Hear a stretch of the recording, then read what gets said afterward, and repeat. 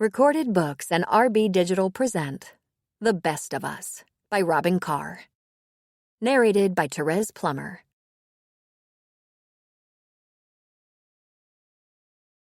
Happiness is the only good. The time to be happy is now. The place to be happy is here. The way to be happy is to make others so. Robert Greene Ingersoll. Chapter 1. On the first really warm, dry day in early March, Dr. Lee Culver left her clinic at lunchtime and drove out to Sullivan's Crossing. As she walked into the store at the campground, the owner, Sully, peeked around the corner from the kitchen. "Hi," Lee said. "Have you had lunch yet?" "Just about to," Sully replied. "Let me take you to lunch," she said. "What's your pleasure?" "My usual. Turkey on whole wheat. In fact, I just made it." "Aw, I'd like to treat you." "Appreciate the sentiment, Doc, but it's my store. I can't let you buy me a sandwich that's already bought and paid for. In fact, I'll make another one real quick if that sounds good to you." He started pulling out his supplies. "What are you doing out here in the middle of the day?" "I wanted to sit outside for a little while," she said. "It's gorgeous. There are no sidewalk cafes in town, and I don't have any patio furniture yet. Can we sit on the porch?" "I hosed it down this morning," he said.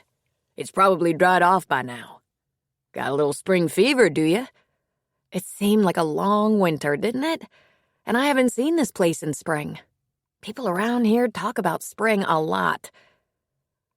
Sully handed her a plate and picked up his own. "Grab yourself a drink, girl. Yeah, this place livens up in spring. The wildflowers come out and the wildlife shows off their young'uns. Winter was probably long for you because everyone had the flu." "Including me," she said. "I'm looking forward to the spring babies. I got here last summer in plenty of time for the fall foliage and rutting season. There was a lot of noise." She took a bite of her sandwich. "Yum! This is outstanding. Thank you." "Outstanding would be a hamburger," he groused. "I'm almost up to burger day. I get one a month." She laughed. "Is that what your doctor recommends?" "Let me put it this way. It's not on the diet the nutritionist gave me, but the doctor said one a month probably wouldn't kill me." He said, probably. I think it's a lot of bullshit. I mean, I get that it ain't heart healthy to slather butter on my steak every day, but if this diet's so goddamn healthy, why ain't I lost a pound in 2 years? "Maybe you're the right weight." "You've lost a couple of pounds since the heart attack," she said. She had, after all, seen his chart. When Lee was considering moving to the small-town clinic, she visited Timberlake to check out the surroundings. It was small, pleasant, clean, and quiet. The clinic was a good urgent care facility, and she had credentials in both family medicine and emergency medicine. She was made to order. It was owned and operated by a hospital chain out of Denver, so they could afford her. And she was ready for a slower life in a scenic place. When she first arrived, someone, she couldn't remember who, suggested she go out to Sully's to look around. People from town liked to go out there to swim. Firefighters and paramedics, as well as rangers and search and rescue teams, liked to hike and rock climb around there, then grab a cold beer at the general store. Sully, she learned, always had people around. Long-distance hikers came off the Continental Divide Trail right at the crossing. It was a good place to camp, collect mail, restock supplies from socks to water purification kits. That's when she first got to know Sully. She had looked around in June and moved to Timberlake the next month. She might have missed the spring explosion of wildflowers, but she was in awe of the changing leaves in fall and heard the elk bugle, grunt, and squeak in the woods.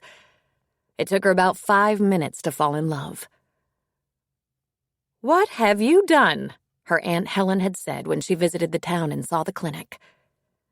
She and her aunt lived in a suburb of Chicago, and Lee's move was a very big step. She was looking for a change. She'd been working very long hours in a busy urban emergency room and saw patients in a small family practice as well. She needed a slower pace. Aunt Helen wasn't a small-town kind of woman, though she was getting sick of Midwestern winters. They were the only family either of them had. Leaving Helen had been so hard. Lee had grown up, gone to college and medical school, and had done her residency in Chicago. Although Helen traveled quite a bit, leaving Lee on her own for weeks or more at a time, Lee was married to the hospital and had still lived in the house she grew up in. But Lee was 34 years old and still living with her aunt, the aunt who had been like a mother to her. She thought it was, in a way, disgraceful. She was a bit embarrassed by what must appear as her dependence. She'd decided it was time to be an adult and move on. She shook herself out of her memories. "Such a gorgeous day," she said to Sully. "Nobody camping yet?" "It'll start up pretty soon," he said. "Spring break brings the first bunch, but until the weather is predictably warm and dry, it ain't so busy. This is when I do my spring cleaning around the grounds, getting ready for summer." "What do you hear from Chicago?" "They're having a snowstorm. My aunt says she hopes it's the last one." Sully grunted. "If we'd have a snowstorm, I wouldn't have to clean out the gutters or paint the picnic tables." "You ever get a snowstorm this late in the year? Because I thought that was a Midwestern trick." "It's happened a time or two. Not lately. How is your aunt? Why hasn't anyone met her yet?" "She made a couple of very quick trips last fall. I wasn't very good about introducing her around. Besides patients, I didn't really know a lot of people yet. She's planning to come here this spring, once she finishes her book, and this time she'll stay a while." Lee laughed and took another bite of her sandwich. "That won't cause her to leave the laptop at home. She's always working on something." "She always been a writer?" he asked. "No. When I was growing up, she was a teacher. Then she was a teacher and a writer. Then she was a retired teacher and full-time writer. But after I finished med school, she grew wings. She's been traveling. She's always loved to travel, but the last few years it's been more frequent. Sometimes she takes me with her. She's had some wonderful trips and cruises. Seems like she's been almost everywhere by now." "Egypt?" Sully asked. "Yep. China, Morocco, Italy, many other places. And the last few winters, she's gone someplace warm for at least a couple of months. She always works, though. A lot." "What kind of books?" Lee grinned.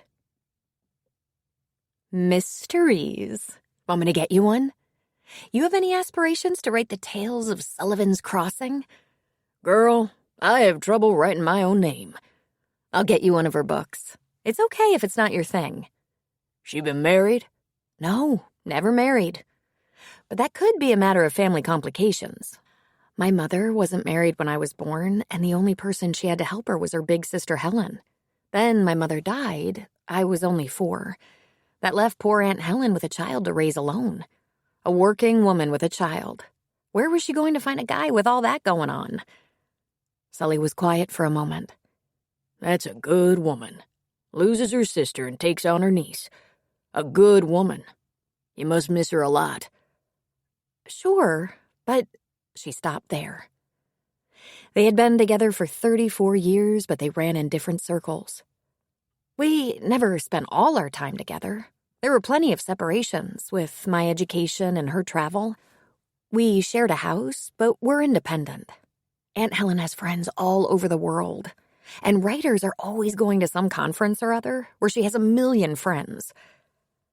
But, of course, she missed Helen madly. She asked herself daily if this wasn't the stupidest thing she'd ever done. Was she trying to prove she could take care of herself? Well, I suppose the waiting room is filling up with people. "Is it busy every day?" he asked, picking up their plates. "Manageable," she said. "Some days you'd think I'm giving away pizza." "Thanks for lunch, Sully. It was a nice break." "You come on out here any time you like. You're good company. You make turkey on whole wheat a lot more interesting." "I want you to do something for me," she said. "You tell me when you're ready for that hamburger. I want to take you to lunch." "That's a promise. You don't need to mention it to Maggie." "We have laws that prevent talking about patients," she informed him, "even if she is your daughter and a doctor." That applies to lunch, he said. That's good news. Then I'll have a beer with my hamburger in that case. Hey, boss, Eleanor said when Lee walked in. We have a few appointments this afternoon and then the usual walk-ins. Did you have a nice lunch? Excellent, she said. Spring is coming fast. There are buds on trees and green shoots poking out of the ground. Rain in the forecast, said Gretchen. Lee had 2 assistants, both RNs. Eleanor was about 50 years old, maternal and sweet-natured, while Gretchen was about 30, impatient and sometimes cranky. They were both perfectly efficient. Both of them were excellent nurses. They'd known each other for a long time, but Lee got the impression they weren't friends outside of work. Frankly, Lee wondered if anyone was Gretchen's friend. I'm ready when you are, she said to the nurses, going back to her office. There weren't a lot of patients waiting, but with the number of appointments, the afternoon would be steady. Some people in town used the urgent care clinic as their primary doctor, which was fine if they didn't need a specialist. Lee referred those appropriately. Lee thought about the one time she treated Sully. He had an upper respiratory infection with a lingering cough. She ordered an x-ray, gave him some meds, and told him to call his regular doctor. Don't need any more doctors, he said. I'll let you know if this doesn't work. Apparently, it worked. It was a good little clinic. There was another doctor who filled in 2 to 3 times a week for a few hours or a shift. He was semi-retired. Bill Dodd. They kept pretty odd hours, staying open 2 nights a week and Saturdays. Outside clinic hours, patients had to drive to a nearby town to another urgent care. The clinic was there primarily for the locals.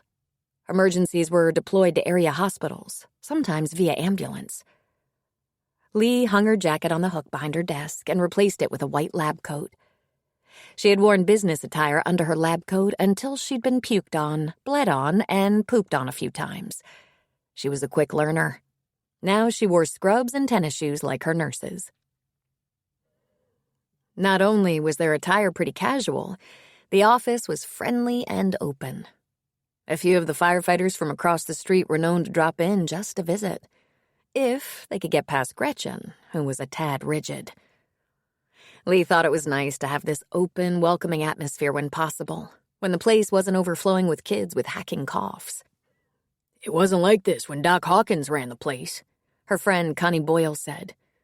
You always got the impression he was secretly glad for the company, but he couldn't smile. His face would crack. Lee thought that described half the old men in town, but she was learning that underneath that rugged demeanor there were some sweethearts, like Sully. He could come off as impatient or crabby, but really, she wanted to squeeze him in a big hug every time she saw him. She saw a 1-year-old who appeared to have croup. He was barking like a seal. Then there was a bad cold, a referral to the gastroenterologist for possible gallbladder issues, and she splinted and wrapped a possible broken ankle before sending the patient off to the orthopedic surgeon. Just as they were getting ready to close the clinic, there was some excitement. Rob Shandon, the owner of the pub down the street, brought in his 17-year-old son, Finn. Finn was as tall as Rob, and Rob was a bit over 6 feet. Finn's hand was wrapped in a bloody towel, and his face was white as a sheet.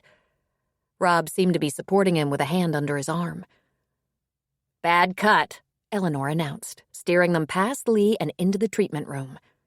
The towel was soaking up lots of blood, and it looked like the patient might go down.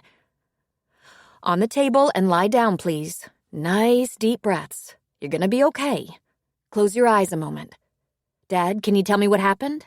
she asked while snapping on a pair of gloves. Not totally sure, Rob said. Something about a broken glass. Finn was recovering. It broke in the dishwasher, I guess. I was emptying it and ran my hand right across a sharp edge. My palm, and the blood poured out. You should see the kitchen floor. Well, you wrapped it in a towel and have probably almost stopped the bleeding by now. I want you to stay flat, eyes closed, deep breaths. If you're not crazy about blood, looking is not a good idea. Me? Doesn't bother me a bit. And I'm going to have to unwrap this and examine the wound. Eleanor, can you set up a suture tray, please? Some lidocaine and extra gauze. Thanks. She positioned herself between the injury and Finn's line of vision. She pulled back the towel slowly, and a fresh swell of blood came out of a long, mean-looking gash across the palm of his hand. Good news? You're getting out of dishes for a while. Bad news? You're getting stitches. Plenty of them. Oh, I'll numb it. No worries. I have practice, he mumbled. Baseball? I don't think that's going to work out for you, she said. This is a bad cut. Let's do this, okay? I'm staying, if that's all right, Rob said. Sure, she said. Just stay out of my workspace. Lee picked up the prepared syringe and injected Finn's palm around the gash. Only the first prick of the needle hurts, she explained. She dabbed the cut with gauze. It's not as deep as it looks. I don't think you've cut anything that's going to impact movement. If I had even a question about that, I'd send you to a hand surgeon. It's superficial. Still serious, but... Eleanor provided drapes, covering Finn, lying the hand on an absorbent pad that was on top of a flat, hard polyurethane tray that was placed on his belly. Are you comfortable with the hand on this tray? Okay, he said. Lee taped his palm with a hemostat. Feel that? Nope, he said. Good. Then can I trust you not to move if we let your hand rest right here? I won't move. Is it still gushing? Just some minor bleeding, and I'm going to stop that quickly, she said. Eleanor turned the mayo stand so it hovered over Finn's body and was within Lee's easy reach. Lee cleaned the gash, applied antiseptic, picked up the needle with a hemostat, and began to stitch. She dabbed away blood, tossing used gauze 4x4s back on the mayo stand, making a nice pile. You really did a number on this hand, she said. You must have hit that broken glass hard. I was hurrying, Finn said. I wanted to get everything done so I could get to practice. Yeah, that backfired, she said. Safety first, Finn. She dropped the bloody towel on the floor, stacked up more bloody gauze squares, applied a few more stitches. Then there was a sound behind her, a low, deep groan, and a swoosh. Rob, his face roughly the color of toothpaste, leaned against the wall and slid slowly to the floor. Rob, she said, I want you to stay right where you are, sitting on the floor until I finish here. It won't be long. Ugh, he said. You going to be sick? She asked. He was shaking his head, but fast as lightning, Eleanor passed a basin to him. Stay down, the nurse instructed. Don't try to stand up yet. That never works out. I'll be done in a couple of minutes, Lee said. Then she chuckled softly. The bigger they are? Did my dad faint? Finn asked. Of course not, Lee said. He's just taking a load off. She snipped the thread and dabbed at the wound. Dang, kid, 14 stitches. It's going to swell and hurt. I'm going to give you an antibiotic to fight off any infection and some pain pills. Eleanor is going to bandage your hand. Don't get it wet. Do not take the bandage off. If you think the bandage has to come off, come in and see me. If I'm not here and you think that bandage has to come off for some reason, do not touch it. Call my cell, no matter what time it is. Now tell me, what is the most important thing to remember about the bandage? Don't take it off? He asked. You're a genius, she said. You come back in 3 days and we'll look at it together, then wrap it up again. I want you to keep it elevated, so Eleanor will give you a sling. Oh, man. Don't argue with me about this. If you dangle your hand down at your side or try to use it, you're going to have more bleeding, swelling, and pain. Are we on the same page here? Yeah. Jeez. He's all yours, Eleanor. Tell him about press and seal. She pulled off her gloves, sat on her little stool, and rolled over to where Rob was propped against the wall. His knees were raised, and he rested his forearms on them. I'm fine now, he said, but he didn't move. She noticed a glistening sheen of sweat on his upper lip. Don't try to stand yet, she said. Close your eyes. Touch your chin to your chest. Yeah, that's it. She gently massaged his shoulders and neck for a moment. Then she put her hands on his head and gently rubbed his scalp. She massaged his temples briefly, then moved back to his scalp. She heard him moan softly, but this time it wasn't because he was about to faint. It was because it felt good. And she knew if it felt good and he relaxed, his blood would circulate better and he'd recover quickly. This little trick of massaging would take Rob's mind off his lightheadedness and perhaps any nausea. "So, you're not so good with blood?"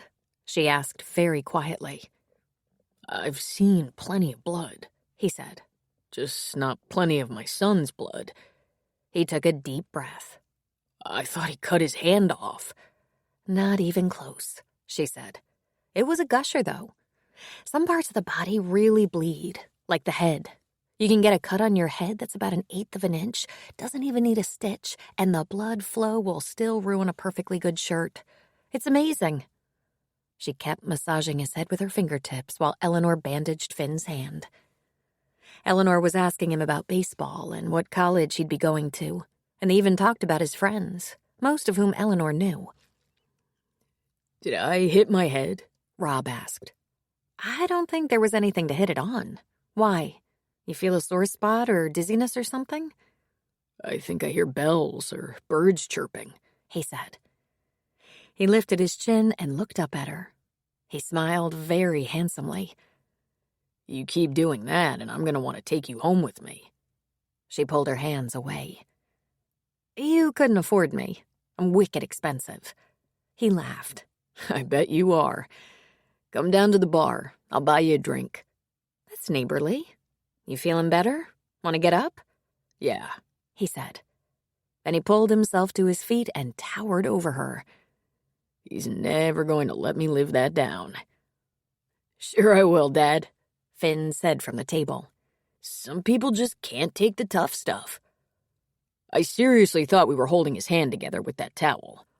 "Aw, look, we got blood on you," he said, touching Lee's sleeve. "I know how to get it out," she said. "Hydrogen peroxide, straight, a little rubbing. Magic." "Listen, I think we should just get married," he said. "You're perfect for me. You make a good living, you know how to get out bloodstains, and that head massage thing, that's a little addicting." "Not interested. But really, I just can't thank you enough for the offer. It sounds enchanting." "Yeah, that's me, Mr. Enchantment. I will buy you a drink, though.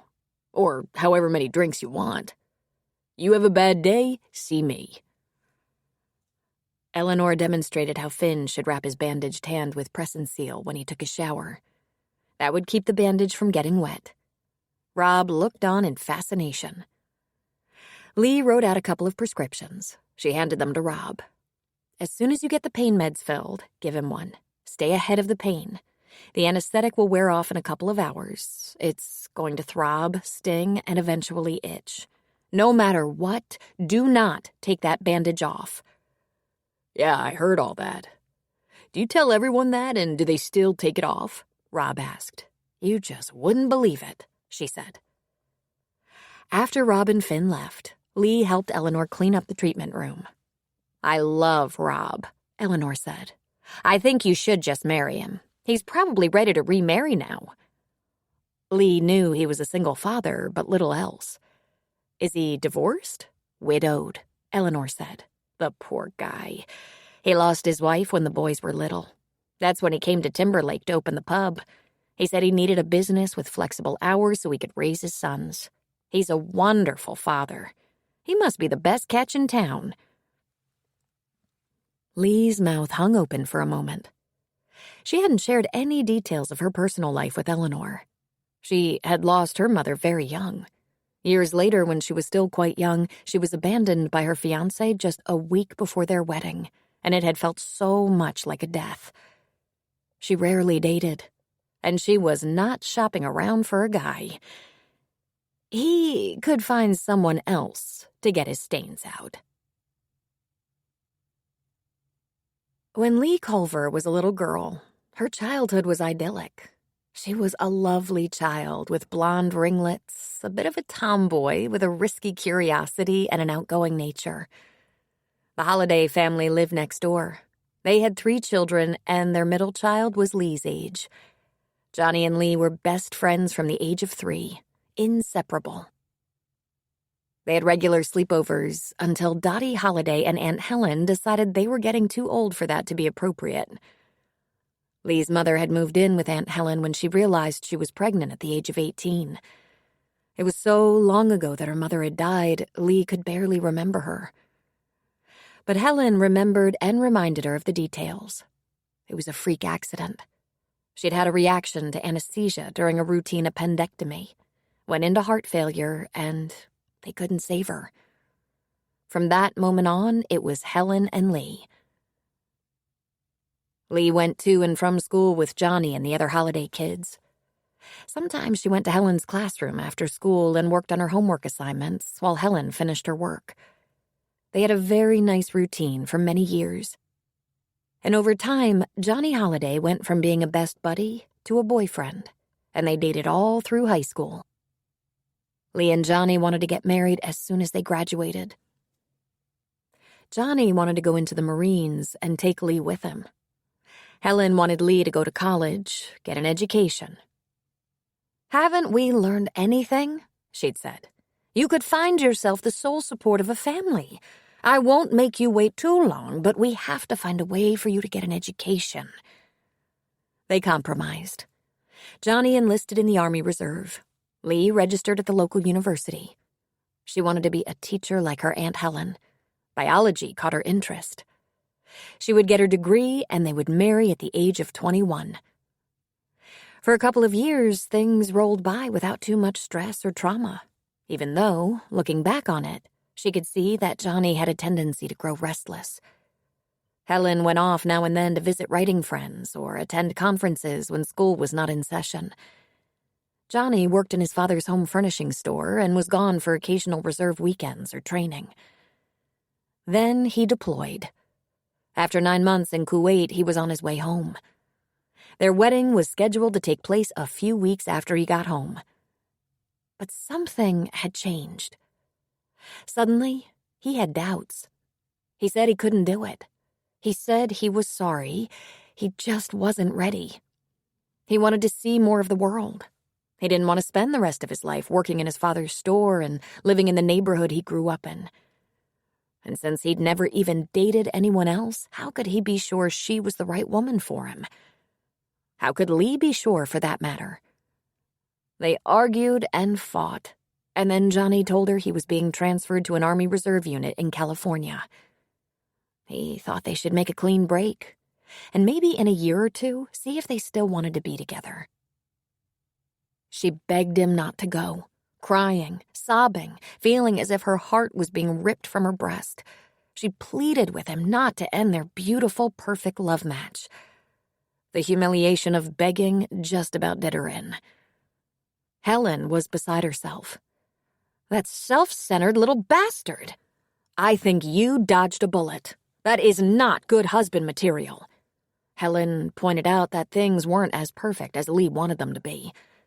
That he'd been an imperfect boyfriend who flirted with other girls, went through spells of neediness that required a lot of special attention from her, that he was spoiled by his mother. Despite the fact that Helen liked Dottie Holliday and was grateful for her support while she raised Lee alone, she was critical of Dottie's blind eye where her middle son was concerned. As for Johnny's claim of having never dated another girl, Helen was not so sure. He hadn't dated anyone Lee knew about, but Helen taught at the high school. She saw things and heard things. Helen thought Johnny was not as loyal as Lee believed, but Lee refused to believe that. She grieved. Johnny wasn't going to change his mind. He said it was best. They should both be sure. And they both needed to experience a little more of life. Though clearly he was not concentrating on what she needed, leaving Lee and Helen to deal with calling off the wedding and returning gifts that had arrived early. "You're so young," Helen said. "Someday you'll see he didn't deserve you." It took Lee a while to stand upright, to sleep through the night without crying, to face the world without her best friend and fiancé. She plagued Mrs. Holliday for news of Johnny. She called him, relentlessly pleading with him to come back or invite her to move to California. He rejected her. Come on, Lee. I'm happy. Why can't you just be happy too? She was shattered. She took some time off from school, but ironically, it was school that eventually brought out the best in her. She was so angry and hurt, she decided her revenge would be to succeed on her own without him. She pursued her degree in biology. Johnny's mother told her Johnny was engaged to a California girl, and when Lee was done crying her heart out, she said, "Fuck him," and then took the MCAT and applied to medical school, losing herself in the difficult study, relieved not to have time to think about being lonely. She was driven, and she worked with a vengeance. She knew lots of girls and young women had traumatic breakups, but she always felt hers was different. She had spent her whole life loving Johnny, forgiving him when he was a screw-up and moving with a single-mindedness toward their hopes and dreams. They're forever together. How could he walk away from that so easily? Had she been wrong about him all along? Helen's books did better each year, and she retired from teaching to write full-time. She began to travel, writing everywhere she went, taking Lee with her now and then. Johnny's parents sold their house and moved to Arizona to enjoy the warmer weather, while Lee went on to not one, but a double residency. And she wasn't lonely. She had many friends within her field, just as her independent aunt had many friends within her profession. She dated now and then, but nothing clicked. And that was fine. Lee was happy and accepted she would be just like Helen. Active, self-sufficient, free and fun-loving. But probably not attached.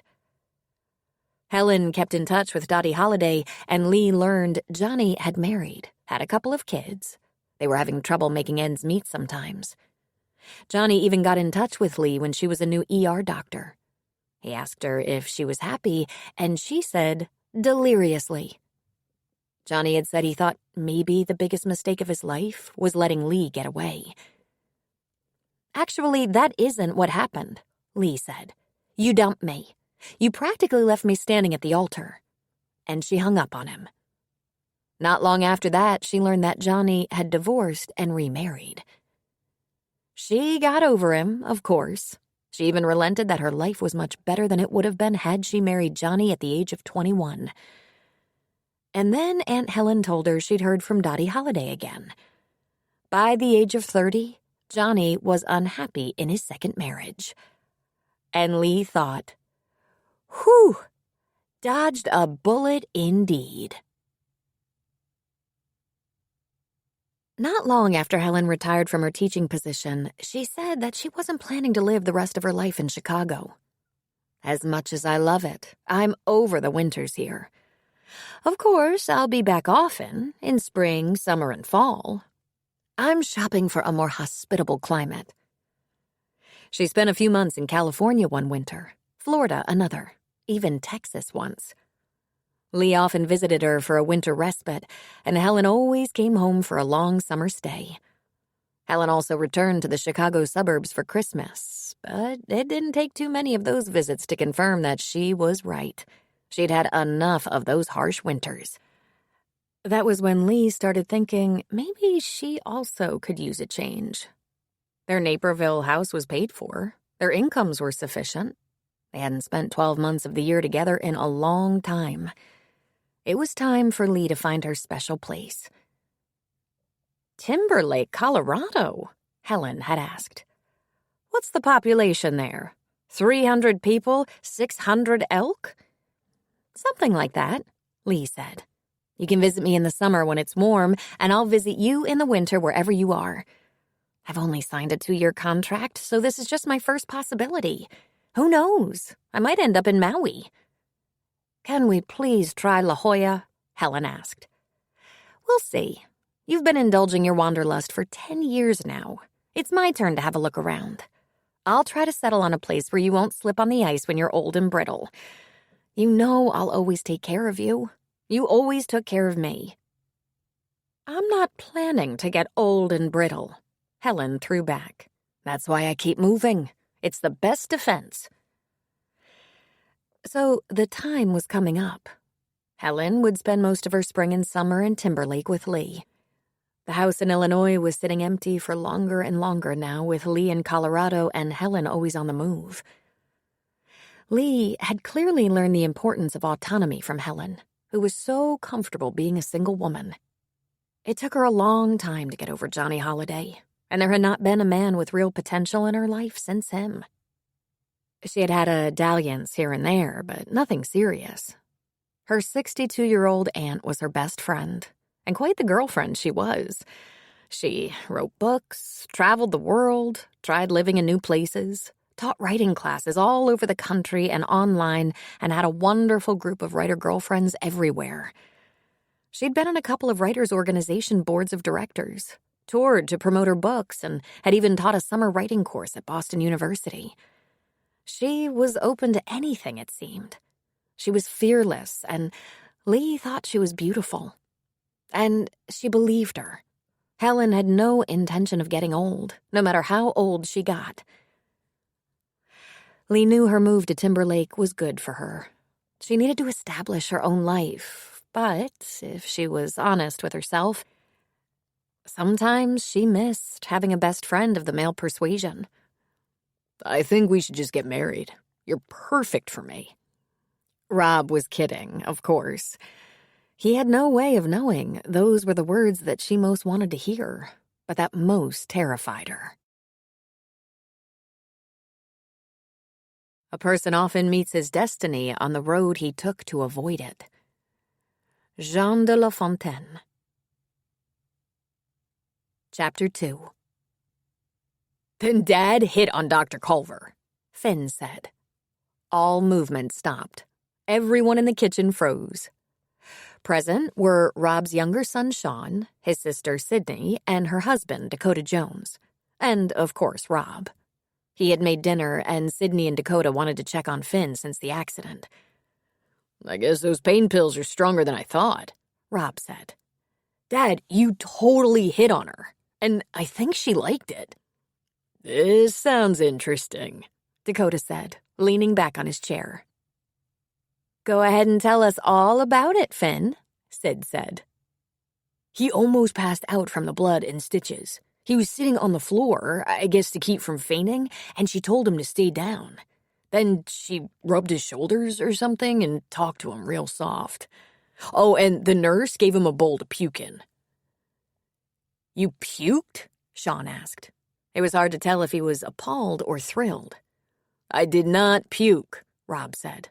I got dizzy and lightheaded. Not from the blood and stitches, but through all the injuries these two have had, this one actually scared me. I thought he'd cut his hand in half. When the doctor had it under control, I had an adrenaline drop. That's all it was. She told me not to try to get up too fast. She rubbed my shoulders and head for a minute. And Dad said, "Marry me." Rob shrugged and grinned. In that position, I think that's just what you do. I admit I forgot you were in the room for a minute. No kidding, Finn said. The doorbell rang, and Sean shot away from the table with a hearty, "I got it." A moment later, the sound of female voices talking and laughing came from the living room. Can I be excused? Finn asked. Sure, of course. The house was full of teenage girls momentarily. They were all fussing over Finn. They brought him flowers and chocolate, let him tell his war story, which Rob was relieved didn't seem to include him hitting on the doctor. Rob counted. There were 6 of them, all adorable, all around 17, including among them Finn's girlfriend of the past year, Maya, a sweet beauty. Dakota took a drink from his bottle of beer. That never happened to me, he said. Or to me, Rob said. It most certainly happened to you, Sydney said to her brother. Maybe not identical circumstances, but girls chased you all the time. I was the wallflower who never went to a prom or formal, not even in college. I don't remember that, Rob said. He glanced into the living room to see 6 girls and 2 boys sitting on the furniture, floor, anywhere, talking and laughing. My house is going to be dripping in testosterone tonight. I'll help you clean up the dishes, Sid said. Why'd you have to make spaghetti? I hate cleaning up the spaghetti pots. I got it, Rob said. I left Kathleen in charge at the pub, in case Finn needs me." "Oh, I think you're the last person he needs," Dakota said. A burst of laughter came from the living room. "He seems to have this under control." Sydney started rinsing plates while Rob gathered pots off the stove and put away leftovers. "It wouldn't kill you to take a woman on a proper date," she said to Rob. "Nah, someone around here has to keep a clear head." "She seems like a nice woman, the doctor. Not at all crazy. A plus in this town." "Agreed. She seems nice," he said, "and she knows how to get out stains. Did you know hydrogen peroxide gets out blood? I could have used your expertise while I was raising those two maniacs."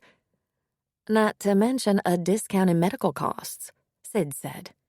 "You know, the boys are certainly old enough to accept the idea of their father going out with women now and then. After all, they do." "Sean isn't exactly dating yet," Rob pointed out. "I bet he's got something going on. Walking a girl to classes, sitting with a girl at games, that stuff. Finn has a steady girl," Sid said. "I think he lucked into that," Rob said. "She's a sweetheart and smart." "They're going to leave you, you know," she said. "You should be looking for companionship." "Maybe I am and don't want to talk about it. Keep the water in the sink, please," he said. And then he thought about it. He'd always had an open mind, but most of the women he'd met since his wife died 9 years ago had been a bit too eager and anxious to win over his sons and take charge of his life. He just hadn't been ready for that. There were a couple of women from out of town he'd had casual relationships with. What that meant was he'd see them briefly, talk to them occasionally. Maybe there'd be a quick roll in the hay. He'd had that kind of relationship with a woman named Rebecca for a couple of years. Then she wandered off for a more serious man. A couple of years later, he met Suzanne. She was in sales for restaurant supplies.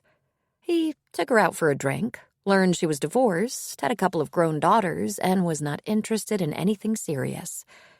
That was about his speed. They got together infrequently, but when he did spend a little time with her, it was good. She was also nice and didn't seem to want anything more than he did. She didn't rub his neck or head, as he recalled, and she didn't have that creamy, peachy skin.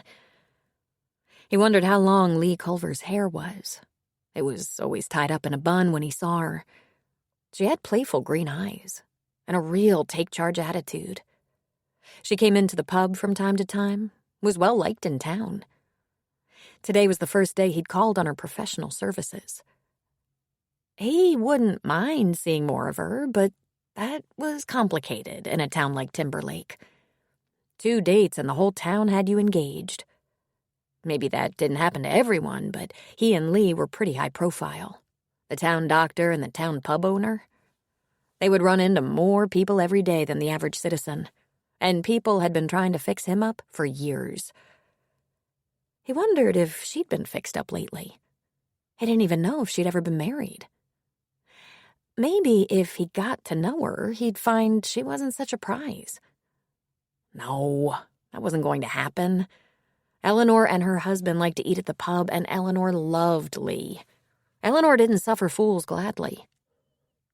Connie Boyle was always saying she was great, as did some of his fellow firefighters. "Dad, is it almost time for another one of those pills?" Finn asked as he walked into the kitchen. Rob looked into Finn's eyes. He could see he was hurting. He felt his head, warm. But he'd gotten antibiotics. "What's the matter?" he asked. "It's throbbing. It feels like the bandage is too tight." "Let's take your temperature," he said. It was just barely above normal. "You're almost due a pain pill," he said. "Well, watch your temperature. If you're still having trouble in the morning, I'll call the doctor. If it gets bad in the night, I have her cell number." She had said it would save her a world of trouble if he'd just call that number rather than meeting a big problem first thing in the morning. Made sense. "We're going to be good boys and not take off that bandage. I don't know what happens if you do that, but I think she executes you. It sounded serious." He craned his neck toward the living room. "Your girl's gone?" There they sat, waiting patiently, quietly. "Everything okay?" Sid asked, drying the last pot. "Pain, like she said would happen," Rob said. "Can you put ice on it?" Sid asked. Rob got a shocked look on his face. "I don't know," he said. "I'll call her after things quiet down and ask." "Good idea," Sid said. She leaned toward Finn and kissed his cheek. "We're going home. If you need me for any reason, please call." "We're good," Rob said. Dakota put a hand on Finn's shoulder. He leaned close. "Nice cheering section, bud," he said. "Thanks," Finn said. A half hour later, Finn had another pain pill and the girls retreated. Rob ordered Finn to bed and Sean to his room to either finish homework or find some quiet pastime. It would probably take place on his tablet or phone. Once everything was quiet, he called Dr. Culver. "Yeah, that's exactly what I would expect. You can cover the bandage with press and seal or a plastic bag and rest a bag of frozen peas in the palm. Gently."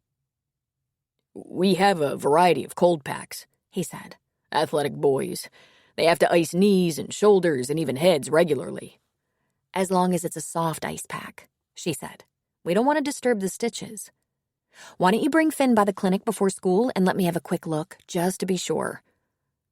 He grinned so big his cheeks hurt, and he was glad no one could see his face. "Thanks," he said. "I'll do that." "We mustn't have any regrets," Helen Culver said. "The house can sit empty until we're absolutely sure. I have plenty of friends here in Naperville, so after we sell the house, I can come back for a visit any time. I don't have to have my own house to visit friends. It's the only home I've ever known. But I'm not there. It's just that you like knowing it's waiting for you?" Helen asked. "Well, I haven't decided I'm staying here for the long term, but I haven't decided I'm not either. And I understand you're done with those winters. Winter here is not like that. It's mostly calm. And with all the ski lodges, it's very festive and cozy. There's nothing like a blazing fire on a snowy evening." It was early morning. Helen and Lee were both early risers. They usually had their daily chats before starting work, and sometimes again after work in the evening.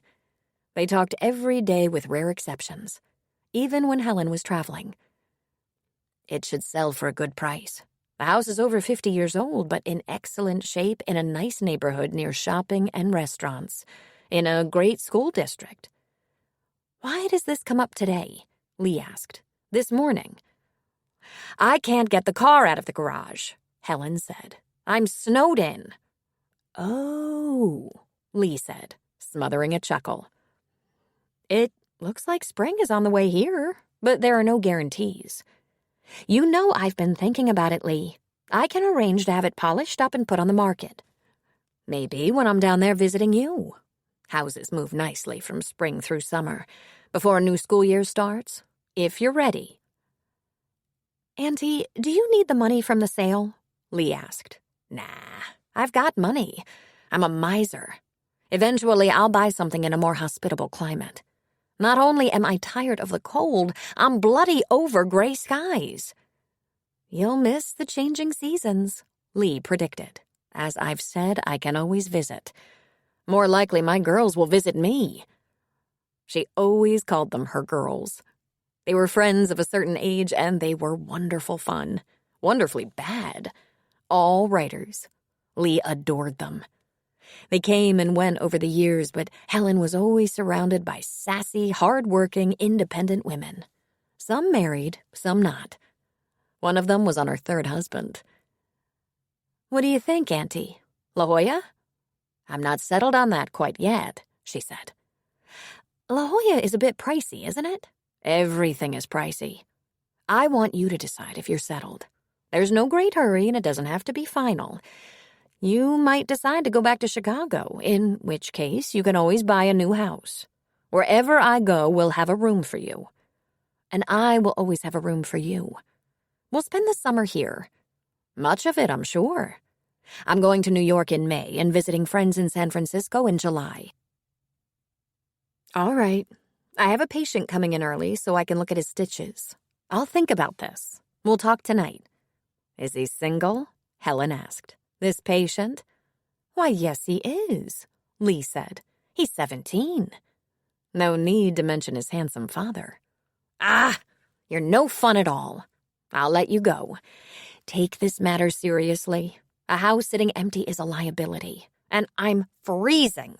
If we're not going to live in it, I'll talk to you after work," Lee said. And just then she heard the bell on the front door of the clinic. Helen was so right, she thought. Lee didn't see herself going back to that old life, that hectic grind in the big city. This probably wasn't her final destination, but she was enjoying her work life a lot more than she had a year ago. And she'd made some friends here. She actually had a pretty decent social life. Not like city life, but still good. She shrugged into her white lab coat and went to the reception area. Her staff hadn't arrived yet, and that early morning time alone was great. The Shandon men stood in the waiting room. This time the younger brother was also present. "Good morning, gentlemen," she said. "How's the pain this morning, Finn?" It comes and goes, he said. I didn't sleep much. "Did the ice help?" she asked. He shrugged. A little bit. "Okay, let's look at it. This once." They all gathered in the treatment room. Finn sat on the table. Lee pulled her bandage scissors out of her pocket. She reminded herself he was a 17-year-old boy. Men were often melodramatic when it came to illness. They could power through pulled muscles and broken bones, but let them get the flu and it was like death. Same with bloody injuries. She sliced through the wrap. "You're probably going to be sorry," she said. "Eleanor is a much gentler wrapper than I am, or so I'm told. And we're not doing this every day, you know." I know, he said. "Can you put something on it to keep it from hurting?" "Your palm and fingertips are very sensitive, but they're also good healers." "Ah," she said, spreading the bandage. "Looks good. A little inflammation, no bleeding, stitches intact. Here's what should concern you. If bleeding shows through the bandage or if a red line is traveling up your arm, call me immediately. And don't take off the bandage." Sean leaned around Finn.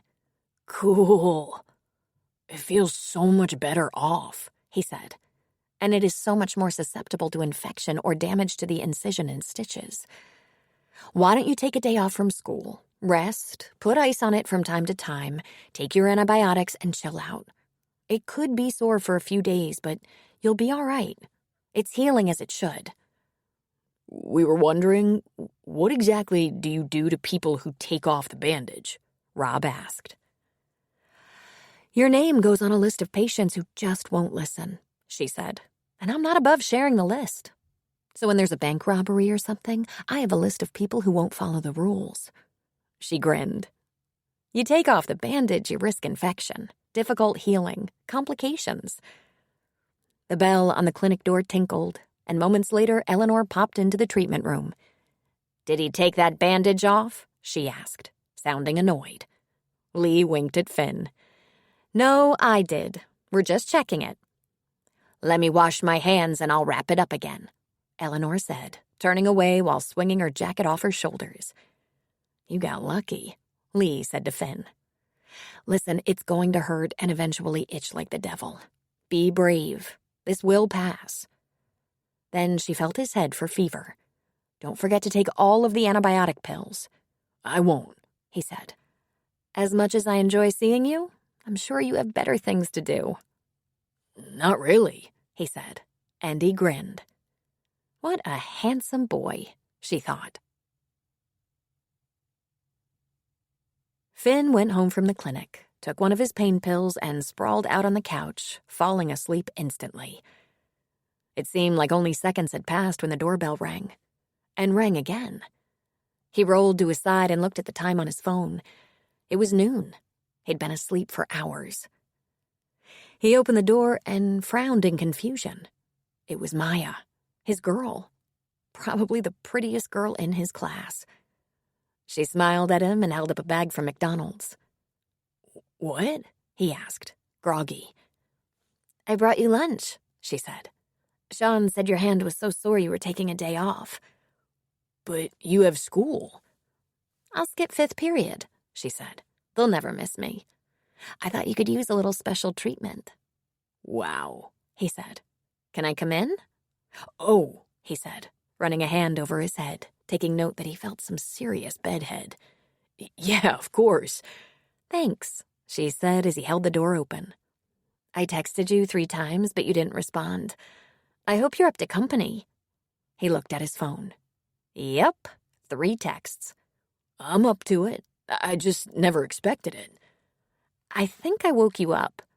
I saw the doctor this morning. She looked at the stitches and told me to just take a day off if it was hurting. So I took one of those pain pills and fell asleep on the couch. Give me a sec. He headed for the bathroom. I'll be right back. He had to pee like a racehorse, but first he looked in the mirror. Oh, man. Not only was his hair weird, it looked like he drooled a little. What a stud. So he peed, washed his face, brushed his teeth, and tried to smooth down his hair. He'd known Maya since junior high. She was part of a whole group who were buddies. He'd had a crush on her about that long, but it took him until his senior year to ask her out because, well, she was one of the most popular girls in school, and she tended to date the most popular guys. He thought she'd never go for him. Then he came to his senses and noted that she hadn't had a steady boyfriend in a long time. He screwed up his courage and asked her out and was thrilled when she said, "Took you long enough." Now she was sitting on the couch and had set up a little picnic on the coffee table. "Aw, you didn't have to go to any trouble," she said. He looked at her, confused. "Your hair is wet," she said. My hair was pretty goofy from sleep, he said. And my brain might be on drugs. Her hair was beautiful. She had long, shiny dark hair, and he loved plunging his hands into it. It was black, or almost black, maybe a little light around the edges, soft and silky. He couldn't believe she gave him a chance. Big Mac, extra large fries, apple pie. I bet I should have gotten 2 Big Macs. In front of her was a cheeseburger, regular fries, a Diet Coke. That wouldn't even start his motor. No, this is great, he said. Why'd you do this? I was looking for you this morning and couldn't find you. Sean said you stayed home because of your hand. You were looking for me? Finn, you're wearing a sling. I thought since we have 3 classes together, I could help you with your books.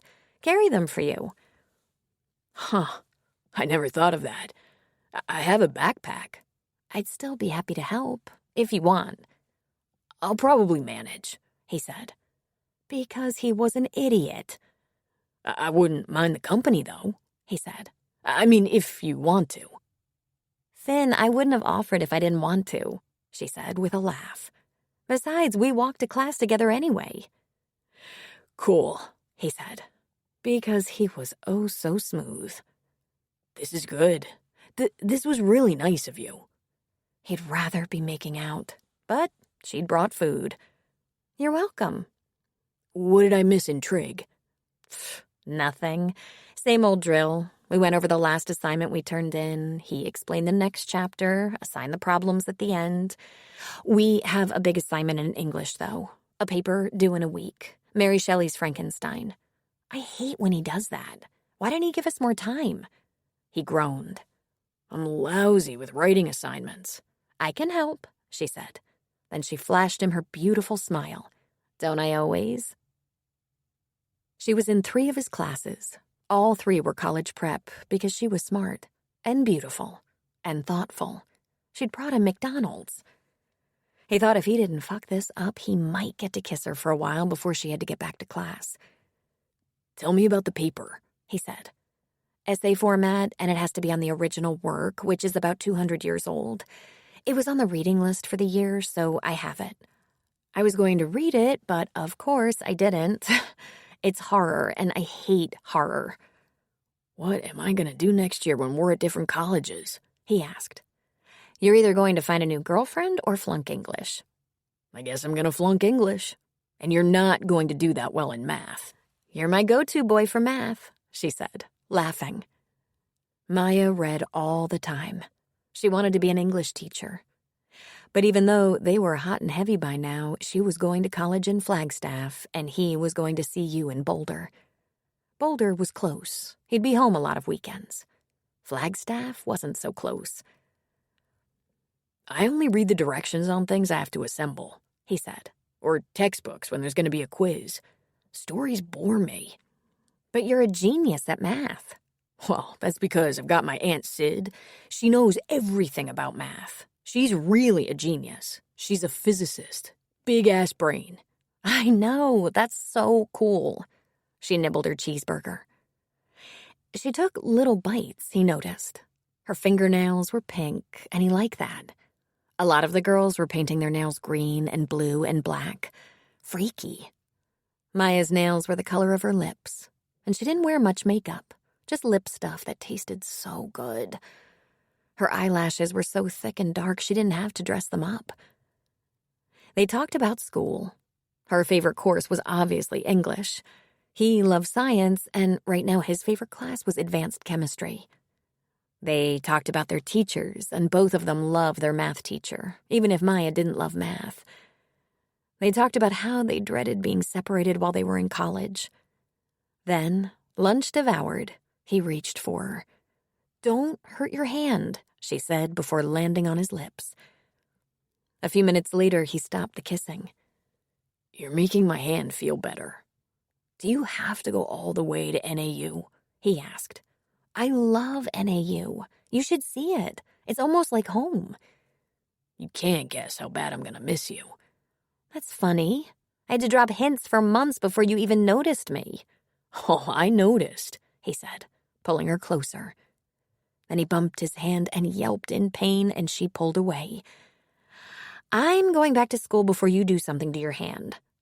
Will you come back after school? I don't have to work at the pub. The only bright spot? I'll have to check in with my mom and see if she has anything I need to do. Tell her I'm seriously injured and need you, he said. If my dad likes me even a little bit, he'll make Sean work at the pub and we'll be alone. Are you going to behave? She asked. I'll do whatever you say. But we could be alone. How long is it going to take for that hand to heal? I don't know, he said. We can use it to our advantage. Want to go out Friday night? Obviously, I don't have baseball. I have to babysit Friday night and till about 5 on Saturday afternoon. Then I'm free. I have to clear it with my parents, though. Tell them I'm pathetic and need you. She giggled a little. Then she kissed his cheek. I gotta go. Can you handle the trash with one hand? Got it, he said, lifting the bag. She took her Diet Coke and skipped out the door. Thank you, he called out, and she smiled and waved. He closed the door and leaned against it. Thank you, God, he said. She was the hottest, sweetest, coolest girl in his school, and she was his. He backed up to the couch and flopped down on it. He did not sleep. His hand miraculously did not hurt. At all.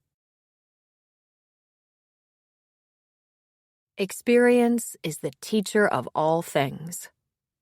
Julius Caesar. Chapter 3. Lee woke up and looked out the window at the heavy rain. She smiled as she remembered what Sully had told her when she'd asked him when he thought it would be hamburger day. First really wet rainy day when I can't work outside, he said. Knowing he got up even earlier than she did, she called Sully. Can we meet at Shandon's pub, and will you let me buy you that hamburger today? She asked. Perfect. That's where I like to get my beef. I'm not going to waste my special day on meatloaf at the diner. Noon? She asked. That'll do, Sully said. At 15 minutes prior to noon, Lee put a raincoat over her scrubs. With her wallet and cell phone in her pocket and umbrella in hand, she told Eleanor where she was going. Call if you get anything you can't handle, she said. Then she walked down the street in the rain. From within every business doorway she passed, someone yelled, Hey, Doc! A couple of cars tooted their horns, and she waved. This little town seemed to sparkle in the rain. It was clean and busy, and shop owners left their doors open in a welcoming fashion, unless it was freezing outside. She was glad she'd given Helen her support in selling the house. She missed her aunt, but if she'd been working in Chicago, Helen wouldn't have seen much of her anyway. Her hours had been brutal, and Helen was often away. Helen had been clear. Those tough winters were in her rearview mirror. She was passing through Chicago for just a week and got caught in a huge spring blizzard. She announced that was the last time she'd be in the Midwest before May. She shook her umbrella under the pub's awning, closing it up. It was a little less busy than usual, probably because of the weather. She loved the food here, but she usually got it to go. In fact, she usually got whatever anyone at the clinic wanted and took it all back. At least once a week, they got takeout orders from the diner, the pub, or the pizza kitchen down the street. Most other days, they all packed a lunch or dashed home for a quick bite. Today, she chose a booth in the bar. Sully had not arrived yet. "Hey, Doc," Rob said, coming out from behind the bar. "How's it going?" "Excellent," she said. "How's my favorite patient?" Rob chuckled and slid into the booth across from her. After we left the clinic the other day, he stayed home from school and his girlfriend cut class to bring him lunch. His hand hasn't hurt since. "Amazing how that works," she said with a smile. "Bring him in next week and I'll take his stitches out. I can fix him up with a more manageable bandage, and he can see how baseball works for him. Unless he's getting a lot of mileage out of that big, bulky one." He's always been kind of shy with girls. I'm amazed by the girlfriend. They've been an item all year, Rob said. "I'm surprised to hear that he's shy with girls. He's so darn cute." "Boys don't want to be cute, if I remember correctly," Rob said. "From a father's perspective, I'm happy he doesn't seem to be a player. But for the last several months, every time I talk to him, his mind seems to be elsewhere. Can I get you something? Did you call in an order for lunch?" "I'm eating here today," she said. "I have a date." "Do you now?" he said, smiling. "You sitting in my place, boy?" Sully said, looking down at Rob. He got up immediately. "Sully, long time, buddy. Is it hamburger day already?" "I want bacon and cheddar on it, too," he said, sliding into the booth. "You got it, pal. And for the lovely doctor?" "Turkey club sandwich with a side salad, no fries or chips, and how about a Diet Coke?" "Girl food," Sully scoffed. "I guess you're allowed. I'll take a water and coffee black." "I have to mind my figure, you know," she said. "Your figure is fine," Sully said. "You doing any interesting doctoring today?" he asked. "It is very boring doctoring today," she admitted. "Tomorrow or the day after tomorrow, everyone who got their feet wet today will come to me complaining of a cold or cough. Being cooped up inside means people are exposed to more viruses and they all pass around the same germs. What's going on with your family, Mr. Sullivan?"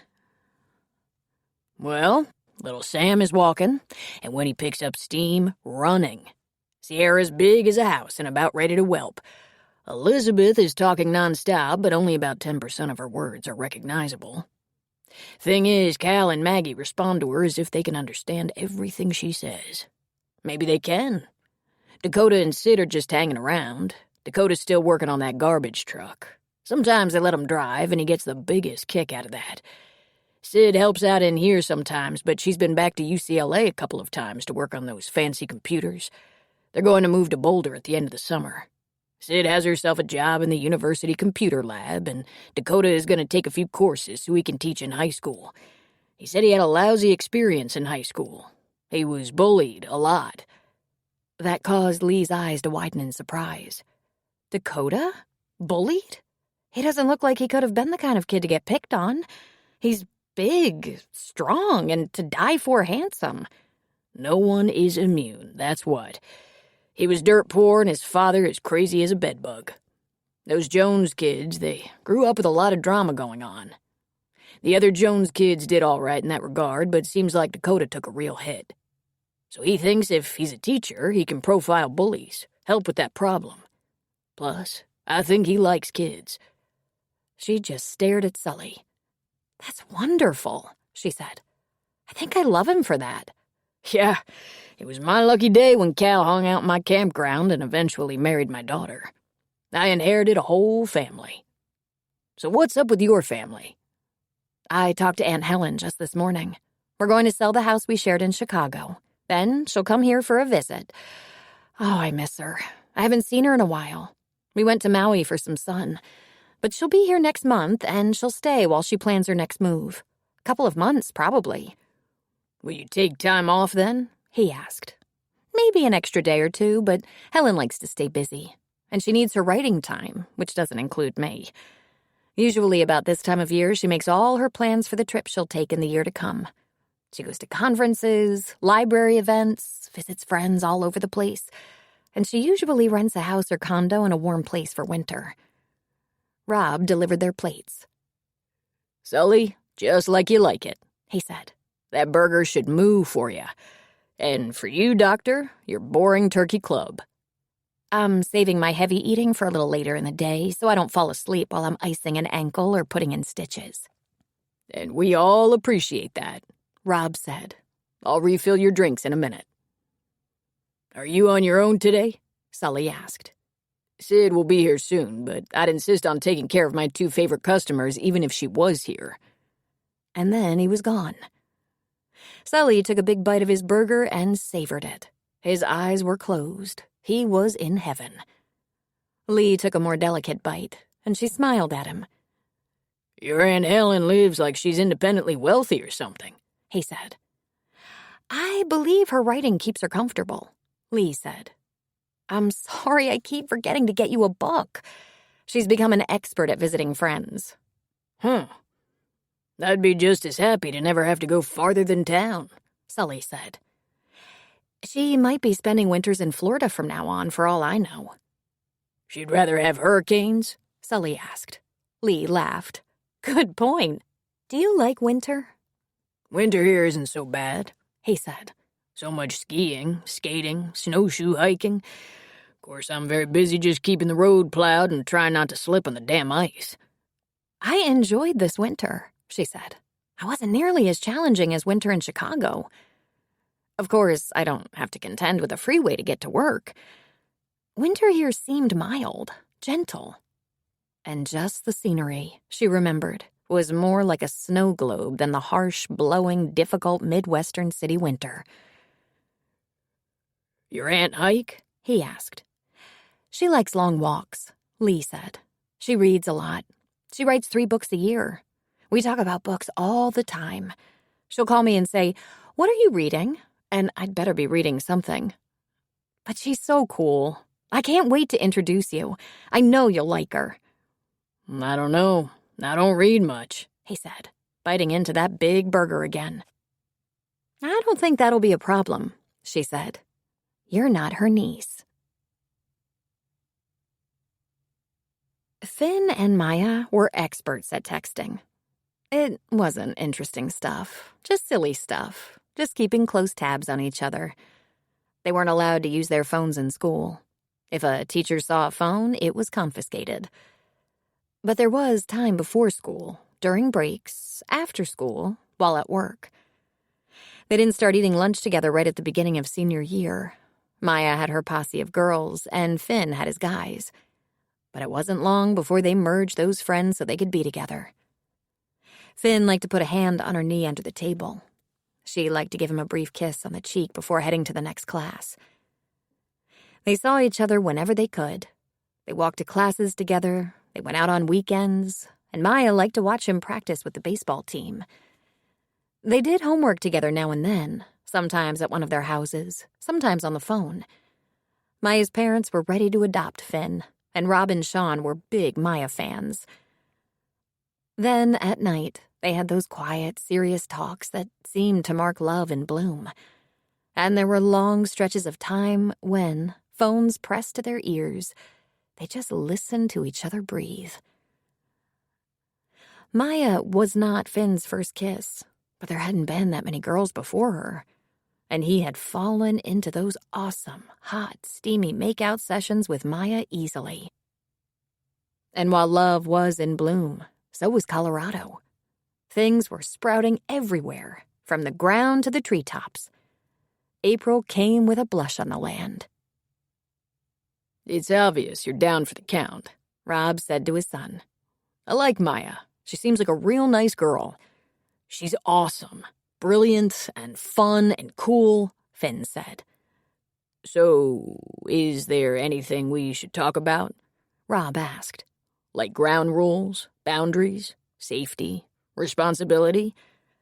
Haven't we had this talk about 50 times? Finn asked. "Maybe you should talk to Sean. Does Sean have a girlfriend?" Rob asked, eyebrows raised with surprise. "Probably," Finn said. "He moves a little fast in that area. Faster than me." Finn had never dated seriously before Maya. His focus had really been on school, work, and sports. Not necessarily in that order. He had to do well in school. It was a means to an end. If he was going to live well and have good man toys, he'd have to find a way to earn a good living. And he did not want to own a bar or restaurant. Then he noticed Maya and holy shit. By Thanksgiving of his senior year, he had fallen hard. He loved everything about her. Her skin, her hair, her voice, her scent, her shape, her brain, her personality. She was the only girl he'd ever known who had it all. Really, all. He just couldn't believe she wanted to be with him. He didn't know if this was what love felt like, but he couldn't imagine it got any better. He'd gotten his stitches out. The bandage was off, but his hand still hurt sometimes, like when he caught a fly ball. He wasn't playing that well. He was hitting okay, catching worse. It frustrated him, but graduation was nigh, and he knew he wasn't scholarship material based on athletics. He was getting a little scholarship help at UC for academics. But he liked baseball and wanted to play. "You're going to have to give it time," Dr. Culver said. "It might be slightly sore when stressed for a few months." "So much for baseball," he grumbled. "If you still have trouble in midsummer, we'll contact a specialist. Since you only have moderate pain when you pressure the injury site, I don't suspect any deeper problem. Why don't you cushion the site with a bandage while you play ball? See if that helps." "I'll try that," he said. But when he had Maya in his arms, his hand never bothered him. It felt particularly good when he had it full of the warm, sweet flesh of her breast. They did a lot of kissing, touching, bumping and grinding. Then one night they unbuttoned each other's jeans. He reached for hers, she reached for his, and he thought he might die. All he wanted in life was that they put their hands down each other's pants. They were parked at a turnout on a mountain road, steaming up the windows just as they steamed up each other. "Okay, whoa now," Maya said. "Let's slow this down before we lose control." "Okay," he said obediently. He put his arm around her shoulders, pulled her close, and said, "Should we go to prom?" She laughed softly. "I wondered about that. I wondered if you were ever going to ask me." "I'm just an average guy, Maya. I was putting it off, afraid you'd say no. I mean, you could go with anyone." "You're so funny. Who else would I go with? Who else would ask me as long as we're going together? Of course I'll go with you. Why wouldn't I?" "You're so wonderful." He kissed her temple. "I'm not quite ready for sex," she said. "That's okay," he said. "Going to prom with you might not make me any more ready. Promise me you won't expect sex if you take me to prom." "I promise. Sex, that's your call." "But I bet you have a condom." A short laugh escaped him. "I will always have a condom. Know why? Because we're not going to get in over our heads. We're going to be safe and we're going to be sure." "Well, I have something to tell you. I haven't had sex with anyone. I'm not sure I even know what to do, but I know I'm not quite ready." He stroked her soft hair. "Maya, I haven't either.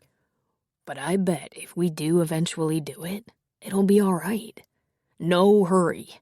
Your call, like I said." "But you're ready?" He was quiet for a moment. He sighed. He was such a hustler. Not. It had only taken about 6 months to get to this conversation. "There's no way I can say the right thing here," she giggled. I know you want to. I want to too, but you know what? I'd like to be sure we're going to be together for a while. I want to be sure we both feel like we're the one we love. But don't say you love me. It won't get you sex. He laughed, and he kissed her cheek. "Okay, I get it. I do think I love you, though." Seriously? "What do I know? I've never been serious with a girl like this. I love every second with you. Everything about us together is good. When we're making out or doing homework. Okay, that's a lie. Making out is better than homework. There is one thing. Yeah? When you start to seriously consider sex, with me or with anyone, you need protection, like the pill or something. And I think if it's ever with anyone but me, I might have to kill him. But don't let that bother you. I'll do it fast and as painlessly as possible, and we don't have to ever talk about it." She laughed. You'd never kill a fly. "Ha! I've killed hundreds of flies."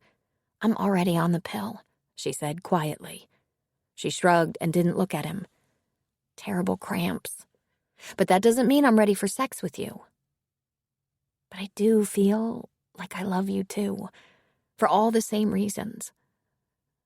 Finn really thought he might explode on the spot. But not only had his father lectured endlessly on this topic, his Aunt Sid had talked with him at length about how to respect women. There was a lot of talk about consent. "Whew," he said. "Okay, you just keep me posted. You should definitely be sure."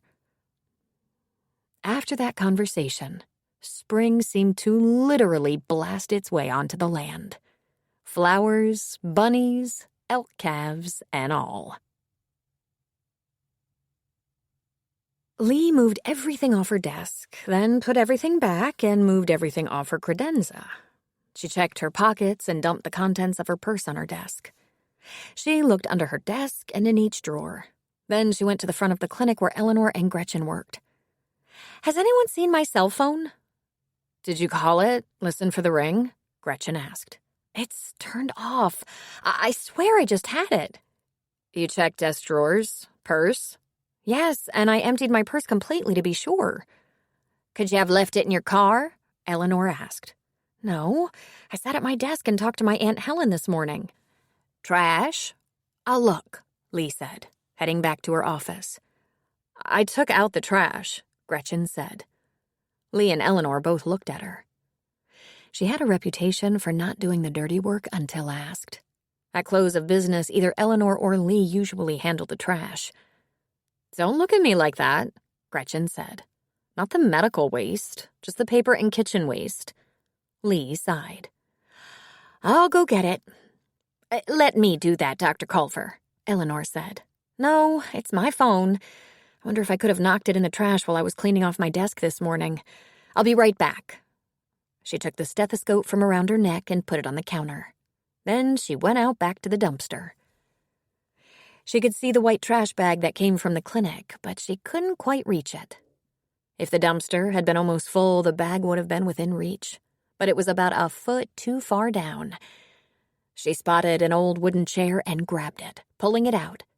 It was a little wobbly, but still functional. She pushed the chair up against the dumpster to steady it, then stood on it and leaned over the edge, reaching in. Her fingertips grazed the trash bag. All she had to do was get a grip on it and pull. She teetered on the edge of the dumpster as she reached, and her toe accidentally pushed away from the chair. In a frightful moment, she fell, head first. She froze, sprawled atop the bags of trash. Her first order of concern was whether she had landed on anything sharp. She didn't feel any pain. Her next concern, had she landed on anything really icky? She heard the sound of footsteps. Someone was running toward the dumpster. Her third concern arose. How long was she going to look like a complete idiot? "Oh, Jesus," Rob Shandon said, peering into the dumpster. "What the hell happened?" "Kind of a long story," she said, still lying across several bags of trash. Short version, I seem to have lost my phone. He grinned at her. You want to get out of there? Not without my trash, she said. She moved around and found the one she was after. She tossed it out of the dumpster. Rob ducked as it flew past. All right, can you give me a hand? Yes, Doctor, he said, reaching for her. He checked the edge of the dumpster, making sure it wasn't sharp. Can you stand up? I'm going to lift you out. The chair isn't a good idea, she advised. Yeah, I saw that. Just let me get my hands under your arms. Don't try to help me. I'm going to pull you right over the edge. It's kind of dirty, but no sharp edges. Here, hold my hands until you get upright. She had to stand on a pile of trash to get high enough for him to get a grip on her. Ew, she said, lifting a foot to which a limp and slimy lettuce leaf clung. He laughed. If that's the worst you get, you're in good shape. Ready? Here we go. He pulled her right over the edge and into his arms. And he just held her there. He didn't even attempt to put her down. How did you know I was in there? She finally asked. I was driving by and I saw your legs go over the edge. I knew it was someone from the clinic because of the scrubs, but I didn't know which one of you. I hit the jackpot. You can go ahead and put me down now. I'd rather not, he said. Bring something to mind I've been thinking about for weeks. We should go out. Out? She asked. On a date. Where does one go out in Timberlake? There's no movie theater, and you have the best restaurant in town. Thank you, he said, beaming. I like to visit lots of different restaurants that are nothing like mine. I started my career working in a 5-star restaurant. And you want to date with me? Why? Well, let's see, he said, rolling his eyes upward. You can get out stains. You're good with a needle. Various things. Maybe we should get to know each other better. Isn't that why people date? I shouldn't have rubbed your head, she said. I do that with patients who have a lot of fear or anxiety or look like they might puke. It relaxes them. I'm not the only one, he said. Damn. I thought I was the only one. You wanna be the only one? He nodded and smiled shyly. How about Sunday night? The pub is kind of frisky on Friday and Saturday night, and I like to stay close. There's this great gourmet restaurant in Aurora, only 9 tables. The chef is a friend. You can put me down, she said. I have to go through the trash. This feels kind of nice, he said. Okay. He let her legs drop down, but with an arm around her waist, continued to keep her close. You said yes to Sunday night, right? I didn't yet. I haven't had a date in a while. Me either, he said. Maybe we'll get through it okay. I'm very polite and helpful. You did drag me out of a dumpster, so I guess I owe you. Dr. Culver, Eleanor called, coming toward them, holding Lee's phone. It was in one of the exam rooms. That's right, she said. I took it out to see who was calling me and put it on the counter rather than back in my pocket. She smiled.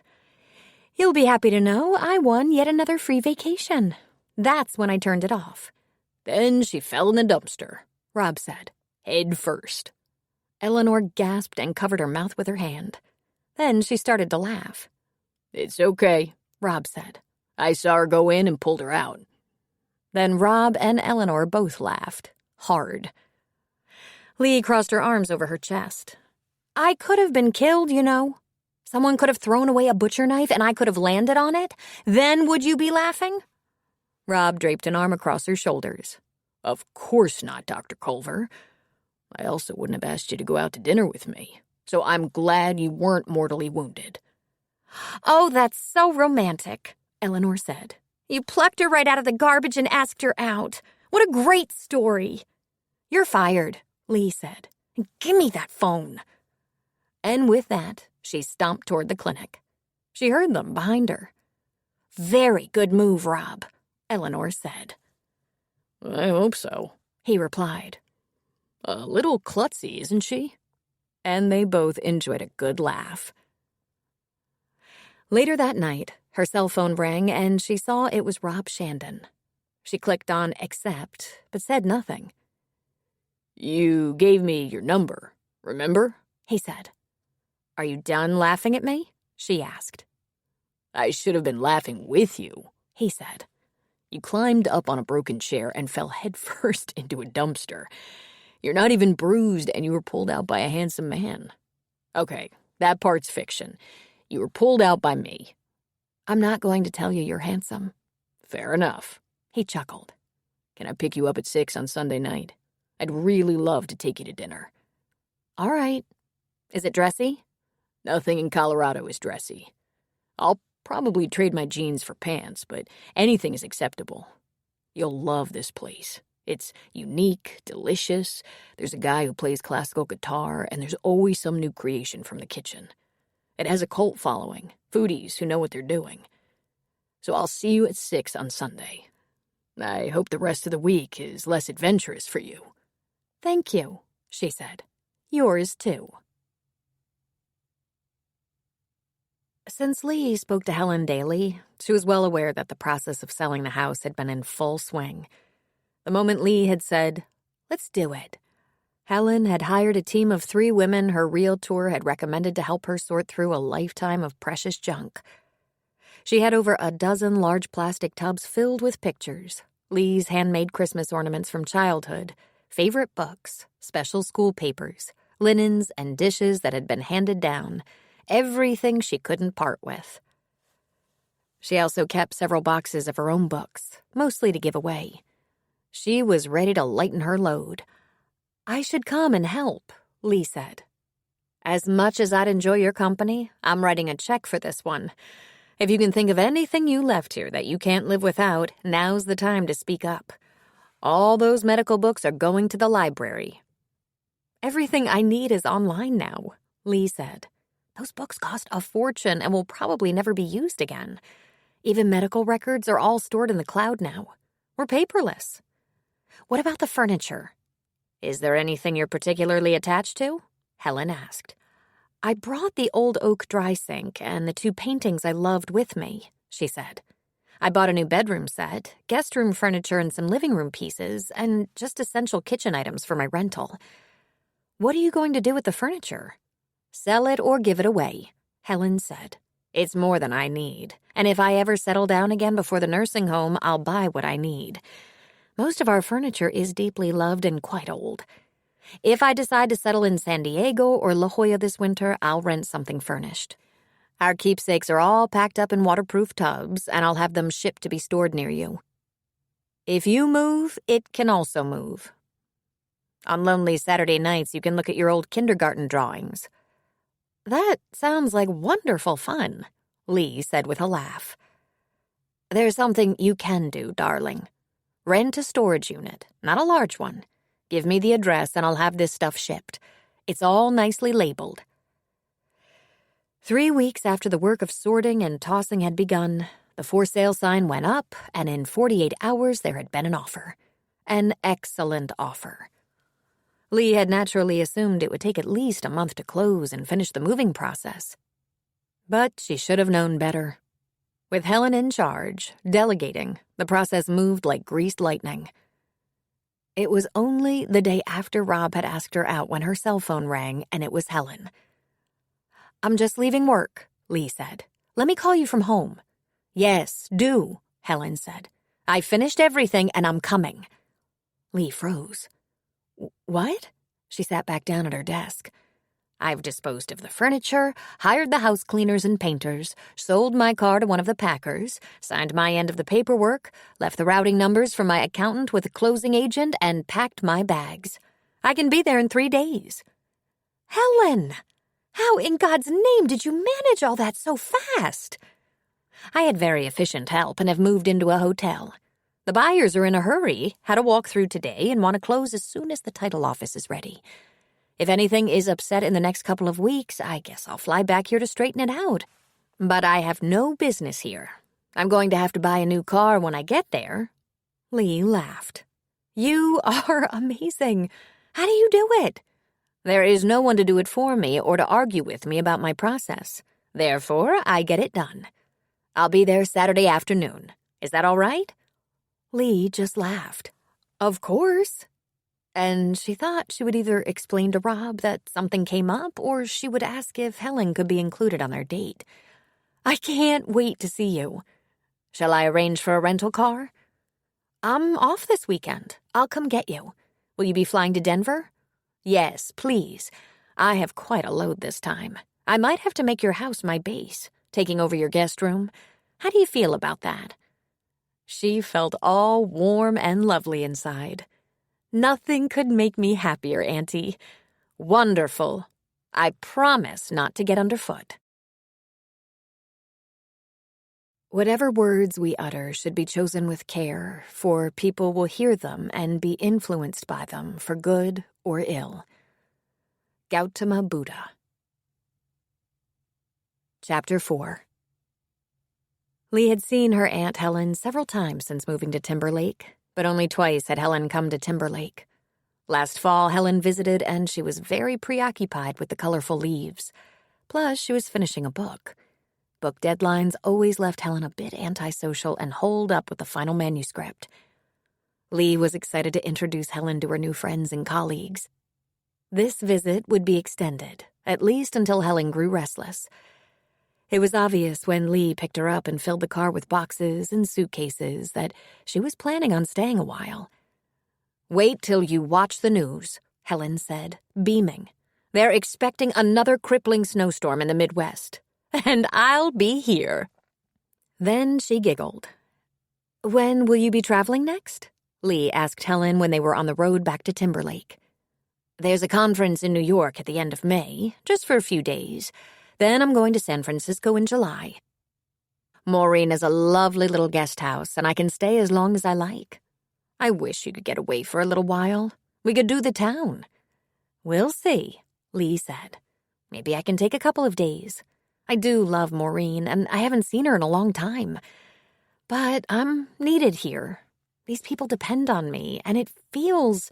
She smiled. It feels so good. You've gotten so mellow since you've come here, Helen said. The quiet and slower pace suits me, Lee said. I was afraid I'd be bored. I'm not. Have you made many friends? Helen asked. There are some. The fire department is across the street, and those guys hang around the clinic sometimes. They bring their families to me and sometimes include me in their get-togethers. There are a couple of other medical practices nearby, a pediatrician and an orthopedist. We're friendly. There's a neurosurgeon I've gotten to know, Maggie. She goes to Denver 3 days a week for her practice. We're friends, and her sister-in-law, wife of one of the paramedics, has become a friend. Maggie's dad, Sully, is a great camping outpost on a lake nearby. He's everyone's friend. And you're skiing? Helen asked. Not much, beyond the few lessons I took last winter. I went with Maggie's other sister-in-law, Sydney. This time, I'm going to make sure you meet some of these people. You'll get such a kick out of Sydney. She's an amazing woman. Consults in quantum physics at UCLA. She and her husband are going to move to Boulder at the end of the summer. She's taking a position at the university, and her husband is going to get his teaching certificate. Apparently, he's always wanted to teach high school. I hope he's got nerves of steel, Helen said. You love teaching, Lee said. My current job is much more flexible. After we get all your luggage sorted out, we'll go and get something to eat. There's a little pub in town owned by a guy I know, Sid's brother, Rob. It's kind of lively on Saturday nights, especially during spring break, and it's always spring break somewhere. But I'd like you to meet him. He asked me out on a date. I patched up his son after an accident. Did you go? Helen asked. It's for tomorrow night. I'm going to introduce you, tell him you've come for a visit, and I'm sure he'll invite you to join us. Have you been seeing him long? No, Auntie. He just asked me. First date, though I've known him since I moved here. I think he's just being neighborly because I put stitches in his son's hand. What a crock, Helen said. If he was thanking you for the stitches, he'd give you a plant or fruit basket. This sounds like a real date. I'll look him over. And if I like what I see, I won't join you. Then she smiled her dazzling smile. Lee thought Helen was beautiful. She hoped to be that attractive and youthful looking at 62. Lee sometimes worried that Helen had never married because of her. As far as Lee could remember, Helen hadn't even hinted that she had any interest in a love life until Lee was in college. After Lee's breakup with Johnny, during one of their teary heart-to-heart talks, Helen admitted that some of her many evenings with friends or book club nights or faculty meetings had actually been dates. But none of the men were ever all that serious, not much more than friends. Helen was tall at 5'8", her back straight and her head held high. She kept her hair colored a rich dark brown. She was trim and athletic. She was just beginning to show the true signs of aging. Laugh lines around her mouth and crow's feet around at her eyes. But these little things did nothing to diminish her attractiveness. She had a beautiful, joyful smile. She didn't look like a woman trying to appear 35, not at all. She looked exactly like who she was, an honest, vibrant, healthy 62. She loved her age and was reaching it with grace and humor. Lee wanted to be just like her. Together, they unloaded Helen's luggage and got her partially settled in the guest room. Lee hadn't had time to set up a workspace in that room for her, since she arrived so quickly. "Just as well," Helen said. "I'm going to want a small bookcase and a worktop of some kind. Maybe a sturdy folding table, or maybe a desk. Not a fancy desk, just a place for notebooks, Post-its, those little things that keep me organized. The boxes contain office supplies, from printer to pens. I don't actually sit at a desk to work, and we don't work off hard copy anymore. It's always on the computer screen. I like to move around a lot, sometimes sitting on the porch, sometimes in a cozy chair, sometimes at the kitchen table, sometimes in a coffee shop or bar. Make this room any way you like," Lee said. "I want this to be your house, too. I want you to spend as much time here as you want. If you decide to stay for months or even years, that would make me so happy. If you just want to visit, I understand." "I'm going to stay a good long time while I look this place over," Helen said. "Then we'll see." The pub was warm and woody, and the place was hopping. Laughter ringing out from the busy bar area. It looked to be populated mostly with college students. They were supposed to be over 21, but who knew how many fake IDs were floating around the room. "Let's see if we can get a table or booth that's a little away from the bar," Lee said. "Why are there so many young people here?" Helen asked. "Skiing is over, isn't it? Please tell me it's over." "It's almost May. It's pretty slim pickings even at the higher elevations," Lee said. "But the trails and rock climbing all around us call to these young people. A lot of them come here to camp, hike, bike, and climb." "Let's spend spring break in Timber Lake, Colorado? That can't sound too exciting on the campuses in the north. I thought the kids all went to Florida," Helen said, "or Mexico." "The majority probably do. But as you can see, there are quite a few right here. Sully's campground is always full during holiday breaks and weekends. Lots of families and quite a few students." They settled at a table near the front window, and Helen immediately picked up a menu. She slid on her reading glasses and scanned it. "You can't eat here too often and keep your figure. Hamburgers, pizzas, wraps, wings. Pub food. I can direct you to some dishes that aren't too heavy or greasy," Lee said. "Maybe next time, dear," she said. "Look at these hamburgers." "And I can vouch for them, too. They're wonderful. You do like your occasional hamburger, don't you?" "It might be my favorite meal. I've just never been any good on the grill. I can't do it every time I eat out or I'd be as big as a house. But I've worked hard the last few weeks. Time for a treat. Let's start with wine. What's good here?" "You pick," Lee said. A few minutes later, their wine barely delivered, people began to drop by their booth to say hello. First was Eleanor and her husband, Nick. "Auntie, you remember Eleanor, don't you? The best nurse in the county?" "Of course. So nice to see you again." "I hope you're staying a while this time," Eleanor said. "I plan to be, until I get the itch to go somewhere." "Spring and summer are beautiful here," Eleanor said. Just after ordering their food, Connie Boyle approached the booth, carrying a large takeout sack. Lee introduced Helen and asked about his wife, Sierra. She's ripe as a melon and should pop in around a month or 6 weeks. She said she was dying for Rob's potato skins and wings, so here I am. I found granting every wish of a pregnant wife is always in my best interest. Connie and Sierra have a 1-year-old son and a daughter on the way, Lee explained to Helen. That's cutting it close, Helen said, sipping her wine. Good thing we like kids, huh? Connie said with a smile. Just as their food arrived, Tom Cannaday and his fiancée Lola stopped by to say hello. Lee explained that they were 2 single parents who had combined families and together had 6 kids between them. We threw a pizza at them and ran for our lives, Tom said. We've really needed a night out, Lola said. All through dinner, people stopped by to say hello and meet Lee's aunt. When Helen finished her hamburger and dabbed her lips with her napkin, she said, "That was fabulous. The meal and your neighbors. We often ran into people we knew when we were out at home, but nothing like this. You must feel positively embraced." "It doesn't take long to begin to feel like a part of the community," she said. "I want you to meet Rob, but I only caught a glimpse of him and then he disappeared. I'll ask about him." Before she could do that, an obnoxiously large piece of mud pie covered in whipped cream was delivered by the waitress. "Compliments of the management," she said. Lee craned her neck and saw Rob behind the bar. He gave her a wave. "Tell him if he has a minute to come over. I'd like to introduce him to my aunt." Lee and Helen shared the dessert, though both of them were too stuffed to make much of a dent in it.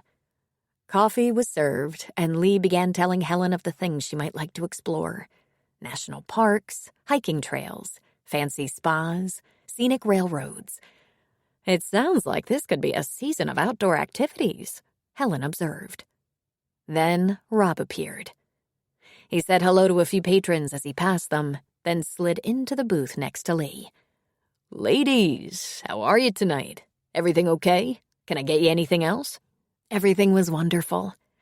"Rob, I'd like you to meet my Aunt Helen. She arrived just a few hours ago." "Pleasure," he said, reaching across the table to shake her hand. "Is this your first visit to Pleasantville?" Lee saw Helen smile and could tell she was already charmed.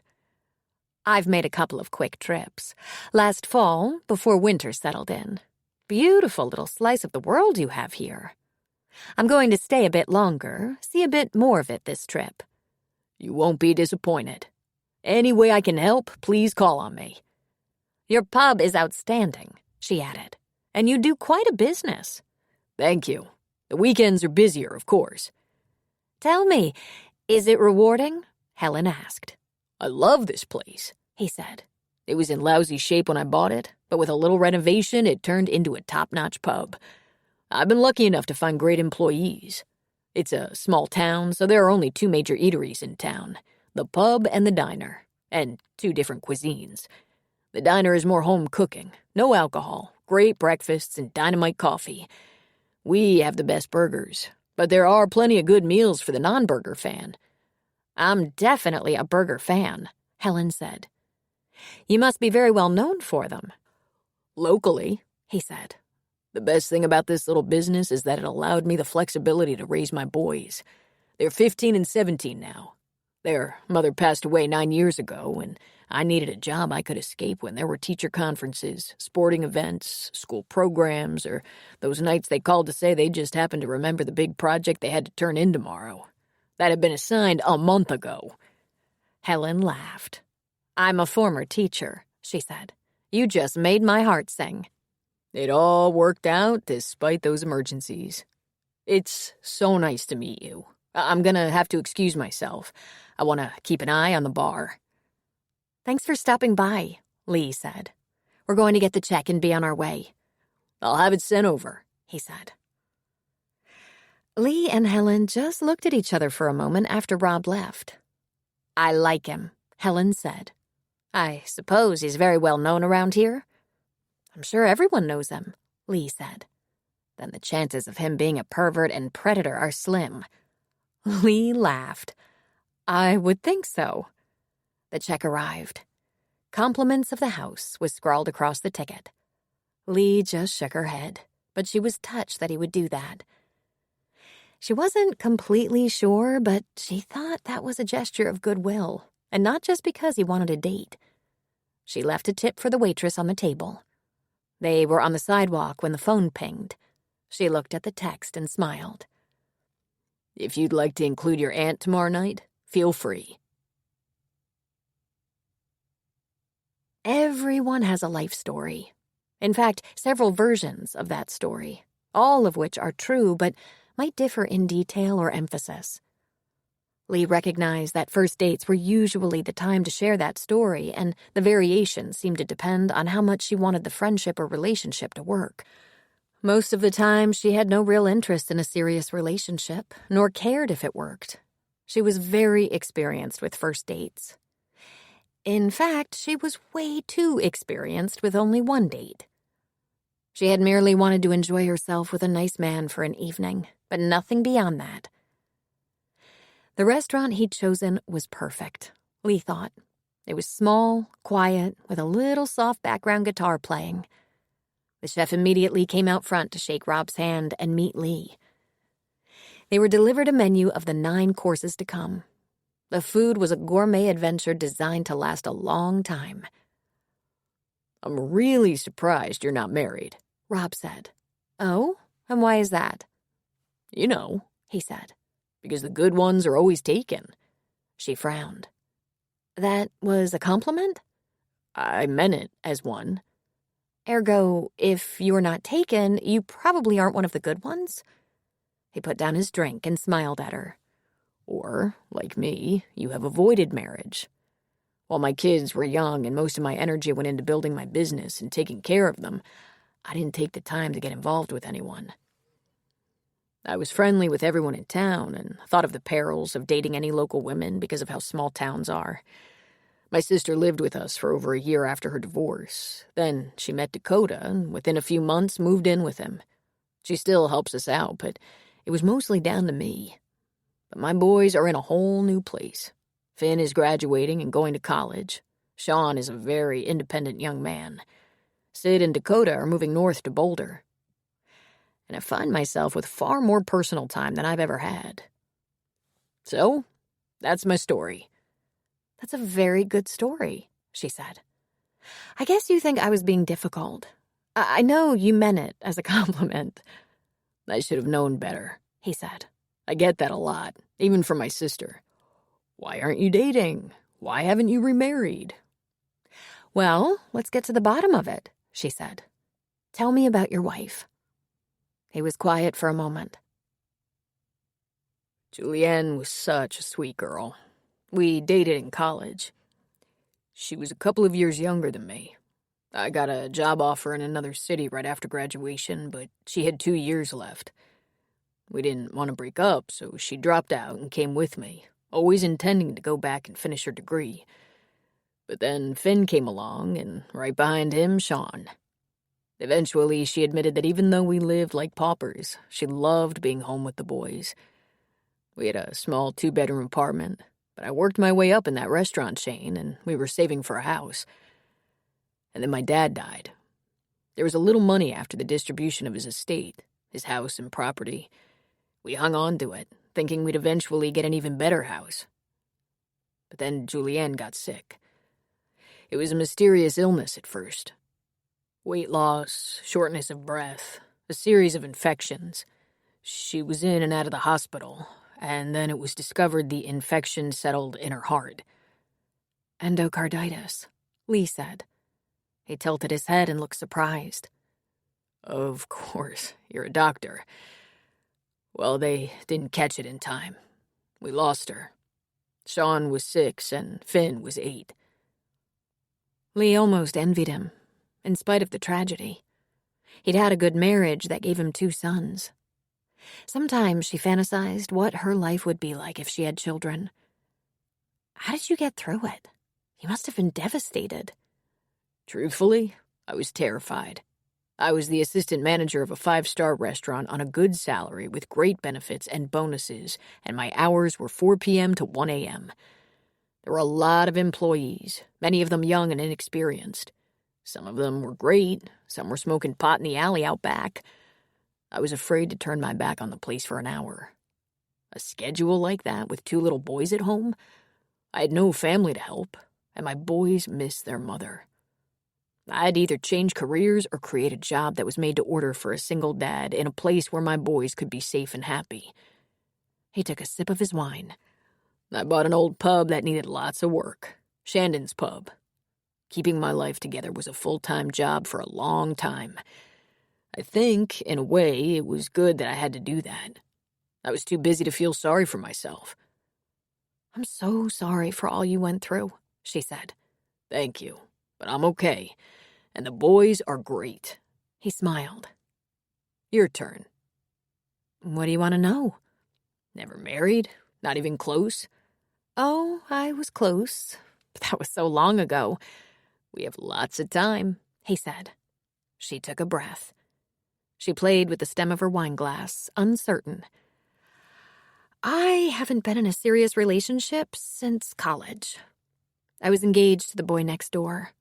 We'd been best friends since the age of 3, went steady all through junior high and high school, got engaged. He was in the Army Reserves and deployed to Kuwait for 9 months. While he was there, I planned the wedding.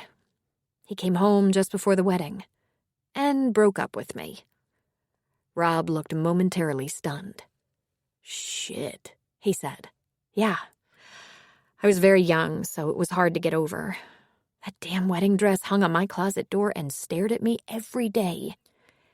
Eventually, I compensated by going to med school, something I never would have done had things worked out with him. But don't expect me to thank him." "I bet you were pissed," he said. "I was only 21, she said. I was crushed. When I got my sea legs again, I focused on school. But I didn't date much for a few years." "You've dated since, though," he said. "Sure, but I haven't been seriously involved. Not because he damaged me, but because I didn't meet anyone that I was dying to be with forever." She sipped her wine. "The problem is probably me. I know. People get dumped and get over it. I felt like I'd lost my best friend since I was a toddler. And eventually his actions established that I dodged a bullet." She smiled. "Now, Aunt Helen, she was pissed. She gave him a very large and loud piece of her mind. Several times." "She seems like such a sweet lady," Rob said. "She is many things, but sweet old lady isn't one of them. Aunt Helen is a badass." The chef, Peter, approached their table and put their plates down with a flourish. "And here we have your hors d'oeuvres, clams in garlic with a saffron wafer. It is incredible. And, before you ask, you may not make a meal of this. There is so much to come. This wine you have is all right for now, but when we get to the entree, you must let me choose the perfect wine." "This is beautiful," Lee said. "Do you usually make it a point to serve your guests yourself?"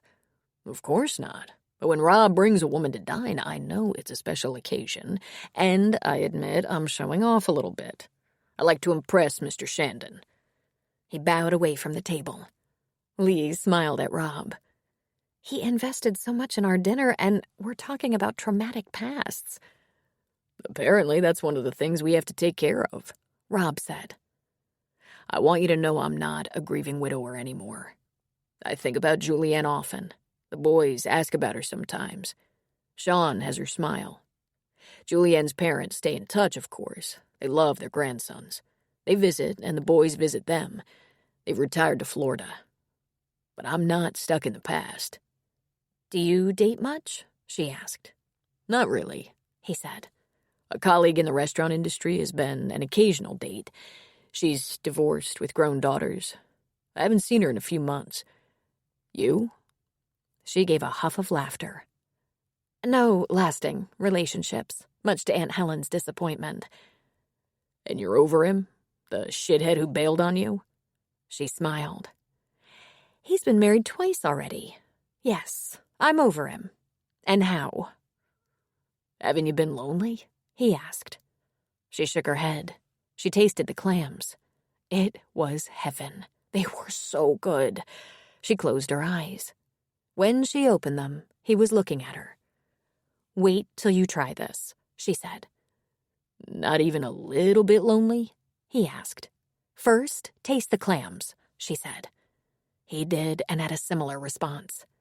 "God, he's good," he said. "So?" he pressed. "I haven't been out with anyone in the past year, but I've been busy, and I'm still feeling out the town. The firemen are mad about me," she added with a grin. "I bet they are." "Are you lonely?" "Nah," he said, shaking his head and stabbing another clam. "But there are times." He let the sentence dangle. "Times?" she pushed. He finished his clams, praising the dish with a moan of satisfaction. "Sometimes the feeling will come over me that I'm just sick of my all-male household. Times I'd like to talk to a woman before I'm completely out of practice." "Ah," she replied. Eloquent, she thought. "Times I just want to smell something other than garlic, onions, and mushrooms. Want to smell a woman. Want to feel something soft. Want to see underwear that's not a nut cup. I'm sorry. You probably prefer the term jockstrap or athletic supporter. I do the laundry, of course. Everyone at my house shaves now. Their feet smell like the dump. They can destroy a bathroom. They're learning, though. I raised them without a mother, and they're learning to clean like they had one." She leaned her chin on her hand, fascinated. "And who taught you?" "I work in the food business," he said. "There are regulations. There are standards for a reason. Decay, disease, germs, etc. All that aside, there are times I just want to be near the opposite sex. An appealing member of the opposite sex. Know what I mean? God knows I have plenty of females around me. My sister, waitresses, cooks, a couple of assistant managers, you name it." Lee's mouth stood open just slightly. She thought she might need a few hours to ponder this man because he was completely out of her experience. She hadn't had many relationships with men, and none that lasted any significant length of time. But the men were almost always connected to the medical field, just because that's where she spent most of her time. Doctors were difficult. They liked to rule. This was more obvious among the male doctors, but there were plenty of women in medicine who could behave that way. There had been a few single fathers among them, not widowers, but divorced, and they weren't teaching their sons to clean like a mother had trained them, but rather were looking for a woman to mother their children during their custody periods. Her first dates with most of them were usually more like an interview than a date. There was something quite different about Rob. From the first, she'd noted he was painfully honest, and he let himself be vulnerable. He wanted to smell a woman. He might be referring to girly sense, but the notion did bring erotic thoughts to mind. And he didn't seem to be trying to impress her, and he was definitely not interviewing her to see if she'd make a good stepmother. She was trying to find something wrong with him. "How old are you?" 40, he said. "How old are you?" 34, she said. "Just a girl. You're probably in the market for a family man, and while I am that, I should be upfront with you. I'm not interested in starting another family. I've invested almost 18 years in parenting." Actually, she wasn't planning a family either, at least not anymore. She'd been unattached for over a dozen years and had decided there just wasn't a man out there who was right for her. She'd kept an open mind for a while, once she got through the worst of her broken heart. But until tonight, this first date was unlike any she could remember. Rob was unlike anyone she dated. In fact, she'd known he was special before the date. But why would a 40-year-old man who'd been raising kids for that long want to do it all over again? "That's perfectly reasonable," she said. "I don't think I'd mind having a girlfriend," he said. Then he flinched as if in surprise. "You bring on the strangest thoughts. I've never said that to a woman before. Not even your wife? She asked. Probably not, He said, smiling. We were just kids. We didn't seem to realize it at the time, but surviving was a big job. We thought we were poor because that's the way everyone starts out. I think the most serious thought I had about getting married was that I was going to have sex every day for the rest of my life. That was certainly naive of you, she said. Tell me about it. The next course arrived. Beet salad with sea bass. Then there was pâté served on rich toast with half a deviled egg sprinkled with caviar. Then exotically prepared broccolini. Then a salmon soufflé. Rob described each dish, humming his delight through every bite. I couldn't do this, He said. I never went to culinary school. I studied management and business. I learned from the chefs and sommeliers I worked with. Then came the filet. The servings were very small, and at first Lee wondered if she'd get enough to eat. She had a pretty healthy appetite.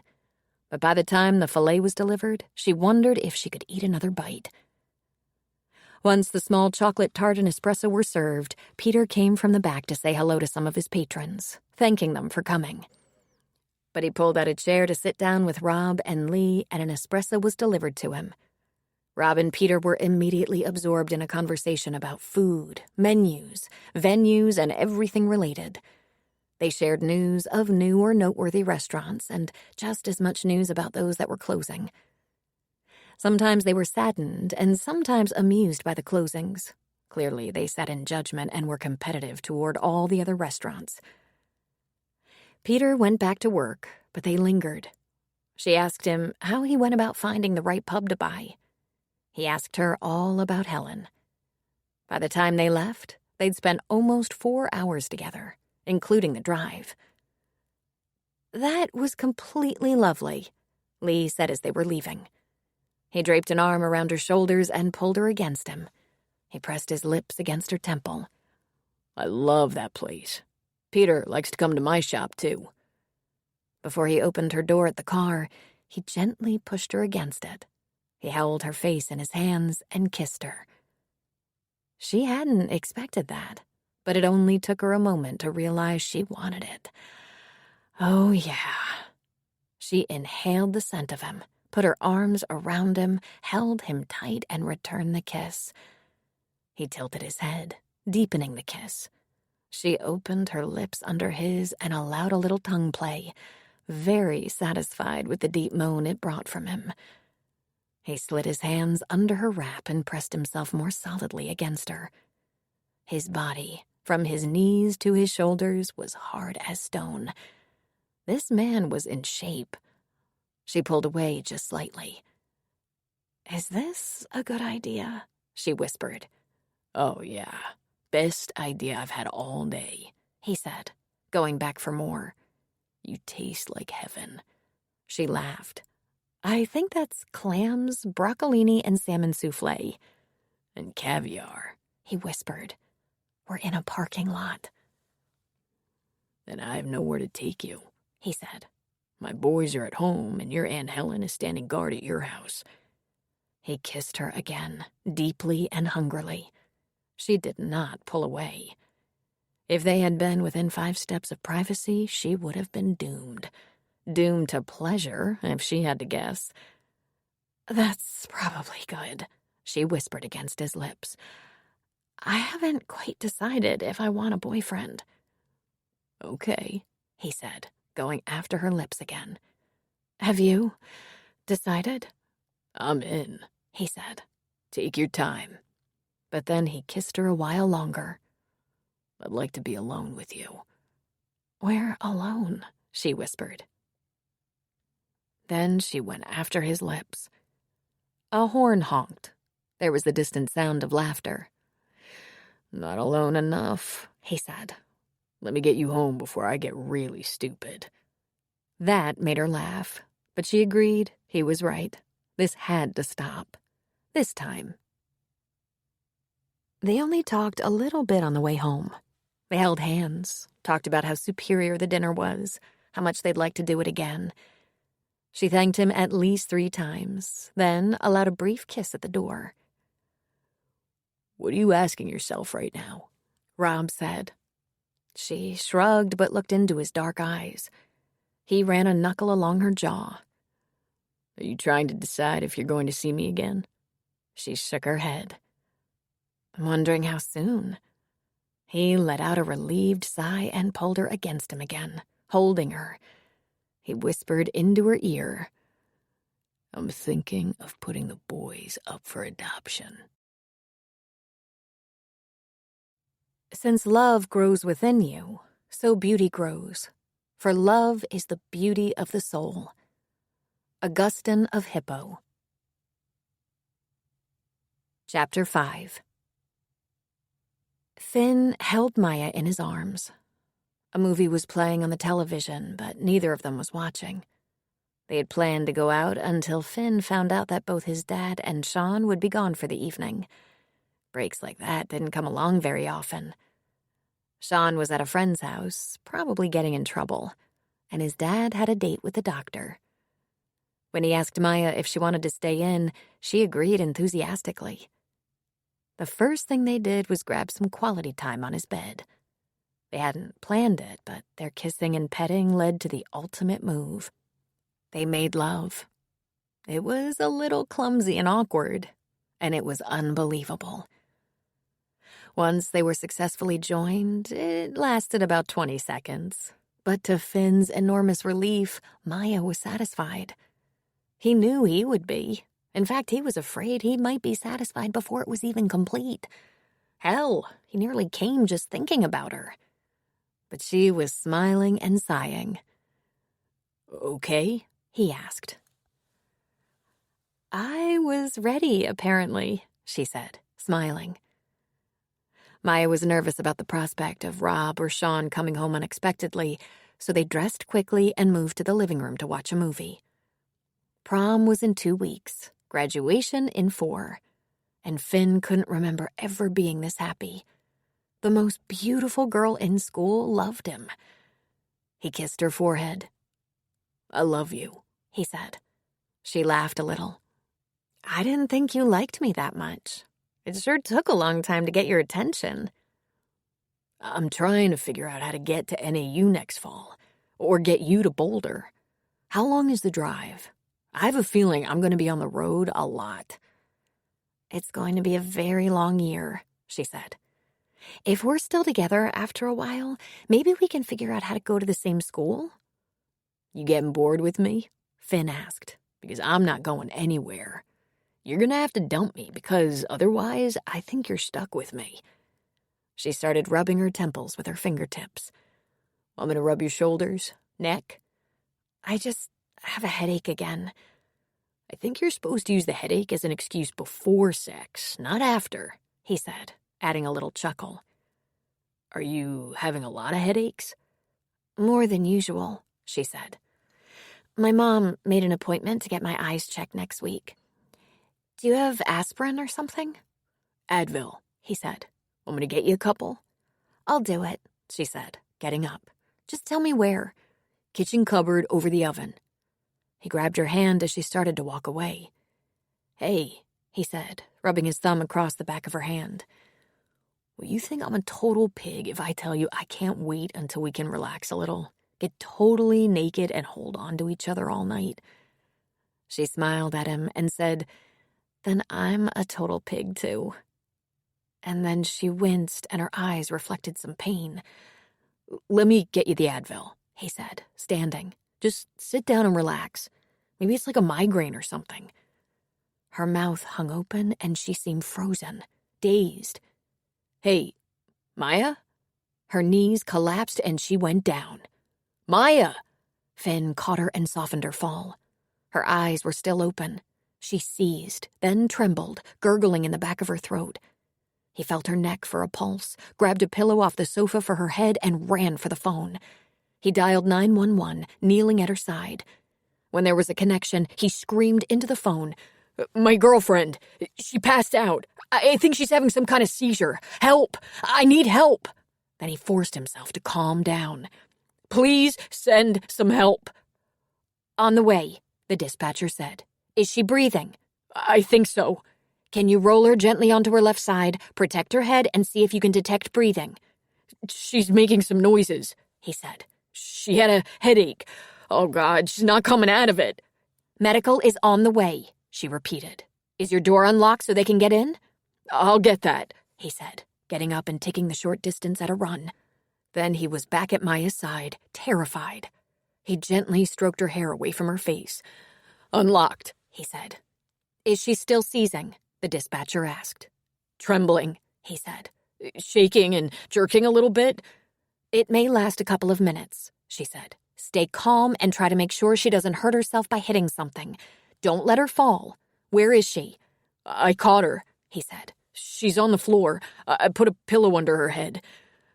What's the matter with her? Is she gonna die? Let's just keep her safe until medical gets there. Is she breathing? She's making noises, so she must be. I can feel a pulse. Maya? He called gently. Maya, can you hear me? Maya! Sir, the dispatcher beckoned. Can you smell her breath? Tell me if she has fruity-smelling breath. He'd been kissing her. Her breath smelled like a recent Tic Tac. No, he said. She had a breath mint. How old is she? 17, almost 18. We both are. We were watching a movie. Is she diabetic? She didn't say she was. She'd tell me, wouldn't she?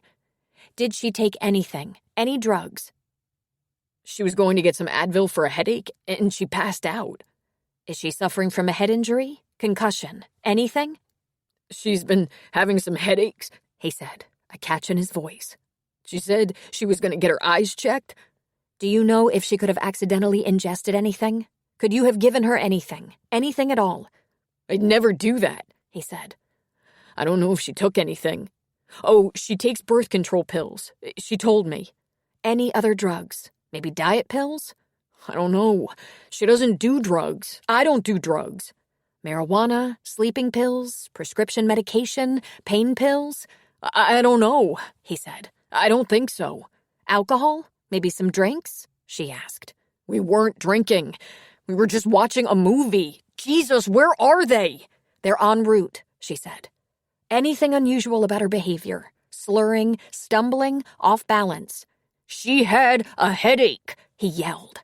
Stay on the line, sir. Stay with me until medical arrives. How about food allergies? I don't think so, he said. He heard the sirens, and if he could hear them, they would be almost there. The fire department was just a few blocks away. He heard the sirens every time they left the firehouse.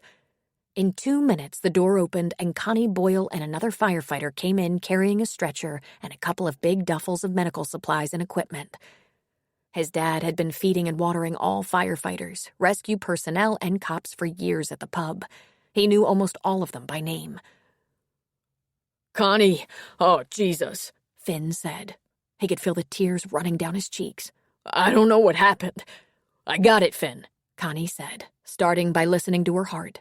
Then he took her blood pressure and recited some numbers that meant nothing to Finn. Don't ask me all those questions like, is she taking drugs? Finn said. I'm sure she's not taking drugs. We can call her parents and ask if she's diabetic, but I don't think so. Don't worry, Finn. We got all your answers. Look, she's coming around, Connie said. Maya was rolling her head back and forth, moaning. Maya, he said, leaning down to put his lips on her forehead. But Connie pushed him back. Give her some space. She's not quite conscious. She won't be for a while. We're going to call her parents, take her to the nearest emergency facility, get her evaluated, and, if necessary, admitted. She's postictal and semi-conscious because she had a seizure. We're going to start an IV so we can administer drugs if necessary. Can you give me her parents' number so I can call them? I don't have a number, Finn said. I just have her cell number. We'll get it. Then he asked Finn some questions. Her parents' names, where they lived, asked him to describe the incident, asked if she had a condition that caused seizures, like epilepsy. Connie's radio was talking to him. He completed his transmission and looked at Finn. We're taking her to the hospital in Breckenridge. Her parents will meet us there.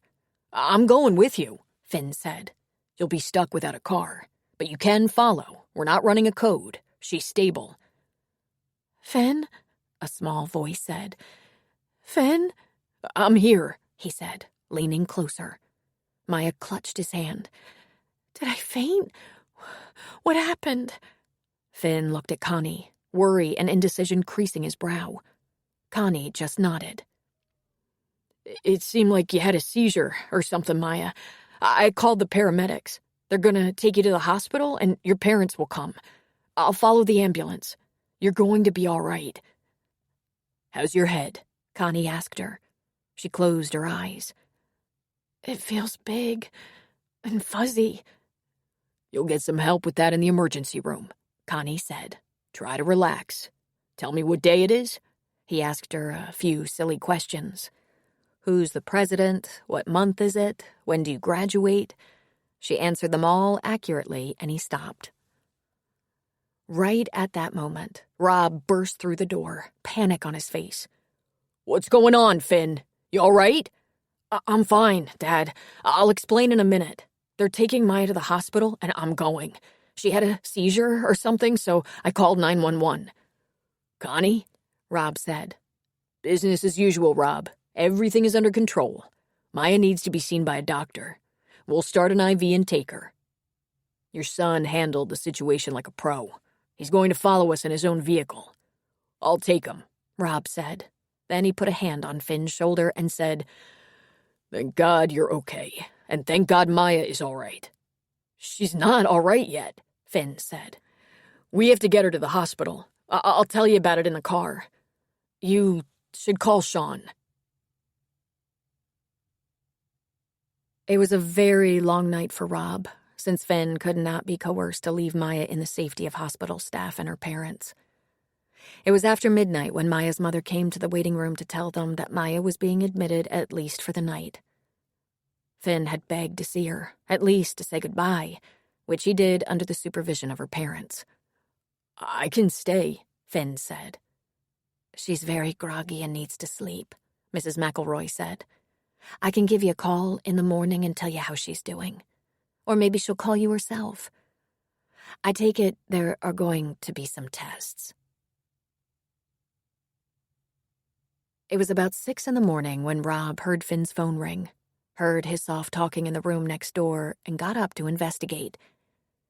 He learned that Maya was being transferred to Denver to have tests in their neurology department. I'm staying home today, Finn said. I can't use my phone at school, and I want to hear what's going on with her. If you need some help at the pub, I can do that. As soon as she knows something and I can see her, I'll be driving to Denver. I hope you don't have a problem with that, because I'm going. I understand, Finn, Rob said. What he didn't tell him was that this awakened some memories he'd rather not be having. Memories like when Julianne was sick, when she couldn't breathe, when her chest hurt and her pulse raced and he and 2 little boys rushed her to the hospital. And she didn't come out. You must have been so scared. You have no idea, Finn said. He had a very good idea. He hadn't slept much, of course. At 1, 2, and 3 in the morning, he had wanted to turn on the light, sit up, and call Lee. He had a feeling she would understand and forgive him. Being a physician, she might even have a few words he would find encouraging. But that was not all there was to his desire to call her. Being with her, even when she was her sassy self, brought him comfort. It had been a long time since he had a woman in his life who would make him feel safe and embraced. On his way to the pub, he dropped by the clinic. He asked Lee if she had time for a cup of coffee. They closed her office door, and he told her all about Maya. When they'd talked over the whole event and she'd thrown out a few suggestions, he thanked her. Poor kids, he said. And poor me. I had such a good time last night, and I was looking forward to falling asleep with a beautiful doctor on my mind. Ready for good dreams. Friendship makes prosperity more shining and lessens adversity by dividing and sharing it. Cicero. Chapter 6. Helen thought perhaps her stay in Timberlake might be a bit shorter than she'd expected. She was still up when Lee got home the night before, and one look at her niece's face told her everything. The girl was flushed and glowing. It was a look Helen hadn't seen in years. And she liked this Rob fellow. He was charming and fun and mighty handsome. She might think of Lee as a girl, but she knew she was an adult. Accomplished, attractive, independent, and strong, and in the peak of womanhood. Helen was thinking she might need to get out of the girl's way so she could fall in love. She asked to borrow Lee's car. Just to do a little exploring, she said. She wanted to look around the area while she could. Let's do some car shopping on the weekend, Lee said. Maybe, Helen said. Or maybe I'll just rent a car. Think about it. In the meantime, I'll be at the clinic all day, so you're welcome to use mine. Helen put on jeans, a sweatshirt, her Skechers, and took off. She drove to Leadville first to poke around. Check out the bookstore, ask about how far she'd have to go for help if she needed a laptop repair. Mostly, she just enjoyed driving around the countryside and through a few small towns. There was still snow on the peaks, and spring flowers lined the roads everywhere she went. At just about lunchtime, she called Lee at the clinic and asked if she needed her car to get lunch. When Lee said she'd be fine, Helen asked for directions to Sullivan's Crossing. She'd heard a lot about Sully over the last year, but had not met him or seen the campgrounds everyone talks so much about. Tell him I said hello, Lee said. He has a cooler full of sandwiches and salads if you haven't eaten. Thanks for the tip, Helen said. When she pulled into the clearing, she was immediately enchanted. Campsites were scattered among trees and flowers at the edge of a glittering sapphire lake. There was a large building. It said General Store on the front window. Not far across the lawn was a house, a large log cabin, really. Flowers were springing up around the buildings and paths, and there was a handsome and fit older man sitting on the store porch with his feet up on a chair. She parked beside the store and went up the porch steps. "Hi," she said. "I'm looking for Sully." "You got lucky then. He's on his lunch break." "Oh, good," she said. "Where can I find him?" "You're looking at him. How can I help?" She laughed and put out her hand. "Helen Culver, so happy to meet you. I'm Lee Culver's aunt, and she's talked about you a lot." He perked right up and half rose out of his chair. At the same time, his yellow lab stood up to look her over and wag his tail. "I'll be damned. So the aunt is real. I half thought she'd made you up. Sit down. Let me get you a drink or something. You hungry?" "Starving," she said. "Lee said I could buy a sandwich here." "Oh, bull. You're my guest. Want to look over the lot of them and pick out what you like? It's not real exciting, but it works if you're hungry." "Sure, thanks. That's very nice of you." "Because no matter what you've heard, I'm very nice. Right this way." He had a merry smile and his eyes twinkled playfully. He led her into the store. He told his dog to stay, and the dog stayed on the porch. He went straight to the cooler, but she was stunned by the sheer amount of goods packed in there and was looking around in fascination. "Do you have everything here?" she asked. "If you're a camper or hiker, probably," he said. "People always forget something, and this is a popular stop-off for long-distance hikers, and they plan it that way. They pick up mail, recharge their phones, stock up on supplies, leave off stuff they can't use, and it's always something the next guy needs. One man's trash, you know? They write in the store diary, post pictures, leave notes for their friends out on the trail, or maybe wait here for someone to catch up. I got washers and dryers in the shower house, but most time the serious hikers need something new. They usually mail themselves stuff or have someone mail them replacements. Now and then I end up with a few packages that are never picked up, and I wonder about those people." "What do you do with them?" "Send them back to the return address, if there is one." "And when you say long-distance hikers?" "Hundreds of miles," he said. "The Continental Divide Trail is 3,200 miles from Mexico to Canada. People hike the whole thing. Can you believe that?" "Whew," she said, reaching in the cooler for a sandwich. "Thank God I feel no pressure to do that." "Tell me about it," he said. "Something to drink? Chips? Cookies?" "Since you're buying, all of the above," she said, grinning at him. "I like your style," he said. She gathered everything up and headed back to the porch while Sully fixed himself a cup of coffee. She chose the same table he'd been seated at before. "I hope you have time for more of a break." "Girl, sometimes I'm on break all day," he said. Then he laughed at himself. "This is quite the place you have here, Sully," she said. "It brings fun and happiness to a lot of families, I'm proud to say." "How long have you been doing this?" she asked. "I didn't have much choice when you get down to it. I was born to it. My grandfather built the store, my father built the house. It's a small house, but bigger than the one my father grew up in.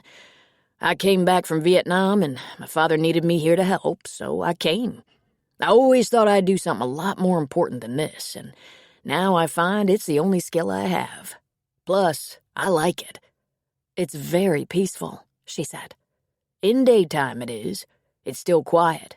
But come Memorial Day weekend, it'll be full all summer. Campers are out playing in the woods or on the lake till dinner time. Then the place is teeming with kids, dogs, grills fired up, lots of action." "They play in the woods?" she asked, taking a bite of her sandwich. "There's a lot to do around here besides hiking," he said. "They rock climb, ride their all-terrain vehicles all over the countryside. Water ski in summer, snow ski in winter. Mostly cross-country round here. They fish some, though the best fishing is in the rivers. Sometimes they just sit around and relax, happy to have the sound of the city far away. See that hammock down by the lake? It stays full. I should probably get another one." "It must keep you busy 24 hours a day." "I've had help since I had a heart attack a couple of years ago," he said. "You had a heart attack?" she replied, shock in her voice. "Relax, it was just my first one," he said. "I had bypass surgery and I eat nothing but grass. My daughter lives nearby and she's a doctor. There's a curse, having a kid who's a doctor. They make it a mission to keep you going long enough to get senile." Helen laughed. "I have Lee. She hasn't shown that side yet, but I see the potential for that." "If you don't mind me asking, how did it happen you raised your niece?" "I don't mind," she said, then relayed the circumstances. After filling him in, she said, "My sister was young and foolish. I was 10 years older when Lee was born, and I was an established teacher. My sister died before she had a chance to grow up. I'm so grateful for Lee. I doubt I'd have had children otherwise." "Lee said you never married." "Never came close. Oh, I had a gentleman friend or two along the way, but nothing that had permanence. You?" "I was married. Maggie's mother and I were divorced when she was only 6. I had a few issues to iron out before I could be a good father. Maggie always loved me more than I deserved." Helen smiled. From what she'd heard from Lee and many others around town, Sully was quite lovable. He was so honest, it was refreshing. "And did Maggie live with her mother most of the time?" He nodded. "And her stepfather, Walter, a good and patient man. He was also a neurosurgeon. That's how Maggie got the bug." "And your ex-wife?" she asked. "A pain in the ass," he said, chuckling. "Walter deserves a medal. Someday, when we're closer friends, I'll wear you out with complaints about my ex-wife, and you'll think I have to be exaggerating. Then you'll meet her." He shook his head, but still he chuckled. "Now that's out of the way. I'd like to hear how it is you came to write books." "Well, I don't know if you know this, Sully, but teachers are not terrifically well paid," she said. "And I have always loved reading so much. So I dreamed of writing for many years, and then, finally, when Lee was just a girl, I decided to try my hand at it. It was the hardest thing I've ever done. Thank God Lee was so busy in junior high and high school, always on the run. Once I finished my lessons in grading, there was still time in my day. I was very lucky. My 3rd completed book sold. For a while, I taught and wrote. Then I retired from teaching. I thought we'd get along all right with my pension and my royalties. Now she's a doctor and doesn't need me to support her anymore." "That's almost a fairy story," he said. "You've been lucky in every way, haven't you?" "Almost. What do you like to read?" "Now and then I'll read a book my friend Frank gives me. It's always a war story." Very typical, she thought. And I bet you read your newspaper till it's shredded. Pretty much. Would I like your books? I have absolutely no idea, she said with a laugh. And that's not important. They're mysteries. They're excellent fun for me. That's why I write them. I noticed that out behind your house there seems to be an area... The garden, he said. I had to put a fence around it when the sprouts came up. The rabbits and deer pester it. Bo does his best to keep 'em away, but sometimes he gets too excited and tears up the garden himself. You like to garden, she said. I like to harvest, he said. You have to garden to harvest. From the end of June to September, we have the best fruits and vegetables in the county. Every day, I can grow tomatoes big as grapefruit, sliced. They're like steaks. Hope you're around when we start to pick and pluck. So do I, Sully, she said. Next time I'll come a little earlier so we can have our lunch together. I bet I could get some good writing done on your porch, looking out at that beautiful lake. And if there are campers, that porch on the house is all yours, anytime you want it. There's even a socket for you to plug in. And I have Wi-Fi. He grinned at her. Have to keep up with the times. And are you on Facebook? He grimaced. Don't have to keep up with everything, do I? She laughed. Besides writing, what have you been doing to entertain yourself? He asked. Exploring, she said. Driving around the countryside, through a lot of little towns, poking around. Some of these towns, like Leadville, Breckenridge, Timberlake, are so cute. Girl, the whole damn state is cute, he said. Helen had stayed at Sully's for a couple of hours, and as she was leaving, she thought about what a charming and lovely man he was. He called her girl. Obviously a habit, as she was the farthest thing from a girl one could get. And he told her he was 72. Once she knew the number, she thought it reasonable, except for the fact that he was fit and strong, had a youthful smile, and eyes that twinkled all the time. His forearms were well-muscled and toned, his color healthy and sun-kissed. She had no trouble imagining him as quite a smoothie in his younger years. She knew he must have fascinating stories to tell. What a good friend he would make. Lee had a light afternoon at the clinic on Thursday with no patient scheduled after 3. There could be walk-ins. She always had her phone in that case. When she was practicing in Chicago, it was always one after another, emergency room coverage wedged into days when she didn't have family practice appointments.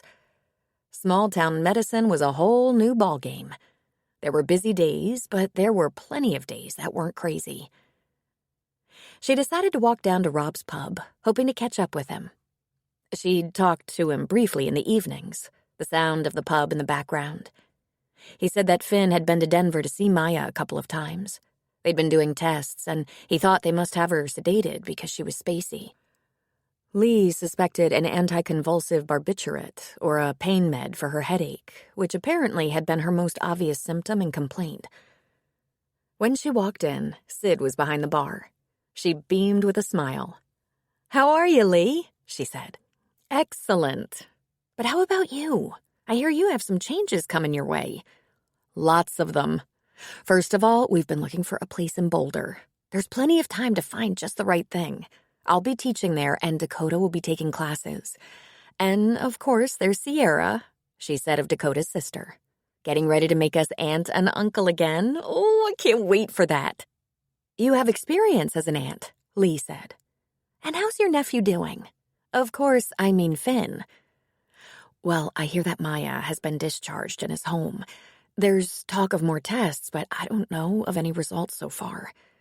You know, it isn't that unusual for young people in her age range to have a seizure or two without the cause being catastrophic.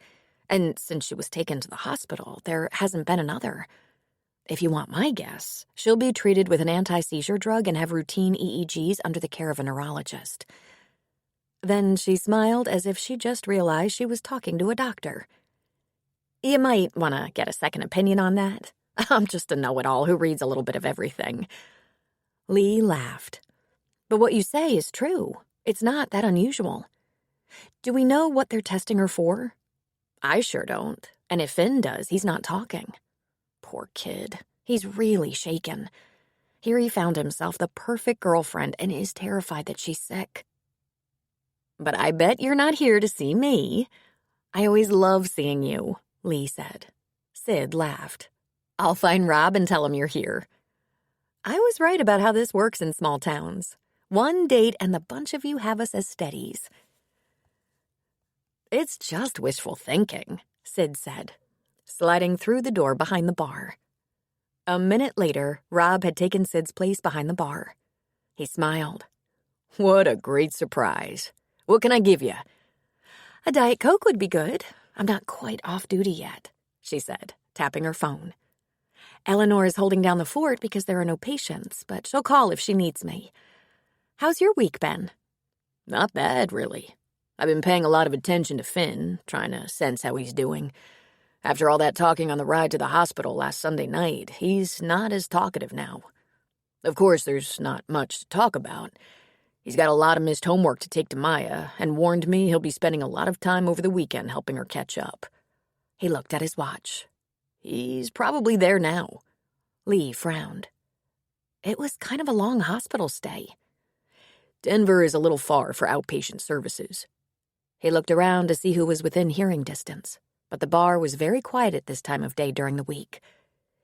He's been in this relationship since school started, and I suspect it's serious, if you get my drift. Lee tilted her head.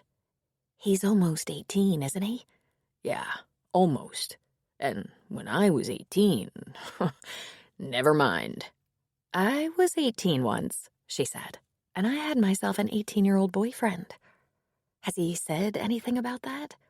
No, but I have 2 sons, and the other one has never kept his mouth shut about anything. Poor Finn, she laughed.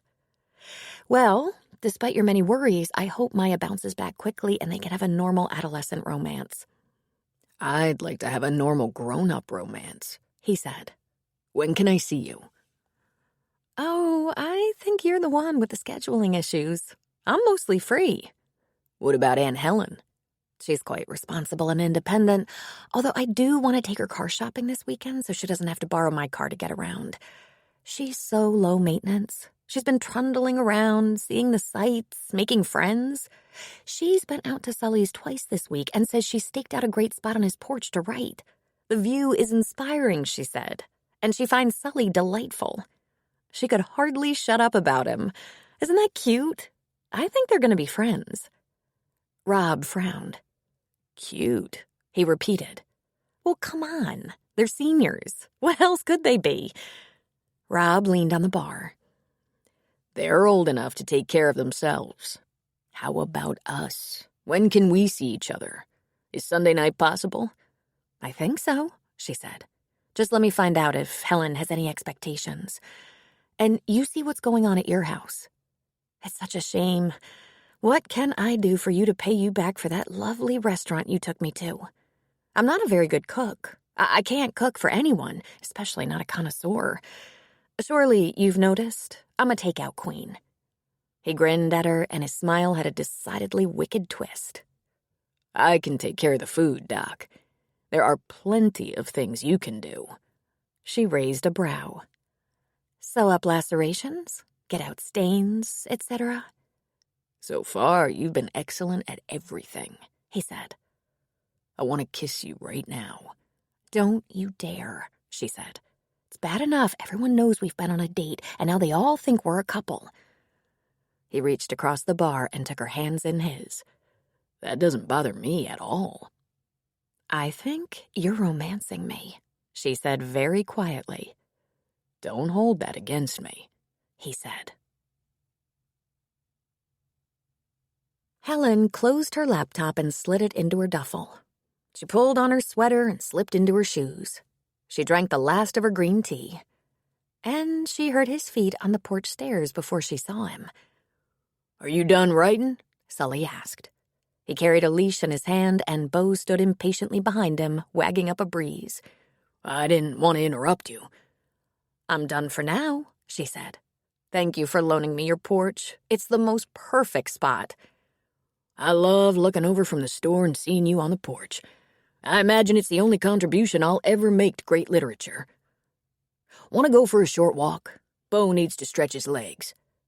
Helen stood and stretched her arms over her head. I should probably stretch mine, too. What's the leash for? This is the strangest dog. He runs free all day, but if I get out the leash like he's going for a proper walk, he can't stand the weight. But I only leash him if we run into animals. Bo's nosy. We ran into some elk once, and he had a confrontation with a cranky bull. That taught him. He looked at her feet. Those shoes good for walking? That depends on how far we're going, she said. Not that far, I guess. Need to make a pit stop? No, thanks, I'm fine. He turned and looked at Bo. You want to lead the way? He asked the dog. And Bo shot away, prancing down the porch steps and off past the garden. Sully followed, and Helen followed Sully. She remarked on how good the garden was looking, the sprouts getting taller and thicker. Was it a good writing day? I think so. I won't really know until tomorrow. Sometimes I reread what I've written and think it's brilliant. Sometimes I think it's awful. More often the latter, I'm afraid. But you can always improve on awful. And what did you write about today? He asked. Well, let's see. I was writing about a young boy who has been going through a lot at home and at school.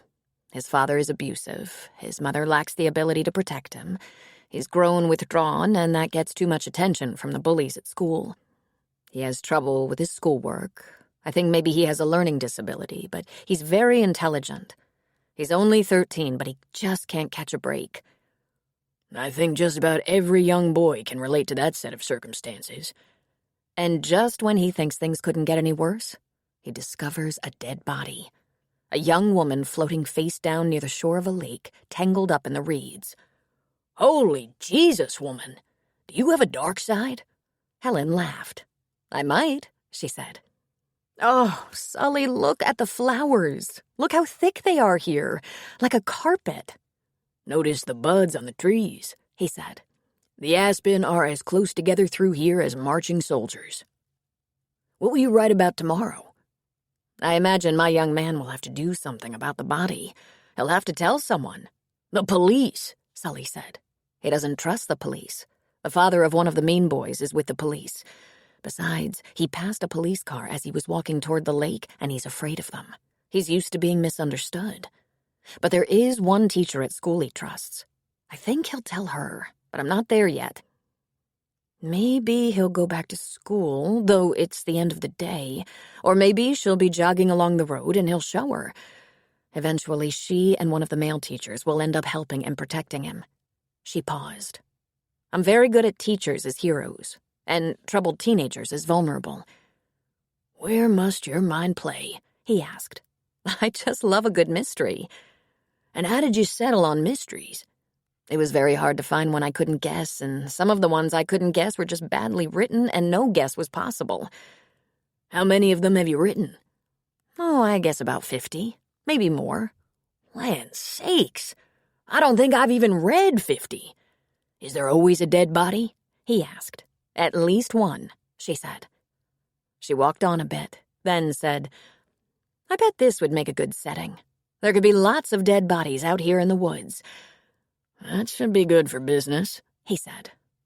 What are you doing for dinner? I'm not sure. I suppose I'll call Lee and ask her what she'd like me to pick up. Or you could call her and tell her to run out here, he said. I have salmon fillets, little red potatoes, and green beans. It all goes on the grill. It's downright edible off the grill. Do you eat a lot of fish? I have gills, he said. It's the heart doctor's favorite food. It's good for you, she said. I love fish, but I can't call Lee and ask her if she wants to come out here. I have her car. That's a shame. Campers will start showing up for the weekend tomorrow. I could go get her, Helen said. If you're sure. Sure I want to have dinner with two beautiful women? Let me think. I'll call and ask her if she'd like to do that, and if so, I'll go pick her up. Want the porch again tomorrow? He asked. I don't want to be a pest, she said. I don't want you to get tired of me. I have a feeling we'll be all right on that score. Rob's sister Sid was behind the bar, so Rob had gone home at 5 to make sure the boys had a nutritious dinner, but he found only Sean. "Finn left you a note," his son said. "Want me to tell you what it says?" Rob cocked his head. "Sure," he said, "since you've obviously read it. Well, he said not to worry about dinner for him because he might get tied up at Maya's. He's taking her a ton of homework since she's been out all week. He thinks maybe Mrs. McElroy will offer him dinner and he'll try not to be late, but I bet he's late. He says he'll call you if anything changes or if he goes anywhere else." "Thank you, Sean," Rob said patiently. Then he looked at the note, reading it for himself. "It's a wonder you have so much trouble with a book report. What would you like for dinner?" "How about lasagna?" he said. "How about something a little less labor-intensive since I have to go back to work for a while? Grilled cheese with bacon? And some of last night's split pea soup?" Rob asked. "I might have eaten that already." There had been enough of that for at least both of them. "Are you having a growth spurt? Fine, I'll open a can of chicken noodle. And we have some ice cream and brownies, unless you ate that too." "I put a little dent in the ice cream, but there's still some left." He grinned. He had Julianne's smile. Rob would never forget his late wife. His younger son was a carbon copy. "No one could possibly have prepared me for the massive quantity of food you guys could eat. While I'm making the food, show me the homework." So that was how they spent the dinner hour, going over homework, eating together. Then Rob called Finn's cell phone. "Sorry, I didn't work today," Finn said. "We've been talking and doing homework, then I had some dinner with Maya. I hope you're okay with me taking the day off." "It's completely understandable," Rob said. "Tell her I hope she's feeling better." "Sure. Dad, I'm gonna be here for a while, probably 10, or until she gets tired and Mrs. McElroy throws me out. Sean'll be okay, won't he?" "If he's not, I'll beat him," Rob said, making Sean laugh. "He should have enough homework to keep him busy." Rob checked the homework he'd already done, told him to rewrite one page without all the messy scrawls and smudges, and to read the assigned text. "Finish this before the TV or computer get your eyes. And remember, I have porn controls on both." "Ha ha," Sean said. "When I was growing up, we didn't have cable or internet. I'm convinced that's how Aunt Sid won a Rhodes Scholarship, and you should learn from that little story." "I don't want a Rhodes," Sean said. "I want a major league contract." "You can't get that on the internet either. I'll try to get home early tonight. Lock the doors, please." Then he went back to the pub. He'd been gone 68 minutes. The dinner hour was in full swing, happy hour over, kitchen, bar, and dining room staff sprinting around. The next 2 hours flew. Then the place began to thin out. From 8 to 10, there were plenty of customers, but it was manageable. Sid left at 9, but before she left, she asked if the boys needed anything. "Want me to stop by and check homework or anything?" "Nah, get home. I know Cody's waiting up." "Thanks. We're going up to Boulder to look at rentals on Saturday." "May the force be with you," he said. At 10:15 p.m., he put the money and charge receipts in the safe and left the place in the capable hands of the assistant manager. He drove the 3/4 of a mile, feeling guilty. He should be walking, but he was on his feet all day, not to mention lifting crates of everything from lettuce to liquor. He didn't belong to a gym. He didn't need to go any more than a farmer needed to. Finn's car was in the drive. When Rob walked in, he couldn't believe how relieved he was to see Finn at the kitchen table, bent over his laptop, a yellow pad filled with notes on the table beside the computer. Maybe things were okay, normalizing. He put a hand on his son's shoulder. "Finals?" Rob asked. "No," Finn said. "Research." "What are you researching?" "Meningioma. Glioblastoma," Finn said, turning the computer screen toward Rob. There was a drawing of a brain, a growth in the brain, and a lot of text. "That's what it is. A brain tumor. They're just not sure exactly what kind yet." When you arise in the morning, think of what a precious privilege it is to be alive, to breathe, to think, to enjoy, to love. Marcus Aurelius. Chapter 7. I want you to think about taking someone else to prom, Maya said. I can't go. I want to, but it would be crazy. Things are wrong in my head and anything could happen. I'm not taking anyone else, Finn said. I wasn't even that interested in prom until we got together. What's happening next? Finn and Maya sat on her patio on a pair of lounge chairs. He wore a hoodie and she was wrapped in the throw from the sofa. Under the circumstances, her parents were just freaked out enough to have no problem with her being totally alone with a boyfriend, and the two of them wrapped around each other in the dark. Next, we're having consultations with a bunch of doctors. They're going to talk about treatment options, everything from medicines and radiation that might shrink the tumor to surgery. More tests will probably show exactly what kind of tumor and whether or not it's possible to get it out. They're going to tell me about all the options, the pros and cons, their recommendations, all the details. We're going to more than one hospital, out of state too. Are you scared? She sighed. So scared, she whispered. I'll be with you the whole way, he said. I hate for you to go through all of it. Why wouldn't I? You're pretty important to me. I could end up bald, you know, she said. He almost laughed, as if bald was the worst case. You won't be bald forever. If you lose your hair, it'll grow back. If you go bald, I'll shave my head. How are you so wonderful? I'm not the wonderful one, he said. You're the one going through it. You're not going through it alone, that's all. You have me, but you have lots of friends. And Maya, I'm really proud of you. You're so brave. Doesn't it just figure, she said. I find a guy I love, and it turns out I have a brain tumor. Unbelievable. Yeah, what some girls will do for attention, he said, pulling her close. This is going to get behind us. Then we're going to have some fun like we deserve. My mom cries at night, she said. I can hear her. She's scared too, he said. There are no more birth control pills, Finn. Yeah, I know. Don't think about it. Like I said, later. Are you scared? She asked him. No, he lied. We're going to get through it with a positive attitude. We're going to believe this is just a test of how strong we are. I don't feel that strong. I don't want to die, she said softly. Then she began to cry, and he held her for a long time. He was only 8 when his mother died. Looking back on it, it seemed death had taken her quickly, but he knew it had actually been slow. His grandparents came to stay with them.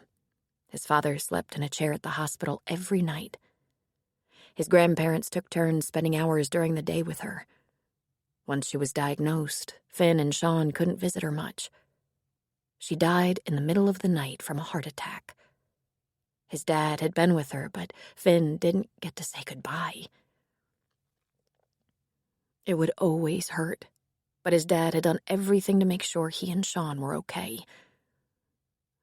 Lean on me, he said. I'll try my best to be your strength. I cry a lot, she said. That's okay, he said. No need to tell her what he did deep in the night when no one was looking. He wondered if his dad could hear him cry like a baby. Sunday afternoons at the crossing tended to be a little on the busy side while campers were settling up, packing, closing up the campsites, filling their coolers for the last time to take on the trek home. By 4 or so, most of those who were leaving had gone, and things were usually calm and quiet. Those campers who were staying on past the weekend were settled at their campsites, cook fires and campfires stoked. Sully flipped the sign on the door to closed and pulled his chicken off the grill. He carried it across the yard to the house. In the kitchen, Helen was putting the final touches on a salad. "Perfect timing," she said. "I just have to pull out the potatoes and we're ready to go." Are we eating in or out? He asked. We're going to dish up in here and carry our plates outside. I put everything we need on the table out there. Did you wipe it off? He asked. Yes, Mr. Sullivan, she said. Did you think I'd feed you at a dirty table? Not likely. I was going to wipe it off if you hadn't done it yet. Helen had called and invited herself to dinner. She'd also shopped for the meal and brought it along. She'd purchased a new car the day before and was able to get around much more easily, not inconveniencing Lee. While she did a little afternoon writing on his porch, the chicken was marinating. Lee had invited Rob to dinner, and Helen thought it might be a good idea to leave them alone for the evening. Sully filled up his plate and carried it to the porch. There was a fat candle lit on the table and utensils wrapped in napkins. Also some wildflowers in a mason jar. These little female touches worked on Sully. He was as close to happy as he ever got. God bless Rob Shandon, Sully said as Helen was taking her seat. She laughed. I don't remember what she's cooking for him, but I'm willing to bet we're making out better. Lee has many talents, but cooking isn't one of them. You didn't ask? I was afraid to, she said. I thought if I knew, I might be tempted to stay and help her with dinner. But it's probably better this way. Any news on the girl? Finn's girl? Rob has seen her and says it's kind of hard to believe anything is wrong. Rob told Lee she looks great. She'll be seeing doctors the next couple of weeks, and maybe they'll have some answers, some kind of plan. Poor thing has a time bomb in her head, I think. And the kids are inseparable, which is how Rob got a kitchen pass to have dinner with Lee. Alone, Sully added. He scooped a forkful of potatoes into his mouth. They'd been sautéed in olive oil with a diced onion and some sliced peppers as well. Nothing fancy, but he said, Hell's bells, you can certainly cook just fine. Simple things, she said. I hope you aren't tired of my company anytime soon. I can't wait to pull dinner out of that garden. I'll mind my manners in that case, he said. I wouldn't want you to be disappointed. I bet you get raided all the time, she said, chewing on her salad. All the time, he said. Maggie and Cal, Dakota and Sid, Connie and Sierra. To be fair, they've all helped in the garden at one time or another. The only reason Frank and Enid don't help themselves is on account of he's a rancher, mostly retired now, and he and his boys have a bigger garden. If this family keeps growing, I'm going to have to expand. I used to put surplus out for hikers. They don't get enough fresh fruits and vegetables on the trail. You can't carry things that spoil. I've been enjoying hearing some of their tales so much. I'm thinking of putting a murder on the trail, she said. By the way, I brought you a book. Only because you said you were interested. You don't have to read it, and if you do, you don't have to like it. I will never ask. Of course I'll read it, he said. I admit I'm a little afraid. You're such a nice lady, it's hard to think about you spending your days contemplating murder. I've never actually killed anyone, she said. I've come close a time or two. He laughed. I bet you're a force to contend with. I'm losing that edge, she said. When I was younger, I had a fighting spirit. I was essentially a single mother, working very hard for a modest salary, devoting myself to the education of teenagers who, by definition, make you want to commit murder. Maybe that's what gave me the inspiration to deal with so many dead bodies. She chuckled and took a bite of her chicken. Oh, Sully, this is brilliant, this chicken. It's perfect. I can turn meat on the grill, he said, but I'm mostly lucky. I never even thought of dessert, she said apologetically. I usually skip dessert, and it never occurred to me. I have my dessert in a glass, he said. I have a whiskey before bed. Perfect, she said. Do you have any thick, sweet liqueur, like amaretto or frangelico? I haven't the first idea. After dinner, we'll walk over to the store, sneak in the back door, and check the bar stock. If we don't have your brand on hand, I'll get it on my next run to town. You're turning out to be a very good friend, she said. Accommodating. I aim to please, he said. They washed up the dishes together before their drinks. They did find a little Grand Marnier for Helen. She put an ice cube in, just a splash of liqueur, and took their drinks back to his front porch and talked a while longer. Sully wanted to hear about her travels and what compelled her to visit foreign lands. She admitted it was curiosity and asked if he had traveled much. "I'm pretty familiar with Vietnam," he told her. He got the impression she was footloose and fancy-free, while his roots in Sullivan's Crossing went deep. "Now family holds me," he says. It was 9 before she looked at her watch and said, "I've kept you up past your bedtime." "If I hadn't wanted to stay up, you'd have known it," he said. "I think it's time for me to get home. I've given Lee and Rob enough privacy, I think. "I'll walk you to the car." Braving rejection, he grabbed her hand as he walked with her down the porch steps and to her car, and she didn't pull away. Standing beside the driver's door, he put his hands on her shoulders. "Thank you for dinner," he said. "I like the time we spend together." "So do I, Sully." "You're an awful pretty lady," he said. "You're a handsome man," she said. "And you have such an imagination, in all things." She laughed, but then she leaned toward him and pressed a small kiss on his lips. He was taken by complete surprise and was frozen in place. Finally, he said, "You gonna write tomorrow?" "I write every day, Sully.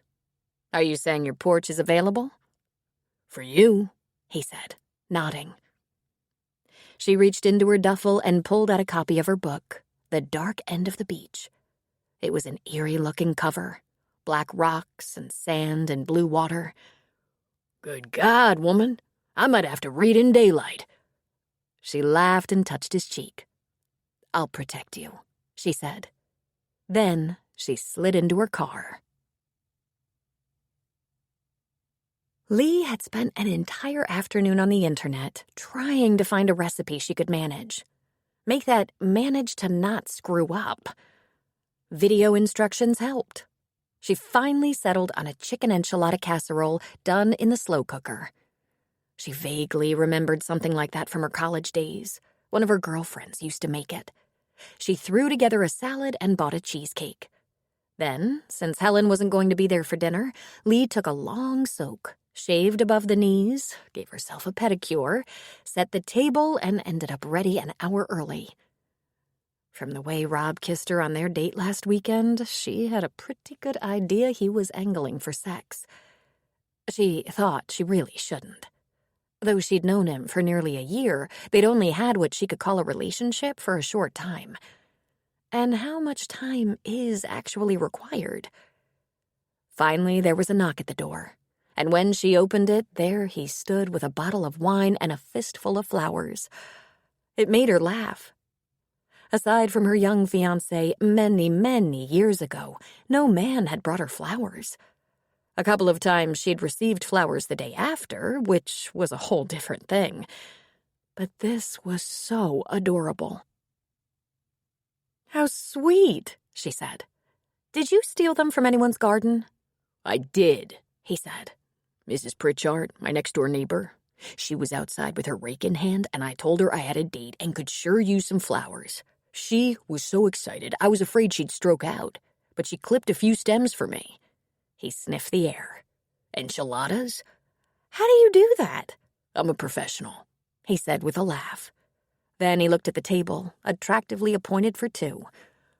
"Where's Aunt Helen?" he asked. "At the crossing. For dinner." "We're alone?" She nodded. He put his flowers and wine on the table. "For how long?" "I don't know.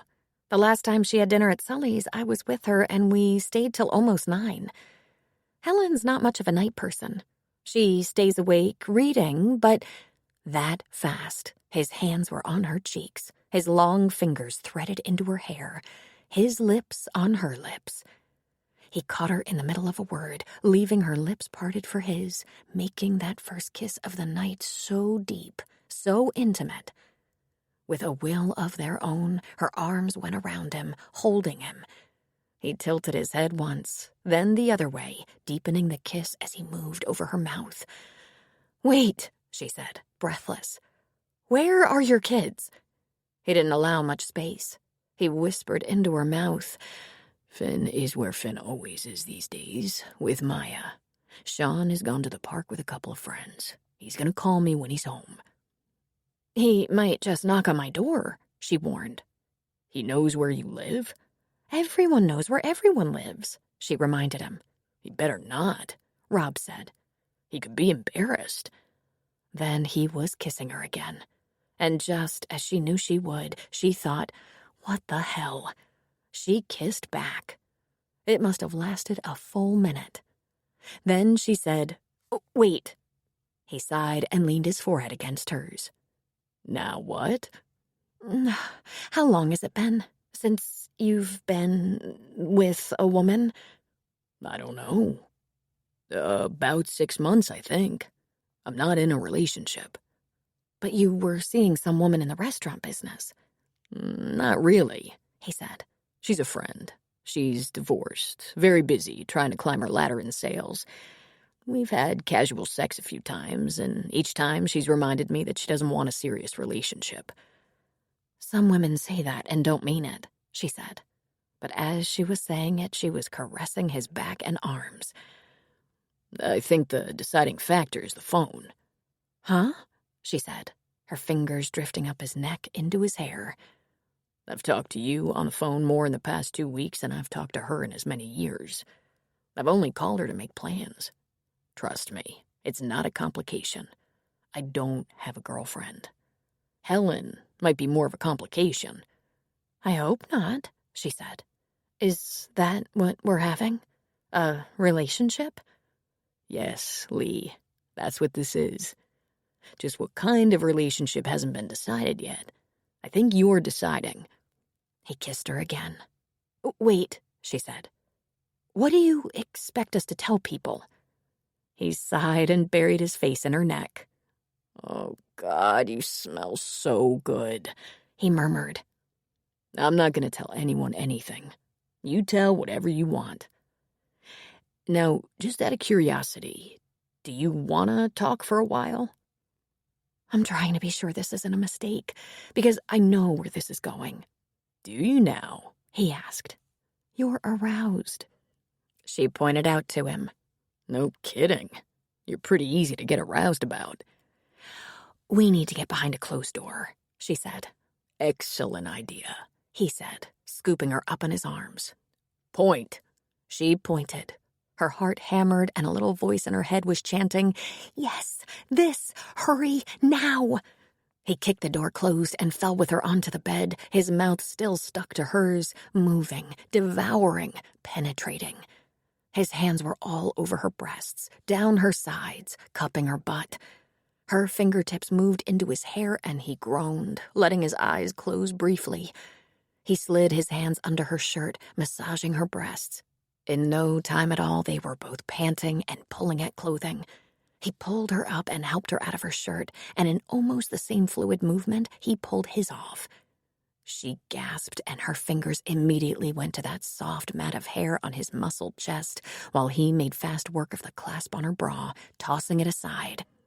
He slid a hand under her and pulled her up, pressing himself against her and grinding at her until a small whimper escaped her. She hung on to him with her arms around his neck.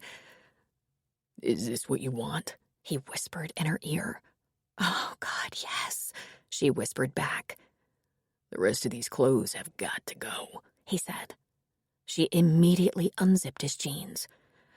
"I could use a little help here," she said. Like magic, his pants disappeared, and hers were sliding down past her knees, her panties with them, and there they were, naked and straining against each other, their lips locked together, their hands exploring. The length of his penis was captured between her legs, and she moved against him, wanting more of him, wanting him inside. He stilled for a moment, looking down at her. He kneeled between her legs, studied her, smiled into her eyes. "You're beautiful," he said, bending to tongue a nipple. She automatically arched. His mouth on her felt so nice. Then his fingers were in her most vulnerable place, and he whispered into her ear, "Wet and ready. Is your brain as ready as the rest of you? Oh, yes, she whispered back. He took a moment to slide on a condom, then started to rub her there, along her inner parts. Stop screwing around, she commanded. I'm ready. He laughed low in his throat, a sexy rumble that set her nerves on fire. Yes, ma'am, he said, finding and entering her. With his mouth on hers, he pumped his hips a few times, and she went off like a rocket. And so did he. They held onto each other, panting, her legs wrapped around his waist and his mouth on hers. She rubbed his back, his nice round butt, his strong thighs. A minute passed as their breathing evened. Then he slowly withdrew and fell onto his back. Holy God, he said, breathless. You're telling me, she agreed. He rolled onto his side toward her, a hand on her belly. You okay? I'm very okay, she said. I'm outstanding. You are indeed, he said. We're a couple of runaway trains. That might have been a record. I'll try to go slower next time. I don't think I've ever been that wild before, she said. I went a little crazy. Did I complain? I don't think I complained. He brushed back her hair from her forehead. I've been tested. No STDs, she said, touching his cheek. Will you indulge me with a blood test, just to be sure? I have the birth control covered. Sure, he said. That's not asking too much. She rested her hand on his neck. Don't get a big head, but I've never had sex like that in my life. He lifted his eyebrows. Pretty standard stuff. Missionary position. I didn't even get to do everything I'm dying to do. She was thinking that it far surpassed standard. She leaned toward him, touching her lips to his. It's still early. Thank goodness. She rocked his world. Rob was completely blown away. He was not the least surprised, just from the little time they spent together. Their conversations, the short amount of kissing, suggested they were right for each other. He just hadn't imagined they'd be this perfect together. Their bodies fit together like they were made for each other. They had sex again, of course, and he was a bit more leisurely. He tasted her entire body, and she had a taste of his. But once again, it couldn't last too long before they were panting and pulling at each other and consumed by overpowering need. He rode her, rocked her, filled her, rolled over and pulled her atop him and enjoyed her as she took all he had and he took all of her. They had a quick shower together and dressed again for dinner. He finally had a chance to appreciate her pretty underwear, black lace and brief enough for him to floss with. He had a vision of slowly removing it, and the vision made him so happy. They had just made it as far as the kitchen when his phone rang. Sean reporting in. Rob was explaining what was in the refrigerator for him when Lee tapped his shoulder and said, "There's plenty of this chicken thing if he's interested." When he gave her a pointed look, she just shrugged and said, "Helen will be home before too long anyway." You sure about what you just did? Rob asked her while they waited for Sean to walk over and join them. We're not making love anymore tonight, Rob. At least not with an audience. The big question is, are you all right letting your son see you with the town doctor? I told them who I'd be out with, he said. They were on to me before I officially asked you out. So, Sean came to dinner. He thought her chicken thing was awesome, winning her over completely. Before dishes were cleaned up, Helen came home. They were a chatty little foursome for about a half hour before Helen excused herself to go to her room and read.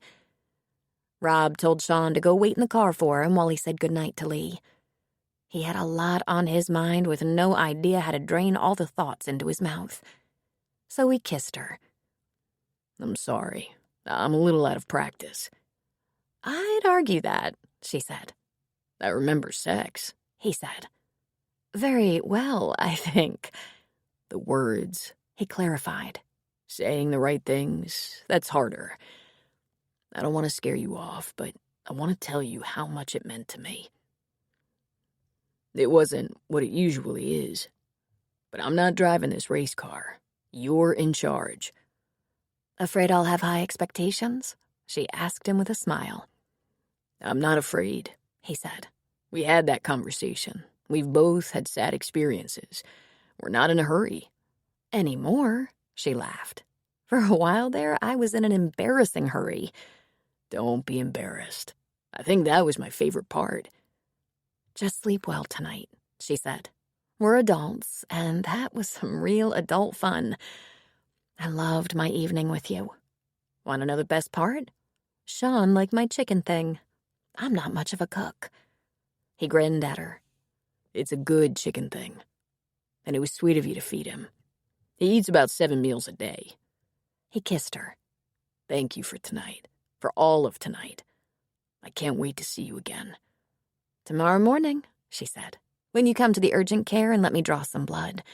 I'm sure you'll pass with flying colors. I'm not worried, he said. Good. You'll get a piece of candy if you get through it without passing out. Or one of those nifty head rubs. If you're good. She gave him a quick kiss. Call for an appointment. Tell Eleanor I'm checking your cholesterol. The real truth will be ours. Let the man who does not wish to be idle fall in love. Ovid. Chapter 8.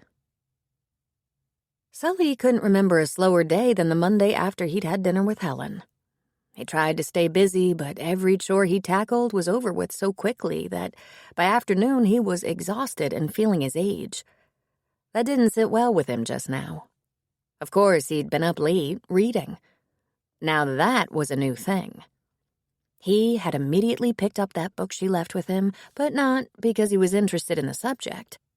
He thought he might get to know her a little better by reading her book. And he certainly did.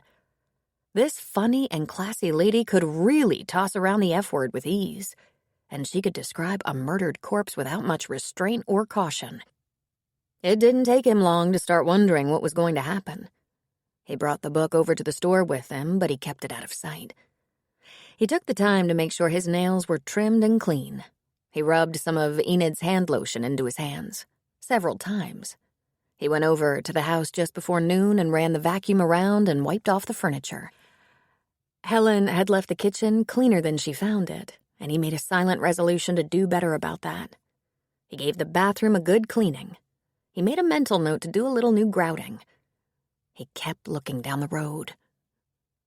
In the early afternoon, Maggie showed up. I thought I'd see if you needed any help. Maybe around the garden? I think she's shipshape, he said. Where's my granddaughter? Elizabeth is taking a nap while Cal works. I can check the mailroom and see what shelves need to be stocked. I think I'm on top of it, Maggie, he said. You can check around. I think I'm the only help you have these days, she said. Everyone's so busy. What's that nice smell? He sniffed the air. I don't smell anything. She sniffed closer to him. I think it's coming from you. Did you use bubble bath today? I haven't been in a bathtub for about 65 years, he snorted, offended. She sniffed toward him. She zeroed in on his hands. It's you, she said. Oh, that, he said. I helped myself to some of Enid's hand cream. He turned his hands over. Garden hands. She grinned at him. Well, you smell lovely, Sully. Then she skipped off to the supply room to see what work might be waiting for her. He followed her. Maggie, you hear about that young girl from town? The one with the brain tumor? Well, if I did, I wouldn't be able to talk about it, would I? If you heard about it professionally, I guess you couldn't talk about it. But if you heard the rumor, you could. As it happens, I didn't hear the rumor. Well, let me just fill you in, Sully said, and proceeded to tell her about Maya. You must have heard about it. Then he looked at her face. You heard about it, he finally said. Well, you must be in on it then. That makes me feel better about things. I hope you can help her. Dad, I didn't say anything, Maggie said. I just hope it's you and that you can help her," he said. "Imagine a pretty and smart young girl like that, stopped by a brain tumor. Makes you wonder if there's a God." Then he stretched his neck to look down the road, watching for Helen. Didn't she want to write that grisly stuff on his porch anymore?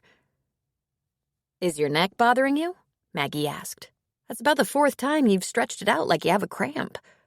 "It's nothing," he said. "It looks like you're in good shape here. Hey, do you have help lined up for the summer? Jackson's working with his dad and going to college in the fall." Since meeting Helen, he'd been thinking more seriously about getting some extra help. "I'm gonna get on that," he said. "I'll check with Tom and ask if his daughter Brenda is interested, since Tom is my regular handyman when Connie can't help." "What are you reading?" Maggie asked, picking up Helen's book. "Someone left it here," he said. They had a bookcase in the store. The books were free. People dropped off books they'd read on the trail and picked up a new one to take on the next leg. Hikers lightened their load at every stop. That Helen hadn't left it on that particular bookcase was a minor detail. "Oh, look at this. Hey, I think this might be Lee's aunt, the author. And she signed the book. She must have come through here or something. Or someone left a signed book behind. With love, Helen." That's interesting. He grabbed it out of her hand. I hadn't noticed that. Love? Then where is she? Oh, I'm way too old for this, he thought to himself. Maggie kissed his cheek. "I'm going over to the house to use the bathroom, then I'll be off.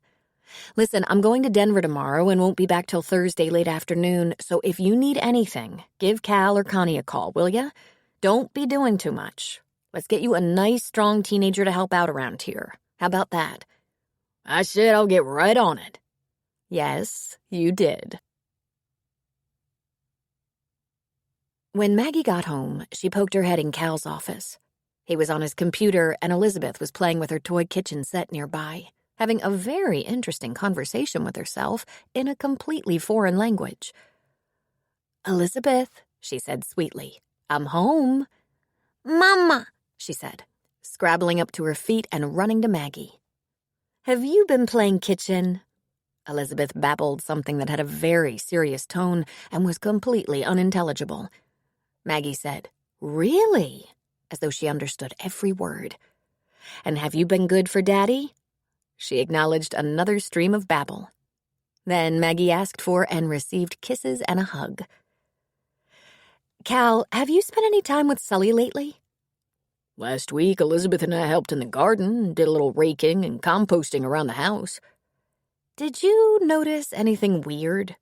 Like what? "He's using hand lotion. A lot of it." "Maybe he has dry skin," Cal said. "It's scented. And he keeps craning his neck. I think he's looking down the road for someone who didn't come. And he's reading a woman's book. A mystery written and signed by a woman. Sully has read about 3 books since I was born." "Is that Lee Culver's aunt? She's visiting, I take it." "Have they met?" she asked. "Lee's aunt and Sully?" Cal shrugged. "I don't know. I don't keep his calendar." "His house is spotless. He has vacuum cleaner tracks. And the bathroom is so clean it winked at me." Cal grinned at her. "Sounds like Sully might be trying to impress someone." "With soft hands?" she asked, outraged. "The thought is kind of gross. He's 72. "He's not dead yet," Cal pointed out.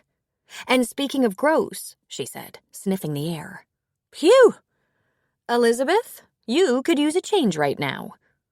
And Elizabeth said, "Right now," as clear as a bell. "That figures," Cal said. "Her first words after Mama and Dada are right now." She is definitely your daughter. On Tuesday, Helen parked her car near the house, left her duffel on the front seat, and walked over to the store. It was not yet noon. She found Frank sitting in the front corner of the store near the wood-burning stove, but the stove wasn't burning. The May air was warm and it was sunny. "How are you today, Frank?" she asked. I'm getting by, but the arthritis might kill me before long, he said. I'm sorry to hear that. Bad, is it? Terrible. You don't have it, do you? Actually, she did have a little osteoarthritis in her neck, but she said, luckily, no. In the back, she found Enid cleaning up the kitchen. Hi, Enid. How was your morning? Very busy, Helen. I'm just cleaning up. How are you? Excellent. I thought I'd grab a sandwich and then park on Sully's porch to get a little work done. Get what you want before I leave. I even have a little chicken and vegetable soup on the stove. I could give you a cup if you feel like it. I feed it to Frank like medicine and always leave a little for Sully. You ask me, it's keeping those old boys alive. I'd love a cup, Helen said. And how's the family? They're perfect, Enid said. Then she began an update on each of the children and grandchildren as she dished up the soup. Enid put the soup and a spoon and napkin on the bar, and Helen obediently sat there. The back of the store was divided. On the left side was the cash register and a few food items. On the right side was a bar with only 3 stools, and behind the bar their supply of liquor. Helen smiled as she took note that a bottle of Frangelico was now sitting on the shelf. Behind the cash register and counter was a small, compact kitchen, and behind the liquor shelves, a bathroom. The storeroom and post office was through a door behind the kitchen. Enid and Frank had grown sons and a passel of grandchildren and 2 young great-grandchildren. They're Frank's by his first wife, but they've made me their own. I never had my own children, but I have enough nieces and nephews to make up for it, Enid explained. Helen learned that Enid and Frank had married late in life after Frank was widowed. While Enid extolled the virtues of every child in their families, Helen sampled the soup, which was excellent. Scurrying around and talking nonstop was Enid, finishing her day. Then Sully came in the back door. Well, hello, madam, he said, 2 grocery bags in his arms. We missed you yesterday. I had business chores, she said. Phone calls, finances, scheduling discussions, that sort of thing. And I cooked for Lee last night so I could hear what's going on in her world. If you're here to take over, I'm off then, Enid said to Sully. Frank has a date with the gastroenterologist. I imagine he looks forward to that, Sully said. I'll see you on Thursday. I have enough muffins and cookies, right? You're stocked, Sully. How do you like that soup, Helen? It's wonderful. You should package it. I'll think about that, she said with a laugh. For my spare time. By the time Helen had finished her soup, Enid and Frank had gone, and Sully was back. I'm going to make myself a turkey sandwich. Can I make you one? Can you manage a half? Enid's soup filled up the other half. I can do that. Tell me what business chores are like. If you want to, of course. It's not interesting, she told him while he was in the kitchen, slapping together sandwiches. I have people I work with who are long distance. I have an agent, an editor, a public relations manager. Every word I write is edited. Suggestions are made. We discuss revisions. The PR department is always looking for promotional opportunities. Sometimes a trip, sometimes a phone interview or the like. They also receive requests for workshops, speeches, and that sort of thing, and we go over our respective calendars and decide what is and is not practical. We plan and schedule a lot of social media promotion. To his quizzical look, she said, Facebook and that sort of thing. And there's reader mail and reader groups. There's quite a lot of business to this business. I don't just sit down and dream away at the laptop and collect money. That's the best part for me, but it turns out not the most time-consuming. The business part is boring. He brought her a sandwich and put it in front of her. But I'm a businesswoman, just as you're a businessman. I'm a property owner. I guess it's a business, he said. You guess? She asked, laughing. You own and manage a recreation facility in one of the most beautiful places on Earth. Do you think we should have each other's phone numbers? He asked. I'll be happy to share mine. But I had the impression you're not the kind of man to chat on the phone. I'm probably not, he said. But I wondered where you were all day yesterday on account of we never talked about where you'd be spending the day. My daughter turned up, as she's prone to do when she's not in Denver, and I craned my neck looking for your car coming down the road so many times, she asked me if I had a cramp in my neck." Helen laughed. "I think what you're looking for is communication." "I don't mean to pry," he said. "I have very few secrets, actually. I had several phone calls scheduled, and I wanted to have dinner with Lee so I could probe her about her new relationship with Rob. And she's not talking much, but she's dreamy as all hell. I think the girl might be falling in love. At last. I've been waiting forever for that girl to fall in love." "Why?" he asked, taking a big bite of his sandwich. "Why? Look at her. She's smart and beautiful and in the prime of her life. She should have a partner. Someone who appreciates her, supports her, gives her a chance to be a mother. She says she doesn't care about being a mother, and maybe she doesn't, but I can tell you the best part of my life was raising Lee and being her friend now that she's a true adult." He cocked his head. "I can relate to that. Maggie is my reason for living. Has been since she came along." "I can't wait to meet her," Helen said. "Lee has talked about her." "She's something special," Sully said. And Helen noticed his chest did puff up a bit. "How wonderful," Helen said. "Helen, what are you planning for dinner? I bought a bunch of prawns and vegetables and some rice." "Are you inviting me to dinner?" she asked. "I don't want to take up all your time, but I do want to take up all your time, but feel free to invite Lee. I'd be happy to have her. You know that." Helen laughed. "I told her she was on her own for dinner and I'd be home at about 8:30. If you were busy, I'd have gone out to dinner." "Alone?" he asked. "Why, yes, alone. I'm an unmarried woman and I've spent many a lunch or dinner as a single diner. But if you are offering a shrimp and rice dinner, I'm in. I'll help." "Helen, I was cranky all day yesterday," he said. "I was up late reading your book. It kept me awake." She clapped her hands in front of her chest. "Sully, how lovely." He was shaking his head. "Listen, you swear a lot. A lot." She laughed at him. "No, I don't swear a lot." "Okay, I do. I swear whenever I want, but I'm pretty good at judging my audience." "Have I offended you somehow?" No. I hadn't noticed you swearing." He was shaking his head. "I meant in your book. You swear like crazy." "Oh, for pity's sake, that's not me. That's the character. Under the circumstances, dead bodies, hell and fury, fear and such, it's totally appropriate. Expected, in fact. Of course, as I said, I do swear, all the time. And dead bodies. And they're kind of grisly. I mean, I've seen a lot out here in the wilderness, but whew, this book." Helen arched a brow. "Sully, what is it you really want to ask me?" He leaned his elbows on the bar. "You're not wanted for anything, are you?" Helen laughed her ass off. And that was the moment she began to fall in love with Sully. Lee had just finished with a patient when she noticed she had a missed call from Rob. She closed her office door to call him back.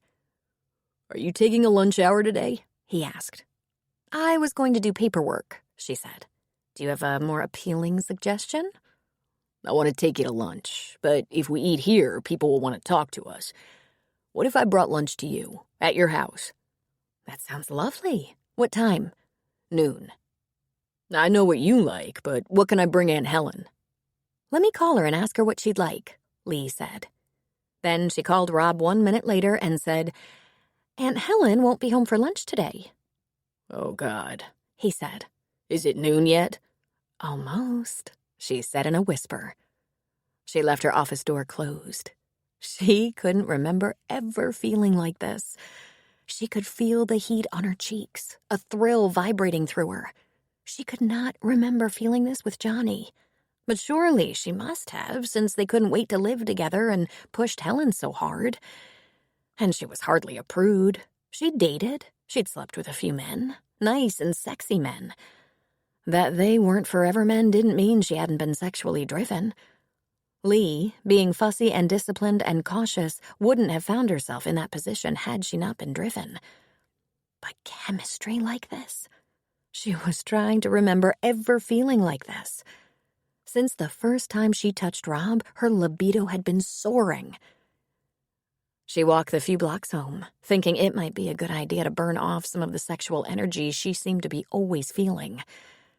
But when she got to her house, he was already there, sitting in his car in the drive. And all over again, sunshine filled her up inside. They walked to the front door together, asking after each other's day. The minute the door closed behind them, the brown paper bag that held lunch dropped to the floor, and she was in his arms, his lips hungrily devouring hers. And she was devouring him right back. In 10 seconds, she was naked and on her back on the bed, being completely worked into a frenzy. Within minutes, she was fully satisfied, as though she hadn't been satisfied in decades. Lee laid on her back, flushed from head to toe. Beside her, Rob lay, panting. "Dear God," she said. "Have you been slipping extra hormones into my food?" "You don't appear to need any extra hormones," he said. She turned on her side. "This is not normal," she said. "It's not?" "Are you always like this?" she asked him. He turned and looked at her with those gorgeous brown eyes of his. "If I was, I'd have bed sores," he said. "Listen to the doctor. You don't get bed sores when you move around a lot," Lee said. "Seriously, this is confusing the hell out of me. I don't remember ever feeling this crazed before. And I was practically married." "I was married, and it wasn't like this. It's probably the forbidden fruit thing," he said. "What forbidden fruit thing?" "You know, hard to find time to be together, so when we get a chance, we go berserk. We're dodging my kids or your aunt." I hate to tarnish my lily white image, but you're not the first man with kids I've dated. He laughed. "Well, to be honest, my dates, infrequent as they were, haven't been as lively as this." "I'm a maniac," she shrieked. "What have you done to me?" He laughed again and pulled her on top of him. "If I knew, I'd bottle it and make a fortune." "Hey, feels like you bring a little of the maniac out in me, too. I'm certainly not complaining." "Can I ask you something personal?" "You can always ask," he said. "What was your marriage like?" He thought for a moment. "I can honestly say it was good. It was fulfilling, satisfying. It was not like this."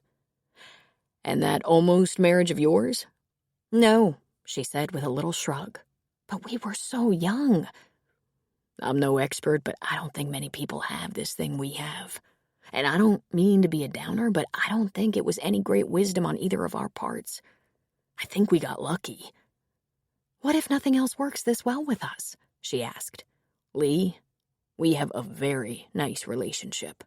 We enjoy each other and the conversation is good. Mind-blowing sex appears to be a bonus.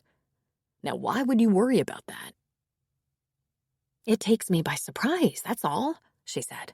"Not that you're not a totally studly guy." "Thanks," he said, laughing. "Are you hungry?" She kissed him. "I'm not that hungry." "You're getting that look in your eye again." "I should probably see a professional. Find out if there's something wrong with me." "Please don't do that," he said, right before rolling her onto her back. 15 minutes later, he said, "My God, woman." "I know. Something is definitely wrong with me." "Not in my opinion," he said. Rob, be sure to keep your shirt on around your sons and others." "Why?" "I think I might have accidentally scratched your back a little." He gave her a wide-eyed look. "Well, it's mostly your fault." There were indeed scratches on his back, and he could remember the exact moment. He'd brought her to a thundering climax, and as she shuddered in pleasure, her nails raked across his shoulders. He caught her in his embrace and held her as she fell to earth. He looked over his shoulder to the mirror. The memory of their lovemaking sent a river of pleasure running through him. All the emotions that had been on the back burner while he started his business and raised his boys were now consuming him. He craved her, all of her, like he never had before. He loved her innocence. She couldn't believe her own abandon. He loved her feistiness. She made him laugh. She made him gasp. When he was with her, he felt cherished. How had he managed this long without her in his life? He didn't even know he needed someone like her. He left Sid and Kathleen to run the pub and close up for him. He went to the park to watch Sean practice baseball, then home to shower and wait up for Finn. He wondered how the kid could hold it together. Finn showed up at about 10. "You didn't have to wait up for me," he said. "I might not even be home yet, but I took the night off. I wanted to watch Sean hit and pitch for a while, and I wanted to talk to you. How are you holding up?" "I'm not worth a damn, but Maya's been cracking the whip, getting me through the last few weeks of school. She won't be finishing the year. She'll graduate, no problem there, and she's incredibly strong, focused, positive. Jesus, it puts the rest of us to shame. Any news?" "They're going to Denver tomorrow for a couple of days, maybe 3 or 4 days. They're trying to make decisions. They've talked about trying to shrink it with radiation. They're talking about the pros and cons of surgery. One of the cons is she could die. If the odds of her surviving the surgery are terrible, they'll probably try the radiation. But one of the other problems is disability. They're talking about seeing a couple of other doctors, UCLA and the Mayo Clinic. But they have to do something pretty quick, before the goddamn thing grows." "God, Finn." He sat down and hung his head. "Of all the people I know, she's probably the one who deserves this the least." He lifted his head. "Dad, I love her, you know?" Rob just nodded. He was sure Finn felt that way. He just wasn't sure it was for the best reasons. It might be the tragedy of it, the fear and hopelessness it presented. If they had a normal relationship and went off to separate colleges in the fall, things might be completely different. "I wanted to go with her, hear what the doctors say for myself, but her mom and dad said it would be best if it was just them. I understand that, but I'll get to talk to her every day. Listen, if she has an operation, let's work through that when the time comes," Rob said. "Fine, but just so you know, no matter where she is, no matter what else is going on, whether they let me see her or not, I'm going to be there, nearby, if she has surgery." "I understand. We'll work something out." And Rob thought, Lee's timing couldn't be better. He'd never needed someone like her in his life more than right now. Her touch made his life, his complicated life, feel manageable. He could do all he had to do and then fall into her arms that would not restrain him or hold him down. Helen made it a point to make plans with Lee for dinner, just the two of them. She drove all the way to Breckenridge for her groceries. She'd seen a nice meat market there. She bought stuffed portobello mushrooms, tossed a fresh spinach salad with bacon sprinkled on top, and added some wild rice to the meal. A bottle of wine she knew Lee loved sat on the table, breathing. "Helen, this is awesome. Are we celebrating something?" "I don't know. You tell me. Isn't it time you told me a little about your relationship with Rob?" Lee laughed a little. "I'm not sure what to tell you." Helen poured the wine. "I won't push you too hard until you get to your second glass. Then I'm going in for the kill." "You don't have to pour so much wine to set me up. I'm crazy about him. It's going to break my heart if I find out he's not the perfect man." "You're in love," Helen said. "I thought so. I haven't seen you glow like this before. Not ever. My God, you trotted about a dozen doctors past me, and not one of them lit you up at all. But this pub owner has you shooting off sparks. We aren't discussing love. He made it clear right away he's not in the market for another wife." Promise me you aren't going to go telling the town, Lee said. He's a man with a lot of responsibility and exposure. He must see half the town in his pub every week. I imagine people he considers customers consider him a friend. I wouldn't want him to be embarrassed or uncomfortable. Are you embarrassed or uncomfortable? Helen asked. I'm not, but I am trying to be somewhat discreet. Eleanor and Gretchen are quizzing me all the time, and all I will tell them is that we've had a couple of dates, lunch or dinner. And is there more to this thing? Helen asked. Lee smiled. Yes, she said softly. Helen put her hand on her chest. Thank goodness. That made Lee laugh. He's an exciting man, she said. But he's also a family man, and his sons keep him hopping. Still, when we do steal a little time, he makes me feel as if I'm the only thing on his mind. He must be falling in love, Helen said, despite what he says. Let's not get ahead of ourselves.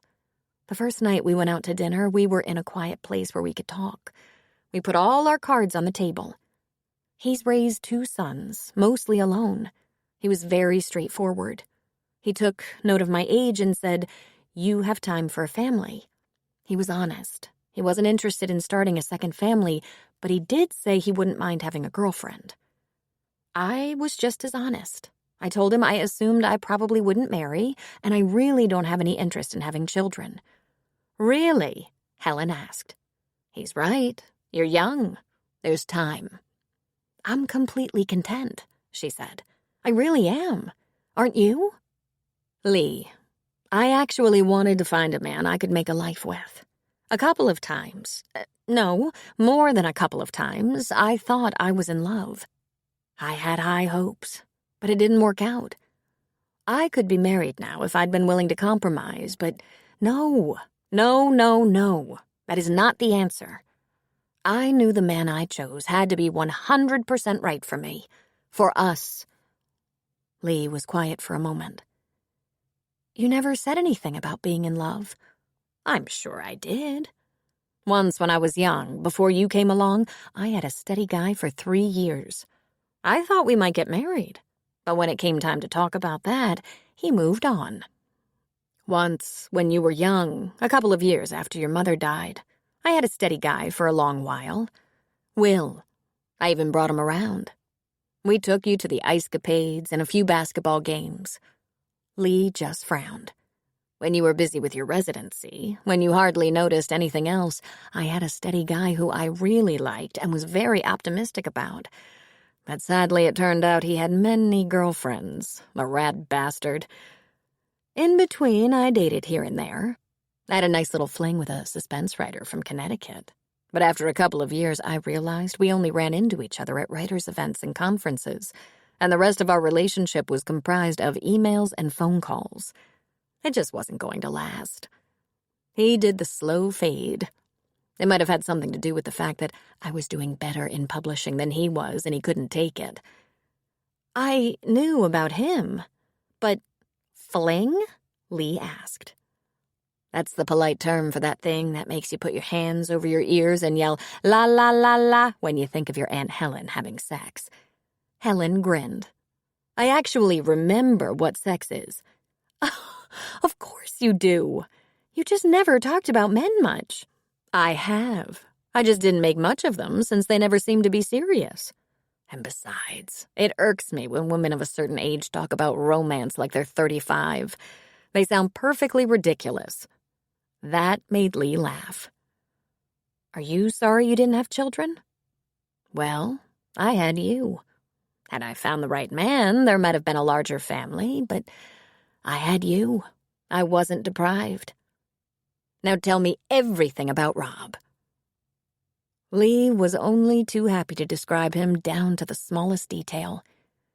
She told Helen all about that first dinner out and everything they talked about. She described his career in the restaurant business, how he knew what she was cooking just by taking a whiff of the air, about his love of all types of restaurants. He told her about growing up with a younger sister, all about Sid's achievements in her field of quantum computing. She told Helen about Rob's wife and her death, about how he taught the boys to clean up after themselves as if they had a mother. "No frat house for him," she said. "I think he's tidier than I am." "Please do tell me when the imperfections turn up," Helen said. "Sure, but don't hold your breath." "I'm nuts about him.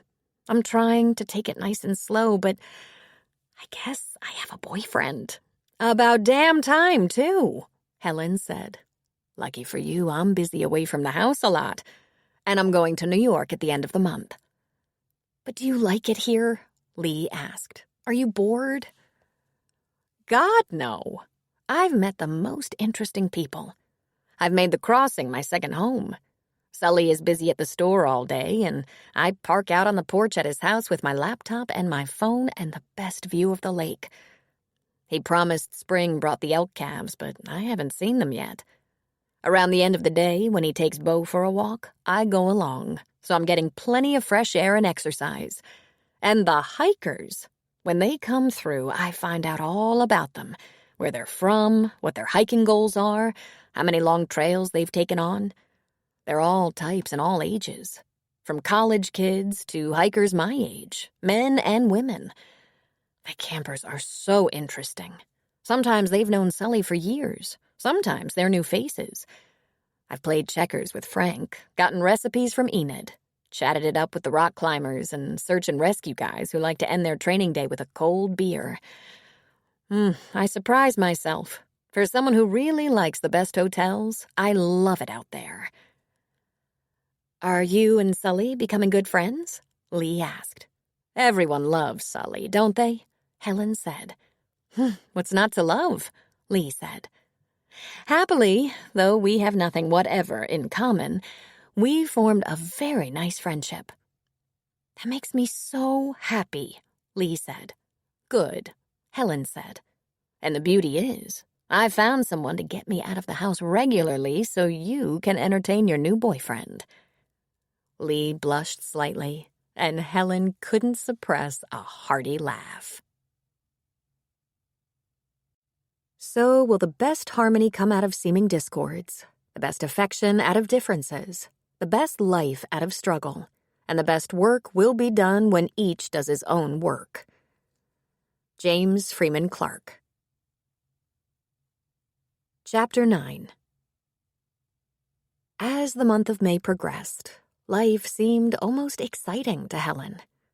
Being at the Crossing so often, she met Sully's daughter and they hit it off immediately. Maggie, it seemed, was quicker than Lee on some matters. After they'd spent just an hour together, Maggie said, "It's nice to put a face to the reason my dad is using so much lotion on his hands." "I didn't ask him to do that," Helen said. But what she thought was, "He is really such a sweetheart." Helen was meeting the entire halo of friends who frequented the Crossing, whether it was just to visit Sully or to make sure he was getting enough help with his chores. Maggie dropped by a couple of times a week. Cal was around when Maggie wasn't. Dakota and Sid put in their appearances regularly. Dakota made trash runs to the dump for Sully every week. Anything that required a lot of muscle, Cal or Dakota or Connie Boyle handled. Sierra, Connie's wife and Cal's sister, came by about once a week with her little boy Sam. But Sierra didn't come to do chores. She was hugely pregnant. She came to the Crossing to run some energy off Sam. And her golden retriever Molly ran wild with Bo. They were best friends. Watching Sully with the little ones brought Helen a special happiness. Elizabeth and Sam were close to the same age and constantly on the move. Sully would put one on each knee and talk to them, read their books to them, help them put their shoes on 50 times a visit. Elizabeth liked to move around the paperbacks on the used bookshelf, while Sam liked to take things off the hooks they were hanging on. They both called Sully Pa. Only Elizabeth was his actual grandchild, but he said, "They all come from the same family, which makes them all mine. Even that bump Sierra is hanging on to." Then, in the afternoon, at about 4, he would say, "Time for Helen to stretch her legs. We'll take both dogs." And off they would go, up the trail with the dogs. When they were out of sight of the store, Sully would take her hand as if they were keeping a secret from anyone. Even Frank had asked Sully, "You get her by mail order catalog?"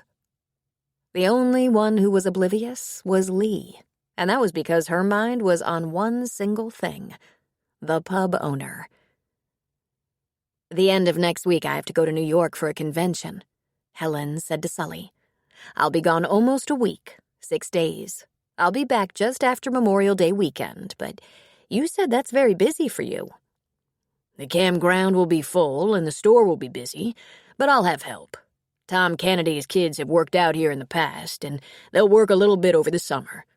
I won't be too busy to look across the yard to make sure you're writing. But do you look forward to New York?" "I love New York. Plus, I'll meet with my agent and publisher, see a show, have some nice dinners, and visit with friends. Would you like me to call you?" "If you think about it," he said, but he squeezed her hand, and she squeezed back. The very next morning, Helen's cell phone rang. She looked at the screen, and it said Sullivan. She answered the call. "Sorry to wake you, Helen. I know you like to sleep, but there's a big herd of elk down by the lake, and there are new calves." "Oh," she said, sitting up. She looked at the phone. "It's 5 a.m., for the love of God." "I'll take some pictures," Sully said. "No, I mean, yes, take pictures, but I'm coming." "Don't drive in at your usual speed. Creep up the road. They're pretty urbanized, not usually afraid of cars and trucks, but wildlife is most evident at dawn and dusk. If you want to see them without getting trampled—" "I get it. Don't let them leave." He started to laugh, and it turned into a wheeze. "What would you like me to do? Lasso them?" "Don't be a smartass." She grabbed her hoodie, slipped it on, and put her phone in the pocket. She stepped into her slippers. Lee peeked out of her bedroom door. "What's going on?" "Sully has a herd of elk at the campground, and there are new calves." "What are you doing?" "I've been looking for them. I'm going to see. You can come." "In your pajamas?" Helen looked down. They weren't revealing. "I won't see anyone, and if I do, they'll think I just have rotten taste. Want to come?" "Maybe another time," Lee said, going back to bed. It was very hard for Helen to drive slowly to the crossing, but she knew it was true from what people around town said. The elk were peaceful, but they could choose the wrong moment to cross the road. Car versus elk was usually a serious affair. 20 minutes later, she crept down the road toward the crossing, and there they were. Some were grazing, a few were lying down, others up to their knees in that cold lake. She drove on the grass to pass them quietly and politely. Sully was sitting at one of the tables on the store porch with a cup of coffee, watching quietly. A few people were out of their campers and tents, sitting up on picnic tables, watching and taking pictures. Helen edged toward the store, parked and got out, snapping a few pictures with her phone on her way to the porch. While she was doing that, Sully had silently gone to fetch her a cup of coffee. She sat down beside him, sipped her coffee. "Sully, they're amazing. They're huge." "Haven't seen them around here just lately. I suspect they're headed up the mountain to a higher elevation. Getting warmer down here in the valley." "Down here?" she asked. "We're at 5,000 feet. I can hardly catch my breath." "You're adjusting just fine. I count 3 little ones out there." "That's about right, I think," Helen said. "One of them is still wobbly. That might be one of the reasons they've stopped for a spell." Although her attention was fixed on the herd, she could feel his eyes on her.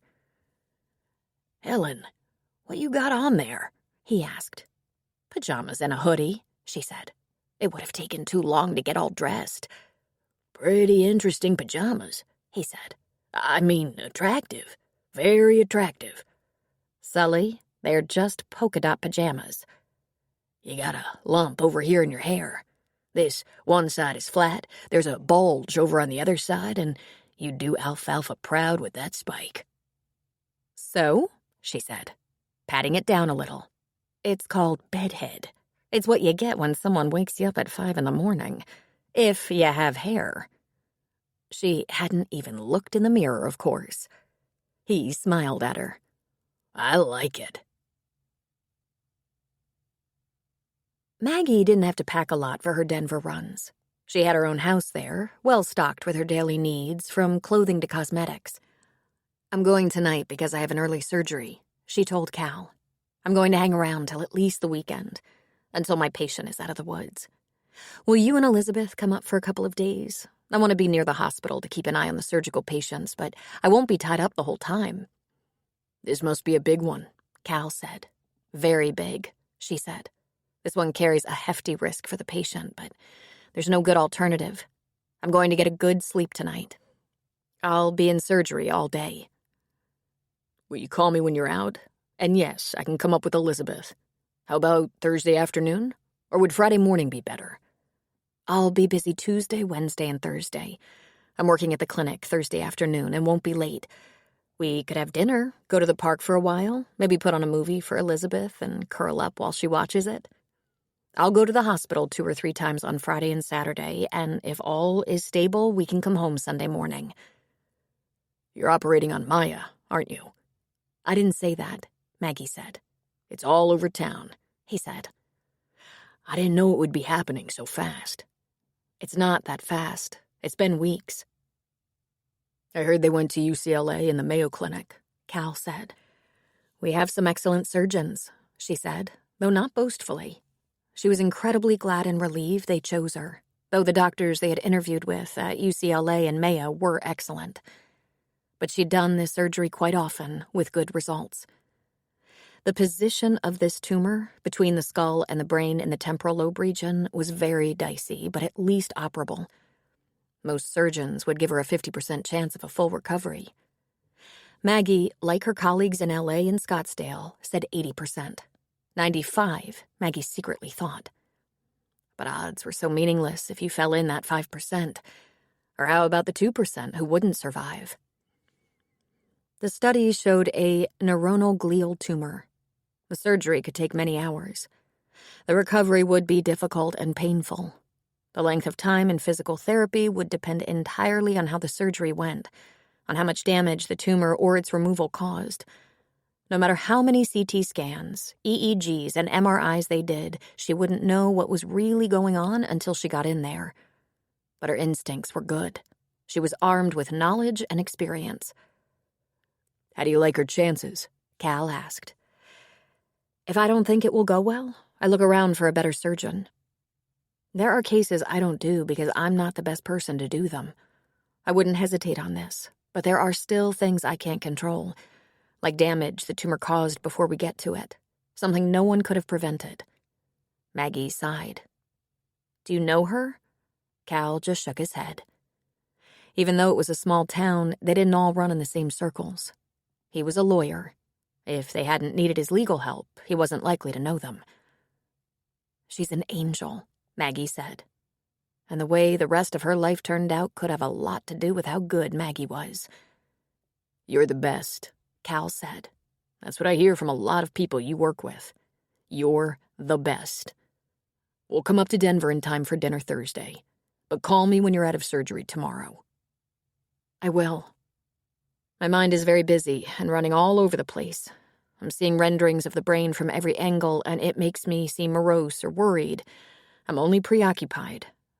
When I get up tomorrow morning, I'll be excited and the adrenaline will be high. I know, he said. And when I'm done, she'd be wiped out, but she'd get a little food, power nap, check her patient through the night. She probably wouldn't leave the hospital until early morning. Then she'd come right back. My hair is going to be so ugly. He laughed. As if she ever gave much of a damn about things like hair. Come here, Cal said. Kiss me, then go. Call or text and tell me you're there. She gave him a lingering kiss. What would I do without you? You're never going to know. Elizabeth came toddling into their bedroom.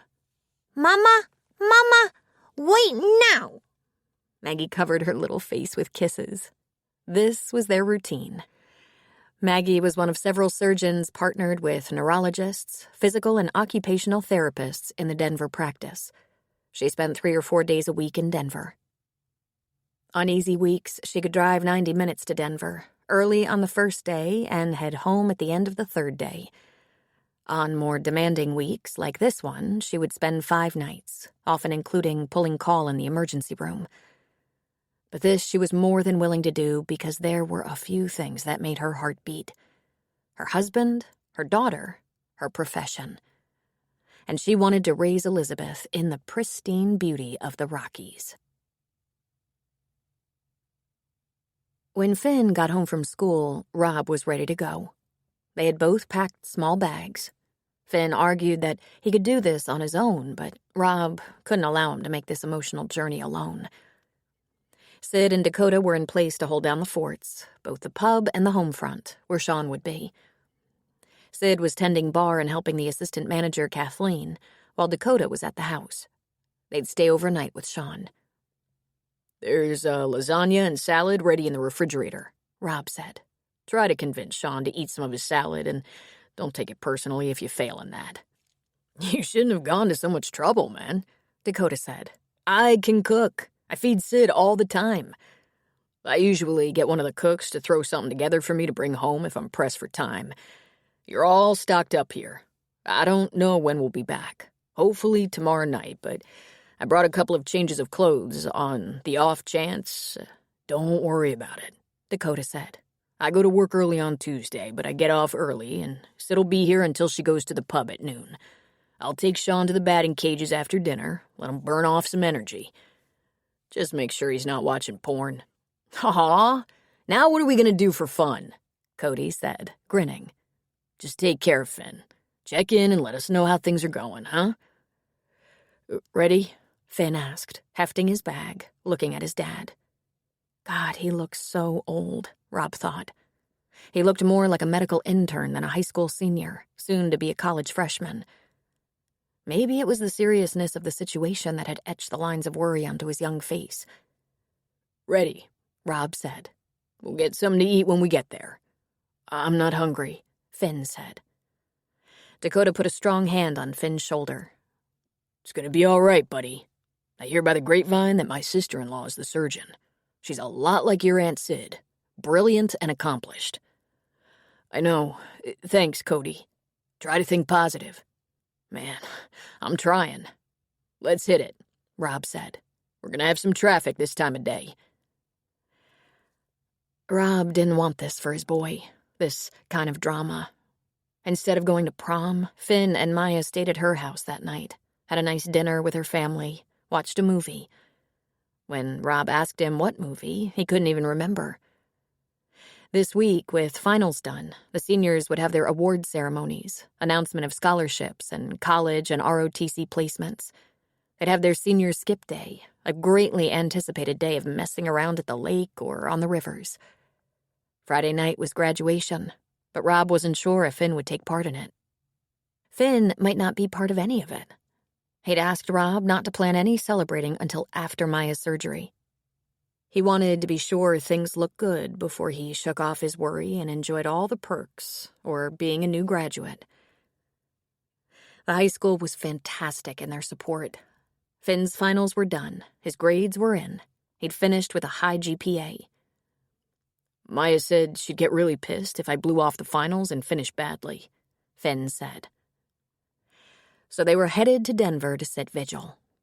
Finn insisted on being there to kiss her goodnight tonight. Perfectly understandable. And because Maya's parents couldn't deny her anything before her surgery, they told Finn he was welcome. The struggle all of this presented to Rob was an emotional boulder on his chest. He talked to Lee about it. "He's just a boy, and I know he thinks he's in love, but I think he'd been dating her for about 6 months when the tumor was discovered. I want to go back to being worried about normal things, like, is he getting too serious too soon? Not his first real girlfriend gonna die and break his heart forever." "You're doing exactly the right thing," Lee had said. "You treat this just like he's treating it. Seriously. Support him the whole way or he'll try to go it alone. At least he's talking to you. That's so important." Rob knew the worst thing he could do was say, but you've only dated her for a few months. What Finn was experiencing was very real, very frightening. What would Rob do if Lee suddenly discovered a tumor? He'd be devastated, terrified. He'd just found her, and infatuation filled him up inside. The thought of possibly losing her now was unthinkable. He couldn't do it again, that's all. He'd die, probably.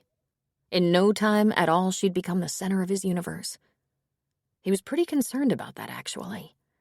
On their second official date, they'd fallen into bed like crazed lovers and had spent the week since meeting whenever and wherever they could find the time and the privacy.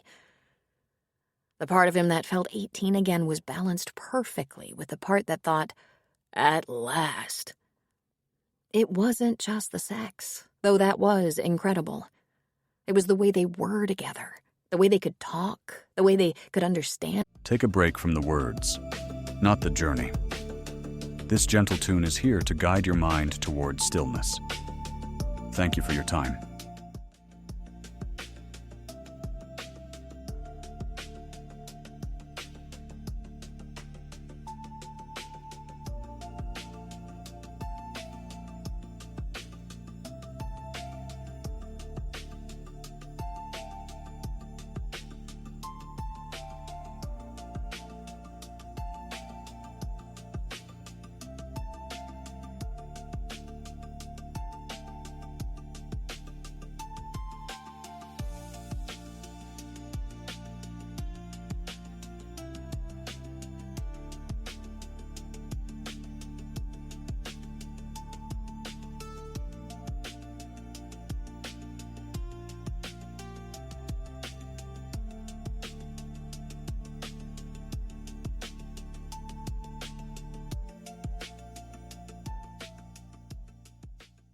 Each other and their commitments. Their banter was fun. She was so sensitive to his obligations, and he hoped she felt he supported hers. She was a busy doctor. People depended on her, and she would never let them down. He wasn't as smart or important, maybe, but he had employees and a business people depended on, not to mention 2 sons. He wanted to be sure he wasn't leaving anyone underserved. His to-do list was always long. He made sure he wasn't just phoning it in. He always checked off each item and was sure the boys knew he was completely there for them. And during this emotional crisis, Lee had been completely there for him. Rob had a persistent ache in his chest as he remembered sitting at Julianne's bedside, holding her lifeless body in his arms, weeping. He hadn't been haunted by that memory in recent years. Of course he'd loved Julianne. He'd loved her deeply, even if he hadn't acted like it all the time. Her death wasn't just the passing of his wife, his lover. It was also the death of everything he'd planned and wished for. The death of a dream. He'd intended to be a successful restaurateur. He took great pride in his work and his family. He'd looked forward to the years as the boys grew older, the times they'd play together as a family, and the times they'd watch them at their sports. Then, suddenly, he was going to be doing it alone. All alone. Everything they turned out to be was on him. And at the end of a long day, and there would be many long days, there was no one to share it with, no one to complain to, no one to help. It felt like the death of his future. He didn't want to watch his son go through that. Not so young. They got to Denver at 5 and grabbed a quick dinner. Rob talked Finn into eating, though all he wanted was to see Maya. You can't stay long anyway, Rob said. The night before surgery, there's medical business. Doctors and nurses will be hanging around. Her parents will be there, probably with questions and discussions. We'll eat and go over there. You can visit with her when it's appropriate. Talk to her a little and don't get in the way. The most important thing is that this surgery happens successfully, so you kids can get out from under this cloud. No shit, Finn said. As Rob pulled into the hospital parking lot, his pulse picked up speed and he felt strangely lightheaded. This is between you and Maya, Rob said. I don't want to get in the way. Go ahead. I'll wait right here. Take your time. Finn went into Maya's room at about 6:30. Her mom sat beside the bed and smiled at him. "Hi, Finn," Mrs. McElroy said. Hi, He said. thanks for letting me come. I'll stay out of the way, I promise. But if there's any way I can help you and Mr. McElroy, "Thank you, sweetheart. I'm going to get a cup of coffee and let you kids have a visit. I'll be back soon." The minute she was out of the room, Finn moved closer and Maya reached for him. She was sitting up, looking beautiful, even smiling. He pulled her into his arms and kissed her. "I'm so glad you're here," she said, getting a little teary. "I hate that you have to go through this." it's going to be fine, he said. I mean, it's going to be hard, then it's going to be fine. I just want you to know I'll be here all day tomorrow. I'll come early before you go in, and I'll stay until it's done. "Are you driving back and forth all this way?" No, we're staying at the hotel, my dad and me. We'll stay as long as I think I need to be close. I'm not going to get in the way tonight, but my phone is charged, and if you wake up in the night and need me, call me. We can at least talk if you want to." "Well, hello," someone said. Finn let go of Maya. Maggie was standing at the end of the bed. She had the requisite doctor's white coat on, but under it she wore jeans and a knit shirt, the kind of clothing he'd seen her in around town. She held an iPad, her finger running over the screen as she read it. "Finn, I'm glad you're here," she said. "Maya will be happy with the cheering section. So, sweetheart, we're going to get this done, nice and early." "I didn't think I'd see you tonight," Maya said. "Tonight and again tomorrow morning before the anesthesiologist gets to work. He's here, by the way, and will come in shortly to talk to you about the anesthesia. I came up early. I wanted to see you tonight. I'm going to get a good sleep, and I'm going to order you a little something so you get a good night's sleep, too." "Are you nervous?" Maya asked. "Not at all, Maya. I feel good about the procedure, and I've done it many times before. Each time is unique, of course, but that's why I studied and practiced. I'm very optimistic. The nurse will bring you a sedative in a little while. Finn, are you going to be here tomorrow?" Yes, he said. "Until I'm sure she's all right." "Did Maya explain she'll be in intensive care for at least a couple of days?" He nodded. "If it's all right with her, you can see her for a few minutes after the surgery. The first few days can be a little stormy. We'll be managing her pain, and the drugs will make it impossible for her to be completely alert. My advice is once you know the surgery is over and successful, visit briefly, then go home. If it's okay with Maya, I can give you updates on her condition. I'm staying the rest of the week." "Is it okay, Maya?" he asked. "It's okay. But Maggie said I'm going to look a little scary for a week or so, maybe longer. I don't want you to freak out." "I'm not going to freak out. Even though it's true that just getting my wisdom teeth pulled turned me into a giant, insane pain in the butt." That made her smile. "Boys just don't do that well with pain, do they?" "So I've been told," he said. "Then do what Maggie says. You can look at me. See, I'm beat up, but breathing. Then go. Maggie, can he call you for updates?" "Sure," she said. "I'll give you my cell number. If I don't answer, I'm in surgery or with a patient, and I'll call you back. Try not to worry. We're very good at this, and we're going to watch her closely. I know you know this, but just let me repeat, there is recovery time involved. It will be a successful surgery, but it's serious. And we're all going to work together to get her back to 100%. It will take time and patience." "Are you scared?" he whispered to Maya. "Of course," she said. "But I want it over." "If you wake up in the night?" "Aren't you in the room with your dad?" "It doesn't matter," Finn said. "He understands."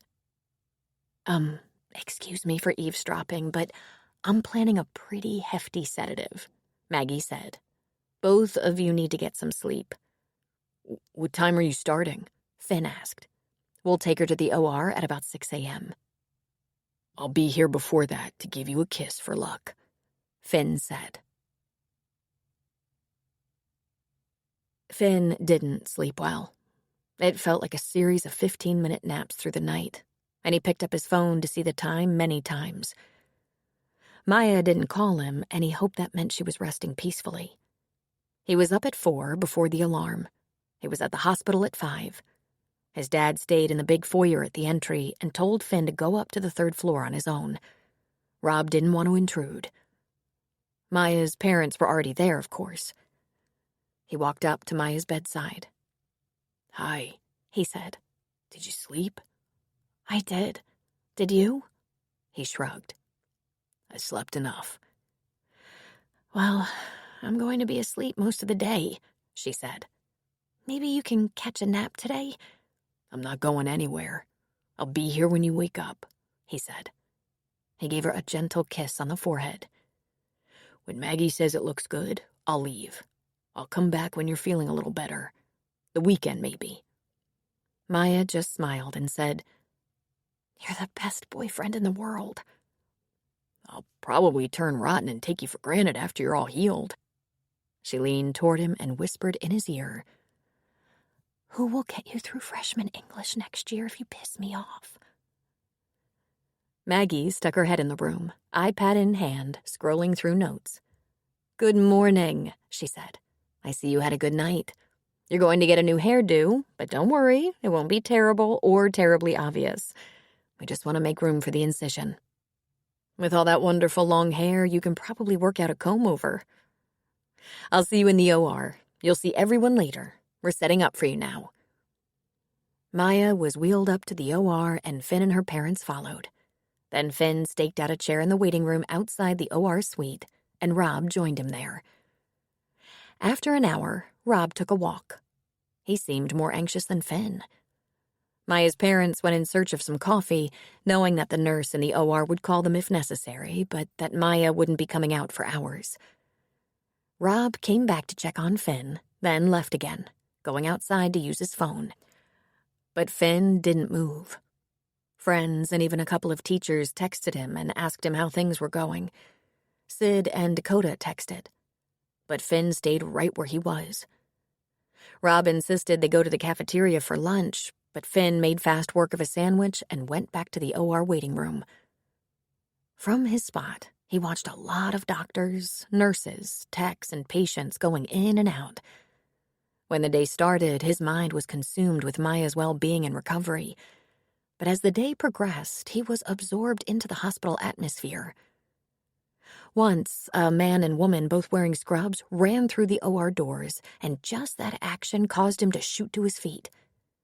2 hours later, he saw them again, headed more calmly to the elevator, deep in conversation. He felt the power and urgency of the place. He was fascinated by the sense of purpose. People were being saved here. Some, like his mother, wouldn't make it. But if memory served, she'd been surrounded by doctors and nurses as they battled to keep her alive. There were a couple of nurses at her funeral. They'd been that invested in her. Maggie, whom he'd known for a few years, was always a jeans-clad woman who came into the pub for lunch or dinner with her husband now and then, a baby usually balanced on her hip. But today, she was a superhero. She would be on her feet for 8 hours or longer. She would do something very few people had the ability to do.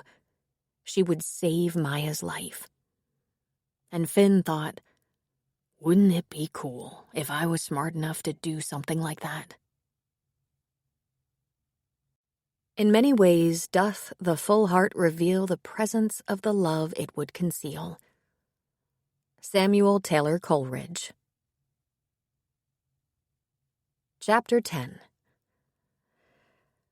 Rob spent a lot of time walking around the hospital grounds. It was a busy place, lots of people coming and going, ambulances shrieking as they raced in. His phone beeped with a text. It was from Lee. "How's it going?" "We're doing fine," he texted back. "Let me know when you have a few minutes to talk, and I'll find a quiet bench outside." 5 minutes later, she answered her phone. "Long day?" she asked. "The longest," he said. "Finn is completely dedicated. I could hardly pull him away from the waiting room for lunch.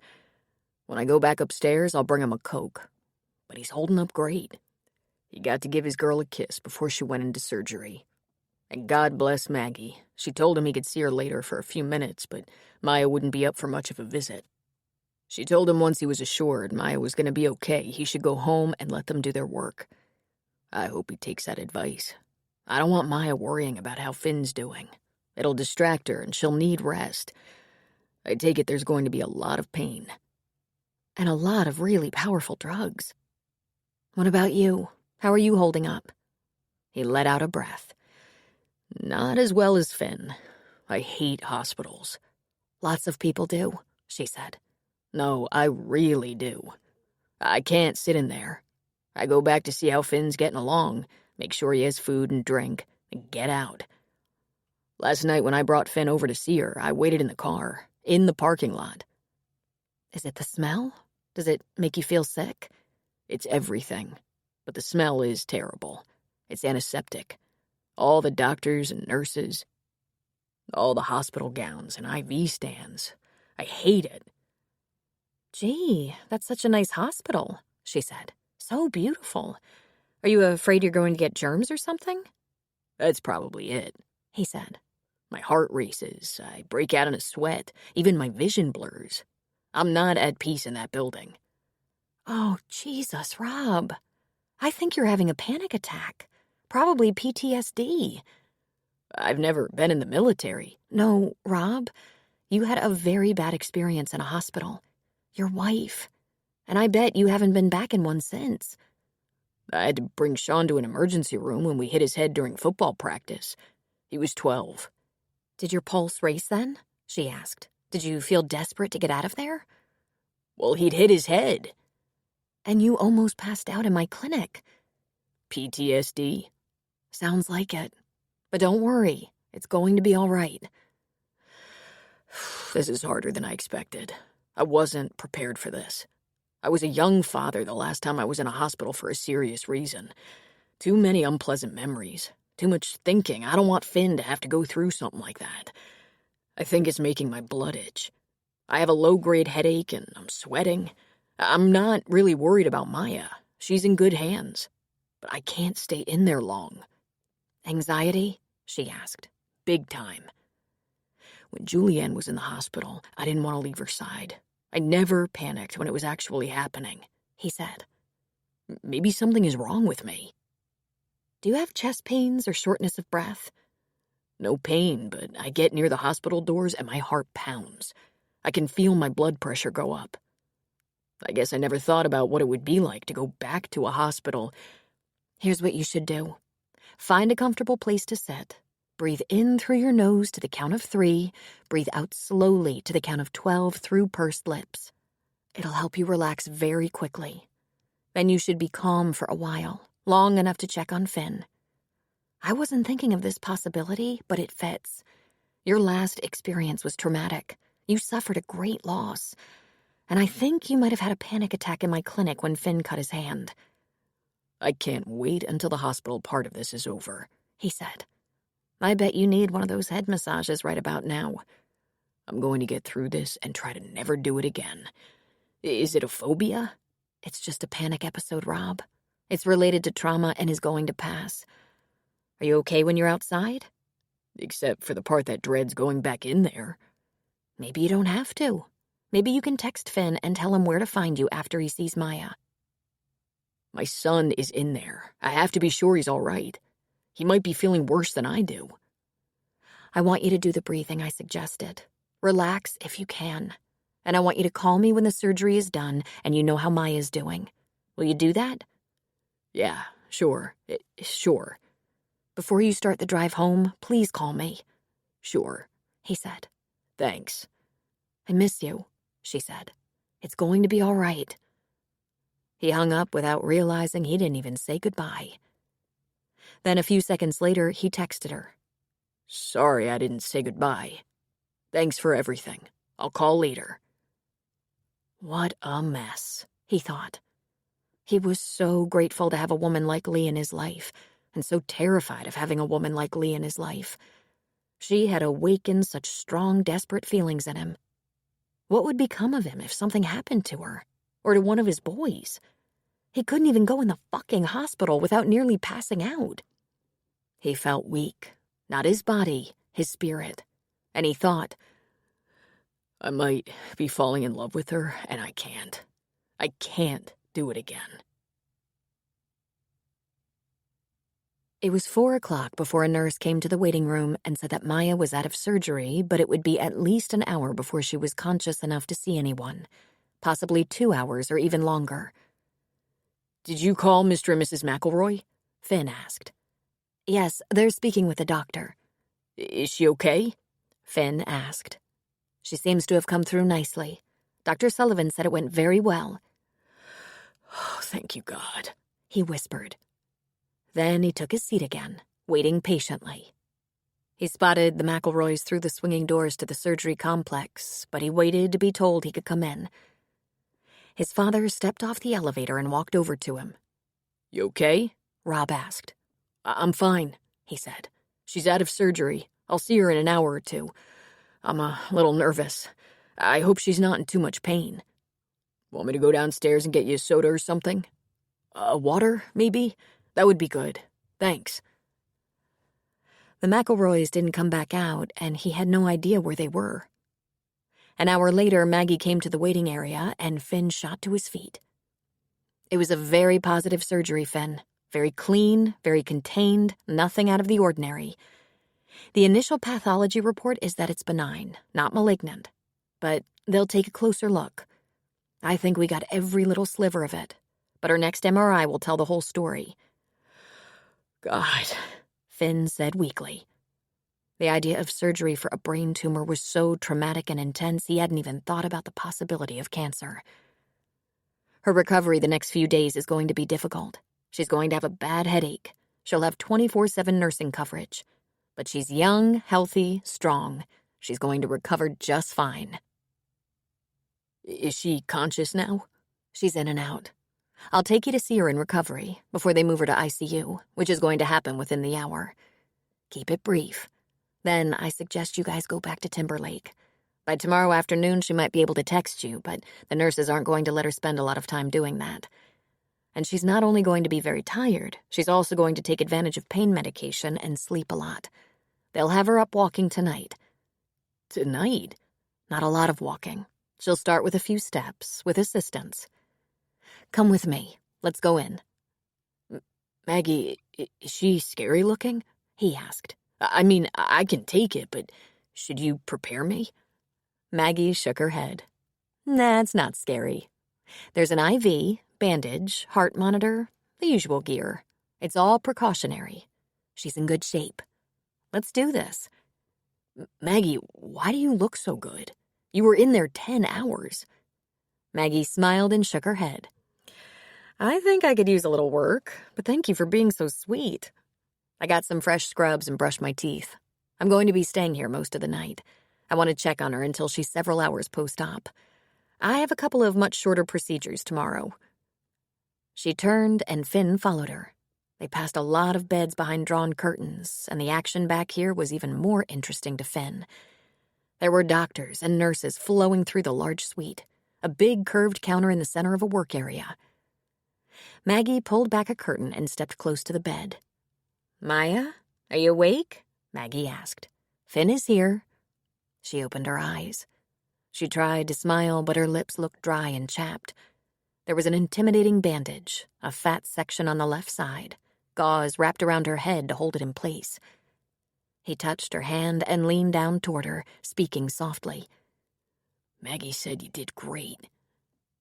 Were you here all day? She whispered. Yeah, me and my dad. I wanted to see you after surgery, but Maggie said we shouldn't stay. You're going to need all your strength to get better. If they don't cut you loose in a few days, I'll come back. You can text me when you feel up to it. He leaned down and kissed her cheek. If you need me, have someone call me and I'll come. I wish this was over, she said. Pretty soon, he said. Does it hurt a lot? 6, she said. Finn looked at Maggie. Maggie smiled. On a scale of 1 to 10, 10 being the worst. Almost 7, Maggie said, her voice soft and scratchy. My throat. From the intubation tube, Maggie said. That will pass soon. I need water, she said. We'll swab out your mouth, Maggie said. For now, you're getting your fluids by IV. Finn, she said. Her eyes were clouded with tears. Were you here all day? She was groggy, he decided, maybe a little confused. I told you I'd be here. I promised. And if you need me to come back, I will. Maggie told me it took all day. I closed my eyes and woke up with a huge bandage and a headache. It seemed like 5 minutes. We're getting it behind us, he said, 1 hour at a time. I'm going to have to do something about my hair. It's shaved on one side. Maya, that's not important. If you shaved your whole head, you would still be the most beautiful girl in town. I'm keeping you forever. Good. He kissed her cheek again. I'm gonna go. Get some sleep. Everything is going to be okay now. That fucker is out of your head now. His cheeks grew pink and he looked up at Maggie. Sorry, Maggie. My sentiments exactly, she said with a slight smile. He kissed Maya's cheek one more time. Sleep. Remember, I love you. I love you, she whispered back. I'll walk you out, Maggie said. Where are the McElroys? He asked. They were in a small office behind the nurse's station talking with the surgeon who scrubbed in with me about post-surgical instructions and things to watch for. They're going to be hard to get rid of tonight, even though they can only see her for a few minutes an hour. Visitors take their toll. She'll be released in 5 to 7 days, probably. That's on the whim of the doctor. She looks great, but her lips are too dry, he said. She hasn't been able to lick them in 10 hours, Maggie said. They'll be back to their beautiful softness in 2 days. She doesn't have to be beautiful for me. I just can't stand to think of her uncomfortable. She's going to heal with every hour that passes. She has staples closing her incision. They'll come out in about 10 days. The incision won't fully heal for a month to 6 weeks. She's going to be weak and fatigued, but she'll get her strength back. Maggie stopped walking. And without that little fucker in her head, she smiled. You like what you do, don't you? Finn asked. On days like today, I love what I do. Do you remember the moment you knew it was what you wanted? Exactly. Precisely. My stepfather, a neurosurgeon, took me to his big Chicago hospital on a Saturday night to see the carnage in the emergency room to teach me an important lesson about my poor driving decisions, such as speeding. He took me into the operating room. He had a young man on the table with head injuries, and Walter got right inside his head, saved his life. I'd scrubbed to go in with him, but I was edging so close the scrub nurse kept moving me back and scolding me. But I wanted to see what Walter was doing. Walter expected me to faint or throw up or something, not try to assist with the surgery. He was magnificent. Walter's retired now, but was one of the finest neurosurgeons in the Midwest. I knew in that moment what I wanted to do. I wasn't sure I was good enough or smart enough, but I was sure I wanted to try. Finn looked at her in some awe. That's very cool, he said.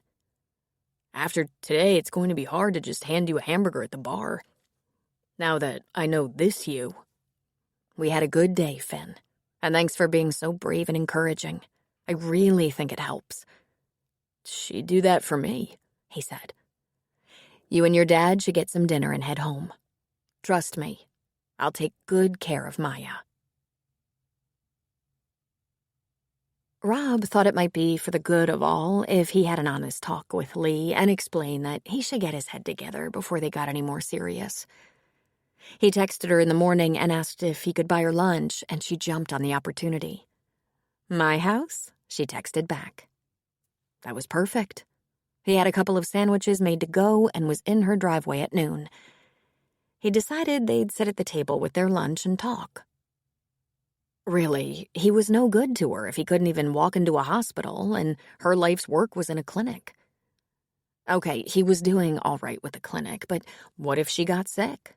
What if she had to be hospitalized and he had to do laps around the outside of the hospital for 50 minutes out of every hour?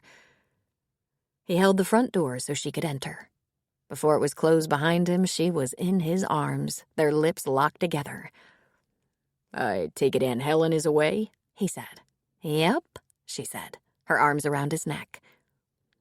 30 seconds later, they were on her bed, naked and wrapped around each other, and he was making her moan with pleasure. He'd had one wife and his share of women, but never had he experienced anything like this.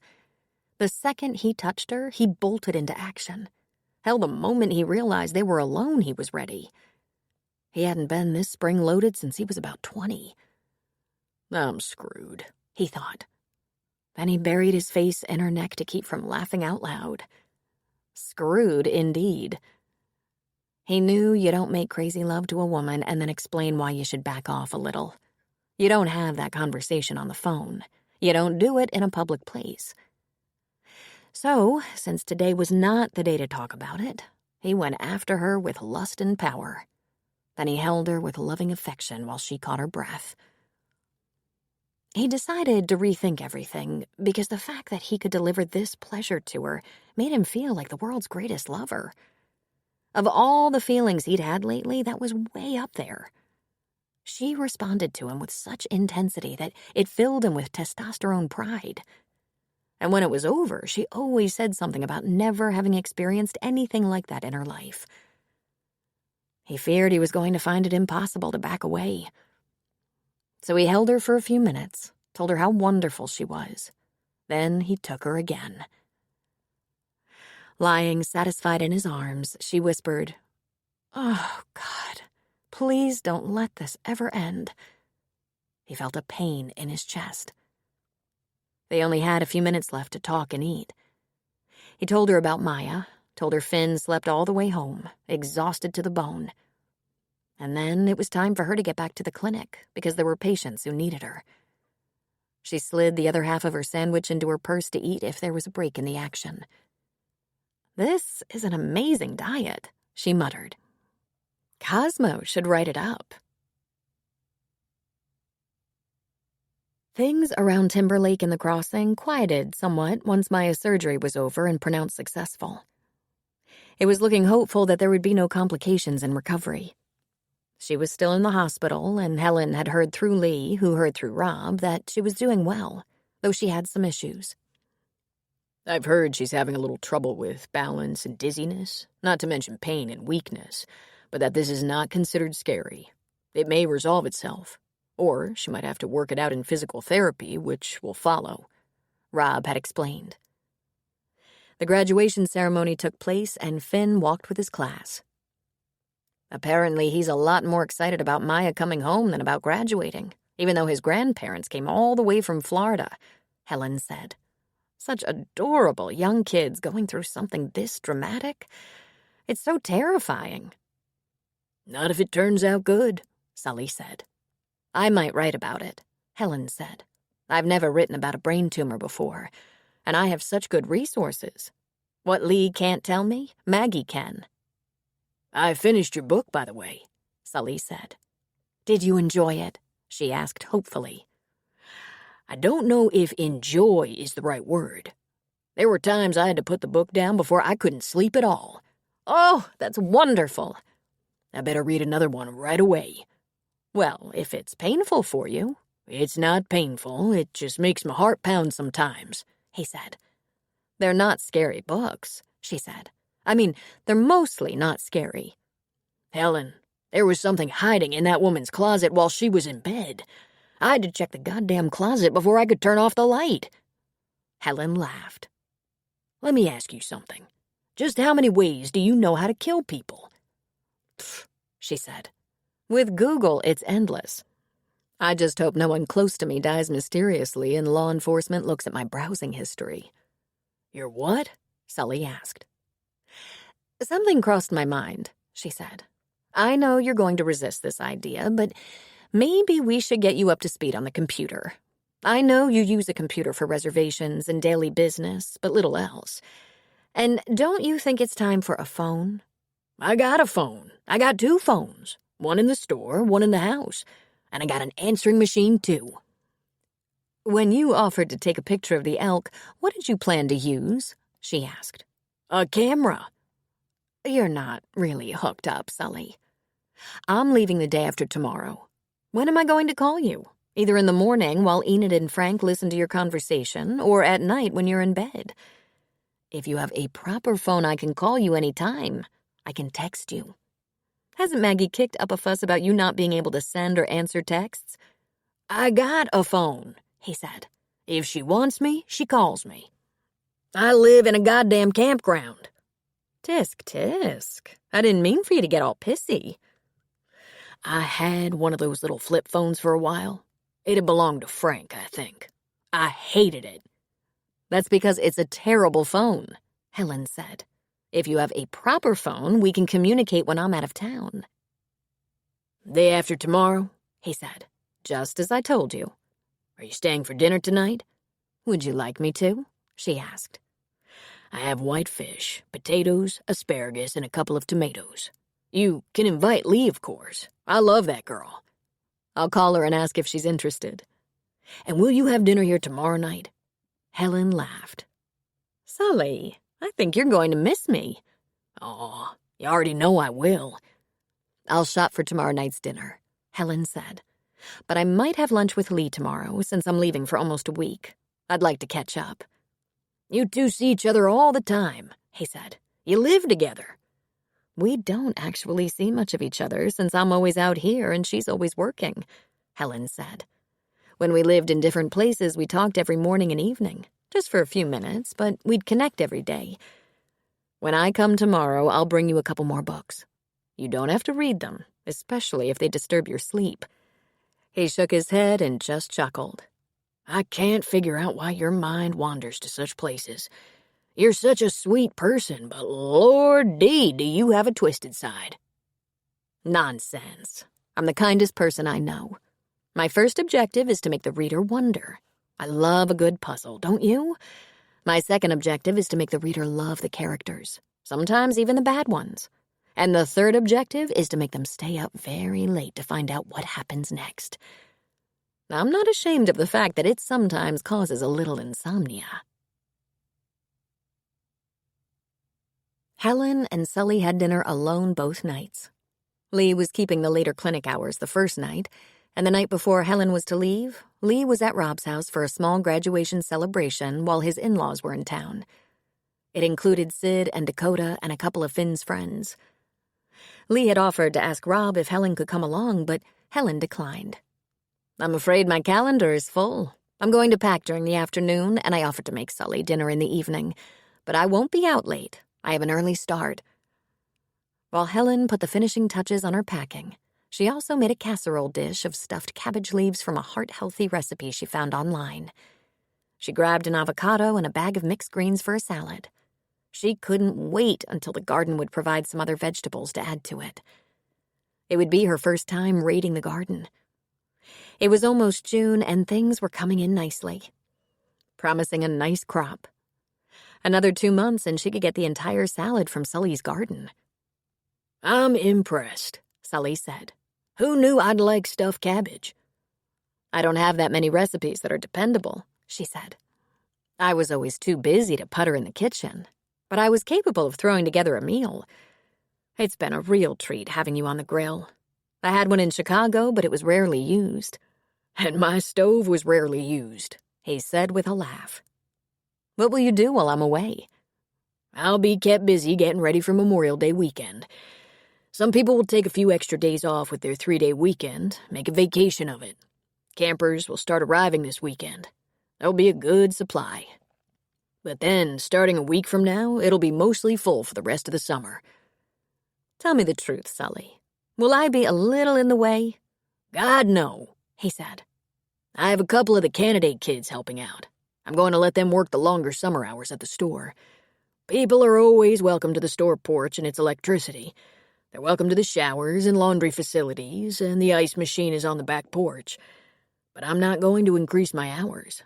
Besides, the second best part of my day is looking over to the porch to see you writing. Second, she said. And what's the best part? He reached for her hand. This, he said. I hope I'm so busy getting ready for the season to start that the week goes by fast. She hesitated, then decided on honesty. Me too. But, Sully, you know I'm only here for the summer. Should be a good summer then. She drank the last of her wine. I'd better get going while I still have a little energy. I want to check my list and make sure I have everything. If you were staying over, you could have another glass of wine, he said. Or that fancy stuff in the bottle that looks like a monk. I suppose you'd let me use your guest room? I'd let you, sure. That's Maggie's old room. But it really ain't necessary to mess up 2 sets of sheets. Why, Sully, she said, laughing in spite of herself. You surprise me. Probably not as much as I surprise me. I'm going to get going before you tempt me. Or you could stay and see if I have any temptation left in me, he said. I'd like to think about that for a while, she said. Okay, then. But I thought you were more daring than me. And I'm a willing man, even though I'd probably have to sleep with one eye open. I'll walk you to your car. It's about 10 steps away.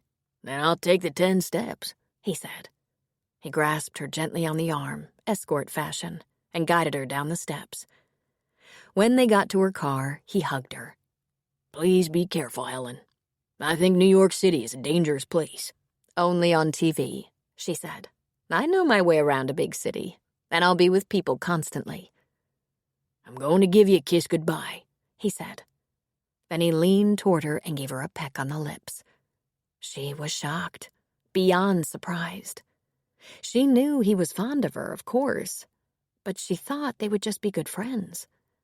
She stood motionless, trying to absorb the meaning of that kiss. Then she put her hands on his cheeks, his smooth cheeks because he always stayed clean-shaven if she was around, and planted a giant kiss on him. She put some genuine feeling into it. When she released his lips, he stared at her in wonder. Holy Jesus, if I don't just feel 18, he said. I'll miss you, Sully.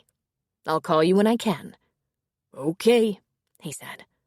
And you be careful, too, she said.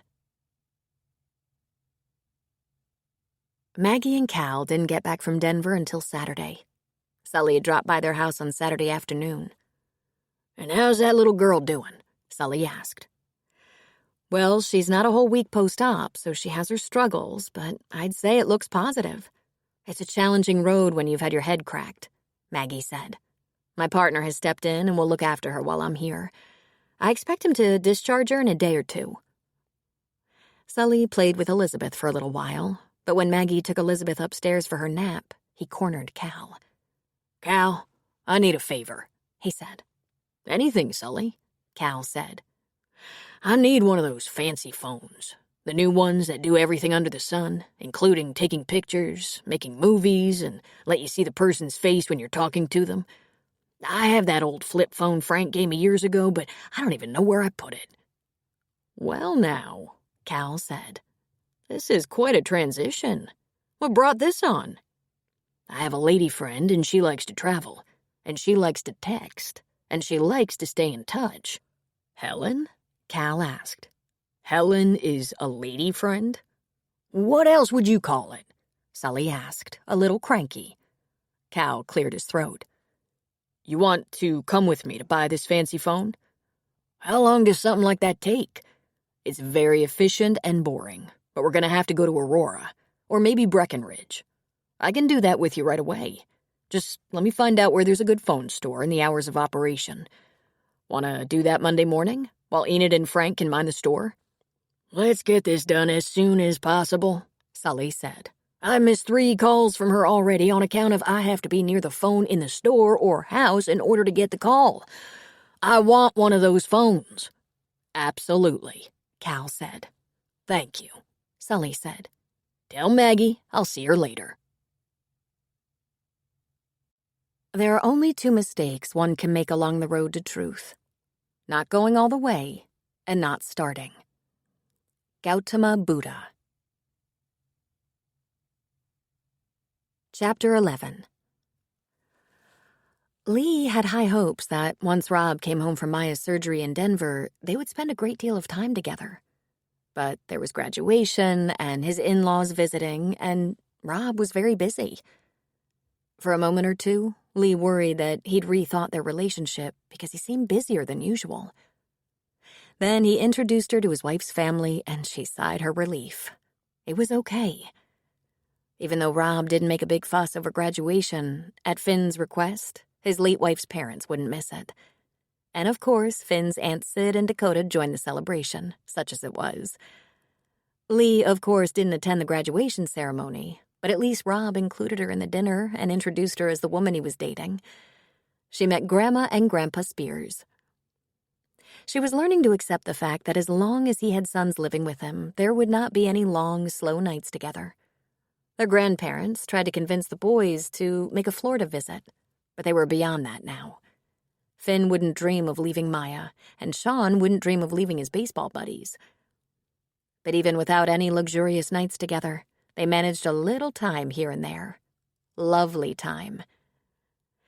Then came Memorial Day weekend, and the town seemed to fill up with people, which of course meant that Rob's pub was busy. Sully was kind enough to include her with his family plans, and she went to the crossing on Monday and hung around on Sully's porch. The entire Jones contingent was there together. Cal, Maggie, Sierra, Connie, Dakota, Sid, and the little ones. Lee looked at Sierra and said, "It's a good thing there are a couple of doctors here." "I know," Sierra said. "It's getting to the point I can hardly lift Sam." "Because he's a little bruiser," Connie said. The men of the family took turns in the store since the campground was pretty busy. Not only were they selling lots of things, the shelves had to be continually restocked. But Sully sat like a king on his dais, the porch, while Lee tried to show him all the tricks of his new iPhone. "I wasted a lot of swearing on this damn thing, but now I'm coming to see it's kind of slick. Too bad I don't have anyone to call except Helen." "Hey, I'm taking calls," Maggie said. "I answer when called," Sierra said. "If you need me, now you can find me," Cal said. But it was kind of obvious that Sully wasn't all that interested in calling them. And Lee was finally catching on. This might be slightly more than a friendship between her aunt and Mr. Sullivan, but surely only slightly more. They had traditional picnic food together, family style, on Sully's porch. Lee helped the other women in the kitchen, and Lee took note that Sully called Helen several times and laughed with her on the phone. Oh, my goodness, he was completely smitten. Was Helen? She wondered. Where had her head been? Oh, yeah, that was easy. On Rob. After their Memorial Day picnic, Connie Boyle shot off some fireworks over the lake. Then everyone dispersed. Lee really wanted to see Rob. The boys were with him, working in the pub. They needed the money, and he needed the help. But by this time Monday night, things were dwindling. She jumped up on a bar stool. He came over straight away. "Hello, beautiful," he said. "That was your picnic at the crossing." "Lovely." I'm a little slow sometimes. I knew Sully and Aunt Helen were friends. I think they're much more. They were FaceTiming on their phones today. Sully has himself an iPhone just so he can keep up with Helen. More than friends, I guess. How much more, I don't even want to ponder. Rob just smiled. "That's very sweet. I take it Sully's been alone a long time. And Helen?" "I guess she was in love a couple of times, but I barely noticed, and she never talked about it. Helen has always been so independent, and such a strong feminist." "Can I get you something?" he asked. "Well," she said, looking around. The crowd was thinning. "I'll take an ice water." He brought it to her. "I have an idea I want to run by you. Sunday after next, let's go to dinner at this great little hole-in-the-wall Portuguese restaurant in Denver. I know the chef there. He's amazing." "It must be amazing if you're willing to drive all the way to Denver for dinner," she said. "I'll go wherever you want to go." "I like those long drives with you, even though traffic can be torture. We could stay overnight. I thought I'd ask Sid and Cody to stay at the house with the boys. The boys probably don't really need a babysitter, but if I'm going to be that far away, I'd like a responsible adult nearby. Stay overnight? She said, swallowing. Cody told me about this great mountain resort not far south of Denver. I thought we could try it. I know you have an early start. We could check out early and get home early. Or I could ask Bill Dodd to cover for me, she said. Then we don't have to get back too early. We could at least have breakfast, if you're interested. I'd like it to be next Sunday, he said. But Sid and Dakota are busy. We'll see each other between now and then. Maybe not for the night, but... I didn't think we'd ever have a whole night, she said, knowing how challenging it was for him to make arrangements like this. The boys will give you a lot of grief. I'm partially deaf. Did I mention that? He said. Very convenient, she said. 15 minutes later, he walked her outside and kissed her goodnight. It wasn't the kind of kiss they shared when the atmosphere was more private. There's something I've been meaning to tell you, he said. I like having a girlfriend. That's very nice, she said. I think I like having a boyfriend. Well, I know I'm not that much of a boyfriend, he said. If I haven't said so before, I really appreciate your understanding about the facts of my life. But I have so many commitments. If I were just a single guy without kids, without a demanding business, we'd be together a lot more often. Our relationship wouldn't be so casual. She frowned. Where was this going? Rob, you had the kids and the business first. I understand that you're busy. He kissed her forehead. Thank you, he said. That's important. I think there will come a time when the boys won't need me as much, when the pub won't need me as much. A couple of years and we'll both be more free. Are you trying to remind me not to get too serious? She asked. Neither of us can get serious, but we're still having a fantastic time, aren't we? Why don't you just say it? Get it out of the way. You want to be sure I'm not expecting to get married. That's not exactly what I meant, he said. I bet it's very close, she said. He took a deep breath. Parts of our relationship are very intense, and I don't want to change that. But you want to make sure I know the boundaries. Well, I do. Let it go before you make me feel managed. He laughed. You are an amazing woman. Okay, sue me. I'm not used to a woman like you. I thought your last lady friend was exactly like this. You said you hardly saw each other. This is so different, he said. We do see each other. Not as much as I'd like, but every time we're together, I know I won't be able to wait a couple of months. It takes willpower to wait a couple of days. Then don't, and stop trying to make sure I don't have expectations. He smiled and shook his head. You nailed me, he said. I already care about you so much. I don't want to hurt or disappoint you, and I don't want to move too fast. Does it feel like I'm moving too fast? It sounds like you're trying to make sure we have an understanding. I'm 34, have no desire to play games. You are a lovely distraction, but my hopes and dreams haven't changed. I'm not a dreamy girl, but there better be one understanding. I didn't think I'd have to be this specific. One woman at a time, Rob. That's where I draw the line. Absolutely, Lee, he said. Good. Then I think we'll be fine. He put his arms around her waist. He smiled. Kiss me. I have to get in there and start closing up.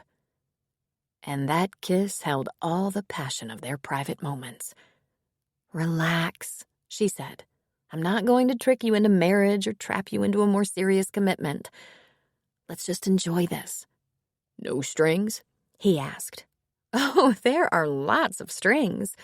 I insist we be exclusive. I insist on honesty and respect. I demand kindness. So far, you seem to deliver on those things without breaking a sweat. And I'll do the same. I think you're the best thing that's ever happened to me, he said. I'm going to get home.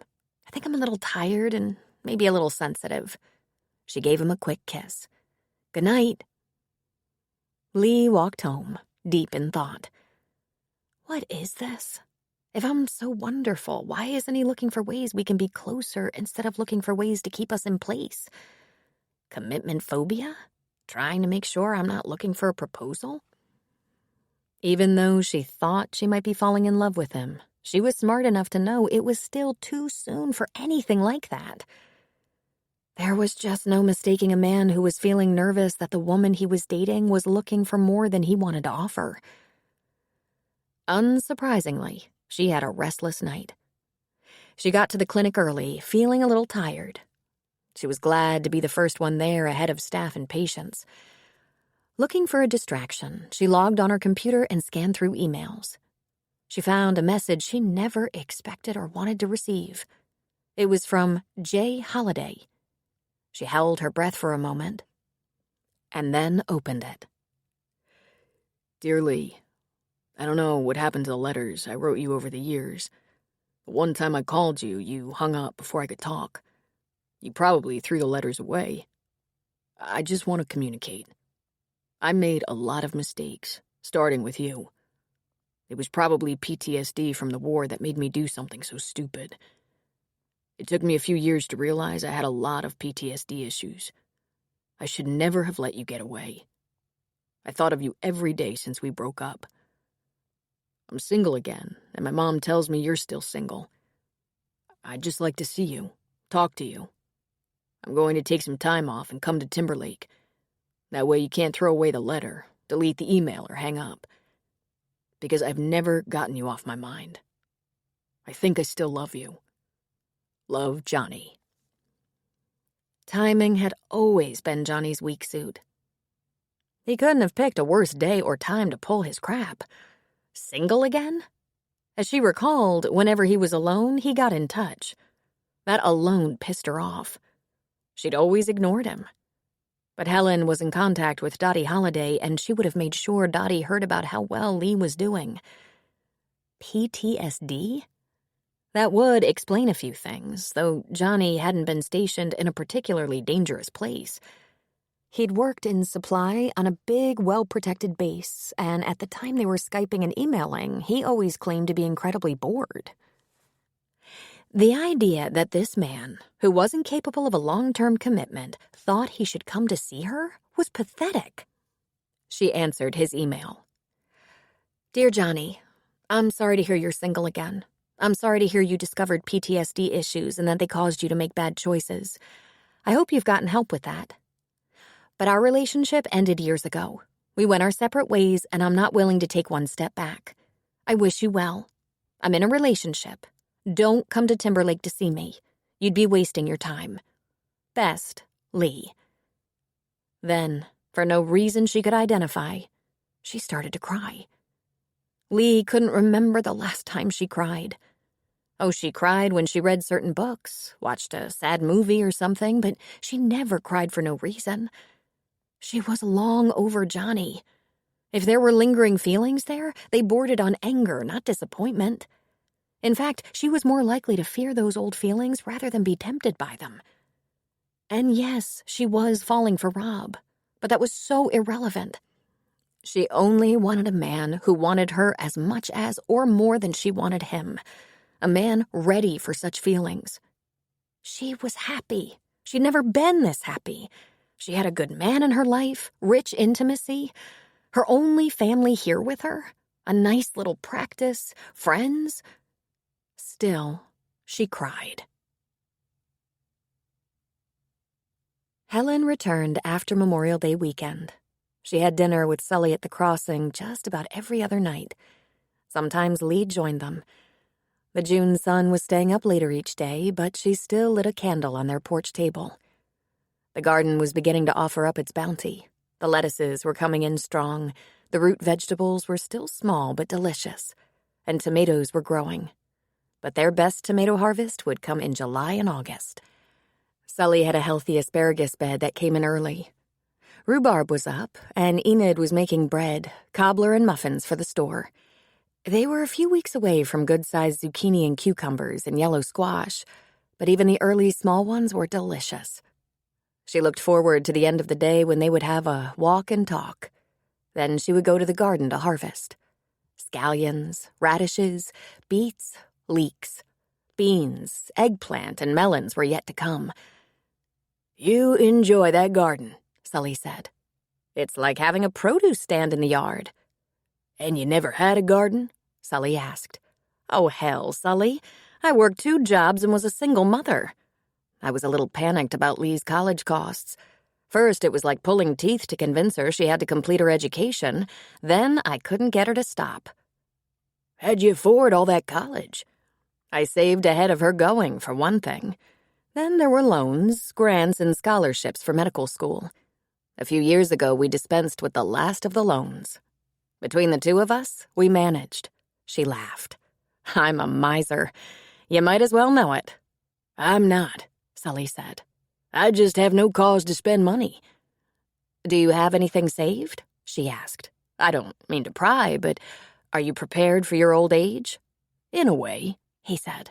I have a little money put by, a little income, a little Social Security, and a great big piece of prime Colorado real estate on a lake. She chuckled. Well, there's that. You're probably worth a fortune. Probably, he said. You're not flirting with me for my money now, are you? She put down her bowl of vegetables and brushed off her knees. I thought I was clear. I have my own money. I'm not quite rich, but I have no worries. And like you, I'll work as long as I have the ability. Store owners and writers. No built-in retirement there. I hope you don't have plans for tomorrow night, she said. Lee and Rob are sneaking off. She said Rob wants to go to a restaurant in Denver and they're going to stay overnight. He put a hand on his chest. You thinking about bringing those polka dot pajamas out here? He asked. I've given it some thought, since you've suggested it several times. You know CPR? He asked. Talk like that will change my mind for sure. The last thing I feel like doing is calling Maggie to explain that I killed her father. You're a little too comfortable with murder, if you ask me. I just finished that new book he gave me, the one about the mystery writer in the small Northern California town. Not me, you know. I was thinking of Angela Lansbury when I was writing it. Remember her series? I don't know, Sully said. What team does she play for? She picked up her bowl. I know people must think we're an unlikely pair, but you do make me laugh. I've been having such a good time. It's been a long time since there was a gentleman in my world. How long exactly? He asked, walking with her into the house. I can hardly remember. I think it was 5 years. No, that was just a flirtation. He was too arrogant. 10 years, I guess. I realized I preferred the company of my women friends. And you? He snorted. Forever, he said. Anyone at all since your divorce? She asked. A lady from Leadville a long time back. 20 years or more. She got tired of me pretty quick. Married some widowed rancher. Passed away a few years ago. Way ahead of her time. Have you been lonely? She asked him. No. Times I wished Maggie was around. But there's so many folks coming through here. So many like to just sit around the porch or store. I usually didn't have time to get lonely. How about you? Oh, sometimes. I usually plan a lot of trips to go to writers' conferences or retreats where I'd see old friends. I visit my friends regularly.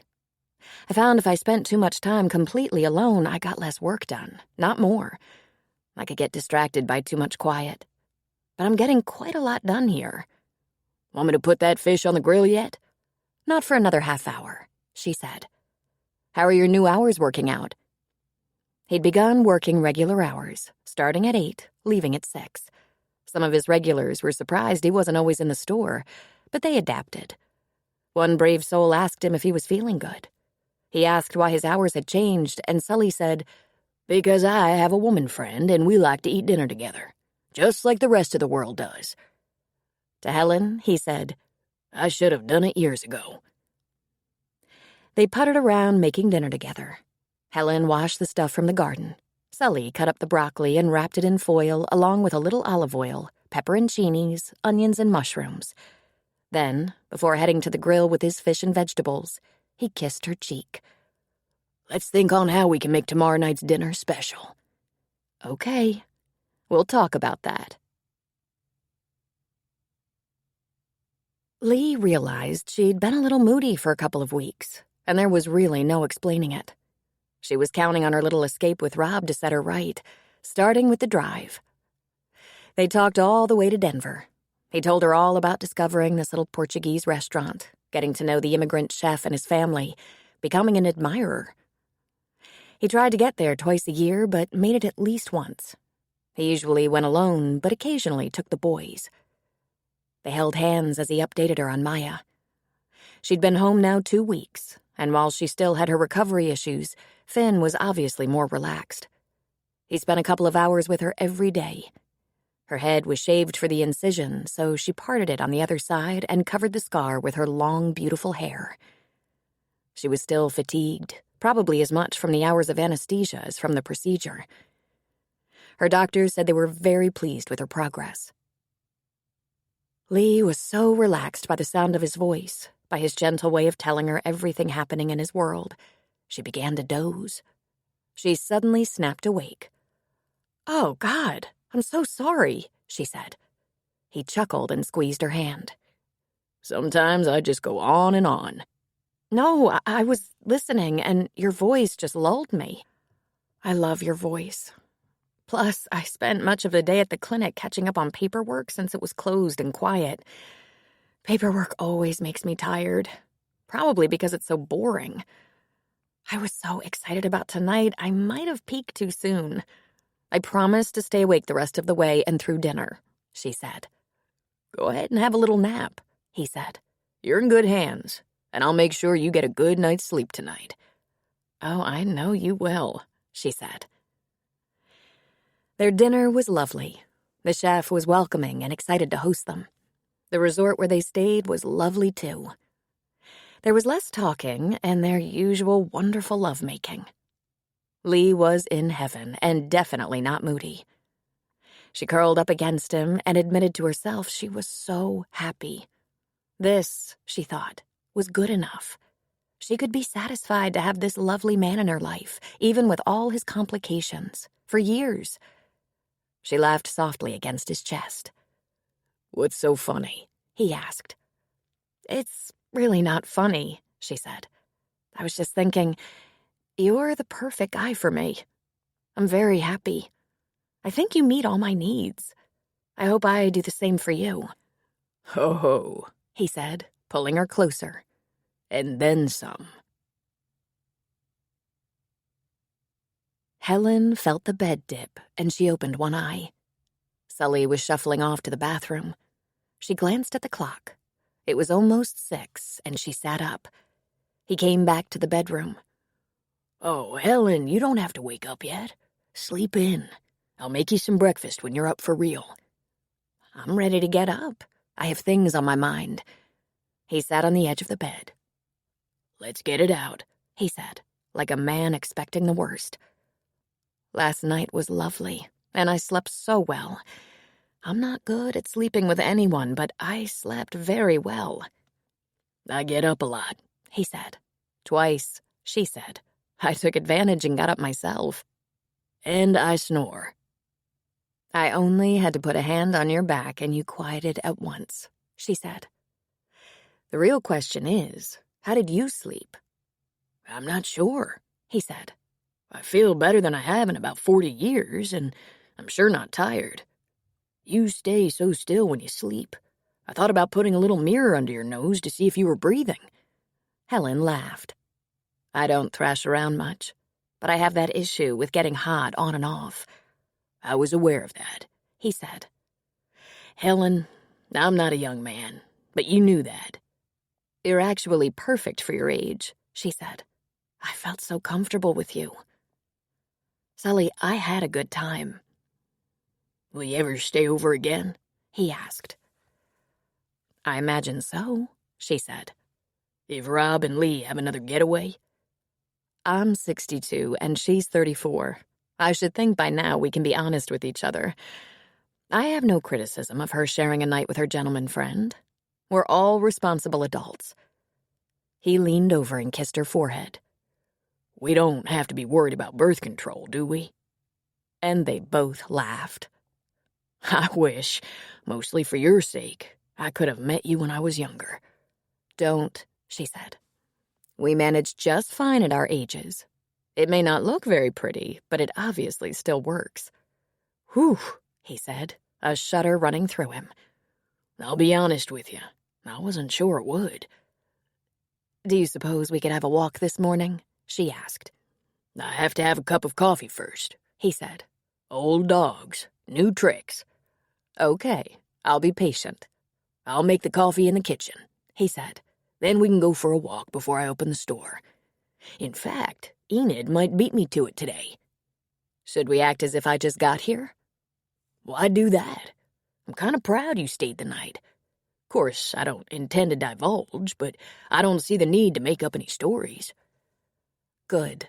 I prefer to be honest, and I'm not at all embarrassed. Nor do I have regrets. In fact, Mr. Sullivan, you're just about the biggest surprise of my life. How's that? He asked. The last thing I imagined I'd find here was a man. And not a man I was so fond of. And yet... Well, girl, you surprised me too. I thought I was probably long past getting together with a woman, and one who can scare the bejesus out of me at that. And I like this place. You do need a new mattress, however. It sinks in all the right spots, he said. We'll go together to pick one out. It's not quite an emergency, but a sinking mattress isn't good for you either. Will that be all right? That's me, asserting myself into your space. Woman, you can do anything you want to this space. They each had a cup of coffee, let Bo out to water the grass, then Sully grabbed the leash and asked the dog if he wanted to lead the way. He won't know what to make of this. I don't usually walk him before breakfast. I like a morning walk, she told him. It sets me up for the day. But normally I walk alone and spend the time thinking of what I'm going to write. It takes me a long time to get to it, and I'm thinking the whole time. But today, after we have a walk and some breakfast, I'm going home. I know Lee's going to work this afternoon, so maybe I'll catch her before she goes to the clinic. I want to hear about her dinner date.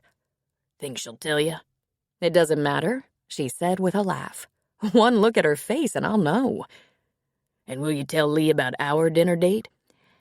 There's one thing you should know about our grown children. They are never too old to put their hands over their ears and cry, la la la la la, to drown out what is outrageous to them. Well, it is pretty outrageous when you think about it, he said. At least for me, at my age. Helen, you must realize I don't know how much time I have left. Neither do I, she said. Surely 10 years more than I have. You're just a pup. I bet you don't even collect Social Security yet. I'm holding off on that a few more years. I want to tell you something. My mother passed away at the age of 50. I wasn't even 30. She had cancer and had been fighting it for a few years. My father was quite a bit older than my mother, and he followed pretty quickly. There's not exactly a history of long lives in my family. But I'm said to be in good health despite taking medicine for both cholesterol and blood pressure. I have no guarantees either. But what I really want you to understand is we could be 30 and there would be no guarantees. Don't you see? So I'm for living each day fully and happily. Beyond that, I have no ideas. Well, one idea. If I've only got 4 years, as an example, I don't think I want to live those 4 years thinking about the end. I think that's very wise, he said. There is one truth you should know. I was much better in bed when I was 35. She laughed loudly. So was I. Don't judge each day by the harvest that you reap, but by the seeds that you plant. Robert Louis Stevenson. Chapter 12.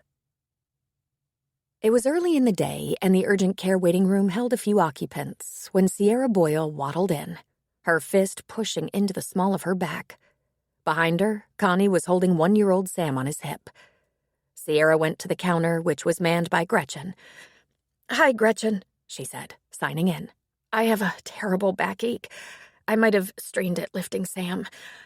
I can't take anything. I'm having the baby in 3 days. Can I see Dr. Culver, please?" "Sure," Gretchen said. It'll be a bit of a wait. That's okay. She's my only option. Have a seat, Gretchen said. Thanks, but I'm better just walking. It was only a few minutes before Eleanor happened into the reception area and saw Sierra. Eleanor looked at the sign-in sheet, spoke to Gretchen, then went to get Sierra and took her to an exam room. Connie and Sam followed. Jump up on the exam table, Eleanor said. Okay, no jumping. Here, let me help. Then I'll get the doctor. I'm sorry to be a bother, but I want good behavior points. I didn't take Advil. 5 stars for you. I'll be right back. It was only a few minutes before Lee came into the room. What's up? Just a backache, but it's so terrible I hardly slept. No one slept, Connie put in. Lee raised the back of the exam table a bit. Can I get you to lean back, Sierra? I just want to give the baby a little listen. I'm having her in 3 days, Sierra said. The doctor is going to induce me. Lee was busy with her stethoscope listening to Sierra's heart, then listening to her big round belly, then touching Sierra's belly. Eleanor, can I get a blood pressure here? She asked. She looked into Sierra's eyes and said, Not 3 days, Sierra. You're in labor. But I'm not having pains. You're having the dreaded beast, back labor. Does it come and go? Not anymore, she said. It's been one big pain forever. I'd tell you to go straight to the hospital, but I think I should have a look, Lee said. Connie, take Sam out to Gretchen and help me get Sierra out of these jeans. Holy crap, Sierra, he said. Instead of doing as he was told, he got out his cell phone and punched in numbers one-handed. Rafe, come and get Sam at the urgent care. Sierra's in labor. Gretchen will have him. Can you hurry? He's right across the street. He's working today, Connie said to Sierra. Don't do anything till I get back. I'm not going to do anything, Sierra said to Lee. Lee was pulling on her gloves. Push down these jeans and I'll pull them off, Lee said. Pressure is elevated, 130/90, Eleanor said. Then Eleanor and Lee each pulled on one pant leg and the jeans slid off. What is going on here? Sierra demanded. I have a backache. You are in labor, I swear, Lee said, smiling. In fact, I've only run across this twice before. In the ER both times. Raise your knees for me, please. The second she lifted her knees, she felt the warm gush of fluid escape and flow onto the floor. Oh my God, I'm so sorry, she said. Towels, Lee said calmly, and Eleanor threw a couple on the floor at Lee's feet. You couldn't have stopped that if you tried, she told Sierra. I'm going to check you for dilation, Sierra. The doctor said I'm a little dilated, she reported just as Lee slid a gloved hand into her birth canal. She withdrew the hand pretty quickly. And now you're a lot dilated. I'm afraid we're having a baby, sweetheart. I'm sorry the facilities aren't the most comfortable for that. You're fully dilated and it's too late to go anywhere, even in the ambulance. Connie stepped into the room. What's happening? He asked. Baby's happening, Lee said. We have one bed. It's not a hospital bed, but it's more comfortable than this. Your wife is past walking, Connie. I've got this, he said, lifting her up, bare bottom hanging out. Show the way. Lee noticed that Connie gently laid her on the bed. It was just a single bed, something they used for patients who had to lie down for a while because they were weak or faint or waiting for pickup after a procedure, and it was softer and safer than an exam table. Connie was instantly on his knees beside Sierra's head. And now that the baby was moving down very quickly for a first baby, his wife was crying out. Connie was coaching her on breathing. Eleanor, tell Gretchen we're going to want an ambulance with a baby transport. Oh, God, she's coming, Sierra cried. Then she was lifted up by her urge to push. Go ahead, Lee said. Bear down. Let's see what we've got. Then, okay, stop and pant. Ah, nice. Can we get towels and blankets and an emergency setup for a delivery? Chop, chop. Take a breath, Sierra. Deep, calming breath. God, Sierra said. First, I had no idea I was pregnant. Then I had no idea I was in labor. I have to stop doing this. Lee laughed softly. You're just doing it the old-fashioned way. Sierra started to cry. Pain, baby? Connie asked. I've been in pain all night, and I was so looking forward to that epidural. I have a feeling this isn't going to last much longer, Lee said. You ready to push again? Connie, can you give her a little help? Lift her so she can bear down. Sierra, grab your thighs. Sierra growled, a loud animal-like sound. Then she collapsed back on the bed. She had 5 more of those hearty and noisy pushes before the head was out. Almost done, Lee said. Gretchen stuck her head in. We have an ambulance, stretcher, and baby transport. Tell them we're not quite ready and to stand by. Just a few minutes later, Sierra was holding her baby girl. The baby had been dried off, cleaned, and wrapped in a couple of receiving blankets. Connie was kissing Sierra's head, then the baby's head, then Sierra's again. Eleanor was murmuring, humming, and talking softly as she cleaned up as best she could. A pair of scrub pants were found for Sierra, and her jeans were put in a bag, while Connie took charge of her purse. Hold her close to warm her up, Lee said. Wow, what a great job you did. What a great job you did, Sierra said. I haven't done that since my rotation in OB in med school. The beauty of working in a big ER, you can almost always find an OB when you need one. You better be camping on the hospital steps for the next one. Next one? Connie and Sierra said in unison. We weren't planning this one. But as Lee recalled, Sierra and Connie had so much going on in their lives, trying to foster Sam and finalize his adoption, nearly losing him to his maternal grandmother in the process, that Sierra had been a little sloppy about taking her birth control pills. Lee's life had also been very hectic while she lived and worked in Chicago, so she'd opted for a birth control implant. You don't have to think about it. You don't have to remember it every day, don't have to apply it or insert it or... She thought about that for a moment. When did she get that implant? A couple of years ago? She should think about replacing it. But when did she get it? It was effective for up to 4 years. It was easy to forget about it, especially when you weren't putting it to the test. Then she remembered exactly when she got it. Helen had just returned from her Mediterranean cruise. A couple of years ago. She called Sierra's OB, who was a woman Lee knew and liked and had planned to get in touch with one of these days for her own annual exam. Dr. Carlson, your patient Sierra Boyle decided to deliver in my clinic. Mother and baby seem to be in excellent health. Any instructions before the ambulance loads them up and brings them your way? Fabulous. Do you have a line TKO? What drugs did you administer? We didn't have time for an IV and there were no drugs. She was in a big hurry. She came in to see me about a terrible backache, which almost immediately turned into a delivery. But we can start an IV now. Please do, Dr. Carlson said, just as a precaution. And how does Sierra feel now? She says she feels much better and her back doesn't hurt at all. So I'll expect a little something extra in the Christmas card this year, right? Of course. And it will look like a fruitcake. As soon as the clinic had quieted down and the other patients were all taken care of, Lee sat at her desk and scrolled through her calendar on her phone. Then she called Helen. Auntie, just out of curiosity, when did you go on that Mediterranean cruise? The one you took with Maureen and a couple of your girlfriends? That? Let's see. That was right after the conference in Denver when I won that award, that Best of the Year thing. Are you thinking about a cruise, honey? Lee rolled her eyes. No, just trying to remember when that was. I'm looking, scrolling back through my calendar. Oh, here we go. 5 years ago. Lee dropped her phone. She grabbed it.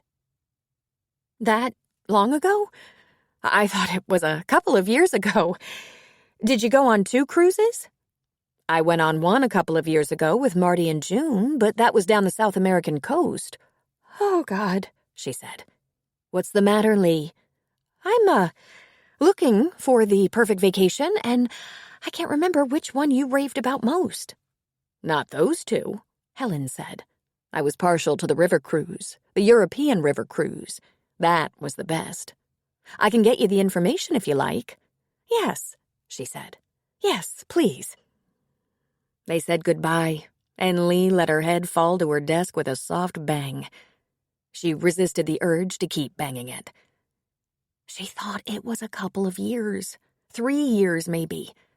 Her patients did this all the time, but she didn't.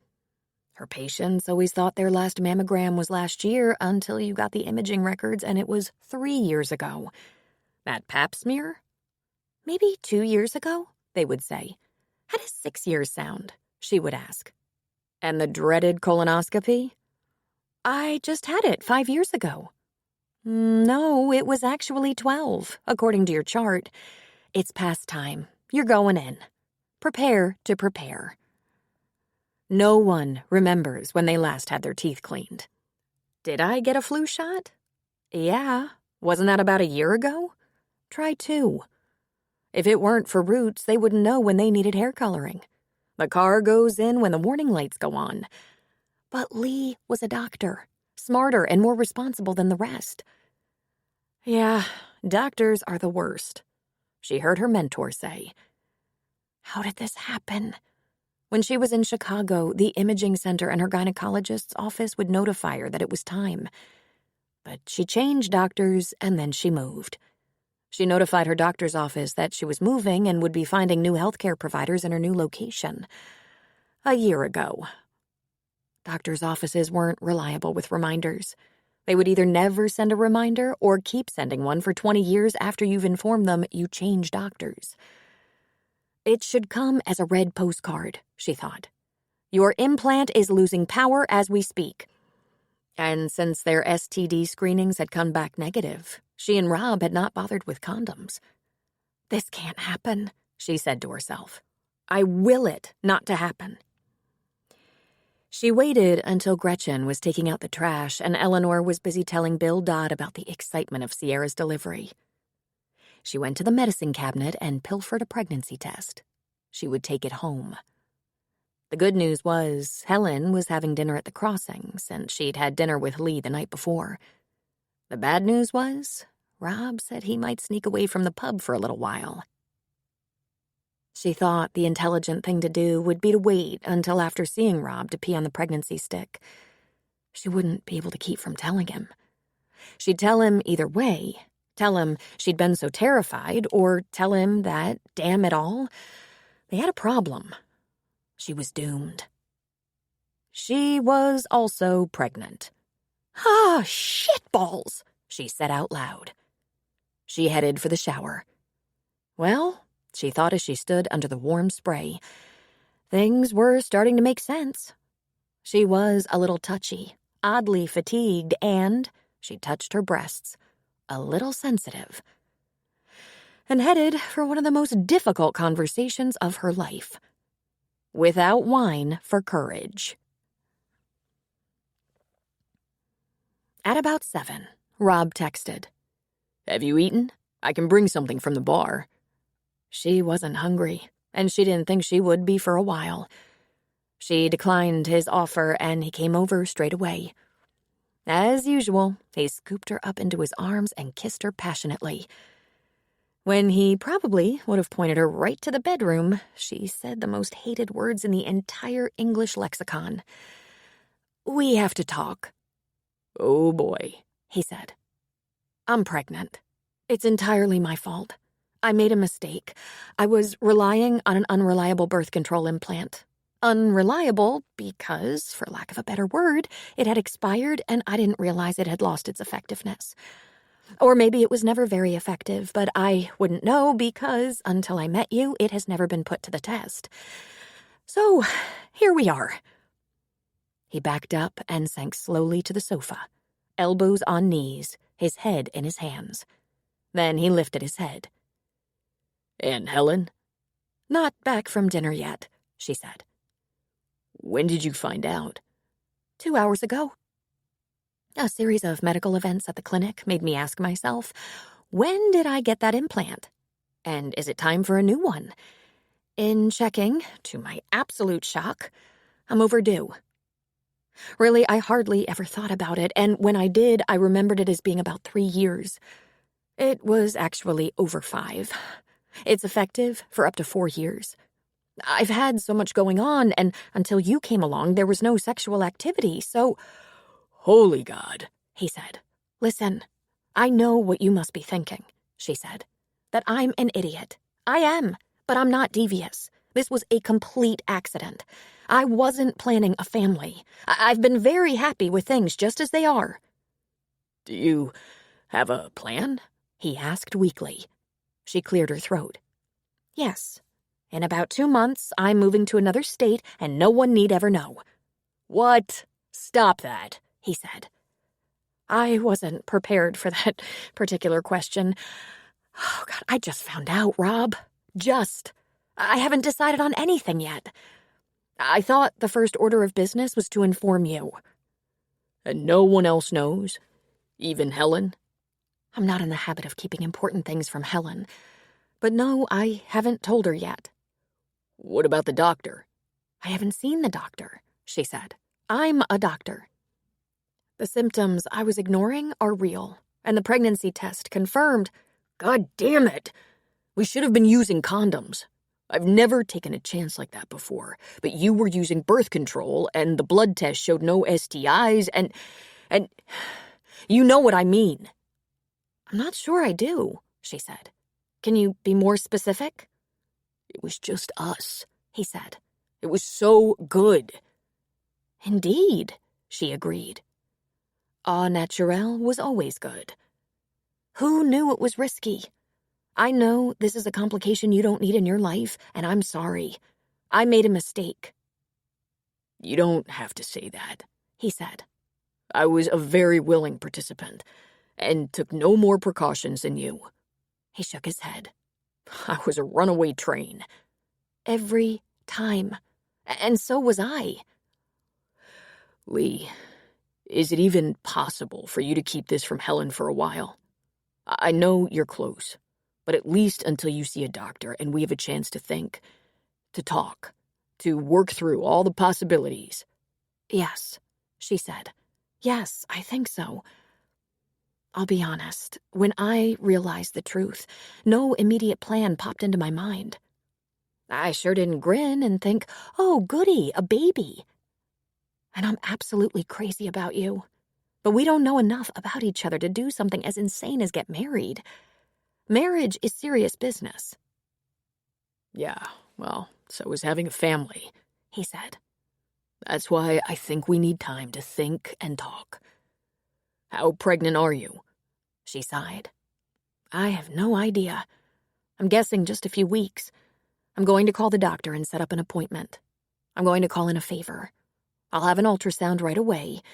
We'll figure out how far along I am. Where is this doctor you're going to call? Aurora, she said. I better go with you, he said. Don't worry, I've got this, she said. I can handle... Lee, we have a little something in common here, and we should both have the facts as they surface, all right? It's not just your baby. We're going to resolve this together. Let me put that another way. We have to resolve it together. Are you angry? She asked. Oh, yeah. But I'm not angry with you. I'm angry with myself, with luck, with timing, with the sad selection of options. Not with you. He smiled and reached for her hand. How are you feeling? Are you doing all right? I'm fine, she said. I had wondered why I was tired and why my feelings would get hurt so easily. That's not like me. But otherwise I feel fine. Emotionally rocky, but that's to be expected. What can I do for you right now? He asked. Tell me what would make you feel better. She was surprised and touched. She'd fully expected him to fight the urge to throttle her, not offer to comfort her. I think you've done it, she said. You took it very well. Thank you. I expected fury. He shook his head. I'm flawed in many ways, but I don't have much of a temper. The boys have triggered it a time or two, but it's not a habit of mine. I wish I knew how to fix this, how to make you feel safe and protected. It's very early, she said. There's always a chance I won't even carry it. He pulled her into his arms and just held her for a long moment. Somehow, I think even though we haven't figured things out yet, that would be very sad. I don't wish that on you. That, she whispered. That makes me feel good. Things were quiet when he got back to the bar, and that gave Rob some time to absorb what Lee had just told him. I'm 40 years old, Rob thought. My son is 18. My other son is now 16. I've worried about their college costs for years. And my girlfriend is pregnant. He struggled to keep his thoughts rational. It was plain and simple. He didn't want to stare at 20 more years of parenting. He'd already invested almost 2 decades in lumps, bumps, sacrifice, and inconvenience. The expense, though he never resented it, was extraordinary. The sleepless nights were endless. There were flu bugs, battles, sometimes heartache. He'd been through things he could never have anticipated. Burying his wife, driving his son to a hospital to sit vigil while his girlfriend had her brain surgery.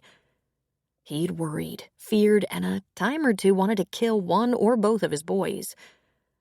A day didn't go by when there wasn't some challenge to resolve or agony to cope with. And he'd done all of that alone. There'd also been joy, he reminded himself.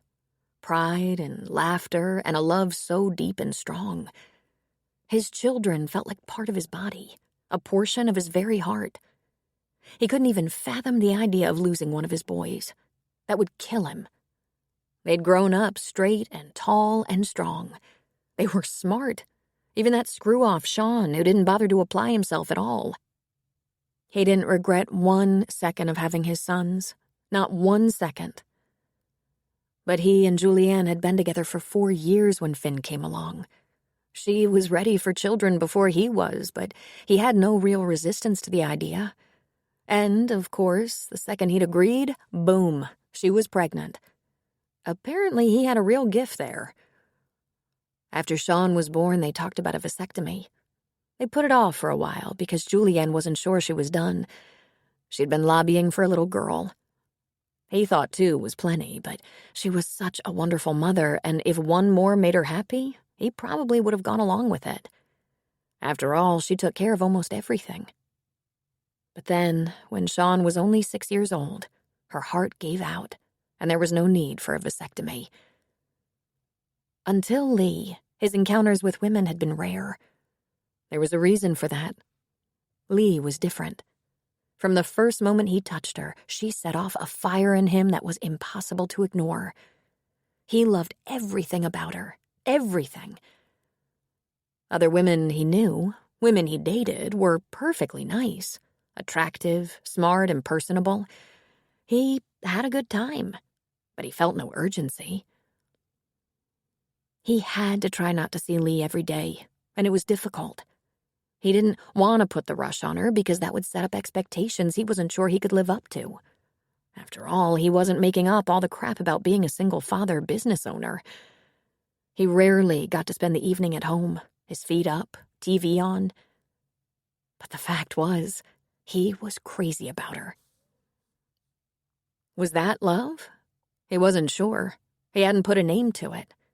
He figured he'd know in time, and there was no need to label anything right now. Right now, all he needed was to be with her, hold her, talk to her, laugh with her, and make love to her. They came together like a couple of thunderheads, and God did the sparks fly. Either he had no memory whatsoever, or he'd never had sex like that in his life. And there was no real explanation for it. They hadn't invented any new positions. Yet what he felt when he was with her surpassed anything he'd felt in the past. She said that was also true for her. That meant something, right? Maybe this problem would disappear and they would go on as they were, more carefully. Even though they'd only been together a couple of months, he already couldn't imagine life without her. Disappear? What was he thinking? Did he wish she'd just make it go away so he wouldn't be inconvenienced?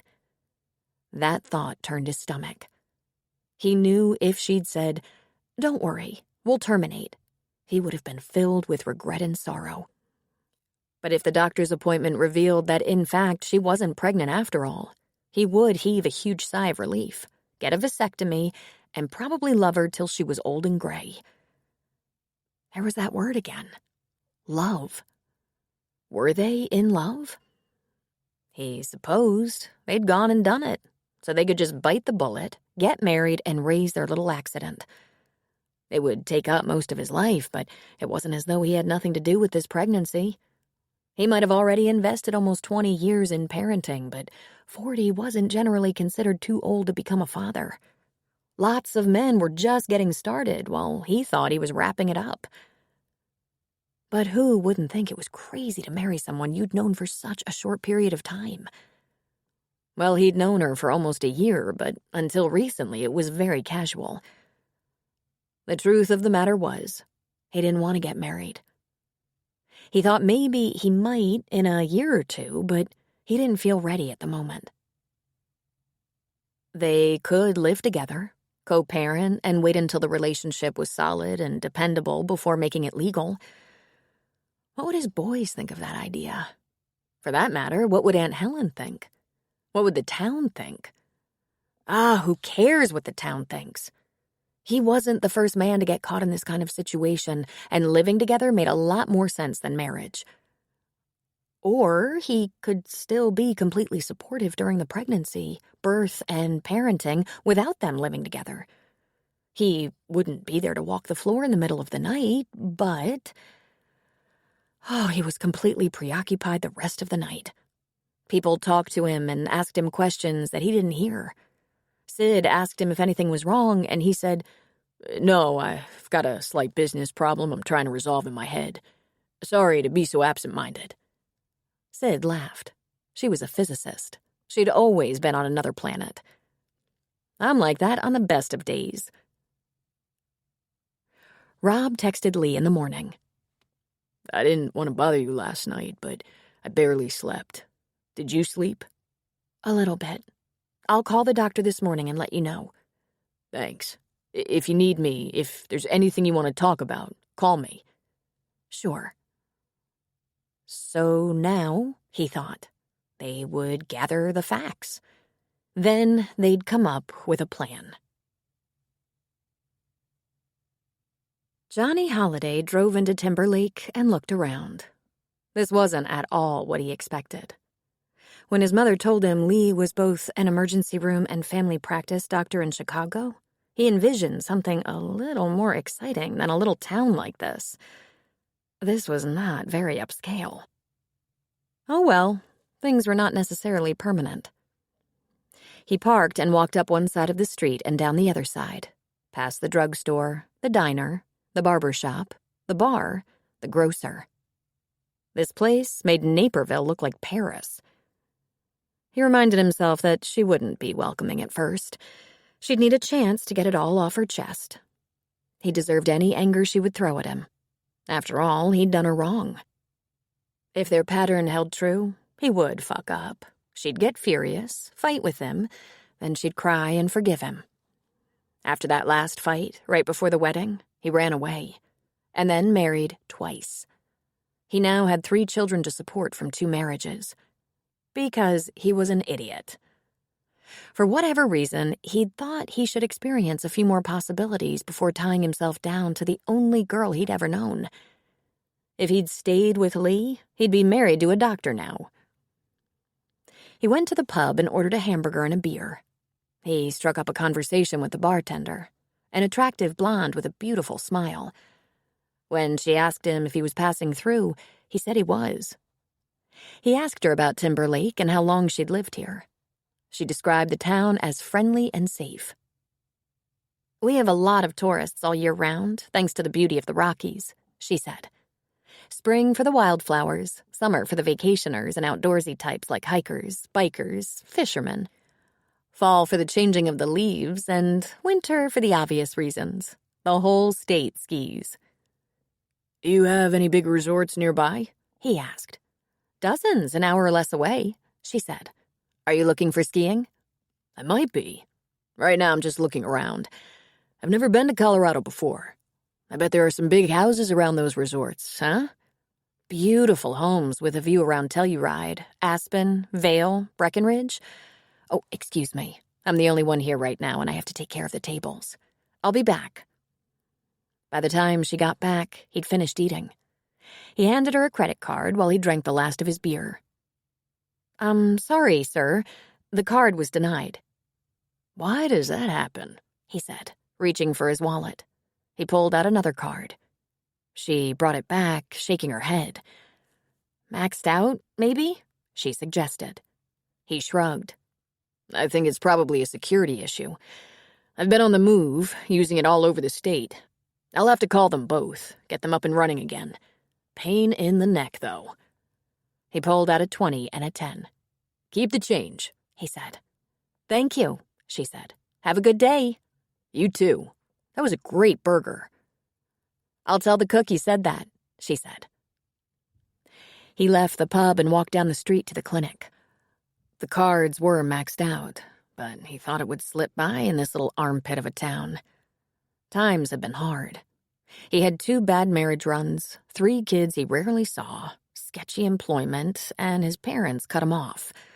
They'd been really supportive for a long time. Hell, it's not as if they were without the means. His dad sold the home goods store for a lot of money. His parents sold their house and it had been paid off. They bought a nice place in Scottsdale. He stayed there rent-free, but then he had no place to bring a woman if he wanted a little privacy. His mom mentioned getting an email from Helen, updating her on where she and Lee were now living. He threatened to hate his mother forever if she told Helen about his run of bad luck. He didn't need Lee finding out he'd lived with his parents the last 3 years since his second divorce. That's when he got to thinking about Lee. If he'd played his cards right in the first place, he wouldn't have alimony and child support ×2. He'd have plenty of money. And he'd always loved Lee. He'd had a few distractions here and there when they were together, little flings with girls that Lee hadn't known about. But it was just what made life interesting. They hadn't been serious and hadn't threatened his relationship with Lee. He entered the clinic, saw a few patients waiting, and went up to the reception desk. He turned on his most charming expression, confident he had a twinkle in his blue eyes, and said, "Hi, I wanted to see Dr. Culver, if possible." "I'm sorry, she's not here this afternoon. Dr. Dodd is seeing patients today. Would you like to sign in?" He laughed. "I'm not a patient," he said. "I'm an old friend. I was in the area and wanted to say hi. Will she be here tomorrow?" "I believe so. Would you like to leave a note for her?" "Then it wouldn't be a surprise, would it?" "I guess you don't want to leave your name?" He shook his head. "I've known her my whole life, but I haven't seen her in years." "I'll come back tomorrow. Thanks. You have a nice clinic here. Have a great day." "You too," she said, finally smiling. He wandered down the street, whistling. Lee's name had been on the door. Urgent Care and Family Medicine, Dr. Lee Culver. She'd done well for herself while he'd made a series of blunders. Not his fault, really. It was amazing how a couple of bad choices could turn into about 15 years of rotten luck. Close to where he'd parked, a young woman was sweeping the sidewalk in front of the beauty shop. Geez, what a hottie. She had long dark hair down to her butt, was tall and slender with a nice rack, long lashes and red nails. Her jeans were tight and her sandals had high heels. "Hey," he said. She stopped sweeping and smiled at him. "Hey." "This your shop?" he asked. "I work here," she said. "Then you'd be the right person to ask. Where's a good place to take a lady out to dinner around here?" "Have you tried the pub?" she asked. "I had lunch there. Is there anything a little fancier for a nice first date?" "Well, if you're willing to drive, there are several places in Aurora or Colorado Springs." "I like to drive. Can you make a few recommendations?" "Sure. There's Hank's in Aurora. You need a reservation. The Tempest Grill, also in Aurora. Steer Clear in Colorado Springs. Are you new in town?" "Just visiting a friend." "So, where do you think I might find a pretty lady to join me for dinner?" She laughed. I could, if I knew you. Maybe we should get to know each other while you finish sweeping, He said. Then we'll be set. True happiness is to enjoy the present without anxious dependence upon the future. Lucius Aeneas Seneca. Chapter 13. It had been almost a week since the pregnancy test confirmed that Lee was pregnant. She took the first available appointment with Dr. Carlson in Aurora. Rob, of course, asked to go along. Under most circumstances, the mother would be thrilled to have the father ask to be involved. But in this case, Lee was torn. Be sure to stand at my head while I'm being examined and while the transvaginal ultrasound is being done. There will be a modesty drape, and the nurse will also be there, but I feel compromised and vulnerable, and I'll stand where you tell me, and I won't look at anything naked, he said. Not even your ankle. I'd just like to hear what you're hearing. Why? Are you afraid I won't tell you the truth? She asked. That never once crossed my mind, He said. Sometimes when you're seeing the doctor under emotional circumstances, you forget to ask things or forget what the answers are. 2 sets of ears are good. Dr. Carlson was an attractive young woman, not much older than Lee, a mother herself. She was very welcoming, very warm. She smiled when she met Rob, then asked him to wait outside while Lee changed into a gown. When they were ready, she invited Rob into the room. Where would you like me, Lee? He asked solicitously. By my head, please, she said. She was under a tent of a sheet. You'll be able to see the monitor just fine from here without looking up my nether parts. He chuckled, but said, Whatever's best for you. Let's get to what you came here for, Dr. Carlson said.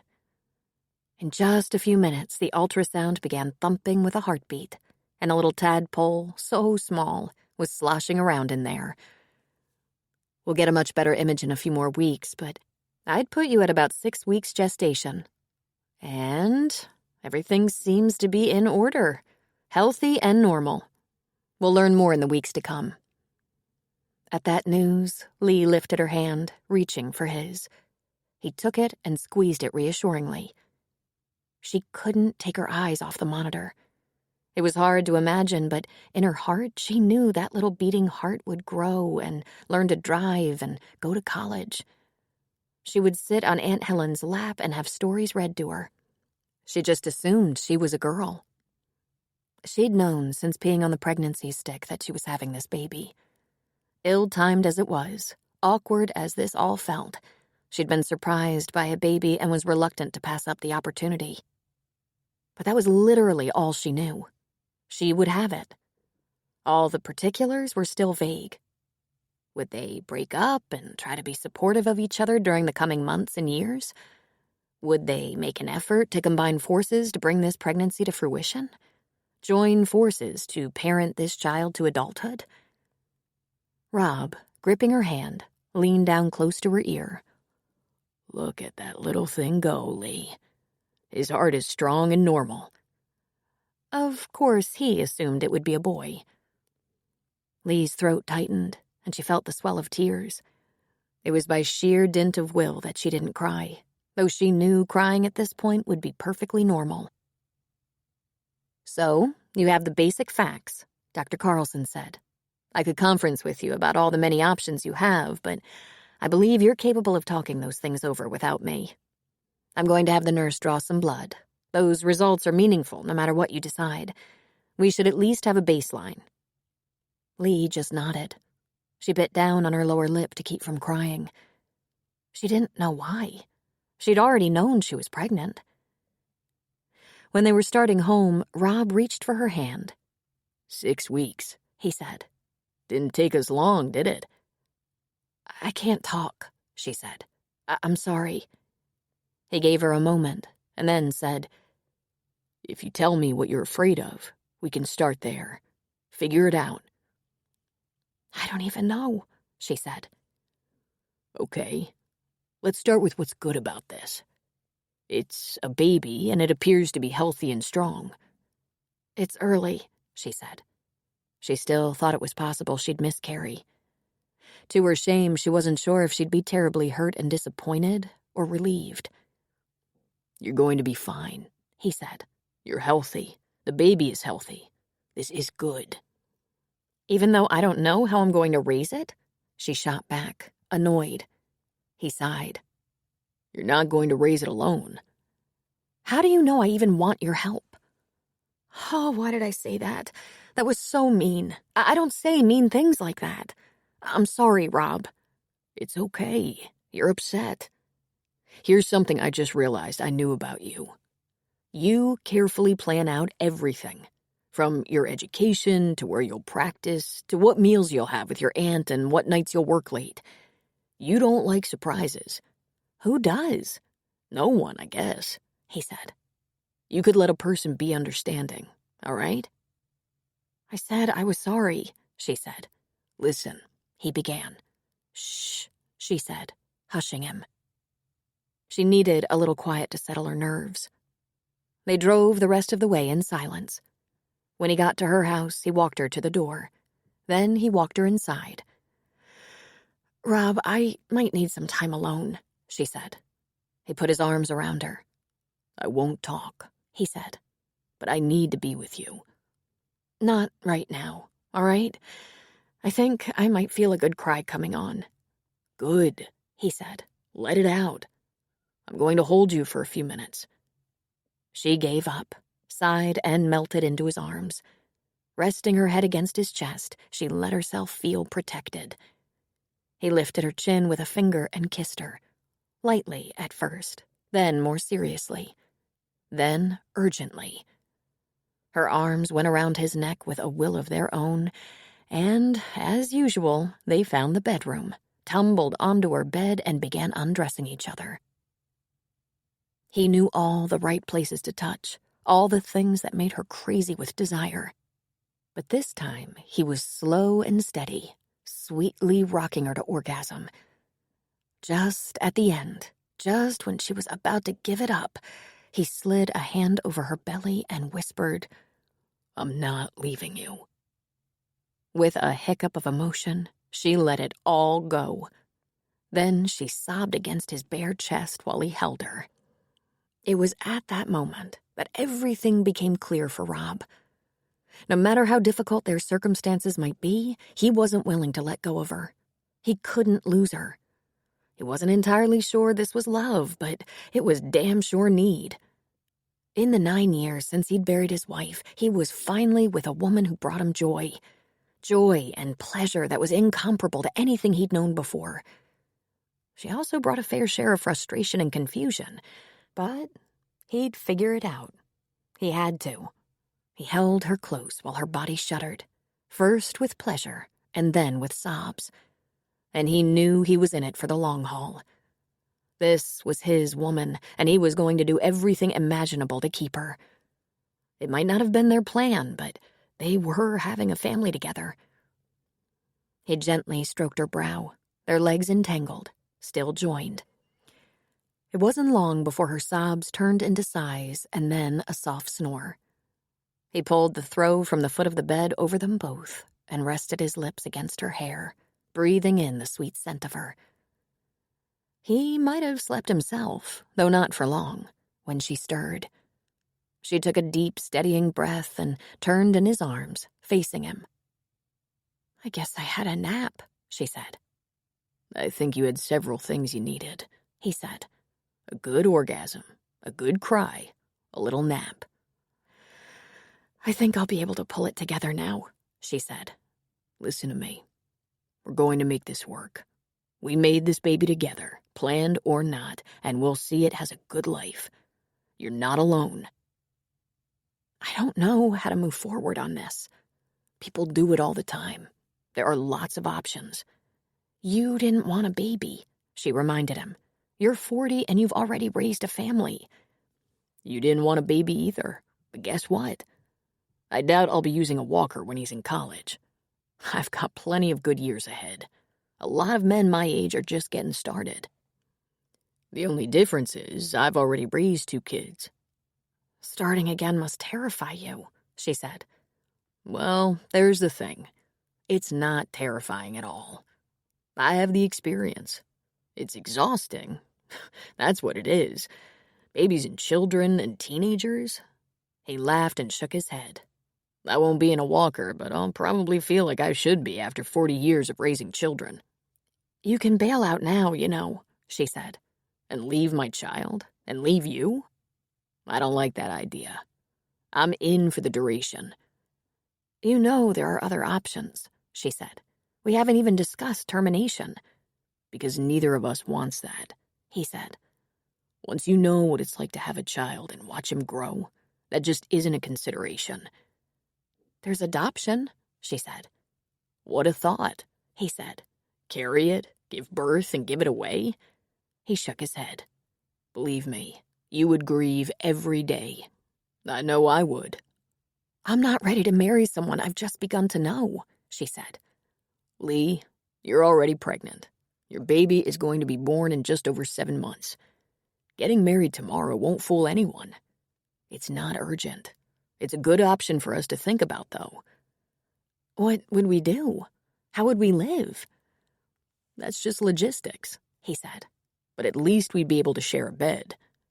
My house? Your house? She asked. What about your boys? My house is roomy. It would take some rearranging, organizing. It's doable, he said.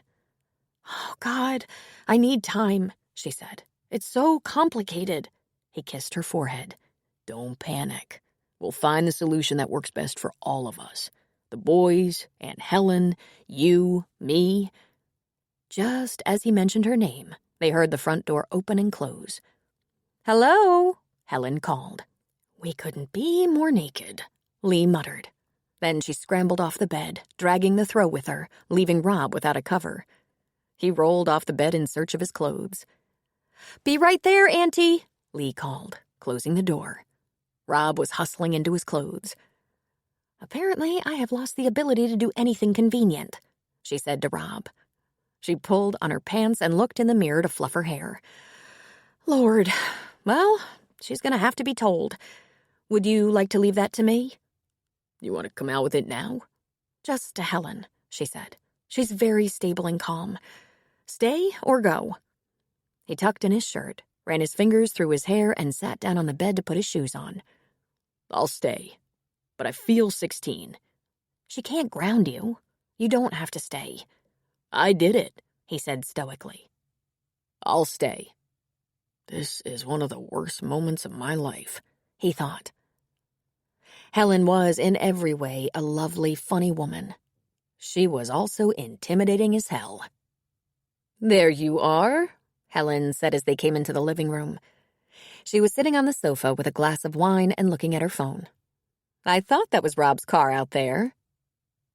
"I wasn't expecting you, but since you're here, I have something to tell you," Lee said. "Family business for now, Auntie. Let's not share this yet."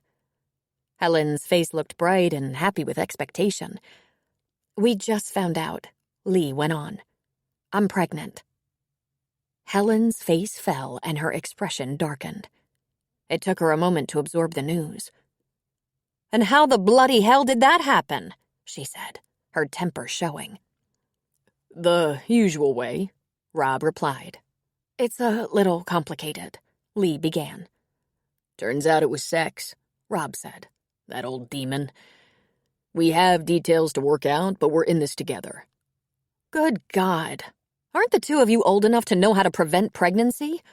Until you plan it, at least? Oh, dear God. You didn't plan this, did you? It's a legitimate accident in spite of our efforts to be responsible, Rob said. But since it's happened, we're going to take a little time to figure out our next step. Helen looked right at Lee. "Don't take any steps you don't feel are right for you, Lee. Please don't rush into anything." "I plan to think it all through carefully. The only decision we both agree on so far is that I'm having the baby." Helen let out an audible sigh of relief. "I assume you two fancy yourselves in love or something?" "We're a little surprised by the whole thing," Lee said. "Yes," Rob said, clearly having noticed Lee didn't confess to feeling love. But he'd tackle that later. She was entitled to be a little confused. This is the first time since I lost my wife that I find myself with a woman I can't imagine being without. And whatever Lee wants to do, I am the baby's father and will raise it with her, whether we're married or there's some other kind of arrangement. I think Lee finds the idea of moving in with 2 teenage boys a little daunting. God help us, Helen said. They're very nice boys, Rob said, but that's just one of several options. I'm going to need several glasses of wine, Helen said. Are you 2 going out somewhere? I'm home for the evening, Lee said. I saw the doctor today. I think Rob is on his way out. He slid an arm around Lee's waist and pulled her against his side. I'm going home to make sure the guys have dinner, then back to the pub to check on things. He looked down at Lee. I'll have my phone. If you want me, all you have to do is text or call. Okay, she said. He refused to be intimidated by Aunt Helen. He put a finger under her chin, raised her face, and kissed her lips. It wasn't his usual passionate kiss, but getting Helen used to this idea was going to take patience. So he kissed her again. When Rob was gone, Lee sank into the chair near the couch. The 2 women stared at each other in silence for a long moment. I could sure use one of those, Lee said, nodding toward Helen's glass of wine. I bet, Helen said. Your penance is that you're going to be doing without for a while. Good God, Lee! What the hell happened? You heard the man, she said. It was sex. That demon. Lee had had a busy morning at the clinic, but she was cheerful. Her mood was light and she felt quite good. After Rob left her yesterday afternoon, she had a long talk with Helen, and the results were very freeing. It turned out Helen agreed with everything Lee said. Lee would consider partnering with Rob, perhaps living with him down the road, perhaps marrying him if their relationship remained positive and stable, if they were successful cohabiting. But all details were yet to be considered. For now, she was going to focus on one thing. She was going to be a mother. A single mother. Helen and Lee agreed that nothing needed to be said about this news until she passed the 3-month point and entered the safe zone, when miscarriage was unlikely. Rob had been so loving. That was another reason for her cheerfulness. She realized this was still a honeymoon phase for them, but he was the loveliest man. If something like this was going to happen to her, she was grateful it was with him. She told Helen she hoped things would work out between them, and she'd never been hopeful before. Just before noon, Rob appeared at the clinic with a brown bag holding a turkey club. He went to her office, delivered it with a kiss. "What's this?" she asked, smiling. He leaned close to her ear. I want to make sure you're eating. Do you want to share it? She asked. I have to get back, he said. You're tempting, but there are just way too many people here. I'm going to get some work done instead. I'll see you a little later. She was halfway through her club sandwich when Eleanor knocked and stuck her head in. You're popular today. There's another handsome guy here looking for you. Oh? Who might that be? Eleanor shrugged. He wants to surprise you and wouldn't give his name. Lee pushed her chair back and went to the front. There stood Johnny Holliday, his thumbs in the pockets of his fitted jeans, his dark blonde hair flopping over his forehead in that sexy way she remembered, his smile as bright as the sun. Oh, dear God, she said. Lee! He opened his arms and made to come around the reception counter to hug her. Hold on, she said. Just hold on. Come with me, she said. She turned and went back to her office. The moment they got there, he opened his arms again and tried to pull her into a hug. She slapped his arm. Stop that! Well, Jesus, he said. What's the matter with you? What are you doing here? I'll be glad to tell you all about that if you'll stop being so frickin' mean. Sit there, she said, pointing to a chair, and don't touch me. After all these years, can't you just be reasonable? He asked. If I had a gun. He smiled at her, his flirtatious smile. Same old Lee, he said. Here's the deal.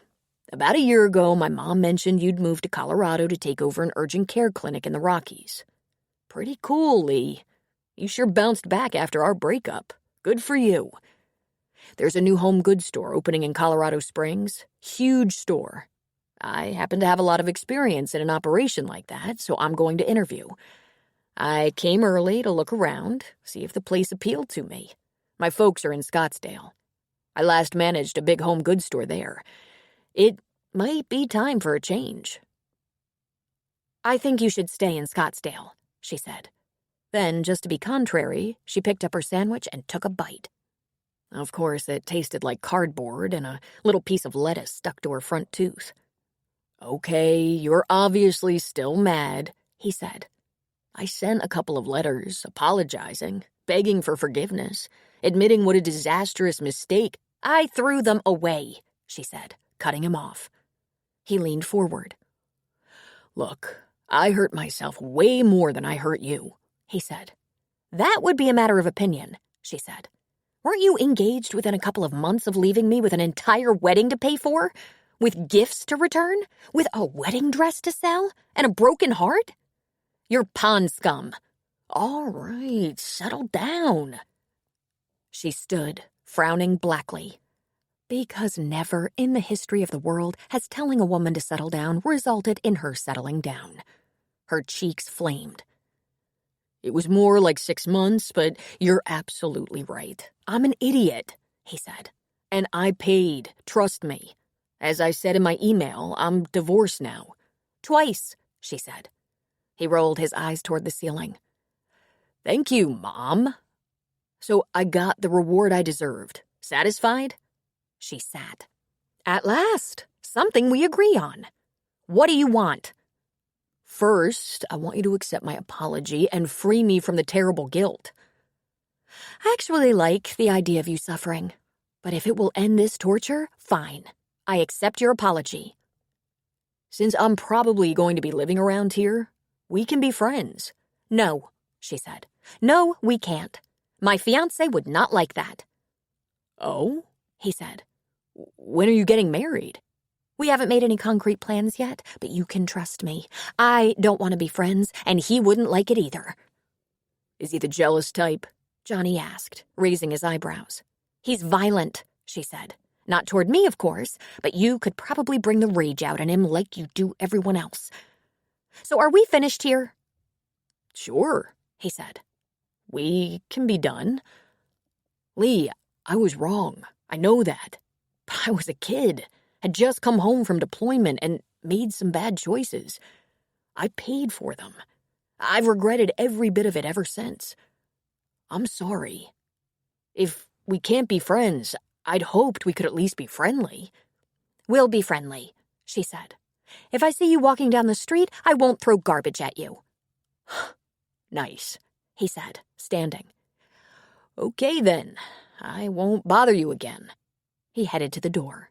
He looked over his shoulder. Oh, my mom and dad send their love. Then he was gone. Lee rested her head in her hand. God, she said. That was horrible, she thought. Outrageously horrible. Why couldn't she just act like she didn't care since she desperately wanted not to care? Why'd she have to blast him with her temper like that? Like she was still angry because she longed for him. It was ridiculous to be angry about something that happened 13 years ago. It wasn't a crime, it was a breakup. And besides, she thought, her mouth hung open as she pondered, what if she'd actually married him? She'd never been as sure of anything in her life as she'd been about her decision to marry Johnny, her best friend, her lover. Clearly, it would have been a disaster. She called Helen's cell phone. Hi, where are you? On the porch, writing. Are you all right? I'm not sure. Johnny Holiday was just here. Where? Helen said. Colorado? My office, she said. He wants me to forgive him. He wants to be friends. I was completely awful to him. Well, did you get it out of your system? Helen asked. I don't want to be angry, she said. I want to not give a flying fuck. Sorry, that slipped out. I've never been pregnant, Helen said. Does it make one very emotional and somewhat out of control? I don't know, but it's a damn sight better than crying and hugging him. I'll agree there, Helen said. What the devil is he doing here? He says it's some job interview. He's been married and divorced twice. Why would he want to be friends with me? Helen groaned. You know, for a brilliant girl, sometimes you're so dense. He'd like you to be the third one. As if, she said. You and I have never seen Mr. Johnny Holiday in the same light. I suppose it's not entirely your fault. You were just a girl then, and he was a popular and attractive young man. Everyone liked him. Wasn't he some sort of king in high school or something? I can't exactly remember. But he was his mother's pet and got away with murder. She did always make excuses for him, Lee said. He was a manipulative little bastard, Helen replied. Lee laughed. I do love that you're still angry with him, too. I was so relieved that you didn't marry him. Sorry you were so heartbroken, but I was thankful. He wasn't evil, I don't mean that, but he was not sincere. He got his way with his charm and looks. He has incredible sense of entitlement. I believe he uses people, and some of them are pleased to be used. He's been living with his parents the last 3 years, all because he has such unappreciative bosses and nasty, selfish ex-wives, according to Dottie. I'm glad you were mean to him and pitched him out the door. He'd better be careful he doesn't run into me. It stung Lee when she'd heard Helen's thoughts on Johnny 13 years ago, but it felt pretty good right now. How do you see Rob? She asked. I like Rob, Helen said. Apart from the fact that he's not a very good planner. Can you imagine what my life would be like if I'd married Johnny Holiday? I swear to heaven I will never be that foolish again. And that means I will take a long, hard look at all the facts, all the details before I ever again consider marriage. Women have babies without husbands all the time. After all, my mother did, didn't she? Heaven help me, Helen said. Helen didn't get much writing done because her brain had been hijacked by Lee's issues. At about 4 o'clock, Sully came to the porch with the leash in his hand, Bo waiting very impatiently behind him. You about ready to stretch your legs? He asked. Yes, I'd better, Helen said, closing up her laptop. She slipped into her light sweater, put her laptop and duffel in the kitchen, and followed Sully onto the trail. Did you get some good murdering done today? He asked her. Unfortunately, no, she said. I have some personal issues clogging up my brain. Can you keep a secret? I have on occasion, but I'll be honest. People say I'm terrible at it, Sully said. If it's very important, do you think you could do it? I think I could, he said. For you. Lee is pregnant, she said. Ah, so Rob hit pay dirt, did he? You know about Rob? Sully chuckled.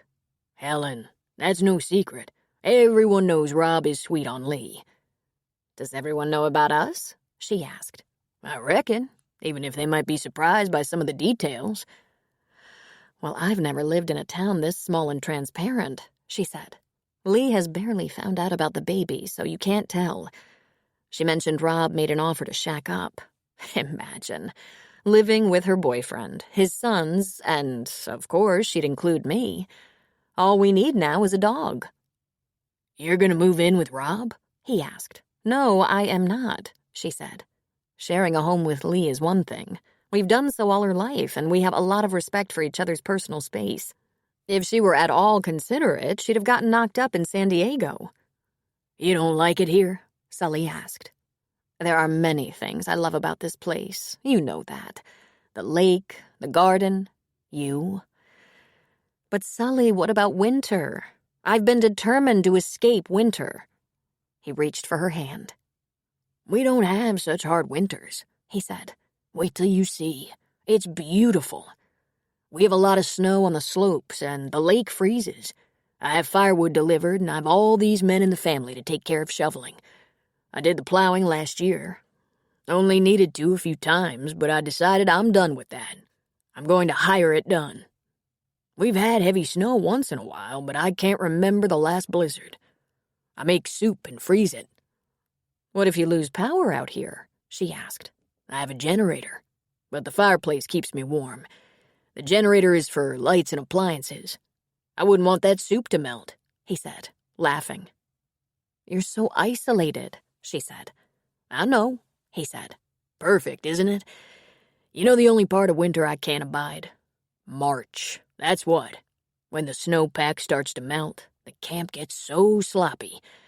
I know how to step around the mud, but you think that fool dog of mine has figured that out? Hell no. He thinks it's for rolling in.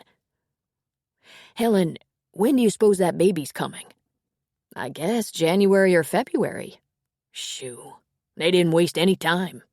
They're new as a couple, but I think she loves him, and I know he loves her. How can you tell? He gets a really sappy look on his face when he talks about her or them or anything to do with them being a couple, like having a baby. And yet she says she's not doing anything. She thinks it makes sense to leave things just as they are. The baby daddy will live a few blocks away and visit. Visit us? Oh my God. I'd probably do the same.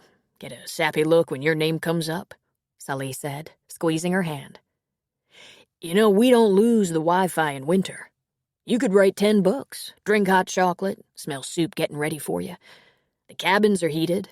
You can invite all your friends and have a writer's workshop in the living room. I'll cook and clean up and stay scarce. You might as well think about it because I know you're not going anywhere. How do you know that? She asked. Because you're having a grandbaby. It might officially be a great niece, but it's every bit a grandbaby. I didn't think I'd ever get one, and now I have a flock of them. I love them. Between you and the grands, I feel younger by the day. So why you letting Lee being pregnant keep you from murdering people in the book? Oh, I don't know. Because I want her to be happy. She always assumed she'd never have children, which I thought was an awful assumption. She should have children. I didn't give birth, but I had a child to raise and love. It was the best part of my life. But Sully, I want to visit the next generation. Maybe do a little babysitting when I have the time. My sister was 10 years younger than I was. I'd barely gotten myself into a house when she came to me, 18 and pregnant and not willing to share the name of the father. And she died during a routine surgery and left a 4-year-old for me to raise. I loved every second of it. That doesn't mean I want to do it again. You staying for dinner? He asked. Yes, sure. Good. You going home tonight? I will, yes. Lee seems to need to talk a lot. When you go home tonight, tell Lee that having her to raise was the best part of your life, and no matter what else happens, no matter whether they shack up or not, she's going to have a child to raise. I wasn't a very good father, I know, but Maggie lit up my world, and I loved her so much. I was so proud of her, like you are of Lee. Lee should have that opportunity. That's so lovely, Sully. I'll do that. And then tell her that when you're out here at night, we sleep naked. For success, attitude is equally as important as ability. Walter Scott. Chapter 14. July brought the Sullivans and Joneses and all their attached family members and significant others to the crossing for a 4th of July celebration. Avery Boyle, Sierra and Connie's new daughter, made her public debut, and Lee was able to cuddle the baby she delivered. Rob took a rare day off and brought the boys to the crossing, and Finn brought Maya as well. To look at her, one would never know everything Maya had been through. Upon watching her closely, Lee could see there were hints. She didn't have a lot of energy, and she often leaned against Finn, not letting him get too far away. But she was so happy to socialize with her surgeon, and Maggie pronounced her making a beautiful recovery. Later in the evening, Rob's boys helped Connie and Dakota shoot off fireworks over the lake. A couple of weeks later, when Helen went to San Francisco to visit her friend Maureen, Lee was invited to Rob's house for dinner with the boys, Sydney and Dakota. A Of course, Rob cooked and turned out a wonderful meal using the backyard grill. She tried to look around without anyone noticing. Rob had a very nice and well-kept house. This was only the third time she'd been to his house. Once for dinner with Grandma and Grandpa Spears, and one morning for coffee before Rob went to the pub. She had to admit, he did an excellent job of creating a comfortable home for his small family. The house wasn't large, but there were 5 bedrooms. He had an office at home, and there was a guest room, the one that his sister Sid had used for the year or two she'd stayed with him. There were lots of wood built-ins. The dining room hutch, the TV wall unit, bookcases. There was a large leather sectional, man-size. The kitchen was impressive. But then Rob was partial to kitchens. It was a good house. But there was no reflection of her at all. Of course. And it was full. Where in the world was he thinking to squeeze her in? And where was Helen supposed to live? She passed the 12-week mark, and Rob stepped up the discussions. "We should make a few decisions," he said. "You're going to be showing before long. I have to tell my sons what's going on." "If you must," she said. "I don't think they'd know the difference if we waited a while longer."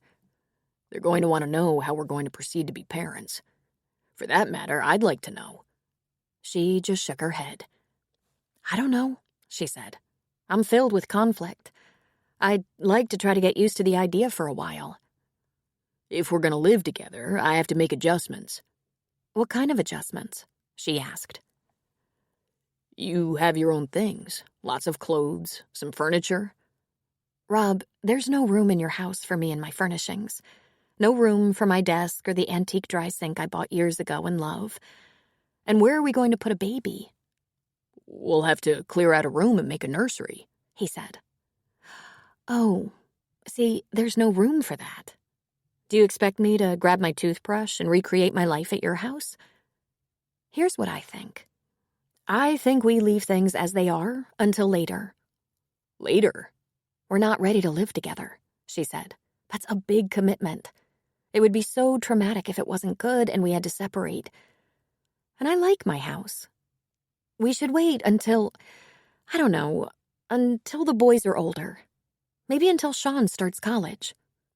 "That's 2 years," he said. "Maybe not quite that long, but I'm not ready." "Okay, but there are some things you're not thinking about. A baby is going to be a lot of work, around-the-clock work. How are you going to go to the clinic by day, feed the baby a few times a night, keep up with all the extra laundry and work? You'll be sleep-deprived."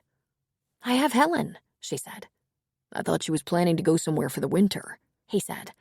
"I'm sure she'll stay close if I'm having a baby." "Have you worked this out with her, or are you just assuming she's going to be your right hand?" "Actually, we haven't talked about what we're going to do when the baby comes, but I told her I was very torn about whether we should live together because I'm crazy about you, Rob. But combining households and families, maybe it would be better to wait until you're almost done raising your first family." "It doesn't work that way, Lee. My boys will always be my boys, and they will always have a room in my house, in our house. You never stop being a father. You just move on to the next stage of fatherhood. It's kind of like the way your Aunt Helen didn't stop being your Aunt Helen when you hit 21. "I don't think we have all the ingredients to move in together." "I do," he said. "I love you. I know you know that." Oh, Rob, you're the most serious man I've had in my life since I was a kid, but I'm not there yet. "Yes, I think you are," he said. "You're just scared. You're afraid you can't live with someone, share a bed every night with someone, wander around your house in your pajamas with a couple of teenage boys around. But I've been sneaking into your bed 3 or 4 or 5 times a week since we crossed that line. I think the house is not your house yet, but we can fix that. I can't do it alone. I have to have your input. The boys won't be a burden to you. They're helpful." "They're great kids," she said, "but they're yours." "They're also this baby's brothers. Lee, you're not having this baby alone." "But I can," she said. His face became stone. "No," he said. "You can't." "What does that mean?" "I love you. And I want us to do this together. That's the best case scenario. I want to be around when the baby wakes up in the middle of the night and you're too tired to get up. I want to be around when he's teething and miserable. I want to be there for the first day of preschool. Your boys are going to flip out, she said. Maybe at first, but I think they'll come around pretty quick. They're crazy about you. No. I think so, Rob said. We'll find out. I'm going to tell them before they notice. We've got to make a few decisions. She took his hand and pulled him closer. Let's not talk about this anymore right now. We have the house to ourselves. Lee, would you give up your baby? He asked. Of course not, she said. Neither will I, he said. He stared at her for a long moment, and she waited for him to just take her into his arms. His expression wasn't very happy. He wanted her to say she loved him, that she was excited to live with him and his boys. Most women would. Instead, he was making it clear he would fight her for this baby. Tears gathered in her eyes. Come here, he said, pulling her into his arms. If you'll just meet me halfway. I'm doing my best, she said in a whisper. Tell me what you need from me to help you make some decisions, he said. I don't know, she whispered. Rob was facing August, and he thought he saw the smallest rounding of Lee's middle.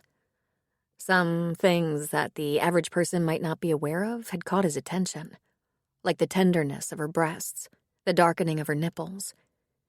Pretty soon she was going to be asked outright. People were going to know, and if people knew, someone would tell the kids. He blocked out some time. He asked them to be sure to be home at 5 for dinner. He wouldn't go back to the pub unless everything was calm at home. He whipped up some enchiladas and guacamole dip. He set the table for 3. What's the occasion? Finn asked. Man talk, he said. Where's your brother? Late, as usual. He was going to play ball at the park for a while. Finn got out his phone and started to text when the back door flew open and Sean blasted in. Rob immediately thought Sean might drive Lee crazy, wake the baby, track dirt into the house, be a lot of work. Lucky for Sean, he was a sweetheart. That might save him. Whoa, Sean said. Date night? He asked, winking. Guy talk, Finn said. Great, Sean said. I've been having trouble sleeping lately. This should help.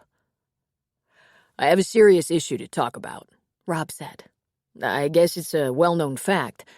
Lee is my girlfriend, and my girlfriend is pregnant. That shut them up. They just stared at him with their lips parted in shock. Dude, Sean said. How'd that happen? Finn asked. Rob decided against any smart-ass response. He aimed for honest. Failed birth control. So here's the deal. It's going to be obvious before long. I've asked her to marry me, and she shut that down real fast. She says we just don't know each other well enough yet. I guess she could be right about that. I'd feel a lot better about us being parents if we checked off all the boxes, you know? So I asked her to move in here, and I can tell the idea scares her to death. Move in with a guy and his teenagers and have a baby? I'd be scared too. But the bottom line is this. I'm going to keep trying to convince her to work with me to find a way we can all get together on this. You're my family. That baby is my family. We should help each other. They were stunned silent. No one touched their plates. Rob gave them a minute to digest the news, but a minute was all he had. His nerves were shot. He got up and went for a beer in the refrigerator. He sat back down. Maybe you should pass a few of those out, Sean said. I know it's quite a load to take on, Rob said. What the hell, Dad? Finn said. Well, I'm 40, Finn, and I care about her very much, so we got physically involved, and bingo, pregnancy. Nature has a mind of her own sometimes. I'm not 16 or 17, and of course I know better, but knowing better isn't always good enough. Also, I can support a family. No, that's not what I meant. Do you want to marry her? He was quiet for a moment. I do, but I don't think she buys it. I have a feeling she thinks I'm just trying to be responsible, but that's such a small part of it. I think she's the most fantastic... He cleared his throat. I really care about her.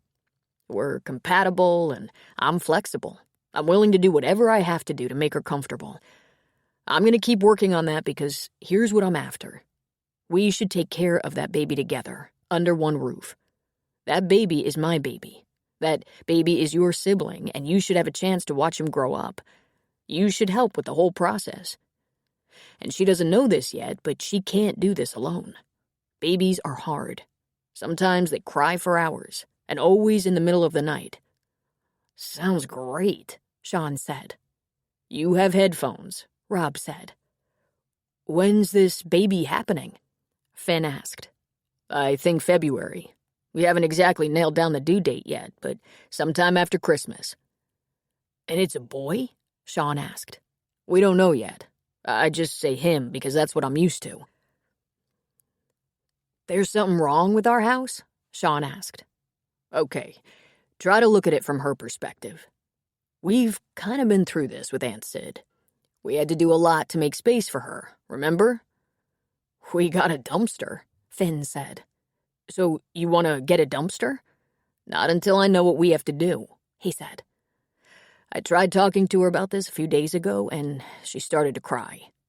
I'd like her to be involved in making this her house as well as our house, but she's so emotional. I can't believe this, Sean said. What does she expect you to do? Visit your kid down the street? Would she rather we all move into her house? Her house is definitely too small for us. Here's what I think is going on. I think when she looks ahead, there's a big blank space after next month. I think she's in denial.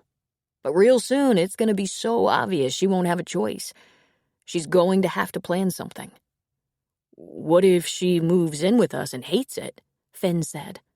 What if you convince her and it turns out she doesn't want to be with you forever? Or us? What if she doesn't like teenage boys? Remember how she was when you cut your hand? Remember her chicken thing she fed you, Sean? She might not know how to live with a bunch of men, but she likes us. And you know what I'd like? I'd like to have a woman around again. Your mom and I had a good relationship. We got along, knew how to compromise, and had fun doing it. Not all couples work out so well, but we have a great reason to try. Maybe she doesn't love you, Sean said. But she did. That's what Rob believed. They had long discussions about serious things, talked about silly things, agreed more than they disagreed, had similar tastes, and those things they didn't agree on were insignificant. They both loved breakfast best. She hated cilantro, but he loved it. She liked love ballads, and he liked jazz. He loved trying out special restaurants. She loved eating, but wasn't much of a cook. And when their bodies came together, they fit like tongue and groove. It wasn't purely physical. You can't really love a person like that without the emotion of it guiding you. Okay, some people could, but their relationship wasn't like that. They'd shared day after day, week after week of longing, of trusting. Unless he knew nothing about her, Lee wasn't one of those people. She was as emotionally invested as he was. And yet she was so scared. I think we're right for each other, Rob said. It feels like love to me, but I understand her nervousness. This happened so suddenly. And the only person Lee has ever shared her space with is her aunt. What are you going to do? Finn asked. I don't know, he said. For right now, I'm going to go easy. I'll take care of her as much as she'll let me, but damn, she's one bossy, independent woman. He shook his head. I'm open to suggestions if you have any. Finn and Sean exchanged looks. They weren't exactly experts on this subject. Dad? You might want to ask someone else, Sean said. When Helen got back to Timberlake, she called Lee's cell phone. It went straight to voicemail, "I suppose you're seeing patients," she said. "Just as well. I'm back from San Francisco, and I'm going out to the crossing. I hope to get a little writing done this afternoon. If you're not doing anything this evening, why not come out to Sully's for dinner? I know he's going to ask me if I can stay. I haven't seen him in 2 weeks." Helen secretly hoped Lee would be otherwise engaged. Sully was so happy to see her, he wrapped his arms around her. "You were gone a year, right?" he asked. "I think maybe you missed me," she said. "I know we talked, but now that you're back, I want you to tell me about it." "Have you eaten? Because I'm starving." Sully made her a sandwich and then left Brenda Kennedy in charge of the store while they sat on the porch at the house together. This was the 3rd Kennedy kid to work at the crossing in the last few years, and it freed up Sully to do whatever he needed to do. And right now, he needed time with Helen. Between bites, Helen told him almost the same thing she'd told him over the phone. She loved Maureen's guest house and Maureen's husband, a sweet man who left them mostly to their own devices. She had dinner with Maureen every night, and on some days they went out to favorite restaurants. She and Maureen were both writers and had been friends for a long time. I always have a wonderful time in San Francisco, and with Maureen, but I wouldn't have stayed away so long except for Lee. I was hoping she'd spend a lot of quality time with Rob and maybe work some things out. "Did she say anything about that?" Sully wanted to know. "Nothing except that they continue to get along beautifully," Helen said. "I don't suppose you heard anything." "I have Frank, remember?" Sully said. "Don't know how Frank knows so much. He hardly moves out of that chair in front of the store, but he knows everyone's business. The story is, they're together every day. If she's not at the pub for lunch or dinner, Rob's car is in her drive." "That's good," Helen said. "I want them talking." "I think it's pretty obvious they've been doing more than talking. Do you know what you want for her, Helen?" "I want her to be happy. I've never seen her so happy as when she started seeing Rob. I don't think she's even unhappy with this surprise pregnancy. I told her not to do anything unless she was completely sure. I didn't realize it was going to take her so long." "I'd like her to get settled, too," Sully said. "You know, when my 18-year-old sister came to me and said she was pregnant, there was no loving man trying to do anything he could to help. She wouldn't even tell me who it was. She said, 'Maybe someday.' She died so young, and she never told me who Lee's father was. We toyed with the idea of a search, but Lee wasn't interested. She said it had become irrelevant.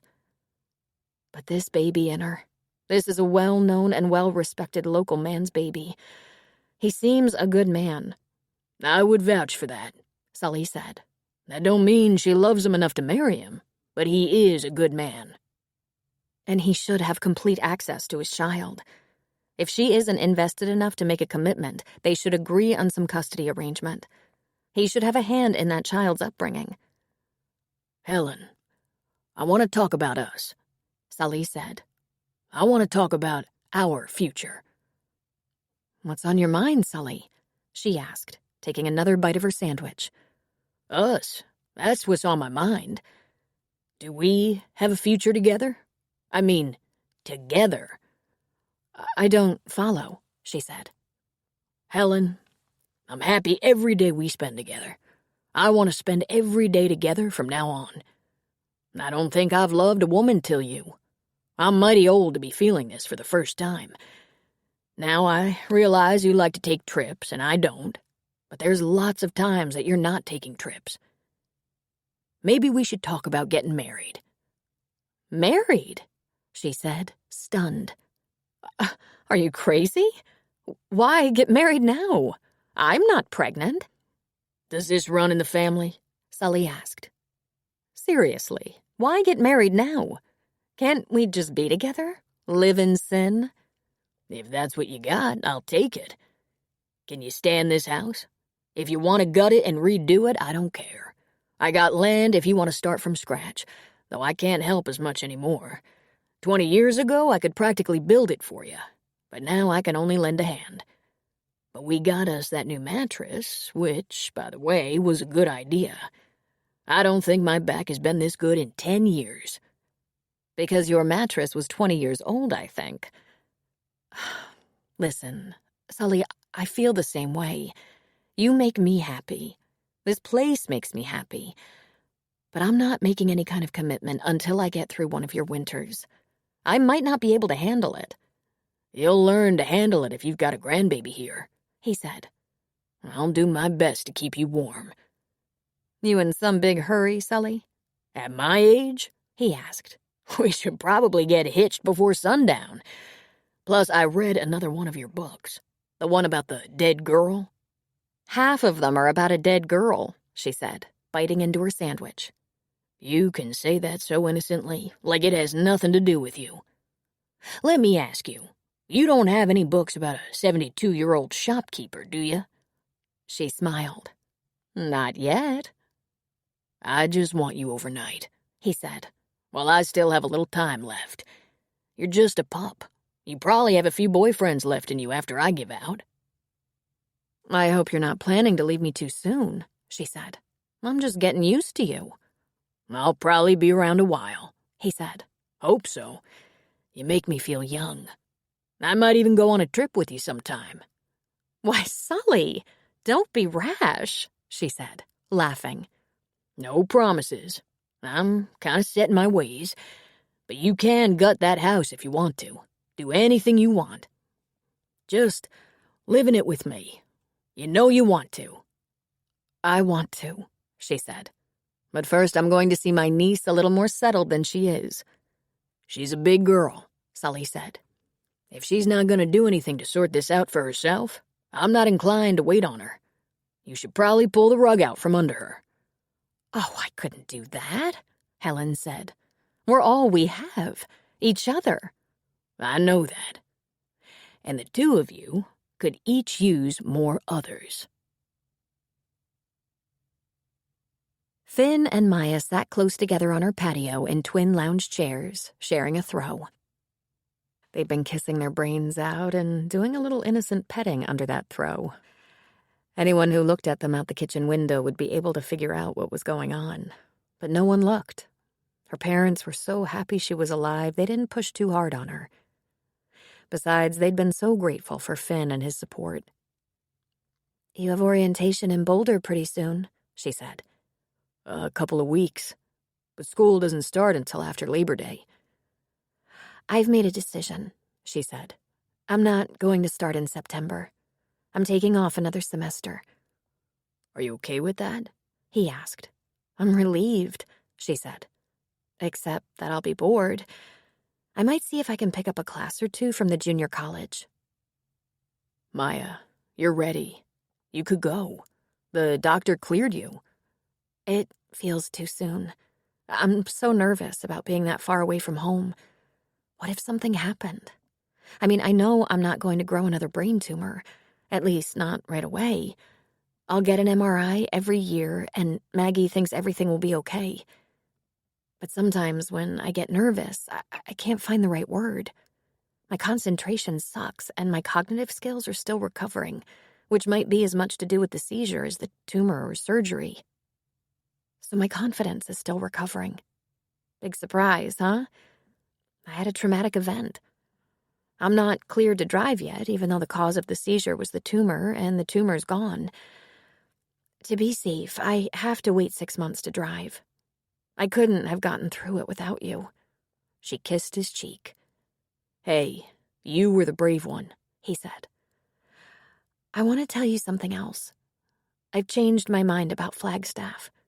I don't want to be that far away. I'm gonna try to get in to see you. But I want you to know something.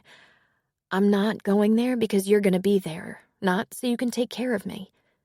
Your sentence is over. You're free. I'm going there because it's a good school, and it's closer to my doctor. Are you breaking up with me? He asked. Oh, God, no. But I've been a real load. I want to be a girlfriend, not a ball and chain. You've been great, but I don't want to be your patient anymore. Have I treated you like a patient? Nah, you've been perfect. You would have been there for me, he said. I think it's just what people who love each other do. I agree, And yes, I would have. But from now on, our relationship isn't going to be about my brain tumor. We'll be together as long as we love each other, and if that's forever, very cool. But be warned, I'm not going to die. I knew you'd be okay. He sighed. Well, I didn't exactly know it, but that's what I kept telling myself. He grinned. See you, huh? Like my dream come true? Listen, you're going to be up there a whole semester before I get there, she said. Maybe a whole first year if they don't let me start after first semester. You're going to meet girls. No, I won't, he said. Yes, you will. Girls with hair on their whole head. I want you to remember that if you meet a girl you really, really like, I'm not going to die. Okay, sure. I'll be pissed, but I won't get sick or die. Yeah. I'd be very surprised if I met anyone that special. And with you here, I'll be home a lot of weekends. You don't have to. We can talk and text, and you can tell me all about it and come home when you want to. I bet I'll want to, he said, pulling her closer. I will miss you, she said. I'll miss you more because I won't be busy. But I want you to have a good time. I'll have to come home weekends to get help with schoolwork. Did I tell you I'm looking into science courses? Biology, maybe pre-med. Really?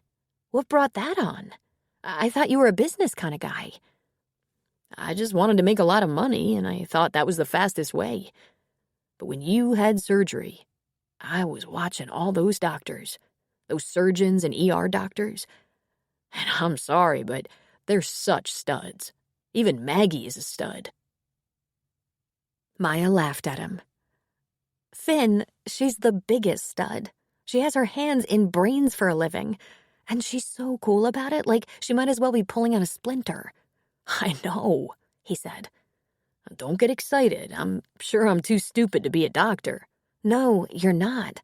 It's way better to try it than to avoid it because it looks hard. You don't want to be 40 and ask yourself for the rest of your life if you could have done it if only you tried. That's what I think, he said. My dad is going to shit a brick. Like he doesn't have enough to think about without hearing that I'd like to be in college for about 16 years. Especially when he's got that baby. Baby? She said. Didn't I tell you that I'm going to be a big brother again? What? She choked. But your dad isn't married. That's right, he said. My dad, the moral pillar of the community, knocked up the town doctor. No way, she screamed. She socked him in the arm. You're lying. I am not. He's trying to get her to marry him, or at least live with us. College looks better every day.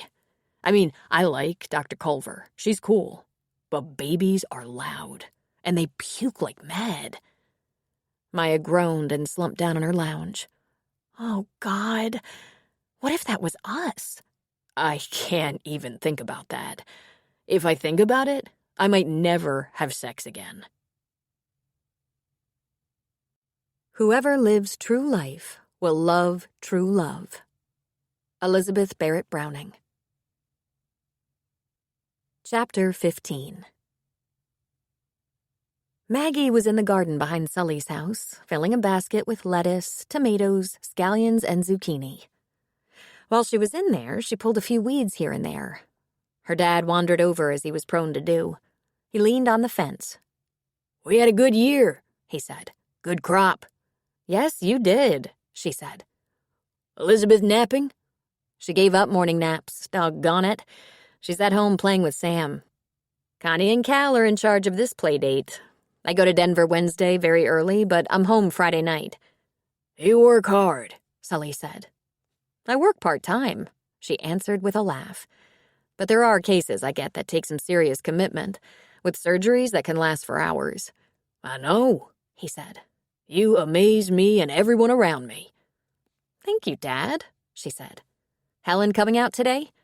She comes almost every day. Sometimes she has what she calls phone business. She usually stays in town for that, working with her editor or agent or publicist or accountant, he added with a laugh. I think our Helen is pretty well fixed. She says she had to scrape by while she was teaching and raising Lee, and it turned her into a tightwad. Good for her, Maggie said. Maybe she can relax and enjoy her senior years. I doubt much will change for her as she gets older. She says campground owners and writers just keep going till they drop. Do you ever think about retirement? Nah, I pretty much only work about half the year anyway. How are your new hours working out? Maggie asked, sitting back on her heels in the garden. I should have done that years ago. When Helen cooks or helps me cook, she sets the table. For 35 years, I've been getting by with a plate and eating on the counter in the store. Helen puts a candle or two on the table, even if the sun's still up. She bought some placemats and cloth napkins. I never bothered with that stuff. It's like going to the restaurant. You and Helen are getting pretty close, she said. Pretty close. I wanted to talk to you about something. I haven't said anything to anyone, so don't you. I asked Helen if she wanted to get married. Dad, that's wonderful. She said no, of course, he said. Well, what she said was, why bother to get married? Makes no difference to me. I just like it when she's around. I like the idea of her living here. I told her if that old house isn't in good enough shape, she could have it fixed up any way she likes. It probably needs it by now. It needs a lot, Dad, Maggie said. I think that's a very good idea. I have one worry I want to talk about. Now, I'm getting kind of old. Helen is 10 years younger. You're in very good health, Maggie said. That's another thing about Helen. She makes me want to be in decent health. God bless her, Maggie said, standing and picking up her basket. Since you never seemed to give a rat's ass before. I ain't particularly worried about dropping dead. That wouldn't be much trouble. All I'd need then is to be buried. After reading about half a dozen of her books, Helen knows how to dispose of a body. Maggie laughed in spite of herself. But here's what I'm worried about. I need a favor from you. Shoot. If something unexpected happens, I want to be sure Helen isn't left taking care of a sick old man or invalid. That would be awful. There's a little money set by for my old age. Cash money and some bonds. The bulk of what I'm worth is what I'm standing on. You could hire someone to run the camp or sell it. After Helen's done living here, that is. That's assuming I'll wear her down and convince her to move in with me. You can't offer a woman a home to share, then snatch it out from under her when you stroke out or drop dead. I don't know how that gets handled, Maggie. Well, luckily I married a lawyer, and since he's been here, he does a lot more family law than criminal defense. If he doesn't know the best way to handle all that, he'll find out. The big question is, what do you expect me to do? I don't know, he said. If I'm sitting in a wheelchair, drooling on myself, I'd prefer you to take me up on the ridge and just push me off. But I bet you'd find that distasteful. I'm not laughing. Do you expect to live with Cal and me? Do you have some strict aversion to long-term care homes? He made a face. No one likes those places, but what are you going to do? No one wants to be a burden either. Well, you just promise me you won't see Helen stuck with an old man who needs a lot of care. She's younger than I am, but she's no spring chicken herself, and she should enjoy what's left of her life, especially since she's got a grandbaby coming. She has a grandbaby coming? Maggie asked. Well, didn't that slip right out? It's not officially a grandbaby since it's a great niece, but since Lee's like a daughter, this would be like a grandchild. And it would be appreciated if you'd just keep that to yourself for now. I warned her I wasn't that good with secrets. Lee's pregnant? Maggie said. Well, isn't that exciting? I'm assuming Rob's the father. I'm assuming that too. Well, do they have plans? The issue right now is that there are no plans. He wants plans. Helen wants plans, and yet there are no plans. According to Helen, Lee isn't quite ready to make a commitment for whatever reason, though rumor has it Rob has been ready. Don't ask me how this is going to come out. Is something wrong? Maggie asked. Has she said she can't make a commitment because of XYZ? Help me with XYZ, he said. You know, is there some reason she can't make a commitment to the baby's father? Like, there's something wrong? Like he's got a drinking problem or gambling problem or lots of debt? I suppose we all have our secrets, except me. I don't have any that I can think of. Have one or two things in my past I'd rather not talk about, but I don't think they're shameful. Mostly stupid, Sully said. Me too, Maggie said with a laugh. Yeah, that last boyfriend of yours before you met Cal was an ass. I don't know where your head was. She cleared her throat. You don't know the half, she said. Unless Rob Shandon is a master of disguise, I think he's a good guy. But then, what do I know? Maggie rested her basket of vegetables on her hip. What you know is you want your future figured out and taken care of so you don't leave any of your loved ones in a bad spot. And I admire that. You're not going anywhere for at least 20 years. I'll talk to Cal about how he can make a legal thing for you. Have you talked to Helen about this? I'll get to that, he said. First, I have to get her polka dot pajamas moved into my house.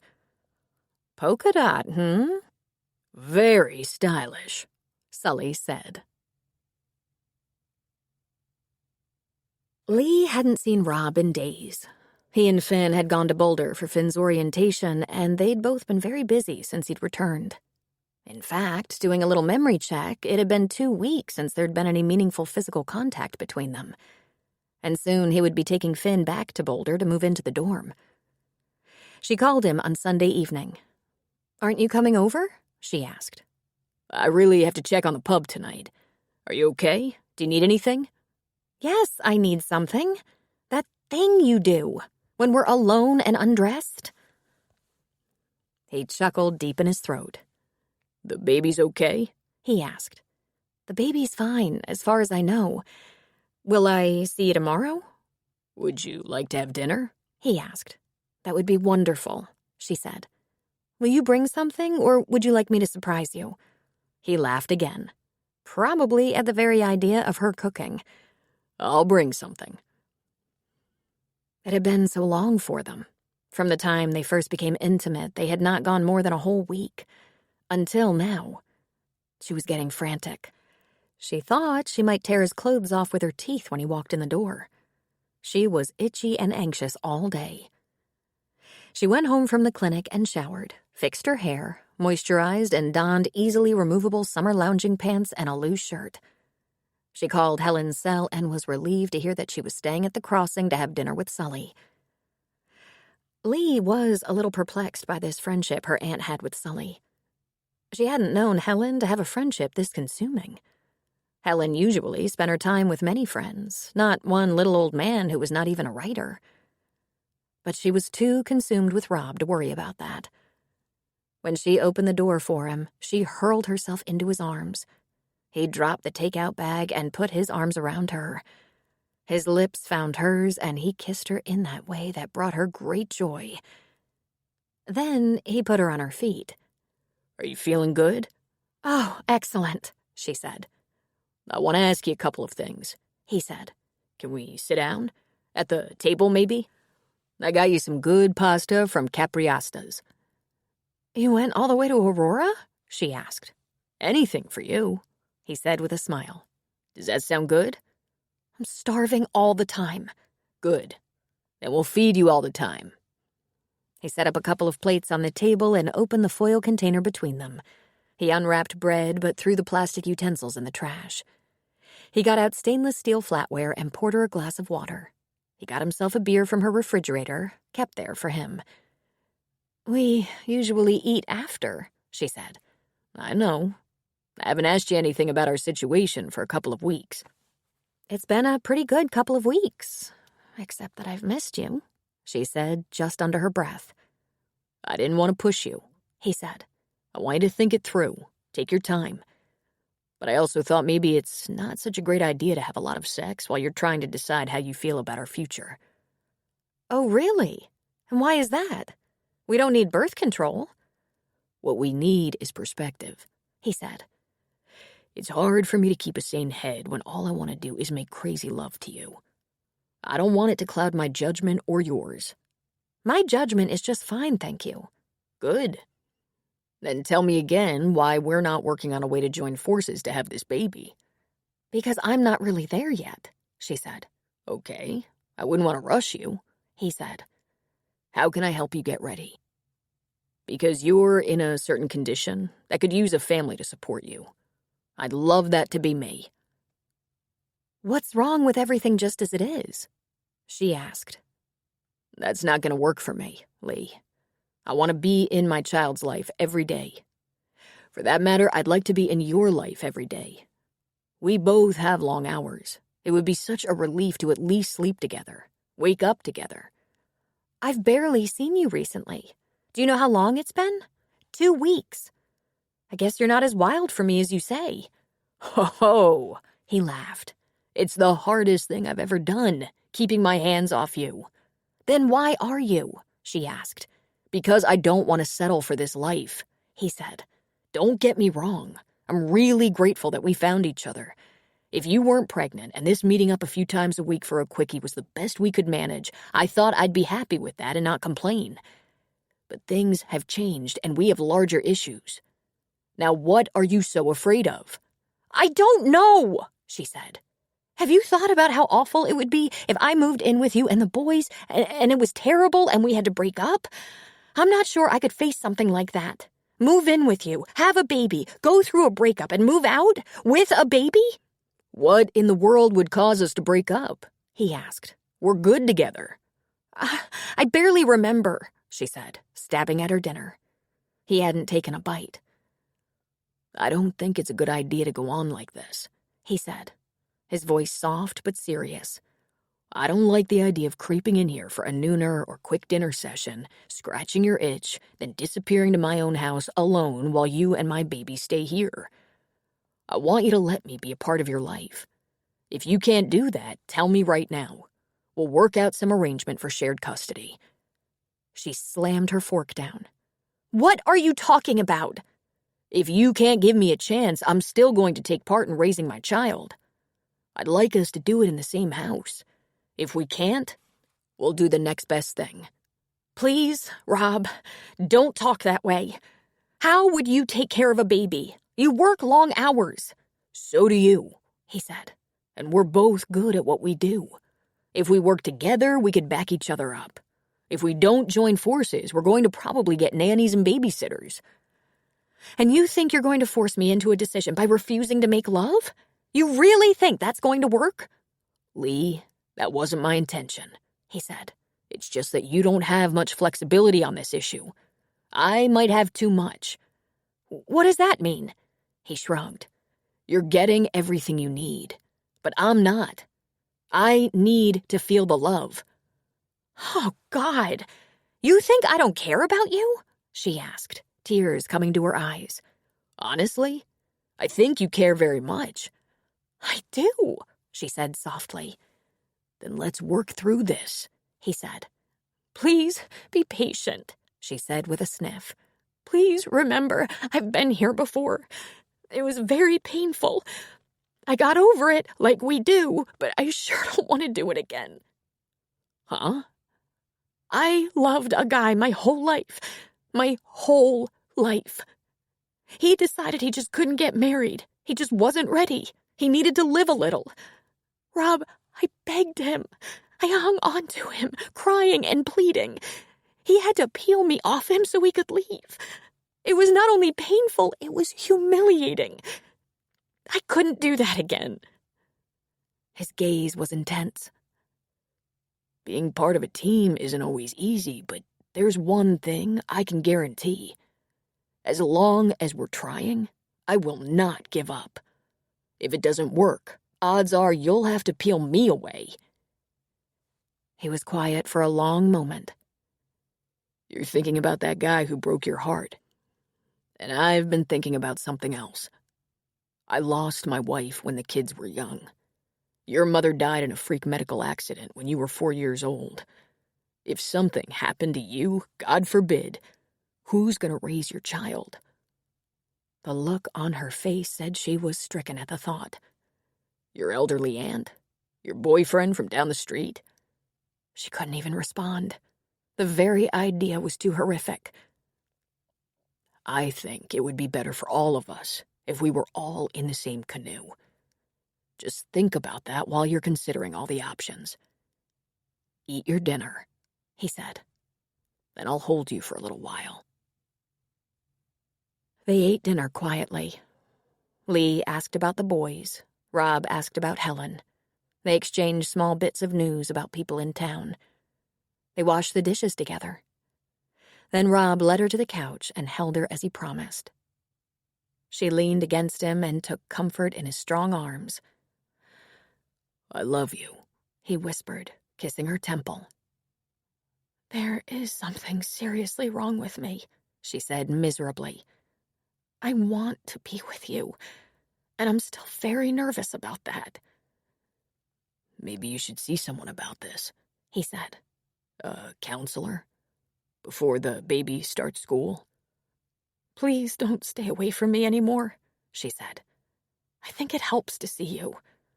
I'll be around, he said, but I'm saving myself for marriage. Lee was a little blue, feeling like she was screwing up everyone's lives by not being more decisive, more willing. But at least Rob had spent some time with her, listening to her, talking to her. Then, a few days later, she felt the flutters of movement in her womb, and she was mesmerized. She sat very still, waiting for more. From the second she found out she was pregnant, she had been in love with her baby. But on this day, she knew it was alive in a way she hadn't before.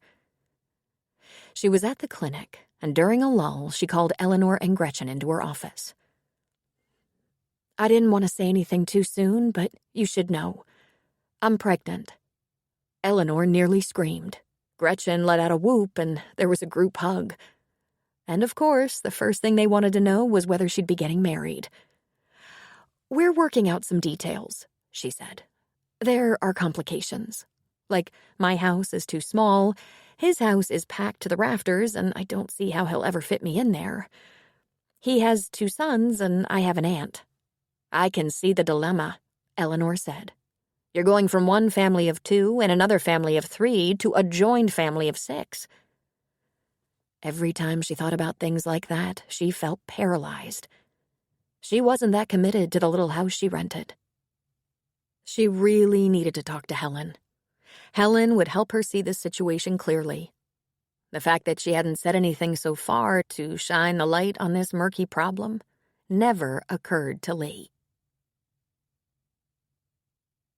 Helen had a nice dinner on Sully's porch, though the August weather was hot and humid. I look forward to fall, Sully told her. When the weather cools, we'll have a fire. That's how Cal wooed my daughter. He'd go down by the lake, start a fire, and she couldn't resist. She'd bring him a beer and sit by the fire with him. He laughed at the memory. Sounds perfect, Helen said. Any progress with Lee? He asked. Yes, I think so, she said hopefully. She's gone to Rob's house to have dinner with him and the boys a few times. She must be checking out the atmosphere. She hasn't mentioned any drama. Everything seems to be fine. I think that's good news. She's still feeling okay? He asked. Sully, I've never seen her more radiant. Like this whole pregnancy is agreeing with her. And yet, Helen just shook her head. Rob was out of town with Finn for a few days, and she admitted she missed him. Soon he'll move Finn to Boulder to begin school. I'll have a big crowd in here for Labor Day weekend, Sully said. Always do. Then it slows down a lot. There are the fall leaf peepers and hunters. Almost time for the elk to move to lower, warmer elevation and start the whole rutting season. That gets noisy. I can't wait, she said. Then snow, she said.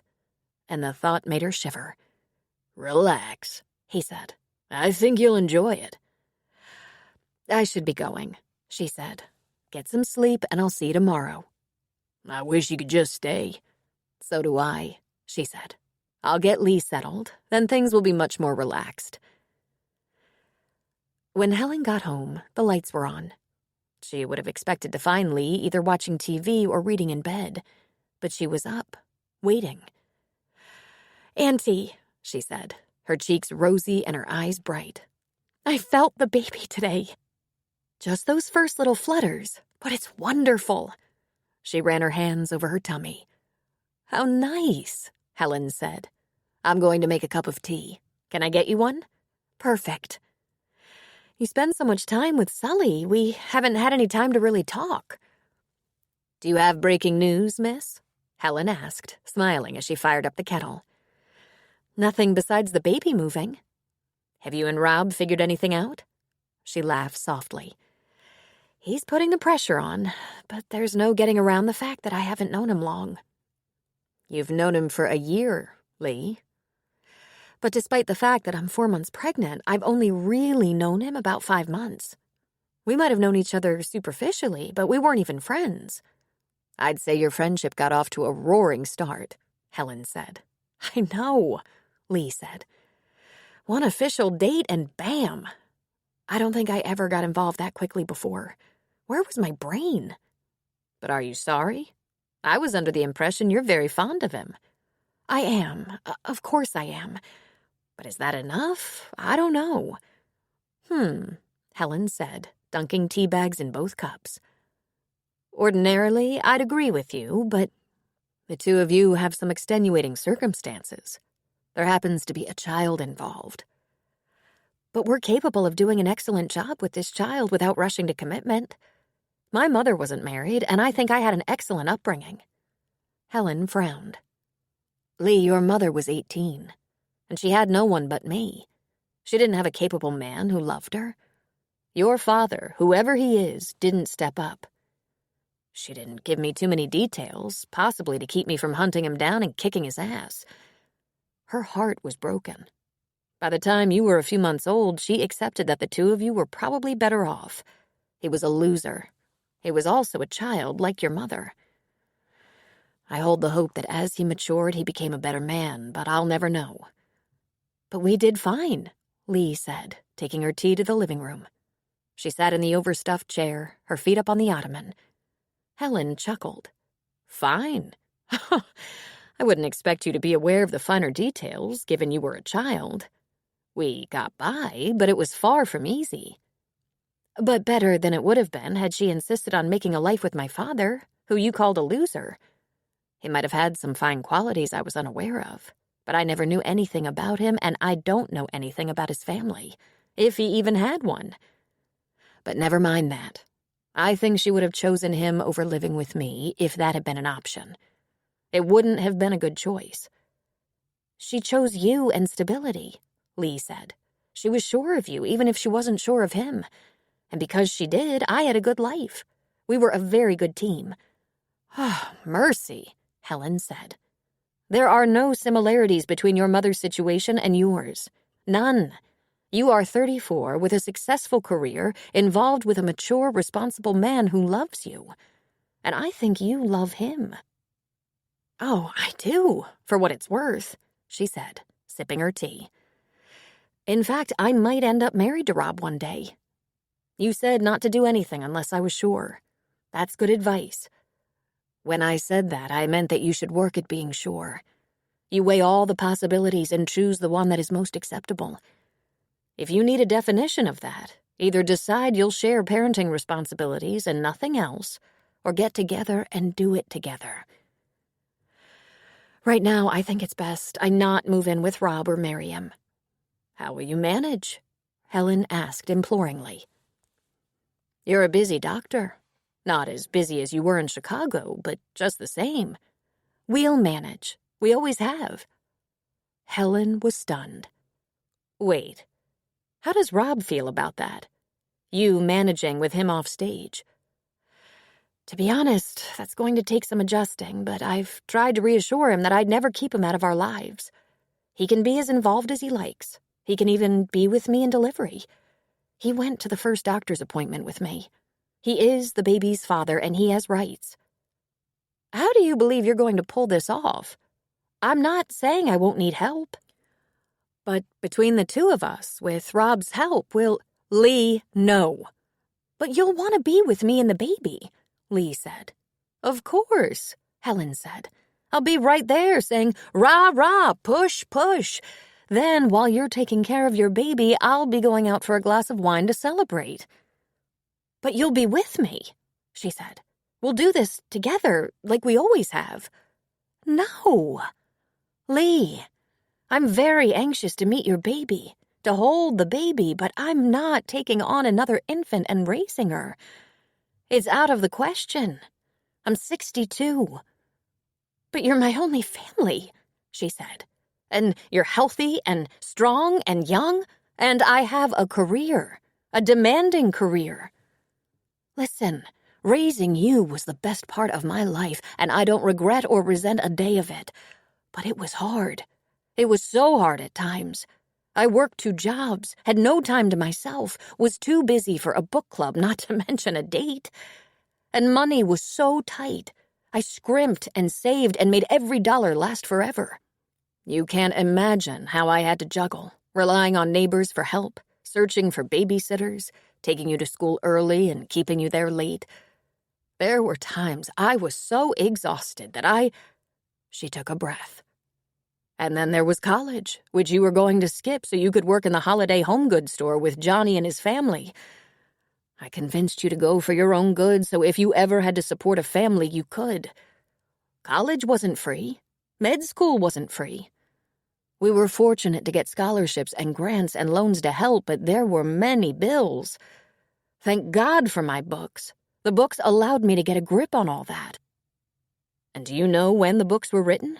Late at night and on weekends, during my lunch hour, and very early in the morning while you slept.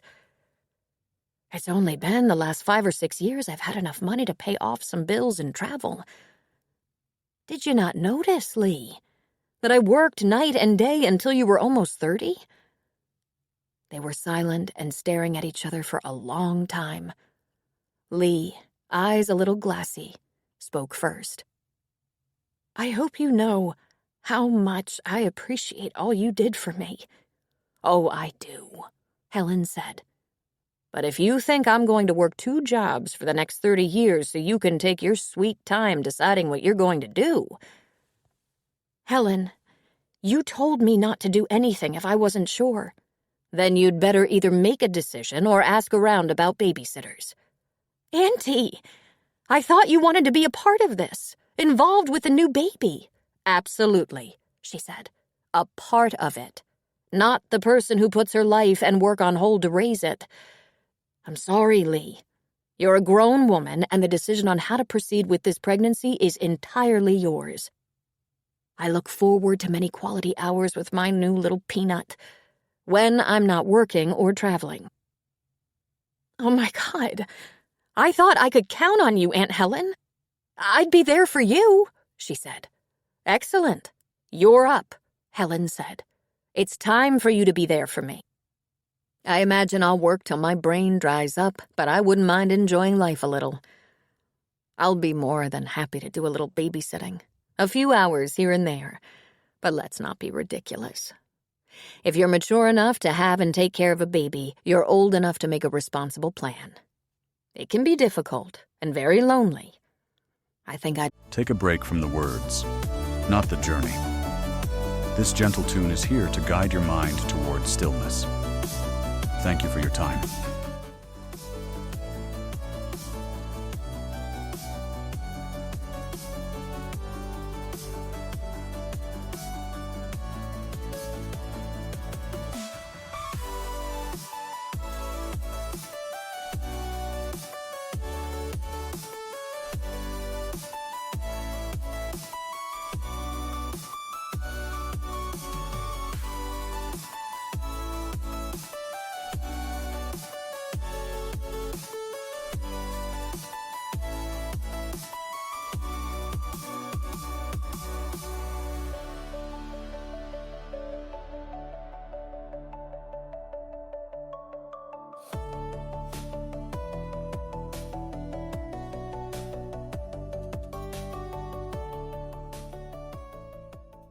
better say goodnight before I say something I regret. Helen, please, don't be angry with me, she said. I didn't plan to take advantage of you. Oh, I think you did, Lee. And I have no one to blame but myself. Let love steal in disguised as friendship. Ovid. Chapter 16.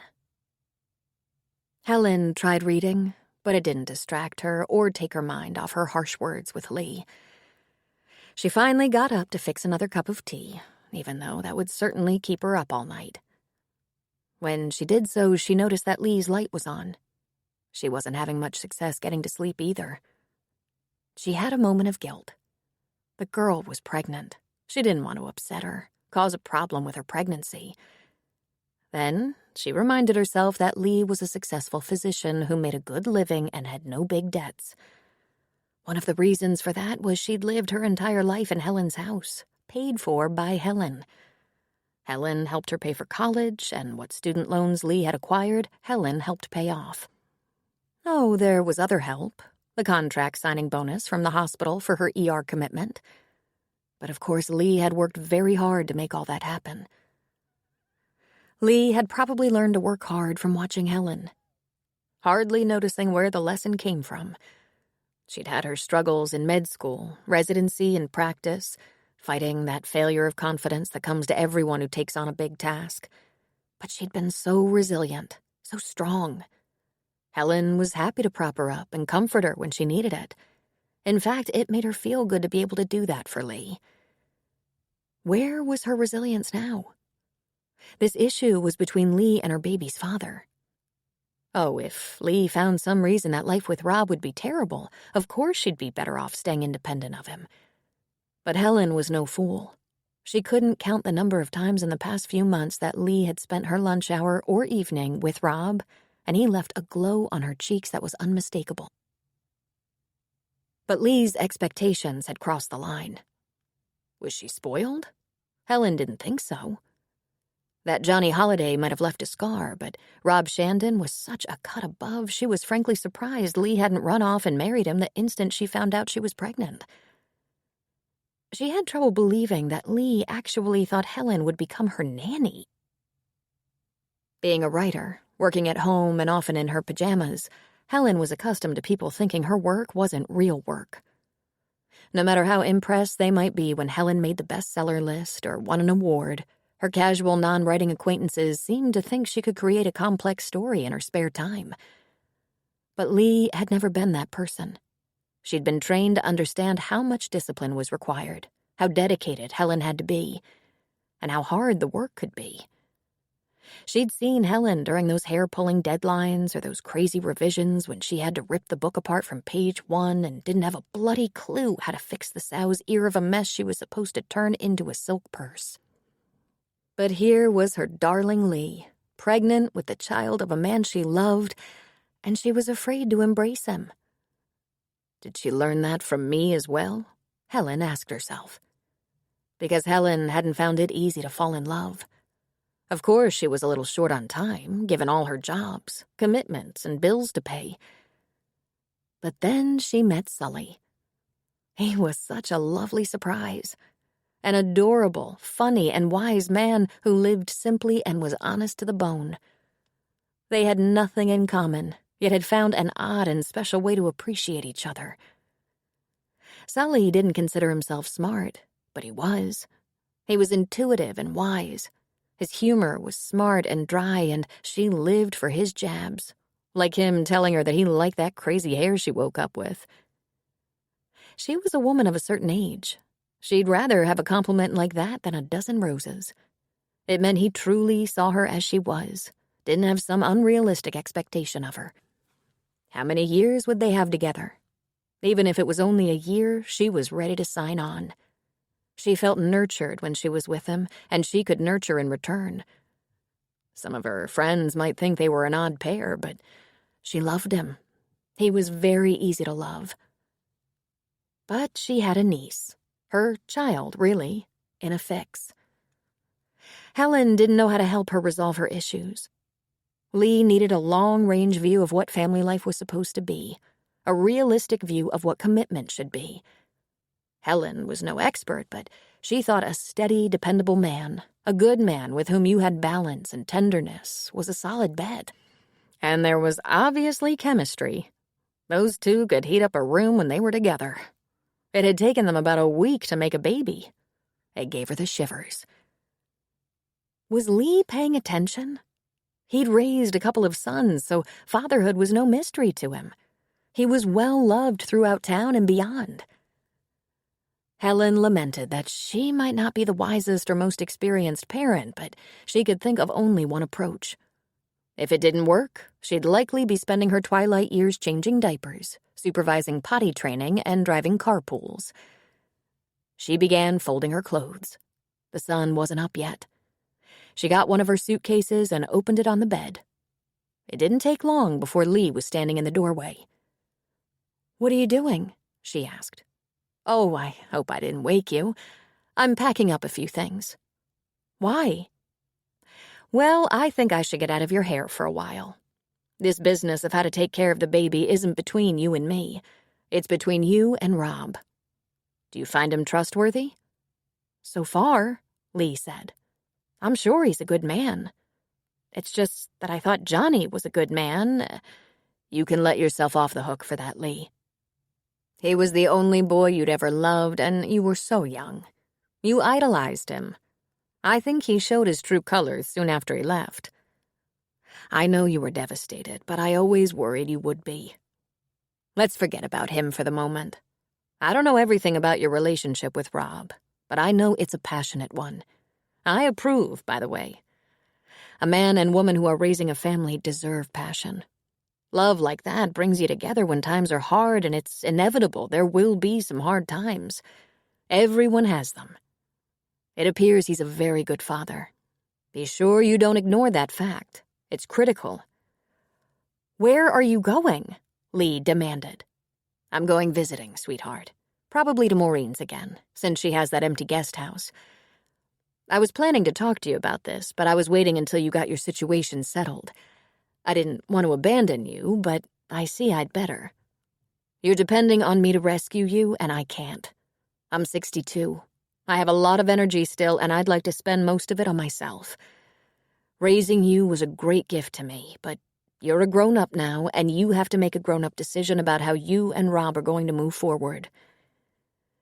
Eventually, I want to stay with Sully. It turns out we're in love." "You're what? But that's crazy." "It is, a little. It's also very nice. So you see, I won't be far away when the baby comes. You'll come to the crossing. I'll come to town. We'll have dinner. We'll talk on the phone like we always have. You need to put your mind to your future." "Helen, I love Sully, but he's an old man." Helen was silent for a moment. "He's not that old, and we've a very good time. You have nothing in common." "I think you're right," Helen said.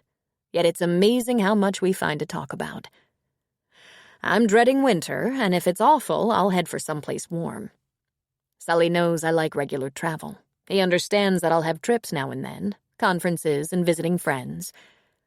It's going to be an adventure." "Is it just that you want me to get married? Is that it?" "Oh, heavens. I don't care. Do whatever suits you, but the two people who made that baby should raise it. Not you and your old maid aunt. So figure it out." "How can I when my old maid aunt is running out on me?" Helen smiled and touched Lee's soft cheek. "You can do it," she said. "But I'll be a phone call away. And of course, when the baby comes, I'll be with you, if you want me." "What in the world are people going to say about you moving in with Sully?" Lee cried. "Well, if I cared, I could probably guess. But I don't care. And you know Sully. What are the odds he gives a shit?" "What does Maggie say?" "That's not my problem. But I'll tell you this. Maggie likes me. The last time I saw her, she said I put a little color in her father's cheeks." Helen laughed. "I never expected to meet a man like Sully and want to spend every day with him. He said the cabins are all heated and I should invite my girls to visit. He said he'd cook and clean and we could have a little writer's retreat. Isn't that sweet?" "I'm going to be sick," Lee said sarcastically. "Well, shame on you," Helen said. "Don't be so selfish. Everyone deserves their own brand of happiness, and we found ours." "And so, are you getting married?" "Oh, hell no," Helen said. "Why would we bother with that? We have our own grown children and grandchildren, our own retirement funds, our own jobs. He tends the crossing, I write. And we laugh so much, it's wonderful. I'll miss him while I'm away, so I hope you get yourself straightened out quickly. I can't believe you're doing this. Believe it, Helen said. You're on your own, and I love you. I'll talk to you in a few hours. I'll let you know where I land. Lee muttered something about a crazy old woman, and Helen couldn't help it. She chuckled under her breath. She didn't feel that old. She felt young, actually. She felt 35. She'd mentioned Sully to a couple of her girlfriends, and they were anxious to meet him. She knew they would love him. And Lee would have to plan her life. Her safety net was about to walk out the door. Helen left most of her things at Lee's house because it was pointless to make a major move. She'd packed enough essentials to last a few weeks. If that didn't kick Lee in the butt, she wasn't sure what would. Then she went to the crossing to tell Sully she was leaving. Really? He asked. You're leaving me? Now? Just for a little while, she said. A few weeks, maybe. He put his arms around her. No, Helen, he said, holding her closely. Please, don't leave. Stay with me. You're gonna end up here anyway, and I love you. Oh, Sully, do you think that will be enough of a shock to get Lee moving?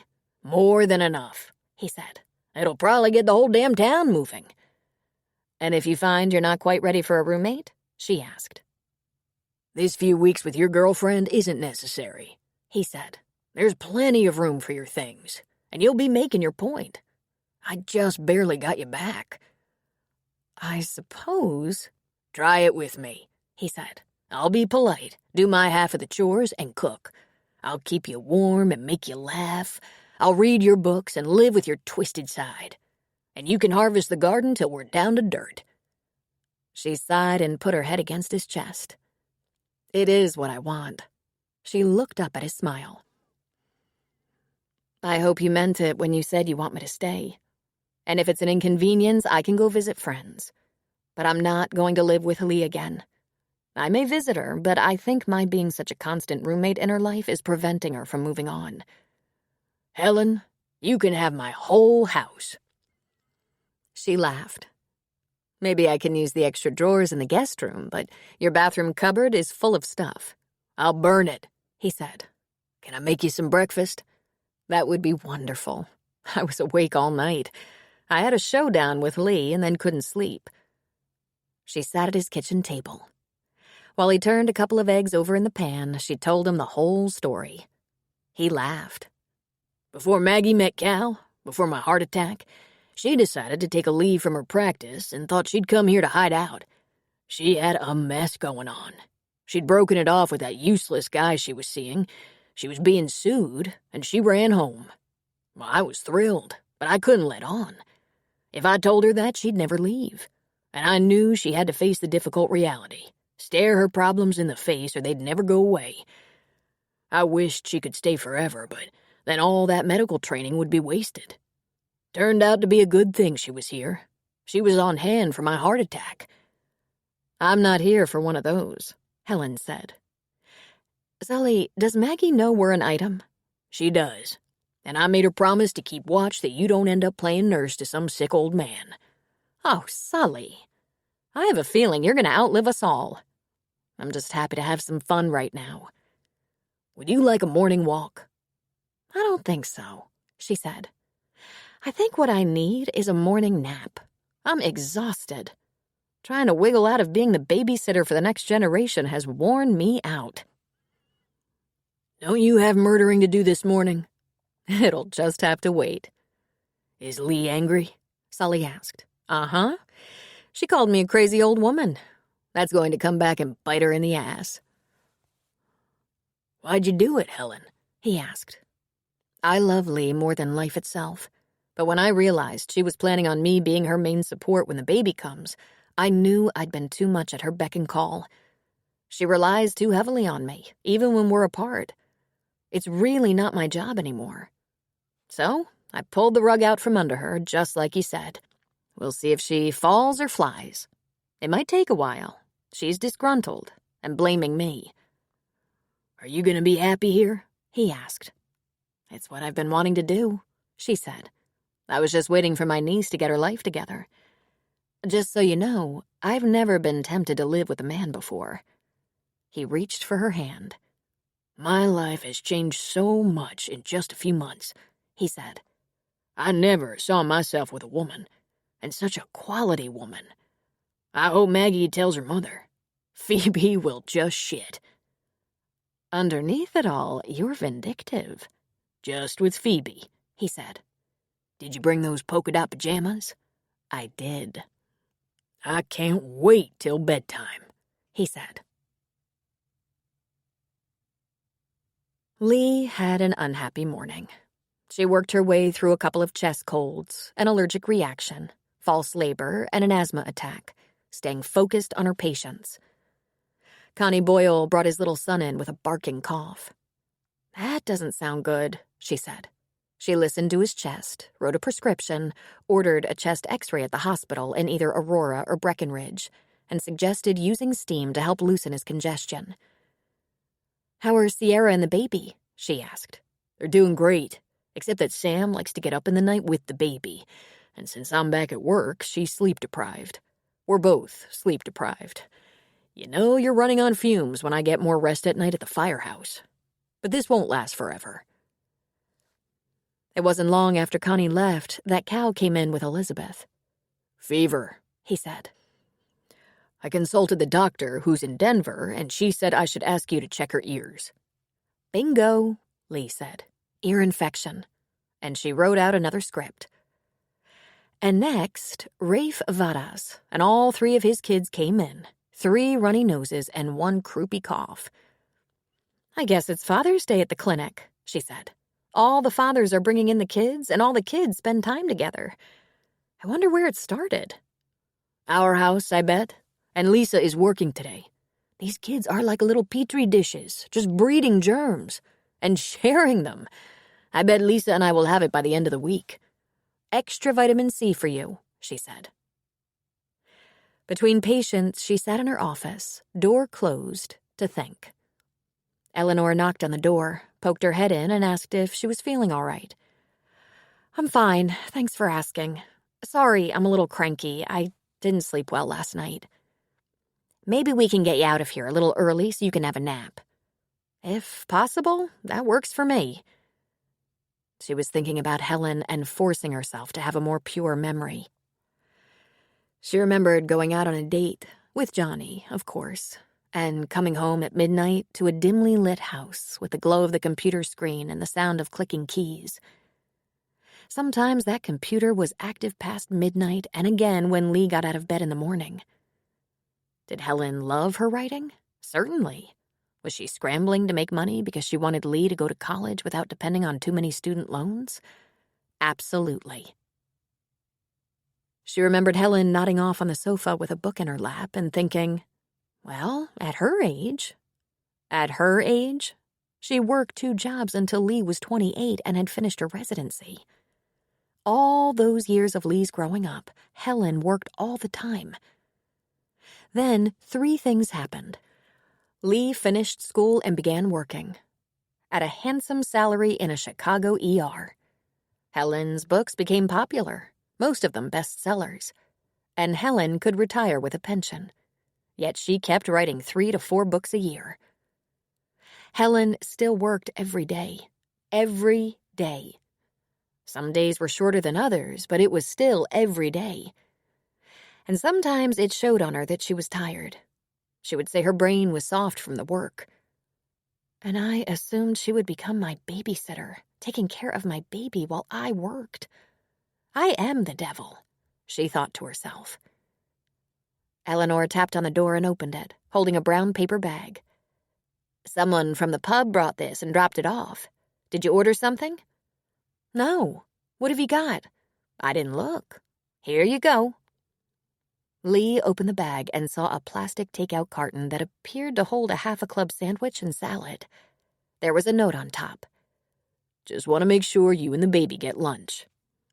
Can I take you to dinner tonight? Rob. He is the sweetest man, Eleanor said dreamily, closing the office door. Sweetest, she said, opening the plastic container and biting into the sandwich. Her favorite, turkey club with bacon and avocado. Her mind was very much on Helen as she kept doing the math. Helen had been a teacher in Naperville for 6 years and had just purchased a small house in a respectable neighborhood when her younger sister showed up on her doorstep, pregnant, and moved right in.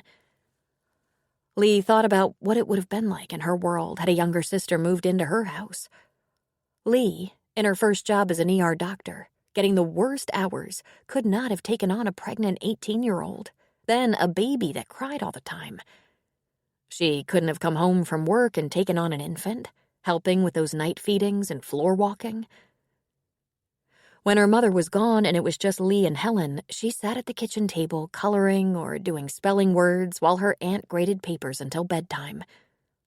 She went with her aunt to every gathering of friends, the little tag-along, because there wasn't money for sitters, and Lee only stayed behind if the holidays could take her for the evening. Lee tried to imagine her daughter. She tried to imagine spending 30 years being her mother, best friend and financial support, and then having her daughter pregnant and expecting that Lee, at the age of 64, would agree to devote another 30 years to raising the next one. She texted Rob that she hadn't slept well and was tired. She asked if they could stay in. He texted back, "If I promise to get you home early, can you give me a couple of hours? I have something to show you." Then, as an afterthought, she thanked him for the lovely lunch. She felt like she should be punished for the way she'd been behaving. She thought maybe a little walk and breath of fresh air might help even her mood. Plus, she could stop by the pub and get a few seconds of Rob's time to ask where he wanted to go and what time she should be ready. And she realized she hadn't even told him that yesterday she felt the baby move. She was almost to the pub when she glanced across the street, and there, in front of the beauty shop, was Johnny Holliday in what looked like a very private conversation with Alyssa, the beautician. She was leaning against the wall between the shops, and he was leaning against her. His face was close to hers, and he casually toyed with her beautiful long hair with one hand, while the other was braced against the wall. The sight surprised her so much, she stopped walking and just stared. Then she laughed. Had she really let the memory of this faithless man-child create doubt in her mind about Rob Shandon? And that was just one of her many ridiculous notions in the past couple of months. She went into the pub. She saw the assistant manager, Kathleen, behind the bar, and that's when she remembered Sid and Dakota had moved to Boulder, where she would be teaching and Dakota would be a student. And she hadn't even said goodbye. She asked Kathleen if Rob was around. He stepped out. He said he had errands. He didn't say what, but he's taking Finn to Boulder this weekend, and it'll be a big move. When we took our daughter to college, we nearly had to rent a trailer for her shoes. Boys aren't as bad, I think, but still. This weekend. She'd been thinking about other things. This was an important milestone for Finn, and she'd hardly given it a thought. She was going to have to get him a special send-off gift. It was high time she stopped thinking only of herself. She thanked Kathleen and hurried back to the clinic. The waiting room had only 2 people, and she looked at her watch. "Do I have a few minutes?" she asked Eleanor. "Sure. They both have appointments for after 1. Take your time." She hurried to her office and called Helen's cell. "Auntie," she said, "have you landed somewhere? Are you in San Francisco?" "Actually, I came to the crossing to say goodbye to Sully. He convinced me to stay. So I'm not far away if you have a crisis. Please don't have a crisis. I'm feeling very tired."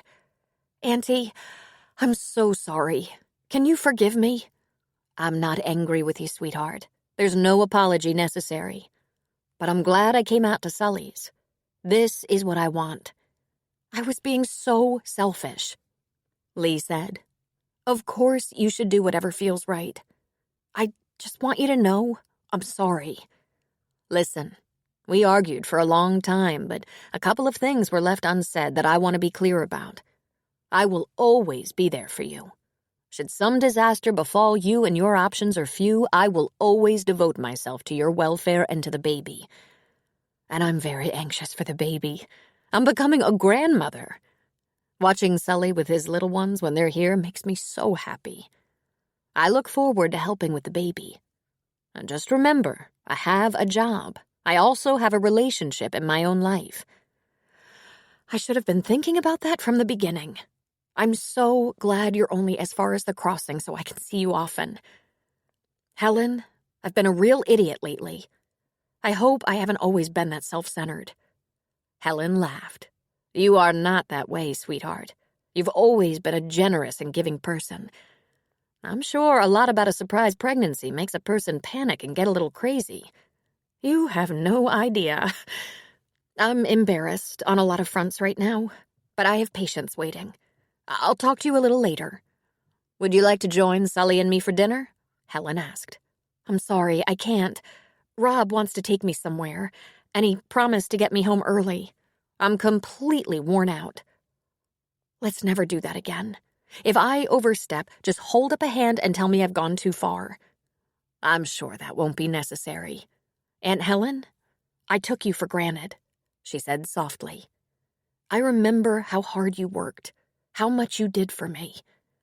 It was the joy of my life, Helen said. And now I take credit for you.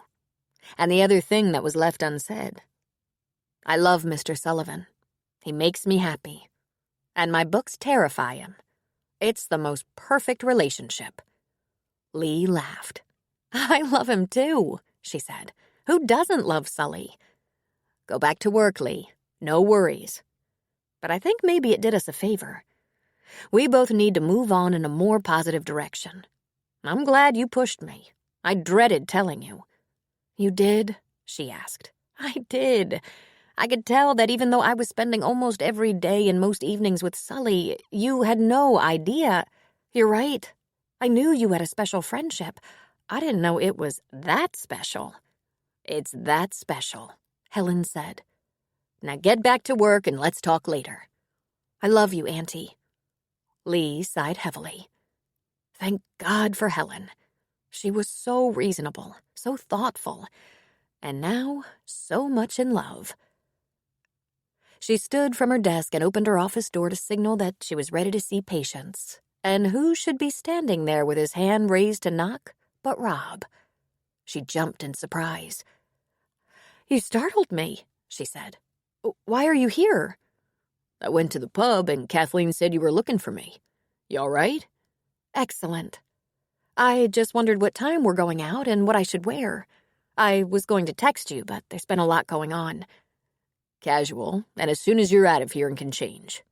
Will you text me when you're home and let me know how much time you need to change? I will, she said, leaning toward him for a kiss. He smiled and accepted. That's nice, he said. We've been too busy lately. We should change that, but I think we have to get Finn to school before our schedules lighten up. I'm taking him on Saturday. How long will you be gone? It'll only take the day, he said. He'll be anxious to get rid of me so he can start enjoying college life. Promising, she said. Now get out of here so I can finish up. She grabbed his hand and walked him out. The look on his face said it all. He was surprised and welcomed this change. They got to the waiting room, and Johnny Holliday was leaning on the reception desk trying to talk his way in. She saw the two men in the same space for a moment and was amazed by the difference. Johnny looked like a boy compared to Rob. Johnny was good-looking, but Rob took it up a notch. His shoulders were broader, his frame taller, his color more rich and tanned.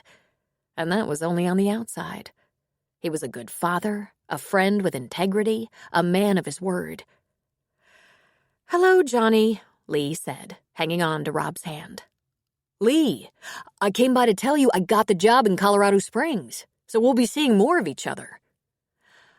Rob, this is an old neighbor from Chicago, Johnny Holliday. We grew up next door to each other. Johnny, this is Rob. She turned her eyes up to Rob. My fiancé? She said, as if in question. Rob lifted one corner of his mouth and nodded. Nice to meet you, he said, not letting go of Lee's hand. I'm happy for you about the job. Alyssa will be so happy. I'm sorry I don't have time to visit. Congratulations. Eleanor, I'm ready when you are. She turned and went back to the exam rooms. Choose the best life, for habit will make it pleasant. Epictetus. Chapter 17.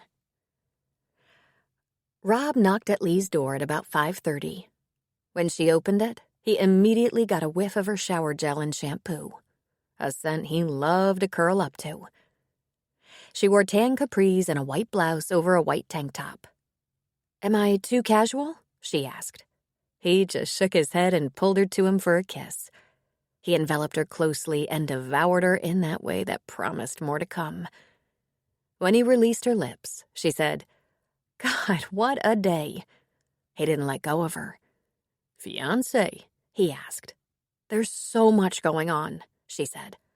That's my famous ex. He stopped by the clinic a month or so ago to tell me he was interviewing for a job in Colorado Springs, and he hoped we could get reacquainted. I was horrible to him. I lost my temper completely. I told him my fiancé was violent. Then I completely forgot about his surprise visit because I was so consumed with our situation. In fact, I was so focused on you, me, and the baby, I never thought to even mention it to you. Violent, am I? He asked with a smile. Of course you're not, she said. You're more even-tempered than anyone I know. Do we have to go out? Yes, I've made plans. I won't keep you out too long. You can tell me about the rest of your day in the car. All right, she said. She got her purse and locked the door. My whole world shifted in the last 24 hours. He opened the door for her. I guess it did. Suddenly you're engaged. She turned her bright face up to him and smiled. Surprise! He got behind the wheel. I can't wait to hear what other surprises you have for me. A few, she said. The baby moved for the first time yesterday. Yesterday? You didn't say anything. He reached a hand across the console to rest on her tummy, and she laughed. You can't feel it yet. It only flutters, but it will grow into something noticeable very soon. And I didn't tell you yesterday because I was very busy having a difficult standoff with Aunt Helen. I told her I thought we'd manage the baby just fine, with help from you, and she took exception to that word. Manage? He asked, a little confused. No, we. She basically said, oh, no, you don't. I gave you 30 years, and I'm not giving the next one 30. What was I thinking? That Aunt Helen would be so excited about the baby she'd cancel all her trips and put her life on hold to be sure the baby was taken care of? She said no. In fact, she moved out.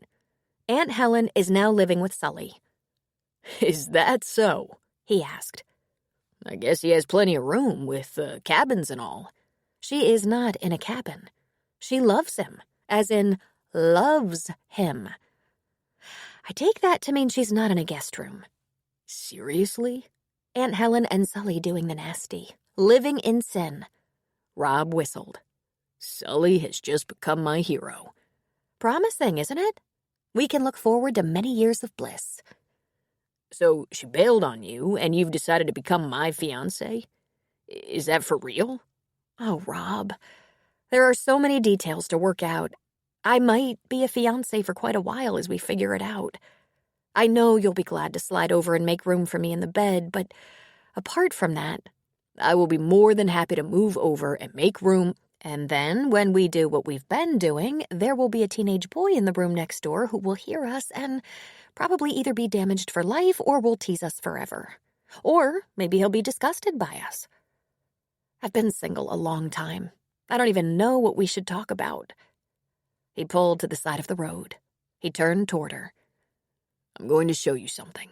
It's not a solution. It's an idea. We have to start somewhere. What's going on? She asked. Just a little farther. Try to be patient. By now, you should know better than to ask that of me. I'm asking just the same.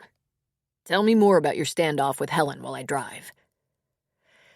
She told him how much it upset them both, how hard it was to see her move out even though she hadn't gone far and was crazy about Sully. Then Rob pulled up in front of a house. It was about 15 minutes out of town in a nice neighborhood of houses on large lots.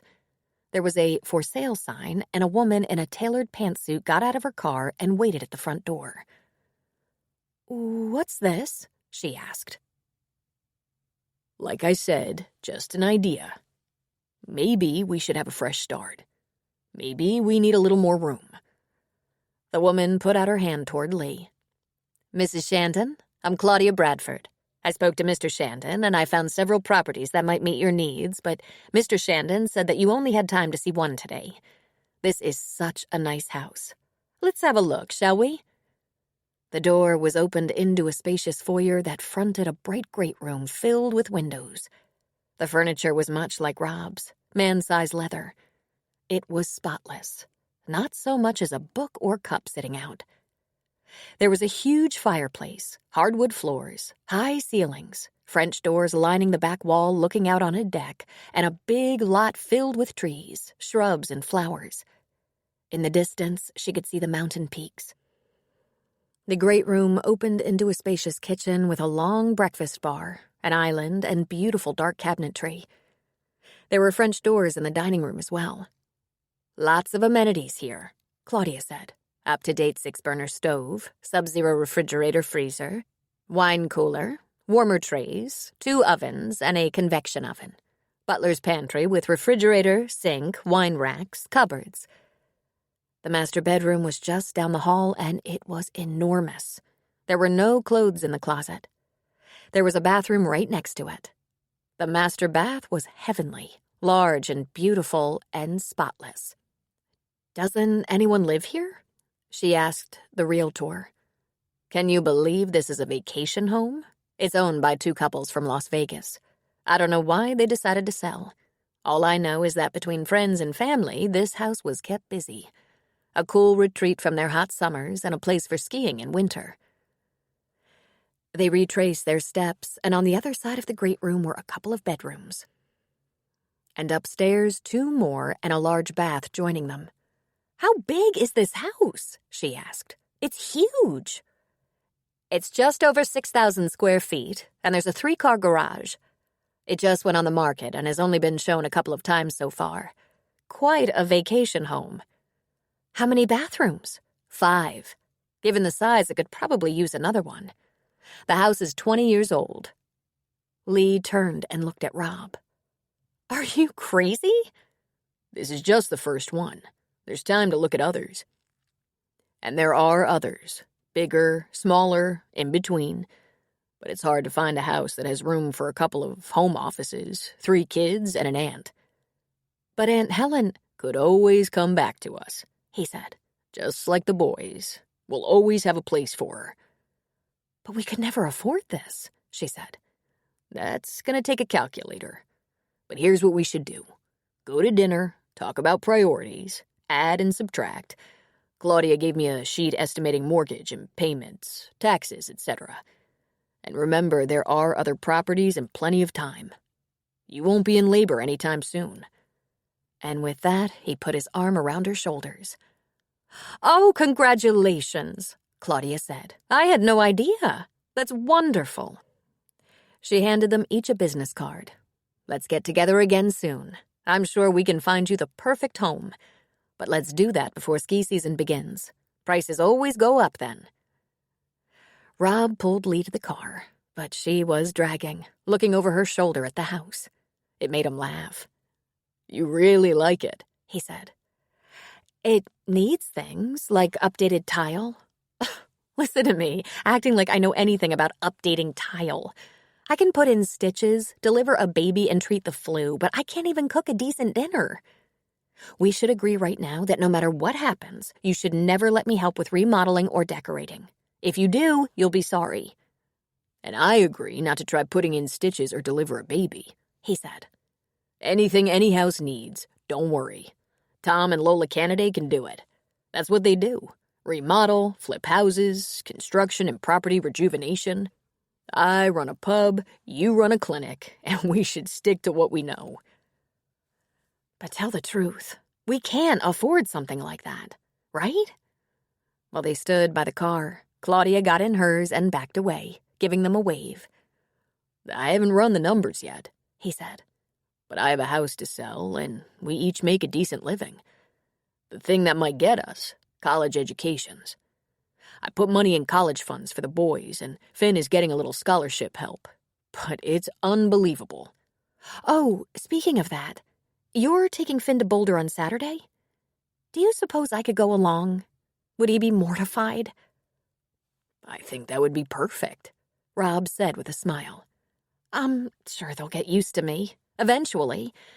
There will probably be a period of adjustment, but when you told them I was pregnant, did they scream, "Oh no"? He grinned. Something like that. But not because it's you. Because they couldn't believe I was that irresponsible, especially after all the screaming I've done about safe sex. I hope they'll give me a chance, she said. He touched her cheek. We'll know soon enough. Come on, they're cooking up something. I hope it's dinner. Lee's doubts and fears were fewer after seeing a house that would not only hold them all, but represented a fresh start for everyone. For her and Rob, for the boys, even for Helen. Helen was having her own fresh start with Sully, but it brought Lee great joy to be able to tell Helen there would always be a place for her. It's too big for us, isn't it? Even all of us? Probably, Rob said. But I don't know what we need yet. Will the guys be around a lot, or will they disappear into college and beyond and hardly notice us? Do we need space for a nanny? Will the three of us rattle around in a big old house, or will we fill it up? I'll tell you one thing. I wouldn't mind sitting on that deck and looking at the mountains. If not for our situation, would you ever have considered another house? Probably not. My whole life was invested in my boys and the pub. I haven't been sorry. But when I saw that house, I thought about how great a Christmas tree would look in front of those French doors. Then he pulled into his driveway. What's this? She asked. I'm not sure, he said. Sean worked today, and he asked me if I was taking you out tonight, and I said I hope so. He said to bring you to the house at about 6:30. He said he had something to show you, but it's a surprise. So act surprised. Then I'll get you something to eat. Okay, she said. Where's Finn? He was supposed to be spending the day getting all the stuff he's moving to Boulder ready, but if I know Finn, he was probably at Maya's most of the day. When they walked in, the action in the kitchen was immediately obvious. Good smells, a lot of chatter and laughter, and some background music from an iPod gave them away. Sean and Finn were wearing white t-shirts with black bow ties, while Maya stood at the counter preparing something. She wore an apron and chef's hat and a big grin. She saw them first and poked Finn, who poked Sean. Madame and Monsieur, dinner is served on the patio, Sean said with a short bow. Right this way. Lee and Rob followed to find the patio decorated with little twinkling lights. A beautifully appointed round table with candles and flowers that appeared to be exactly like those in the neighbor's yard. There was also an easel supporting large cards. On their plates were printed menus. Champagne flutes stood beside water glasses. Rob held a chair for Lee. I should have dressed up, she said. Me too, Rob said. This is crazy. Lee picked up her menu. Wow! Do they know how to make this?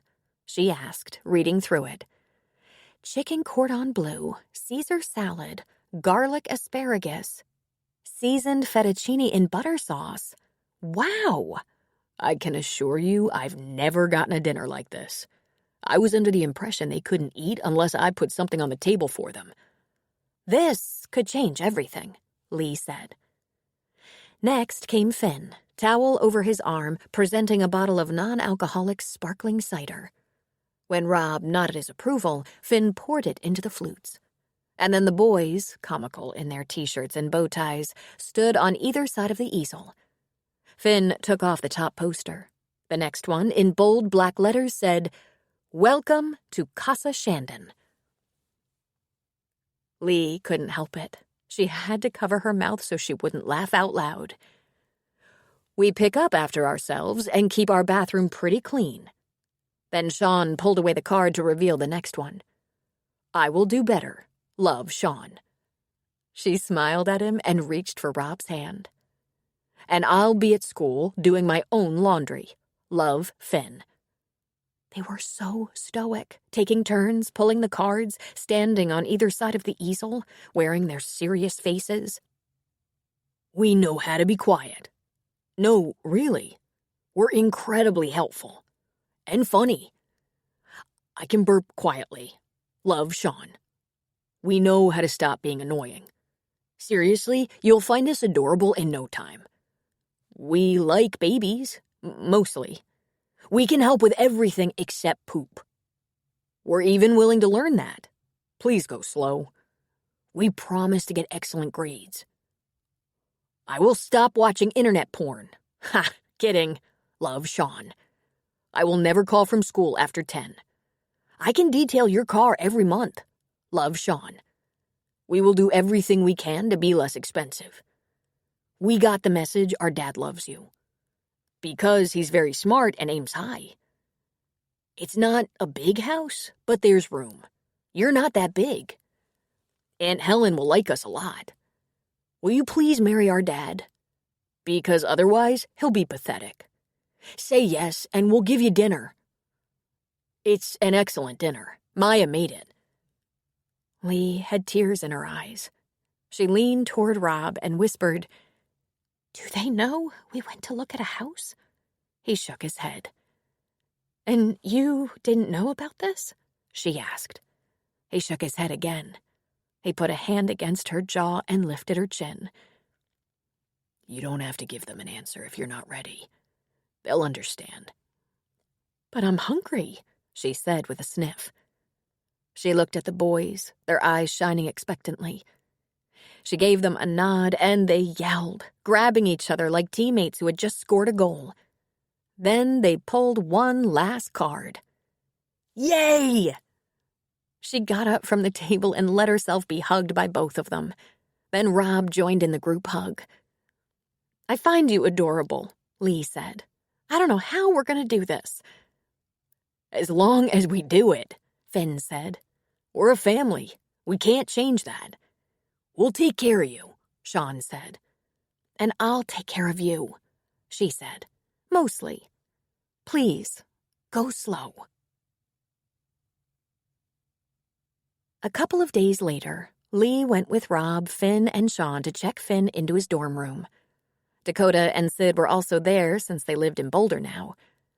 Plus what seemed like millions of students just moving in. Some were moving in for the first time, and some were returning and being reunited with friends. Lee had made Finn a box that was like a portable medicine chest. Analgesics for headache, anti-inflammatories for strained muscles or toothaches, anti-nausea and anti-diarrhea meds, bandages, ace wraps, ice packs, cold medicine, cough medicine, anything that might send a young man to the clinic. This is awesome, he said. He put it under his bed. Finn had met some of his dorm mates during orientation, just as Rob had met some of the parents. The air of excitement and celebration suggested that the freshmen were ready for the parents to leave so they could start having some fun. And Sean acted like he hoped they'd forget and leave him behind. Finn walked with them to the parking lot. Sean gave his brother a slug in the arm and headed for the car. Rob lingered for a moment and then gave Finn a man-sized hug, letting go and turning away quickly. He had his head down as he crossed the parking lot. When Lee looked back at Finn, she was surprised by the tears in his eyes. Take care of him, Lee, Finn said. He thinks he can handle anything alone, but we all know he needs us, as much as we need him. She put her arms around him, holding him. He was as tall as his father. He was strong and smart. And while she hugged him, he felt like her boy. Off into the world. I'll take care of him. Don't worry. And Sean, I'll watch over Sean. We're not so far away, Finn. Call us. Have fun and study hard. I will. Rob was waiting at the car. It was a little misty and choked up. He shrugged. It's not like sending him off to visit his grandparents. How'd he get to be 18? He'll be fine, Rob. Let's go home. We have a very long list of things to do. We have to get married, find a house, and have a baby. Hopefully in that order. Lee began spending nights at Rob's house immediately following the proposal staged by his sons, and it was amazingly easy. She didn't have to undergo a major move. She brought a few things over at a time and could still go to her house if there was anything she needed. Not only was Sean polite and welcoming, his efforts to be quiet and tidy were so exaggerated it was almost comical. Fitting Lee in there temporarily was going to work, but only in the short term. Finn would be home for weekends, vacations, and breaks, and there would be times it would get too crowded, especially after the baby came. So Lee applied herself to finding a house that was more accommodating. It didn't take long. She found a wonderful 4-bedroom house, another vacation home, but this one was only a couple of years old. That happens more often than you think, Claudia said. People want a vacation home, sometimes go to great lengths to have one, then find they're paying a small fortune for a place they can't visit very often. Some people try to sell while others just let the bank foreclose. This place has seen very little action, and it's a great house. A little isolated, but not too far from town. The house had barely the right number of bedrooms, but there was a large loft that could serve as an office that Rob and Lee could share. It was roomy enough for 2 desks and some built-in shelves and file drawers. And there were 2 big bonuses, a small guest house and a beautiful view of the mountains from the loft and the patio. All their bases were covered, and Lee loved the house. She couldn't wait to get settled. But first, they got a marriage license. When the leaves were just starting to change color, they had a small wedding in a little chapel in Leadville. The only people in attendance were the boys, Dakota and Sid, Helen and Sully. They made their traditional promises in front of the minister, and to her surprise, Lee's face was wet with tears. Rob gently wiped her cheeks and said, "I hope those are happy tears." "Way beyond happy," she said. "I think this is the happiest day of my life." "Not scared anymore?" he asked. She shook her head. "I think I fell in love with you right away. Maybe that's what scared me. The idea that it wasn't possible. And now? I've never been more sure of anything." The pub was closed for the night while the rest of Rob and Lee's new extended family and most of the town gathered for a wedding reception that included excellent food, drinks, and music. They partied till midnight. And then Rob and Lee went to Lee's rental house, while Sid and Dakota stayed with the boys at Rob's house. Having Finn home for only the weekend, they didn't want to leave town for a honeymoon. A little time alone without a teenager in the next room sounded like a great idea. When Lee pulled off the dress she'd worn to get married, she said, "Oh!" "What's the matter?" Rob asked from the bedroom. "Something happened," she said. She stood in front of him in her bra and panties. Then she turned sideways. There was a very obvious belly bump sticking out. "I didn't even realize I was holding my stomach in. I swear this wasn't here before I said I do."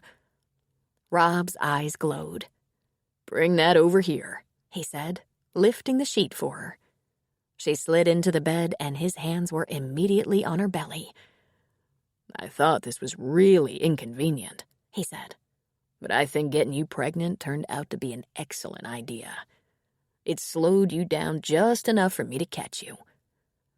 "I promise I'll love you forever. But I think 3 kids and a new house is about all we can afford." "Just come here," he said, pulling her close. "I want you like I've never wanted you before. I think I'll be better as a husband than I was as the guy down the street. Let's see." She pulled his hand over her small mound. "We don't need better, sweetheart. We just need to be together. Thank you for the baby." "The pleasure was all mine." Love is the only thing that we can carry with us when we go, and it makes the end so easy. Louisa May Alcott. Epilogue. Valentine's Day. "Sully?" Helen yelled into the store. "Sully, I'm going to Aurora. Lee's in the hospital. She's going to have the baby." He came from the back. "I'll drive you." "I can drive," she said. "You don't have to go. You know first babies. It could be hours and hours." "I'll bring one of your books," he said, coming up the steps. "Get myself a little cat nap." "Oh, you're hilarious." "It could be slick. I'll drive. Just let me lock the store." "I can't believe it's time," Helen said. "I better take my duffel, my computer, my phone charger." "There's probably no rush," Sully said, taking her arm and walking her back toward the house. "But she's there," Helen said. She didn't want to call until she was sure she'd be admitted. She waited to call because she didn't want me sitting around for hours. Now she's had the epidural and said it will be a couple of hours. "Whatever that is," Sully said. He whistled for Bo so he could leave him in the house. "The anesthesia," Helen said. "So she doesn't have a great deal of pain?" "Oh, Sully, it's here. The baby's here." Sully stopped in his tracks and just looked at her. "We knew it would come, Helen. Are you a little wound up?" "Can we just move it, please?" Helen said. "Certainly," he said. He paused long enough to fill Bo's water dish, put on his coat. He held Helen's coat for her, then followed her to the truck. "Let's try to stay calm," he said. "Let me give you a boost." "I can do it," she said, grabbing the hand grip and pulling herself up and in. "I like the boost part," he said, giving her a little pinch instead. When they were underway, she fidgeted, and that made him chuckle. "I knew you would be exactly like this. You're jittery as a cat." "Oh, I can't help it," she said. "I've been so looking forward to this." "I didn't hear a peep about the winter being too cold for you," he said. "It wasn't so bad, and you kept your promise. You made delicious soup, and you kept me warm." "I know 4 kinds of soup, and that's all, but they work. And keeping you warm is one of the perks. And I think you get some good murdering done in front of that fire." "I do," she said. Indeed, it was a whole new life for Helen. They still had walks, sometimes in town. The fire was cozy, but even though there was snow, there were days warm enough to sit on the porch for a while. The skating and gliders on the frozen lake were fun to watch. Despite the weather, despite the absence of campers and hikers, there were still plenty of people stopping by. Christmas with Lee, Rob, and the boys was a circus. They had a full house for Christmas Eve, including Sid and Dakota, Cal, Maggie, Sierra, Connie, and all the little ones. Then that huge family gathered on Christmas Day as well, including Connie's mother and brother. There was a ton of food, nonstop cooking and baking, enough laughter to raise the roof. Neither Helen nor Lee had ever had so much family. It was fabulous. When they got to the hospital, they found Sean and Finn in the waiting room with Sid and Dakota. "I didn't expect all of you," she said. "No one did," Sid said. "Sean came over with Rob and Lee, and we brought Finn from Boulder. No one wants to miss it." Helen left her purse and coat with Sully and headed for the room. When she went inside, she found Lee was holding a little bundle in a pink blanket. She was flushed with happiness, a beautiful smile on her face. "I'm sorry, Aunt Helen. I couldn't wait." "Oh, how long has she been here?" Helen said, rushing to Lee's side. 15 minutes, Rob said. The doctor had just told her it would be a while. She was only at 6 centimeters. Impatient little devil. Helen reached for the baby. "Oh my God, look at her." "I'm sorry I couldn't wait for you," Lee said. "There's a full house in the waiting room," she said, snuggling the baby girl close. "And after the crowd that gathered for the holidays, I suspect there will be a crowd for every event." "Quite a change for us, right, Auntie?" "A perfect change," Helen said. "Like finding home." The end. This book was read for you by Therese Plummer, a member of SAG-AFTRA. We hope you've enjoyed this production of The Best of Us by Robin Carr. Recorded books are available wherever audiobooks are sold, including Audible.com, Audiobooks.com, Google Play, Apple iTunes, and in public libraries through RB Digital. Thank you for being a Recorded Books reader.